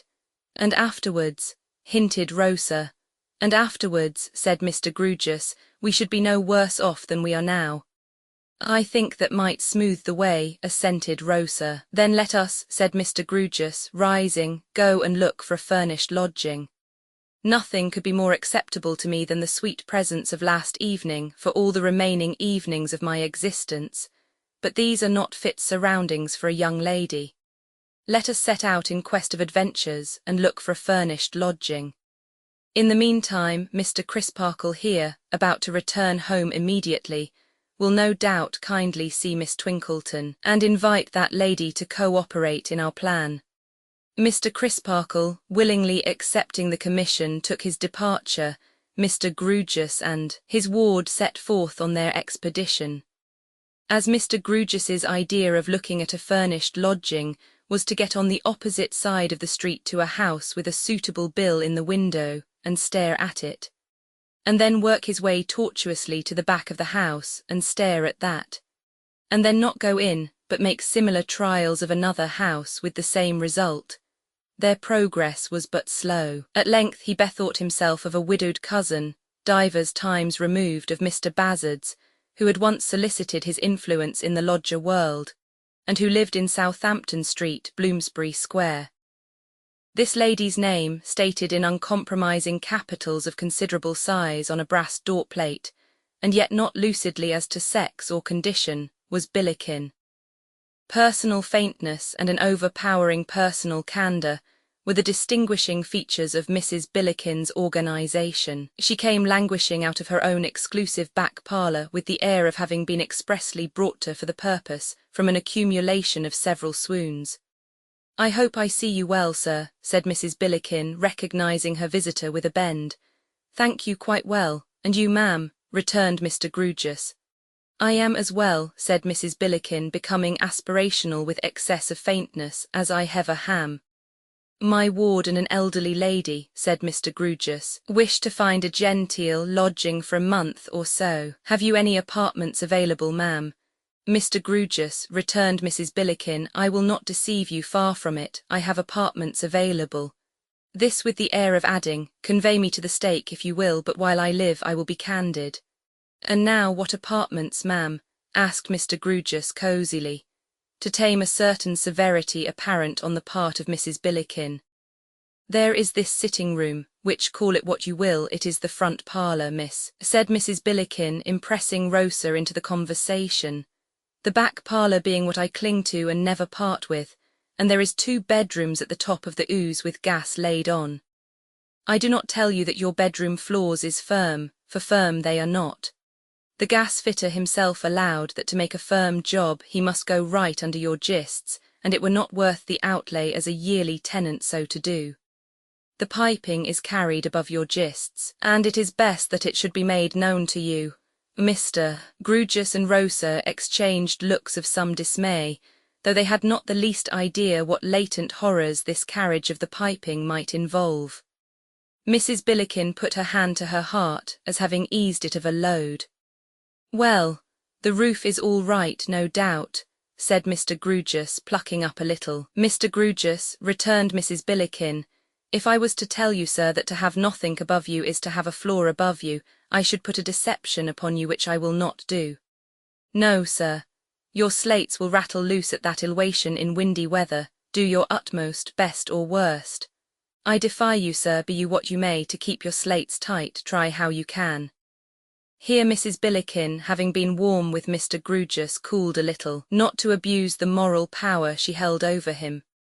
"Consequent," proceeded Mrs. Billikin more mildly but still firmly in her incorruptible candour, "consequent it would be worse than of no use for me to traps and travel up to the top of the ooze with you, and for you to say, Mrs. Billikin, what stain do I notice in the ceiling, for a stain I do consider it. And for me to answer, I do not understand you, sir. No, sir, I will not be so underhand. I do understand you before you pint it out. It is the wet, sir. It do come in and it do not come in. You may lay dry there half your lifetime, but the time will come, and it is best that you should know it, when a dripping sop would be no name for you. Mr. Grewgious looked much disgraced by being prefigured in this pickle. Have you any other apartments, ma'am? He asked. Mr. Grewgious, returned Mrs. Billikin with much solemnity, I have. You ask me have I, and my open and my honest answer I have. The first and second floors is vacant and sweet rooms. Come, come, there's nothing against them, said Mr. Grewgious, comforting himself. Mr. Grewgious, replied Mrs. Billikin, pardon me, there is the stairs. Unless your mind is prepared for the stairs, it will lead to inevitable disappointment. You cannot, miss, said Mrs. Billikin, addressing Rosa reproachfully, place a first floor and far less a second on the level footing of a parlour. No, you cannot do it, miss, it is beyond your power, and wherefore try. Mrs. Billikin put it very feelingly, as if Rosa had shown a headstrong determination to hold the untenable position. Can we see these rooms, ma'am? Inquired her guardian. Mr. Grewgious, returned Mrs. Billikin, you can. I will not disguise it from you, sir, you can. Mrs. Billikin then sent into her back parlour for her shawl, it being a state fiction, dating from immemorial antiquity, that she could never go anywhere without being wrapped up, and having been enrolled by her attendant, led the way. She made various genteel pauses on the stairs for breath, and clutched at her heart in the drawing-room as if it had very nearly got loose, and she had caught it in the act of taking wing. And the second floor, said Mr. Grewgious, on finding the first satisfactory. Mr. Grewgious, replied Mrs. Billikin, turning upon him with ceremony, as if the time had now come when a distinct understanding on a difficult point must be arrived at, and a solemn confidence established. The second floor is over this. Can we see that too, ma'am? Yes, sir, returned Mrs. Billikin, it is open as the day. That also proving satisfactory, Mr. Grewgious retired into a window with Rosa for a few words of consultation, and then asking for pen and ink, sketched out a line or two of agreement. In the meantime, Mrs. Billikin took a seat, and delivered a kind of index to, or abstract of the general question. 45 shillings per week by the month certain at the time of year, said Mrs. Billikin, is only reasonable to both parties.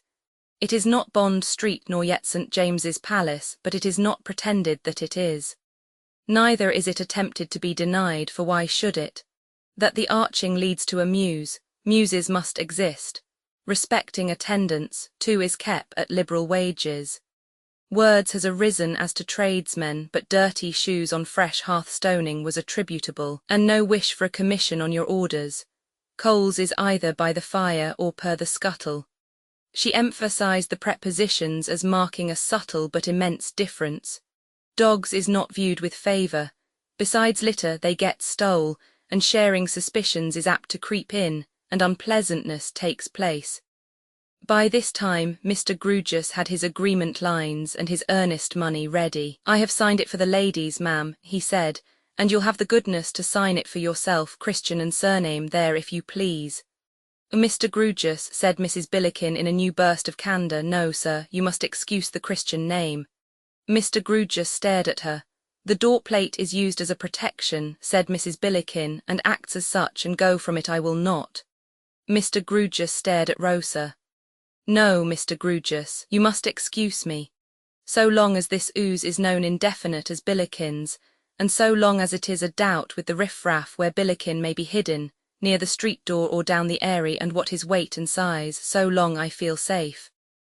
But commit myself to a solitary female statement, no, miss. Nor would you for a moment wish, said Mrs. Billikin with a strong sense of injury, to take that advantage of your sex, if you were not brought to it by inconsiderate example. Rosa, reddening as if she had made some most disgraceful attempt to overreach the good lady, besought Mr. Grewgious to rest content with any signature. And accordingly, in a baronial way, the sign Manuel Billikin got appended to the document. Details were then settled for taking possession on the next day but one, when Miss Twinkleton might be reasonably expected. And Rosa went back to Furnival's Inn on her guardian's arm. Behold Mr. Tartar walking up and down Furnival's Inn, checking himself when he saw them coming and advancing towards them. "It occurred to me," hinted Mr. Tartar, "that we might go up the river, the weather being so delicious and the tide serving. I have a boat of my own at the Temple Stairs." "I have not been up the river for this many a day," said Mr. Grewgious, tempted. "I was never up the river," added Rosa. Within half an hour they were setting this matter right by going up the river. The tide was running with them, the afternoon was charming. Mr. Tartar's boat was perfect. Mr. Tartar and Lobley, Mr. Tartar's man, pulled a pair of oars. Mr. Tartar had a yacht, it seemed, lying somewhere down by Greenhithe, and Mr. Tartar's man had charge of this yacht and was detached upon his present service. He was a jolly favoured man, with tawny hair and whiskers and a big red face. He was the dead image of the sun in old woodcuts, his hair and whiskers answering for rays all around him. Resplendent in the bow of the boat, he was a shining sight, with a man-of-war's man's shirt on, or off, according to opinion, and his arms and breast tattooed all sorts of patterns. Lobley seemed to take it easily, and so did Mr. Tartar, yet their oars bent as they pulled, and the boat bounded under them. Mr. Tartar talked as if he were doing nothing, to Rosa, who was really doing nothing, and to Mr. Grewgious, who was doing this much that he steered all wrong. But what did that matter, when a turn of Mr. Tartar's skilful wrist, or a mere grin of Mr. Lobley's over the bow, put all to rights? The tide bore them on in the gayest and most sparkling manner, until they stopped to dine in some everlastingly green garden, needing no matter-of-fact identification here. And then the tide obligingly turned, being devoted to that party alone for that day, and as they floated idly among some osier beds, Rosa tried what she could do in the rowing way and came off splendidly, being much assisted. And Mr. Grewgious tried what he could do and came off on his back, doubled up with an oar under his chin, being not assisted at all. Then there was an interval of rest under boughs, such rest.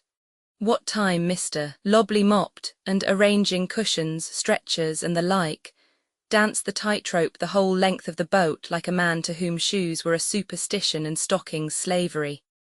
And then came the sweet return among delicious odours of limes in bloom and musical ripplings.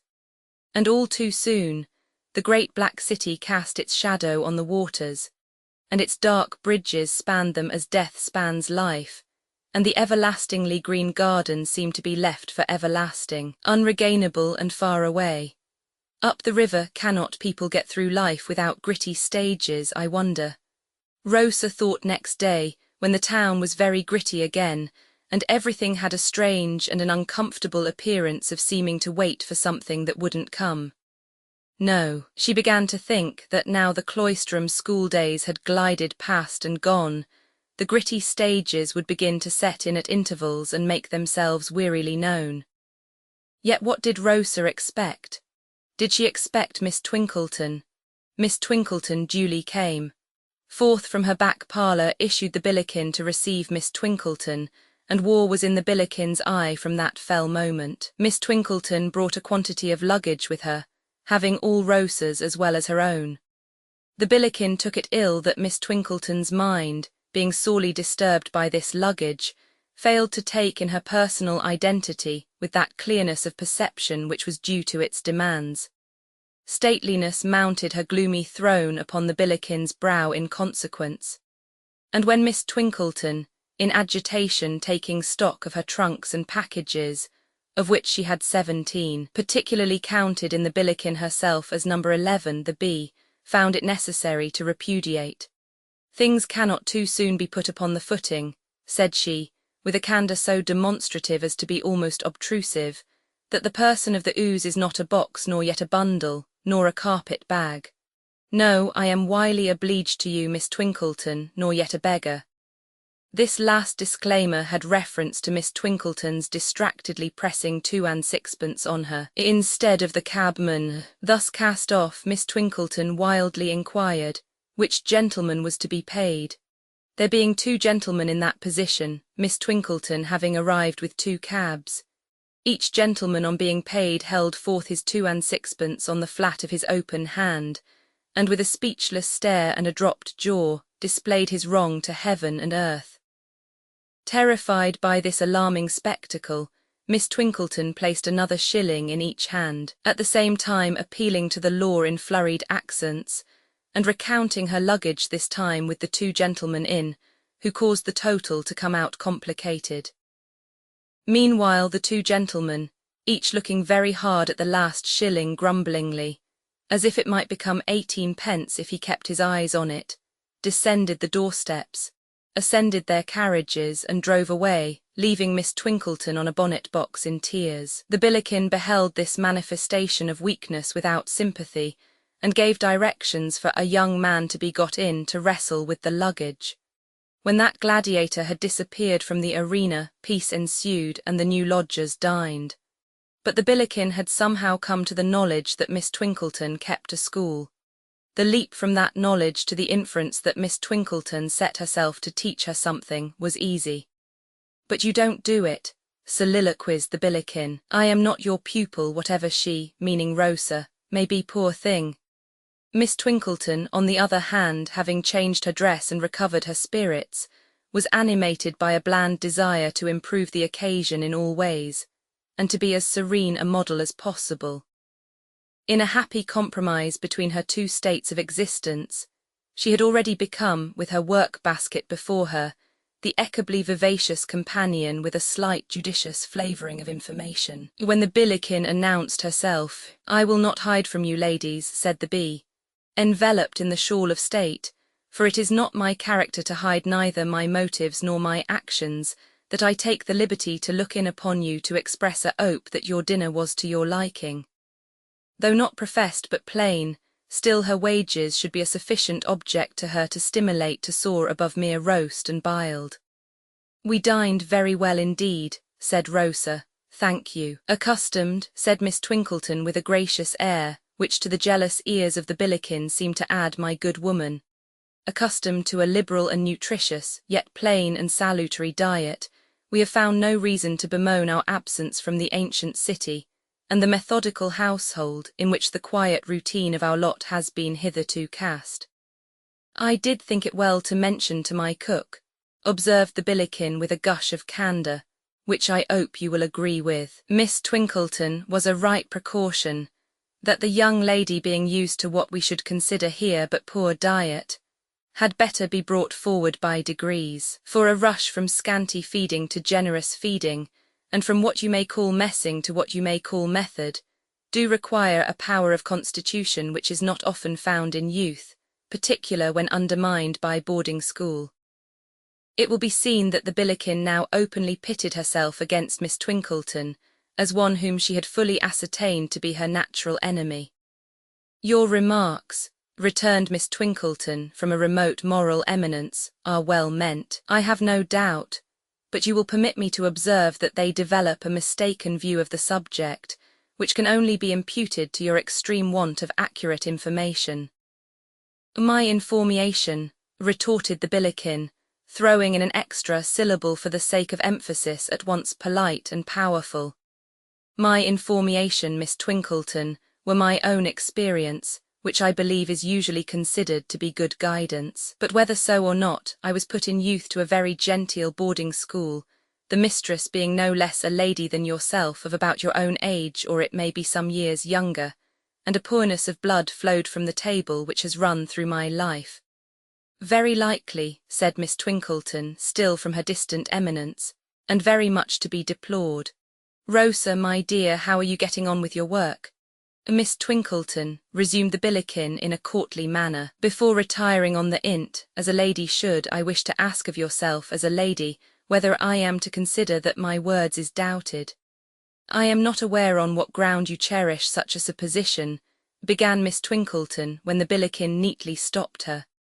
"Do not, if you please, put suppositions betwixt my lips where none such have been imparted by myself.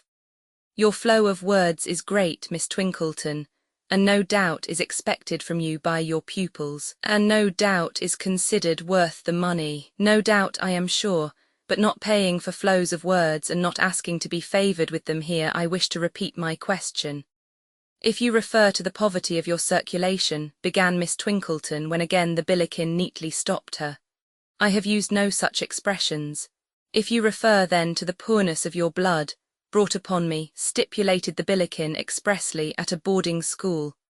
Then, resumed Miss Twinkleton, all I can say is, that I am bound to believe on your asseveration that it is very poor indeed. I cannot forbear adding, that if that unfortunate circumstance influences your conversation, it is much to be lamented, and it is eminently desirable that your blood were richer. Rosa, my dear, how are you getting on with your work? Before retiring, miss, proclaimed the Billiken to Rosa, loftily cancelling Miss Twinkleton, I should wish it to be understood between yourself and me that my transactions in future is with you alone. I know no elderly lady here, miss, none older than yourself. A highly desirable arrangement, Rosa, my dear, observed Miss Twinkleton. It is not, miss, said the Billiken with a sarcastic smile, that I possess the mill I have heard of, in which old single ladies could be ground up young, what a gift it would be to some of us, but that I limit myself to you totally. When I have any desire to communicate a request to the person of the house, Rosa, my dear, observed Miss Twinkleton with majestic cheerfulness, I will make it known to you, and you will kindly undertake, I am sure, that it is conveyed to the proper quarter. Good evening, miss, said the Billiken, at once affectionately and distantly. Being alone in my eyes, I wish you good evening with best wishes, and do not find myself drove, I am truly happy to say, into expressing my contempt for an individual, unfortunately for yourself, belonging to you. The Billiken gracefully withdrew with this parting speech, and from that time Rosa occupied the restless position of shuttlecock between these two battledores. Nothing could be done without a smart match being played out. Thus, on the daily arising question of dinner, Miss Twinkleton would say, the three being present together, Perhaps, my love, you will consult with the person of the house whether she can procure us a lamb's fry, or, failing that, a roast fowl. On which the Billiken would retort, Rosa not having spoken a word, If you was better accustomed to butcher's meat, miss, you would not entertain the idea of a lamb's fry. Firstly, because lambs has long been sheep, and secondly, because there is such things as killing days, and there is not. As to roast fowls, miss, why you must be quite surfeited with roast fowls, letting alone your buying, when you market for yourself, the agedest of poultry with the scaliest of legs, quite as if you was accustomed to picking 'em out for cheapness. Try a little inwention, miss, use yourself to housekeeping a bit. Come now, think of something else. To this encouragement, offered with the indulgent toleration of a wise and liberal expert, Miss Twinkleton would rejoin, reddening, Or, my dear, you might propose to the person of the house a duck. Well, miss, the Billiken would exclaim, still no word being spoken by Rosa, you do surprise me when you speak of ducks. Not to mention that they are getting out of season and very dear, it really strikes to my heart to see you have a duck. For the breast, which is the only delicate cuts in a duck, always goes in a direction which I cannot imagine where, and your own plate comes down so miserably skin and bony. Try again, miss, think more of yourself and less of others. A dish of sweetbreads now, or a bit of mutton, something at which you can get your equal chance. Occasionally the game would wax very brisk indeed, and would be kept up with a smartness rendering such an encounter as this quite tame. But the Billiken almost invariably made by far the higher score, and would come in with side hits of the most unexpected and extraordinary description, when she seemed without a chance. All this did not improve the gritty state of things in London, or the air that London had acquired in Rosa's eyes of waiting for something that never came. Tired of working, and conversing with Miss Twinkleton, she suggested working and reading, to which Miss Twinkleton readily assented as an admirable reader of tried powers. But Rosa soon made the discovery that Miss Twinkleton didn't read fairly. She cut the love scenes, interpolated passages in praise of female celibacy, and was guilty of other glaring pious frauds. As an instance in point, take the glowing passage. "Ever dearest and best adored," said Edward, clasping the dear head to his breast, and drawing the silken hair through his caressing fingers, from which he suffered it to fall like golden rain. "Ever dearest and best adored, let us fly from the unsympathetic world and the sterile coldness of the stony-hearted, to the rich, warm paradise of trust and love." Miss Twinkleton's fraudulent version tamely ran thus: "Ever engaged to me with the consent of our parents on both sides, and the approbation of the silver-haired rector of the district," said Edward, respectfully raising to his lips the taper fingers so skilful in embroidery, tambour, crochet, and other truly feminine arts.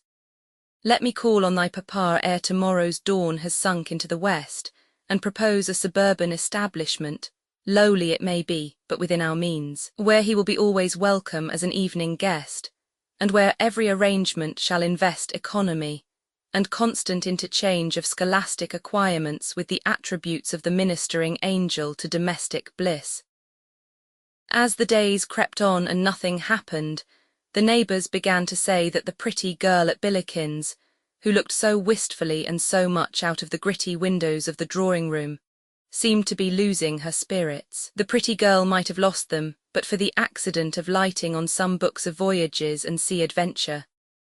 As a compensation against their romance, Miss Twinkleton, reading aloud, made the most of all the latitudes and longitudes, bearings, winds, currents, offsets, and other statistics, which she felt to be none the less improving because they expressed nothing whatever to her, while Rosa, listening intently, made the most of what was nearest to her heart. So they both did better than before. Chapter 23. Although Mr. Crisparkle and John Jasper met daily under the cathedral roof, nothing at any time passed between them having reference to Edwin Drood, after the time, more than half a year gone by, when Jasper mutely showed the minor canon the conclusion and the resolution entered in his diary. It is not likely that they ever met, though so often, without the thoughts of each reverting to the subject. It is not likely that they ever met, though so often, without a sensation on the part of each that the other was a perplexing secret to him. Jasper as the denouncer and pursuer of Neville Landless, and Mr. Crisparkle as his consistent advocate and protector, must at least have stood sufficiently in opposition to have speculated with keen interest on the steadiness and next direction of the other's designs. But neither ever broached the theme. False pretense not being in the minor canon's nature, he doubtless displayed openly that he would at any time have revived the subject, and even desired to discuss it. The determined reticence of Jasper, however, was not to be so approached. Impassive, moody, solitary, resolute, so concentrated on one idea, and on its attendant fixed purpose that he would share it with no fellow creature, he lived apart from human life, constantly exercising an art which brought him into mechanical harmony with others, and which could not have been pursued unless he and they had been in the nicest mechanical relations and unison. It is curious to consider that the spirit of the man was in moral accordance or interchange with nothing around him. This indeed he had confided to his lost nephew, before the occasion for his present inflexibility arose. That he must know of Rosa's abrupt departure, and that he must divine its cause, was not to be doubted. Did he suppose that he had terrified her into silence, or did he suppose that she had imparted to anyone, to Mr. Crisparkle himself, for instance, the particulars of his last interview with her? Mr. Crisparkle could not determine this in his mind. He could not but admit, however, as a just man, that it was not of itself a crime to fall in love with Rosa, any more than it was a crime to offer to set love above revenge.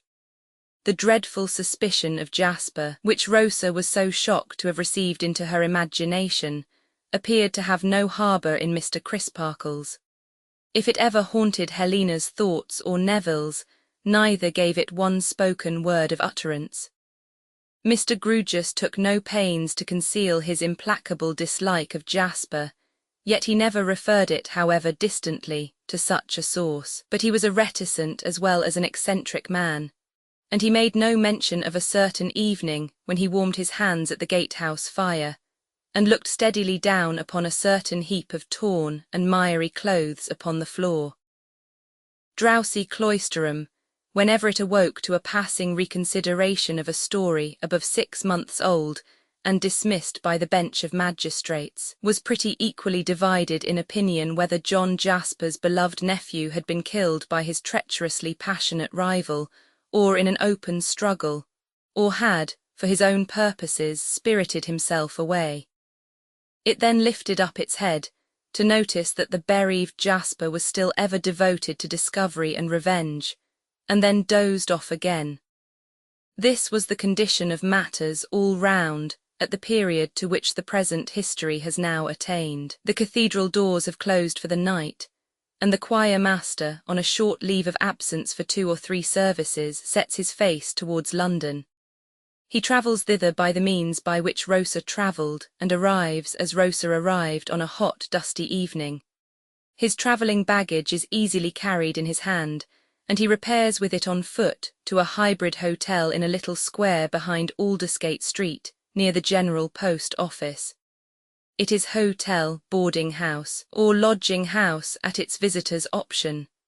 It announces itself in the new railway advertisers as a novel enterprise, timidly beginning to spring up. It bashfully, almost apologetically, gives the traveller to understand that it does not expect him, on the good old constitutional hotel plan, to order a pint of sweet blacking for his drinking and throw it away, but insinuates that he may have his boots blacked instead of his stomach, and maybe also have bed, breakfast, attendance and a porter up all night, for a certain fixed charge.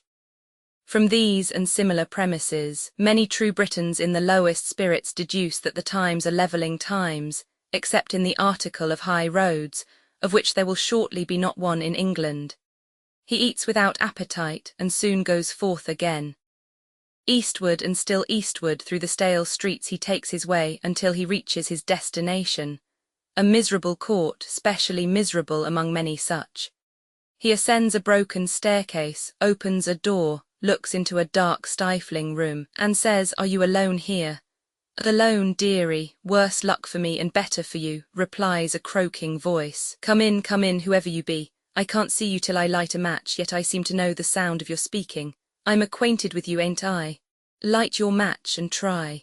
"So I will, dearie, so I will, but my hand that shakes, as I can't lay it on a match all in a moment. And I cough so that, put my matches where I may, I never find him there. They jump and start as I cough and cough like live things. Are you off a voyage, dearie?"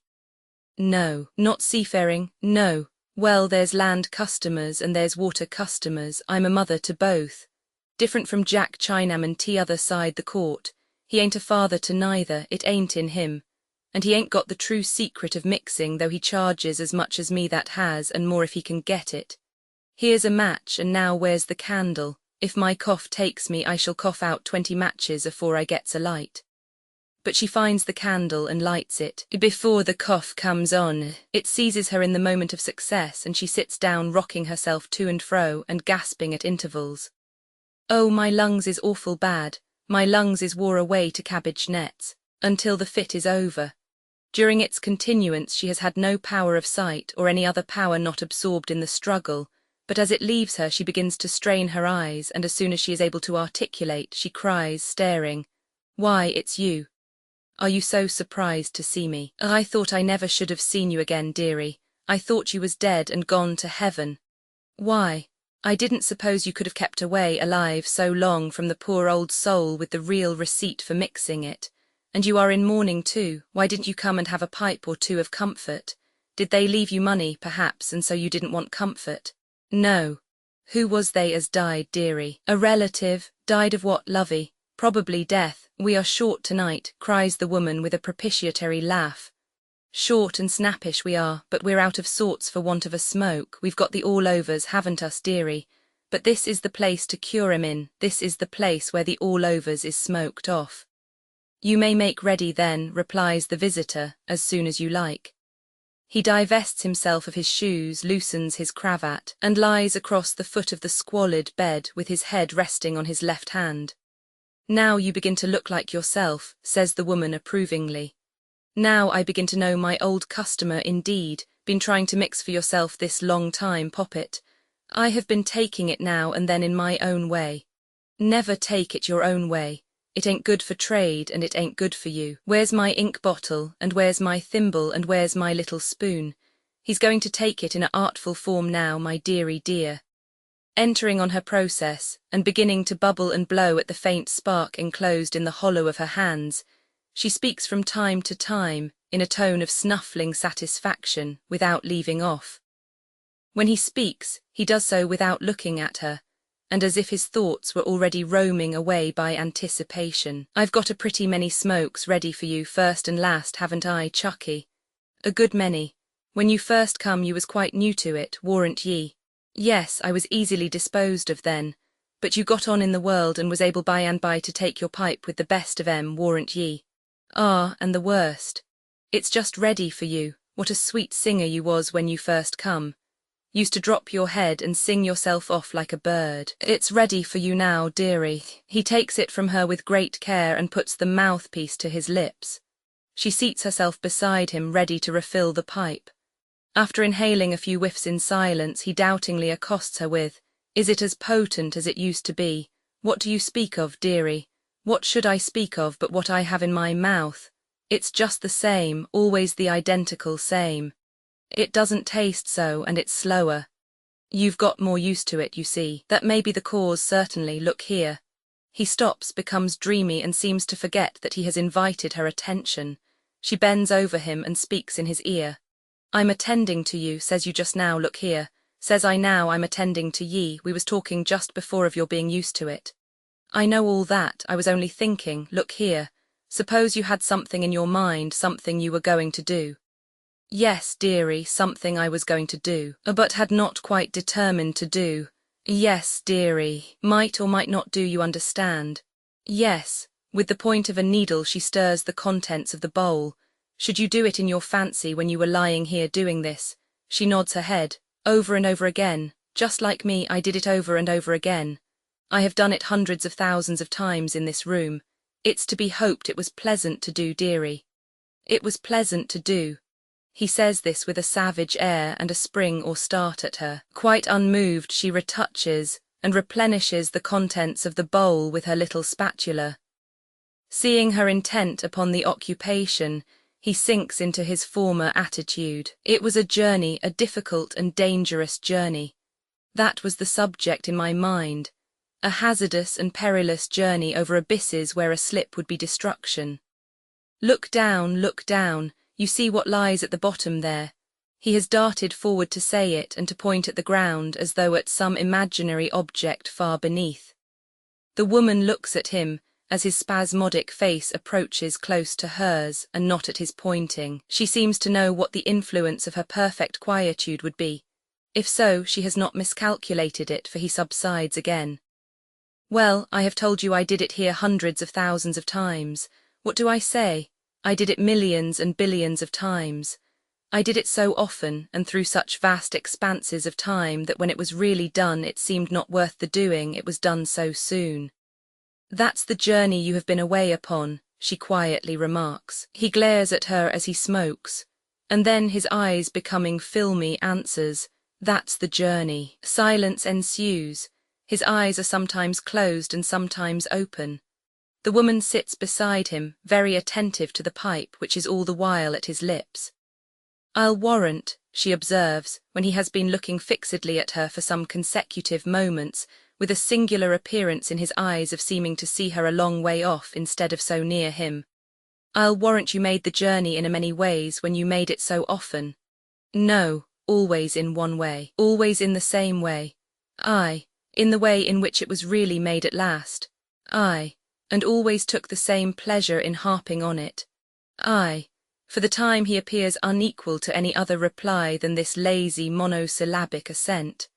Probably to assure herself that it is not the assent of a mere automaton, she reverses the form of her next sentence. "Did you never get tired of it, dearie, and try to call up something else for a change?" He struggles into a sitting posture and retorts upon her. "What do you mean? What did I want? What did I come for?" She gently lays him back again, and before returning him the instrument he has dropped, revives the fire in it with her own breath, then says to him coaxingly, "Sure, sure, sure, yes, yes, yes, now I go along with you. You was too quick for me, I see now. You come o' purpose to take the journey. Why, I might have known it through its standing by you so." He answers first with a laugh and then with a passionate setting of his teeth. "Yes, I came on purpose. When I could not bear my life, I came to get the relief, and I got it. It was one, it was one." This repetition with extraordinary vehemence and the snarl of a wolf. She observes him very cautiously, as though mentally feeling her way to her next remark. "It is. There was a fellow traveller. A dearie." Ha ha ha, he breaks into a ringing laugh, or rather yell. "To think," he cries, "how often fellow traveller and yet not know it. To think how many times he went the journey and never saw the road." The woman kneels upon the floor with her arms crossed on the coverlet of the bed close by him and her chin upon them. In this crouching attitude she watches him. The pipe is falling from his mouth. She puts it back and, laying her hand upon his chest, moves him slightly from side to side. Upon that he speaks as if she had spoken. "Yes, I always made the journey first, before the changes of colours and the great landscapes and glittering processions began. They couldn't begin till it was off my mind. I had no room till then for anything else." Once more he lapses into silence. Once more she lays her hand upon his chest and moves him slightly to and fro, as a cat might stimulate a half-slain mouse. Once more he speaks as if she had spoken. Sleeping it off, what? I told you so. When it comes to be real at last, it is so short that it seems unreal for the first time. Hark! Yes, dearie, I'm listening. Time and place are both at hand. He is on his feet, speaking in a whisper and as if in the dark. Time, place, and fellow traveller, she suggests, adopting his tone and holding him softly by the arm. How could the time be at hand unless the fellow traveller was? Hush, the journey's made, it's over. So soon. That's what I said to you, so soon. Wait a little, this is a vision, I shall sleep it off. It has been too short and easy. I must have a better vision than this is the poorest of all. No struggle, no consciousness of peril, no entreaty, and yet I never saw that before. With a start, saw what, dearie? Look at it, look what a poor, mean, miserable thing it is, that must be real, it's over. He has accompanied this incoherence with some wild, unmeaning gestures, but they trail off into the progressive inaction of stupor, and he lies a log upon the bed. The woman, however, is still inquisitive. With a repetition of her cat-like action, she slightly stirs his body again and listens, stirs again and listens, whispers to it and listens. Finding it past all rousing for the time, she slowly gets upon her feet with an air of disappointment and flicks the face with the back of her hand in turning from it. But she goes no further away from it than the chair upon the hearth. She sits in it, with an elbow on one of its arms and her chin upon her hand, intent upon him. "I heard ye say once," she croaks under her breath, "I heard ye say once when I was lying where you're lying and you were making your speculations upon me unintelligible. I heard you say so of two more than me, but don't ye be too sure always, don't be ye too sure, beauty." Unwinking, cat-like and intent, she presently adds, "Not so potent as it once was. Ah, perhaps not at first, you may be more right there. Practice makes perfect. I may have learned the secret how to make ye talk, dearie." He talks no more, whether or no. Twitching in an ugly way from time to time, both as to his face and limbs, he lies heavy and silent. The wretched candle burns down. The woman takes its expiring end between her fingers, lights another at it, crams the guttering, frying morsel deep into the candlestick, and rams it home with the new candle, as if she were loading some ill-savoured and unseemly weapon of witchcraft. The new candle in its turn burns down, and still he lies insensible. At length what remains of the last candle is blown out, and daylight looks into the room. It has not looked very long when he sits up, chilled and shaking, slowly recovers consciousness of where he is, and makes himself ready to depart. The woman receives what he pays her with a grateful, bless ye, dearie," and seems, tired out, to begin making herself ready for sleep as he leaves the room. But seeming may be false or true. It is false in this case, for the moment the stairs have ceased to creak under his tread, she glides after him, muttering emphatically, "I'll not miss ye twice. There is no egress from the court but by its entrance. With a weird peep from the doorway, she watches for his looking back. He does not look back before disappearing with a wavering step. She follows him, peeps from the court, sees him still faltering on without looking back, and holds him in view. He repairs to the back of Aldersgate Street, where a door immediately opens to his knocking. She crouches in another doorway, watching that one, and easily comprehending that he puts up temporarily at that house. Her patience is unexhausted by hours. For sustenance she can and does buy bread within 100 yards, and milk as it is carried past her.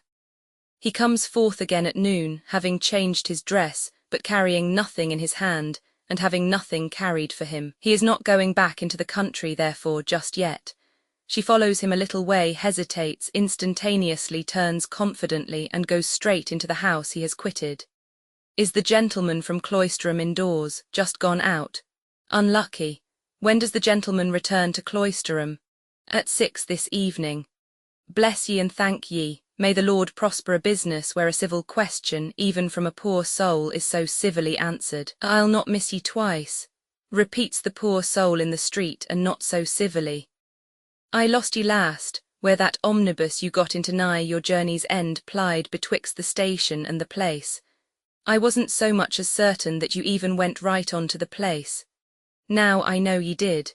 My gentleman from Cloisterham, I'll be there before ye, and bide your coming. I've swore my oath that I'll not miss ye twice. Accordingly, that same evening the poor soul stands in Cloisterham High Street, looking at the many quaint gables of the nun's house, and getting through the time as she best can until 9 o'clock, at which hour she has reason to suppose that the arriving omnibus passengers may have some interest for her. The friendly darkness at that hour renders it easy for her to ascertain whether this be so or not, and it is so, for the passenger not to be missed twice arrives among the rest. Now let me see what becomes of you, go on.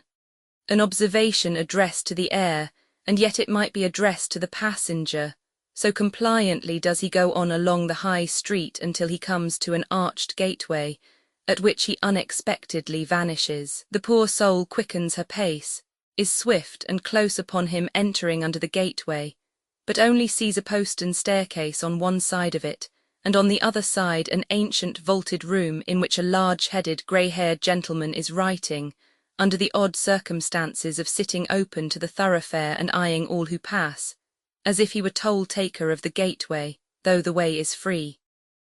Halloa! He cries in a low voice, seeing her brought to a standstill. Who are you looking for? There was a gentleman passed in here this minute, sir. Of course there was. What do you want with him? Where do he live, dearie? Live up that staircase. Bless ye, whisper, what's his name, dearie? Surname Jasper, Christian name John, Mr. John Jasper. Has he a calling, good gentleman? Calling, yes, sings in the choir. In the spire, choir, what's that? Mr. Datchery rises from his papers and comes to his doorstep. Do you know what a cathedral is? He asks jocosely. The woman nods. What is it? She looks puzzled, casting about in her mind to find a definition, when it occurs to her that it is easier to point out the substantial object itself, massive against the dark blue sky and the early stars. That's the answer. Go in there at 7 tomorrow morning, and you may see Mr. John Jasper and hear him too. Thank ye, thank ye. The burst of triumph in which she thanks him does not escape the notice of the single buffer of an easy temper living idly on his means. He glances at her, clasps his hands behind him, as the wont of such buffers is, and lounges along the echoing precincts at her side. Or, he suggests with a backward hitch of his head, you can go up at once to Mr. Jasper's rooms there. The woman eyes him with a cunning smile and shakes her head. Oh, you don't want to speak to him. She repeats her dumb reply and forms with her lips a soundless no. You can admire him at a distance 3 times a day whenever you like. It's a long way to come for that, though. The woman looks up quickly. If Mr. Datchery thinks she is to be so induced to declare where she comes from, he is of a much easier temper than she is. But she acquits him of such an artful thought, as he lounges along like the chartered boor of the city, with his uncovered grey hair blowing about, and his purposeless hands rattling the loose money in the pockets of his trousers. The chink of the money has an attraction for her greedy ears. Wouldn't you help me to pay for my traveller's lodging, dear gentleman, and to pay my way along? I am a poor soul, I am indeed, and troubled with a grievous cough. You know the traveller's lodging, I perceive, and are making directly for it, is Mr. Datchery's bland comment, still rattling his loose money. Been here often, my good woman. Once in all my life. Aye, they have arrived at the entrance to the monk's vineyard. An appropriate remembrance, presenting an exemplary model for imitation, is revived in the woman's mind by the sight of the place. She stops at the gate and says energetically, "By this token, though you mayn't believe it, that a young gentleman gave me 3 and 6pence as I was coughing my breath away on this very grass. I asked him for 3 and 6pence, and he gave it me. Wasn't it a little cool to name your sum?" Hints Mr. Datchery, still rattling. "Isn't it customary to leave the amount open? Mightn't it have had the appearance to the young gentleman, only the appearance that he was rather dictated to?" "Look-ye here, dearie," she replies in a confidential and persuasive tone, "I wanted the money to lay it out on a medicine as does me good and as I deal in. I told the young gentleman so, and he gave it me, and I laid it out honest to the last brass farden. I want to lay out the same sum in the same way now, and if you'll give it me, I'll lay it out honest to the last brass farden again, upon my soul. What's the medicine? I'll be honest with you beforehand as well as after. It's opium." Mr. Datchery, with a sudden change of countenance, gives her a sudden look. "It's opium, dearie, neither more nor less, and it's like a human creature so far, that you always hear what can be said against it, but seldom what can be said in its praise." Mr. Datchery begins very slowly to count out the sum demanded of him. Greedily watching his hands, she continues to hold forth on the great example set him. "It was last Christmas Eve, just arter dark, the once that I was here afore, when the young gentleman gave me the 3 and 6. Mr. Datchery stops in his counting, finds he has counted wrong, shakes his money together and begins again. "And the young gentleman's name," she adds, "was Edwin." Mr. Datchery drops some money, stoops to pick it up, and reddens with the exertion as he asks, "How do you know the young gentleman's name?" "I asked him for it, and he told it me. I only asked him the 2 questions, what was his christened name and whether he'd a sweetheart, and he answered Edwin, and he hadn't." Mr. Datchery pauses with the selected coins in his hand, rather as if he were falling into a brown study of their value and couldn't bear to part with them. The woman looks at him distrustfully, and with her anger brewing for the event of his thinking better of the gift. But he bestows it on her as if he were abstracting his mind from the sacrifice, and with many servile thanks she goes her way. John Jasper's lamp is kindled, and his lighthouse is shining when Mr. Datchery returns alone towards it. As mariners on a dangerous voyage, approaching an iron-bound coast, may look along the beams of the warning light to the haven lying beyond it that may never be reached, so Mr. Datchery's wistful gaze is directed to this beacon, and beyond. His object in now revisiting his lodging is merely to put on the hat which seems so superfluous an article in his wardrobe. It is 10:30 by the cathedral clock when he walks out into the precincts again. He lingers and looks about him, as though the enchanted hour when Mr. Durdles may be stoned home having struck, he had some expectation of seeing the imp who is appointed to the mission of stoning him. In effect, that power of evil is abroad. Having nothing living to stone at the moment, he is discovered by Mr. Datchery in the unholy office of stoning the dead, through the railings of the churchyard. The imp finds this a relishing and piquing pursuit, firstly because their resting place is announced to be sacred, and secondly because the tall headstones are sufficiently like themselves, on their beat in the dark, to justify the delicious fancy that they are hurt when hit. Mr. Datchery hails with him. "Halloa, Winks," he acknowledges the hail with, "Halloa, Dick," their acquaintance seemingly having been established on a familiar footing. "But I say," he remonstrates, "don't you go making my name public. I never means to plead to no name, mind yer. When they says to me in the lock-up, going to put me down in the book, 'What's your name?' I says to them, 'Find out.' Likewise when they says, 'What's your religion?' I says, 'Find out.' Which, it may be observed in passing, it would be immensely difficult for the state, however statistical, to do. Asides which," adds the boy, "there ain't no family of Winkses. I think there must be. You lie, there ain't. The travellers give me the name on account of my getting no settled sleep and being knocked up all night, whereby I gets one eye roused open afore I've shut the other. That's what winks means. Deputy's the nighest name to indict me by, but you wouldn't catch me pleading to that neither. Deputy be it always then. We two are good friends, Deputy? Jolly good. I forgave you the debt you owed me when we first became acquainted, and many of my sixpences have come your way since, Deputy? Ah, and what's more, you ain't no friend o' Jasper's. What did he go histing me off my legs for? What indeed, but never mind him now. A shilling of mine is going your way tonight, Deputy. You have just taken in a lodger I have been speaking to, an infirm woman with a cough. Puffer, assents Deputy, with a shrewd leer of recognition and smoking an imaginary pipe, with his head very much on one side and his eyes very much out of their places. Hopium Puffer. What is her name? Royal Highness the Princess Puffer. She has some other name than that. Where does she live? Up in London, among the jacks. The sailors. I said so, jacks and chainer men and hother knifers. I should like to know through you exactly where she lives. All right, give us old. A shilling passes, and in that spirit of confidence which should pervade all business transactions between principles of honour, this piece of business is considered done. But here's a lark, cries Deputy. Where did you think Royal Highness is goin' to tomorrow morning? Blessed if she ain't goin' to the Kin Friederel. He greatly prolongs the word in his ecstasy and smites his leg and doubles himself up in a fit of shrill laughter. How do you know that, Deputy? 'Cause she told me so just now. She said she must be hup and hout o' purpose. She says, Deputy, I must ave a early wash and make myself as swell as I can, for I'm goin' to take a turn at the Kin Friederel. He separates the syllables with his former zest, and not finding his sense of the ludicrous sufficiently relieved by stamping about on the pavement, breaks into a slow and stately dance, perhaps supposed to be performed by the Dean. Mr. Datchery receives the communication with a well-satisfied though pondering face, and breaks up the conference. Returning to his quaint lodging, and sitting long over the supper of bread and cheese and salad and ale which Mrs. Tope has left prepared for him, he still sits when his supper is finished. At length he rises, throws open the door of a corner cupboard, and refers to a few uncouth chalked strokes on its inner side.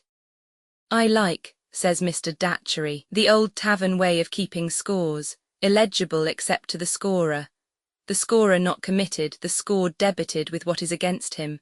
A very small score this, a very poor score. He sighs over the contemplation of its poverty, takes a bit of chalk from one of the cupboard shelves and pauses with it in his hand, uncertain what addition to make to the account.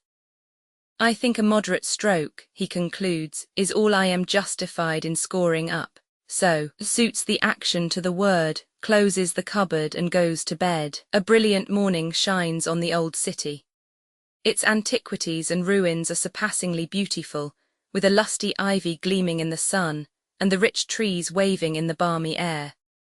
Changes of glorious light from moving boughs, songs of birds, scents from gardens, woods and fields, or rather from the one great garden of the whole cultivated island in its yielding time, penetrate into the cathedral, subdue its earthy odour and preach the resurrection and the life. The cold stone tombs of centuries ago grow warm, and flecks of brightness dart into the sternest marble corners of the building, fluttering there like wings.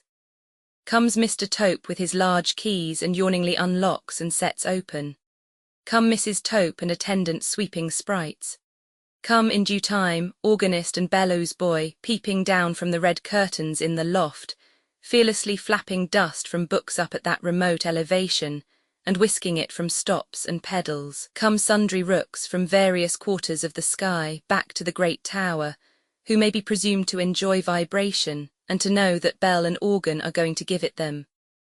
Come a very small and straggling congregation indeed, chiefly from Minor Canon Corner and the precincts. Come Mr. Crisparkle, fresh and bright, and his ministering brethren not quite so fresh and bright. Come the choir in a hurry, always in a hurry, and struggling into their nightgowns at the last moment like children shirking bed, and comes John Jasper leading their line.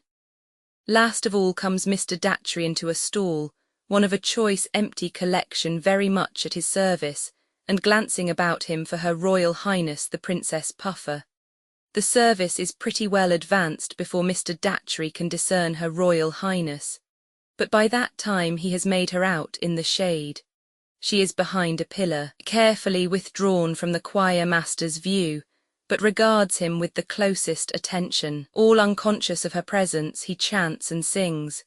She grins when he is most musically fervid, and yes, Mr. Datchery sees her do it. Shakes her fist at him behind the pillar's friendly shelter. Mr. Datchery looks again to convince himself. Yes, again. As ugly and withered as one of the fantastic carvings on the under brackets of the stall seats, as malignant as the evil one, as hard as the big brass eagle holding the sacred books upon his wings, and, according to the sculptor's representation of his ferocious attributes, not at all converted by them. She hugs herself in her lean arms, and then shakes both fists at the leader of the choir. And at that moment, outside the grated door of the choir, having eluded the vigilance of Mr. Tope by shifty resources in which he is an adept, Deputy peeps, sharp-eyed, through the bars and stares astounded from the threatener to the threatened. The service comes to an end, and the servitors disperse to breakfast. Mr. Datchery accosts his last new acquaintance outside when the choir, as much in a hurry to get their bedgowns off, as they were but now to get them on, have scuffled away. "Well, mistress, good morning, you have seen him." "I've seen him, dearie, I've seen him." "And you know him?" "Know him. Better far than all the reverend parsons put together know him." Mrs. Tope's care has spread a very neat, clean breakfast ready for her lodger. Before sitting down to it, he opens his corner cupboard door, takes his bit of chalk from its shelf, adds one thick line to the score extending from the top of the cupboard door to the bottom, and then falls to with an appetite. Appendix.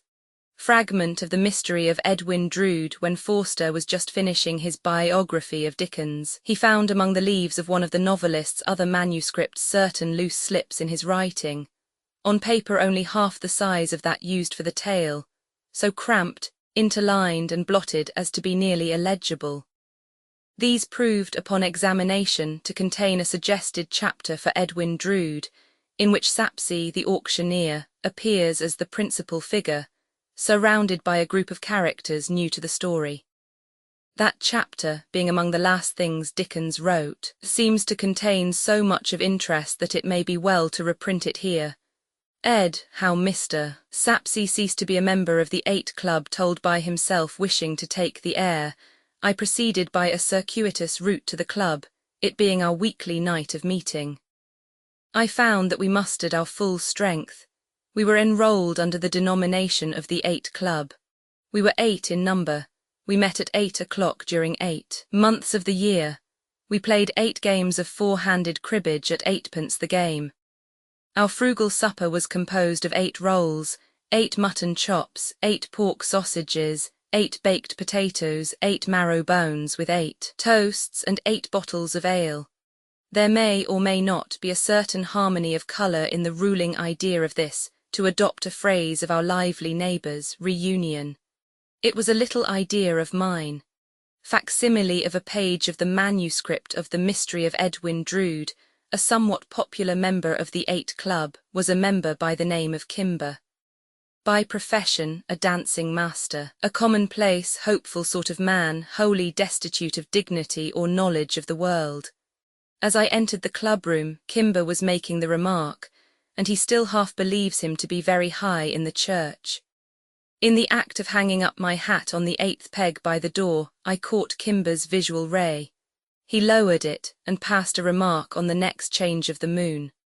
I did not take particular notice of this at the moment, because the world was often pleased to be a little shy of ecclesiastical topics in my presence, for I felt that I was picked out, though perhaps only through a coincidence, to a certain extent to represent what I call our glorious constitution in church and state. The phrase may be objected to by cautious minds, but I own to it as mine. I threw it off in argument some little time back. I said, our glorious constitution in church and state. Another member of the 8 Club was Pietri, also member of the Royal College of Surgeons.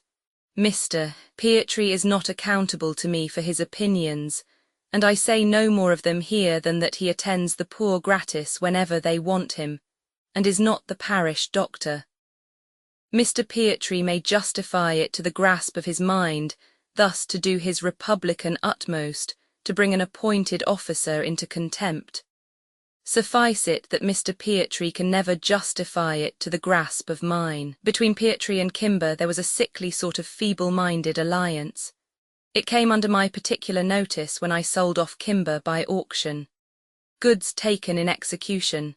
He was a widower in a white under-waistcoat and slight shoes with bows, and had 2 daughters not ill-looking. Indeed, the reverse. Both daughters taught dancing in scholastic establishments for young ladies, had done so at Mrs. Sapsea's, nay Twinkleton's, and both, in giving lessons, presented the unwomanly spectacle of having little fiddles tucked under their chins. In spite of which, the younger one might, if I am correctly informed, I will raise the veil so far as to say I know she might, have soared for life from this degrading taint, but for having the class of mind allotted to what I call the common herd, and being so incredibly devoid of veneration as to become painfully ludicrous. When I sold off Kimber without reserve, Pietri, as poor as he can hold together, had several prime household lots knocked down to him. I am not to be blinded, and of course it was as plain to me what he was going to do with them, as it was that he was a brown, hulking sort of revolutionary subject who had been in India with the soldiers, and ought, for the sake of society, to have his neck broke. I saw the lots shortly afterwards in Kimber's lodgings, through the window, and I easily made out that there had been a sneaking pretence of lending them till better times. A man, with a smaller knowledge of the world than myself, might have been led to suspect that Kimber had held back money from his creditors, and fraudulently bought the goods. But, besides that I knew for certain he had no money, I knew that this would involve a species of forethought not to be made compatible with the frivolity of a caperer, inoculating other people with capering, for his bread. As it was the first time I had seen either of those 2 since the sale, I kept myself in what I call abeyance. When selling him up I had delivered a few remarks, shall I say a little homily, concerning Kimber, which the world did regard as more than usually worth notice.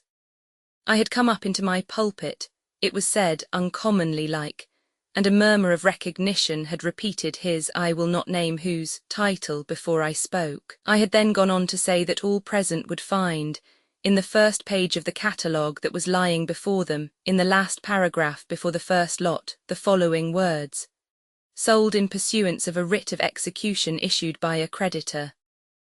I had then proceeded to remind my friends that however frivolous, not to say contemptible, the business by which a man got his goods together, still his goods were as dear to him, and as cheap to society, if sold without reserve, as though his pursuits had been of a character that would bear serious contemplation. I had then divided my text, if I may be allowed so to call it, into 3 heads. Firstly, sold; secondly, in pursuance of a writ of execution; thirdly, issued by a creditor, with a few moral reflections on each, and winding up with now to the first lot in a manner that was complimented when I afterwards mingled with my hearers. So, not being certain on what terms I and Kimber stood, I was grave, I was chilling. Kimber, however, moving to me, I moved to Kimber. I was the creditor who had issued the writ, not that it matters. I was alluding, Mr. Sapsea, said Kimber, to a stranger who entered into conversation with me in the street as I came to the club. He had been speaking to you just before, it seemed, by the churchyard, and though you had told him who you were, I could hardly persuade him that you were not high in the church. Idiot, said Pietri. Ass, said Kimber. Idiot and ass, said the other 5 members. Idiot and ass, gentlemen, I remonstrated, looking around me, are strong expressions to apply to a young man of good appearance and address. My generosity was roused, I own it. You'll admit that he must be a fool, said Pietri. You can't deny that he must be a blockhead, said Kimber. Their tone of disgust amounted to being offensive. Why should the young man be so calumniated? What had he done? He had only made an innocent and natural mistake. I controlled my generous indignation and said so. Natural, repeated Kimber. He's a natural. The remaining 6 members of the 8 Club laughed unanimously. It stung me. It was a scornful laugh. My anger was roused in behalf of an absent, friendless stranger. I rose, for I had been sitting down. Gentlemen, I said with dignity, I will not remain one of this club allowing opprobrium to be cast on an unoffending person in his absence. I will not so violate what I call the sacred rights of hospitality. Gentlemen, until you know how to behave yourselves better, I leave you. Gentlemen, until then I withdraw from this place of meeting whatever personal qualifications I may have brought into it. Gentlemen, until then you cease to be the 8 Club and must make the best you can of becoming the 7. I put on my hat and retired. As I went downstairs I distinctly heard them give a suppressed cheer. Such is the power of demeanour and knowledge of mankind. I had forced it out of them. Roman 2, whom should I meet in the street, within a few yards of the door of the inn where the club was held, but the self-same young man whose cause I had felt it my duty so warmly, and I will add so disinterestedly, to take up. Is it Mr. Sapsea, he said doubtfully, or is it? It is Mr. Sapsea, I replied. Pardon me, Mr. Sapsea, you appear warm, sir.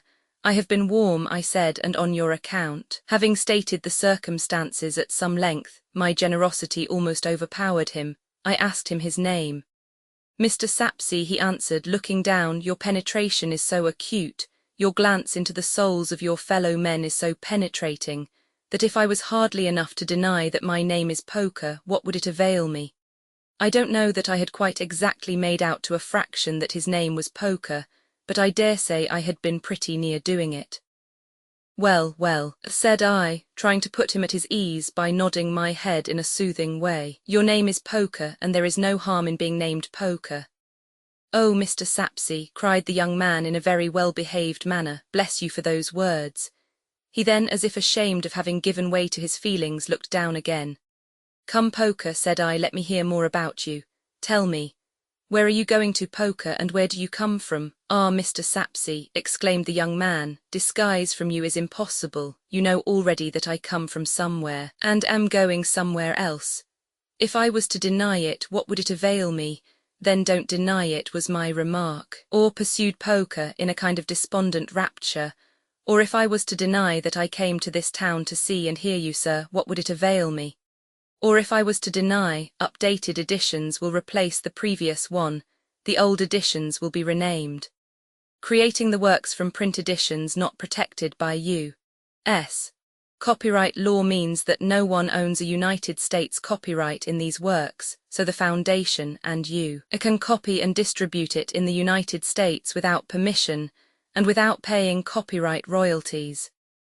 Special rules, set forth in the general terms of use part of this license, apply to copying and distributing project and may not be used if you charge for an e-book, except by following the terms of the trademark license, including paying royalties for use copies of this e-book.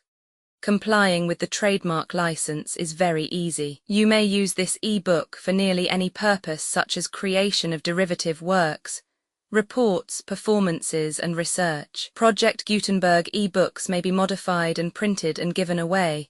You may do practically anything in the United States with e-books not protected by U.S. copyright law. Redistribution is subject to the trademark license, especially commercial redistribution. Start. Full license. Please read this before you distribute or use this work. Distribution of electronic works. By using or distributing this work, or any other work associated in any way with the phrase Project Gutenberg, you agree to comply with all the terms of the full www.gutenberg.org/license. Electronic works. Electronic work.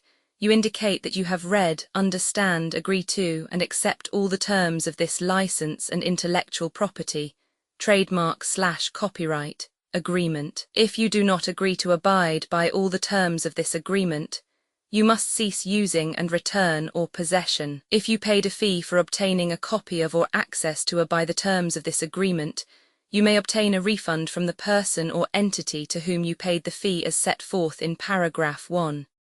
E8. Used on or associated in any way with an electronic work by people who agree to be bound by the terms of this agreement. There are a few even without complying with the full terms of this agreement. See paragraph 1. See below. There are a lot of things you can do with Project Gutenberg electronic works if you follow the terms of this electronic works. See paragraph 1. E below. Foundation, or PGLAF, owns a compilation copyright in the collection works in the collection are in the public domain in the United States. If an individual work is unprotected by copyright law in the United States, and you are located in the United States, we do not claim a right to prevent you from copying, distributing, performing, displaying or creating derivative works based on the work, as long as works, in compliance with the terms of this agreement, for keeping the comply with the terms of this agreement, by keeping this work in the you share it without charge with others. 1d. The copyright laws of the place where you are located also govern what you can do with this work. Copyright laws in most countries are in a constant state of change. If you are outside the United States, check the laws of your country in addition to the terms of this agreement before downloading, copying, displaying, performing, distributing or creating derivative works based on this work or any representations concerning the copyright status of any work in any country other than the United States. 1. E1. The following sentence with active links to or other performed, viewed, copied or distributed. This e-book is for the use of anyone anywhere in the United States and most other parts of the world at no cost, and with almost no restrictions whatsoever. You may copy it, give it away or reuse it under the terms at www.gutenberg.org. If you are not located in the United States, you will have to check the laws of the country where you are located before using this e-book. Derived from texts not protected by U.S. copyright law does not contain a notice indicating that it is posted with permission of the copyright holder. The work can be copied and distributed to anyone in the United States without paying any fees or charges. If you are redistributing or providing access to a work with the phrase Project Gutenberg associated with or appearing on the work, you must comply either with the requirements of paragraphs 1. E1 through 1, E7 or trademark as set forth in paragraphs 1, E8 or 1, E9, with the permission of the copyright holder, your use and distribution must comply with both paragraphs 1, E1 through 1, E7 and any additional terms imposed by the copyright holder. Additional terms posted with the permission of the copyright holder found at the beginning of this work. License terms from this work or any files containing a part of this one. E5. Do not copy, display, perform, distribute or redistribute this electronic work, or any part of this electronic work, without prominently displaying the sentence set forth in paragraph 1. E1 with active links or immediate access to the full terms of the Project Gutenberg license. 1. E6. You may convert to and distribute this work in any binary, compressed, marked up, non-proprietary or proprietary form, including any word processing or hypertext form. However, if you provide access other than plain vanilla ASCII or other format used in the official www.gutenberg.org, you must at no additional cost, fee or expense to the user provide a copy, a means of exporting a copy or a means of obtaining a copy upon request of the work in its original plain vanilla ASCII or other form. Any alternate format must include the 1. E7. Do not charge a fee for access to viewing displaying unless you comply with paragraph 1. E8 or 1, E9, 1, E8. You may charge a reasonable fee for copies of or provided that you pay a royalty fee of 20% of the gross profits you derive from you, already used to calculate your applicable taxes. The fee is owed, agreed to donate royalties under this paragraph to the Project Gutenberg Literary Archive Foundation. Royalty payments must be paid within 60 days following each date on which you prepare, or are legally required to prepare, your periodic tax returns. Royalty payments should be clearly marked as such and sent to the Project Gutenberg Literary Archive Foundation at the address specified in Literary Archive Foundation. You provide a full refund of any money paid by a user who notifies you in writing or by email within 30 days of receipt that he license. You must require such a user to return or destroy all copies of the works possessed in a physical medium and discontinue works. You provide, in accordance with paragraph 1. F3. A full refund of any money paid for a work or a replacement copy, if a defect in the electronic work is discovered and reported to you within 90 days of receipt of the work. You comply with all other terms of this agreement for free. 1. E9. If you wish to charge a fee or distribute a Project Gutenberg trademark electronic work or group of works on different terms than are set forth in this agreement, you must obtain permission in writing forth in section 3 below. 1.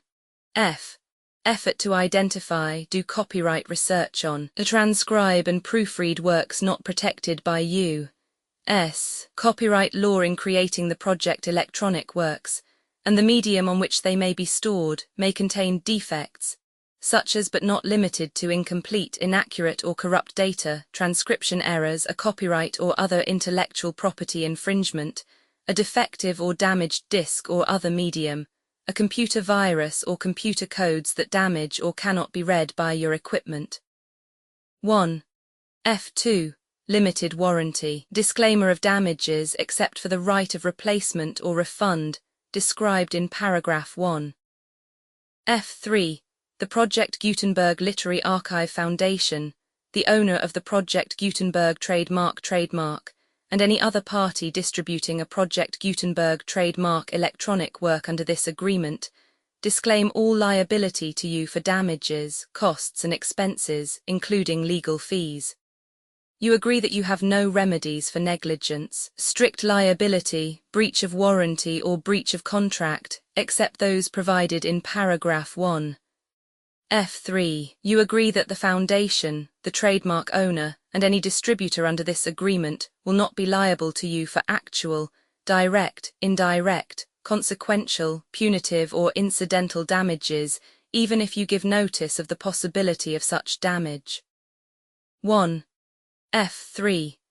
Limited right of replacement or refund if you discover a defect in this electronic work within 90 days of receiving it. You can receive a refund of the money, if any, you paid for it by sending a written explanation to the person you received the work from. If you received the work on a physical medium, you must return the medium with your written explanation. The person or entity that provided you with the defective work may elect to provide a replacement copy in lieu of a refund. If you received the work electronically, the person or entity providing it to you may choose to give you a second opportunity to receive the work electronically in lieu of a refund. If the second copy is also defective, you may demand a refund in writing without further opportunities to fix the problem. 1. F4. Except for the limited right of replacement or refund set forth in paragraph 1. F3. This work is provided to you as is, with no other warranties of any kind, express or implied, including but not limited to warranties of merchantability or fitness for any purpose. 1. F5. Some states do not allow disclaimers of certain implied warranties or the exclusion or limitation of certain types of damages. If any disclaimer or limitation set forth in this agreement violates the law of the state applicable to this agreement, the agreement shall be interpreted to make the maximum disclaimer or limitation permitted by the applicable state law. The invalidity or unenforceability of any provision of this agreement shall not void the remaining provisions. 1. F6. Indemnity. You agree to indemnify and hold the Foundation, the trademark owner, any agent or employee of the Foundation, anyone accordance with this agreement, and any volunteers associated with the electronic works, harmless from all liability, costs and expenses, including legal fees, that arise directly or indirectly from any of the following which you do or cause to occur. A. Distribution of this defect you cause. Electronic works in formats readable by the widest variety of computers, including obsolete, old, middle-aged, and new computers. It exists because of the efforts of hundreds of volunteers and donations from people in all walks of life. Volunteers and financial support to provide volunteers with the remain freely available for generations to come. In 2001, the Project Gutenberg Literary Archive Foundation was created to provide a secure archive foundation and how your efforts and donations can help. See sections 3 and 4 and the Foundation information page at www.gutenberg.org. 501, c. 3. Educational corporation organized under the laws of the state of Mississippi and granted tax-exempt status by the Internal Revenue Service. The Foundation's EIN, or Federal Tax Identification Archive Foundation, are tax deductible to the full extent permitted by U.S. federal laws and your state's laws. The Foundation's business office is located at 41 Watchung Plaza #516, Montclair NJ 07042, USA, +1, 862, 621-9288. Email contact links and up-to-date contact information can be found at the Foundation's website and official page at www.gutenberg.org/contact Literary Archive Foundation public support and donations to carry out its mission of increasing the number of public domain and licensed works that can be freely distributed in machine-readable form accessible by the widest array of equipment, including outdated equipment.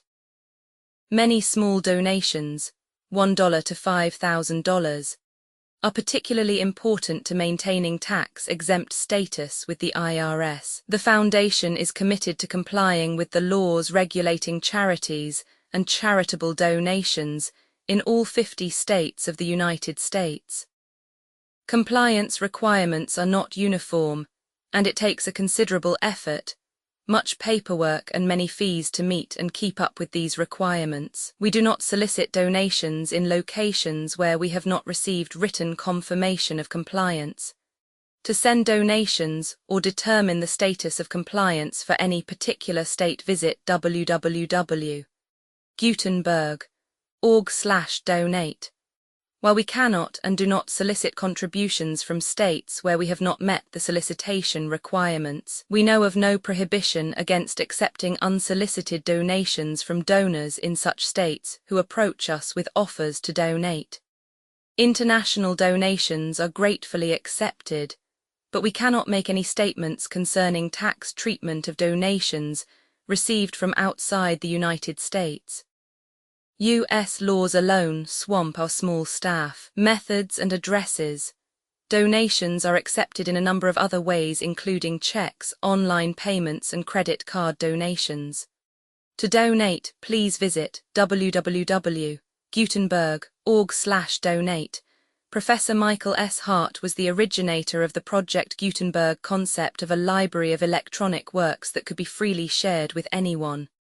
For 40 years he produced and volunteer support editions, all of which are confirmed as not protected by copyright in the U.S. unless a copyright notice is included. Thus, we do not necessarily keep e-books in compliance with any particular paper edition. Most people start at our website, which has the main PG search facility, www.gutenberg.org, Archive Foundation, how to help produce our new e-books, and how to subscribe to our email newsletter to hear about new e-books.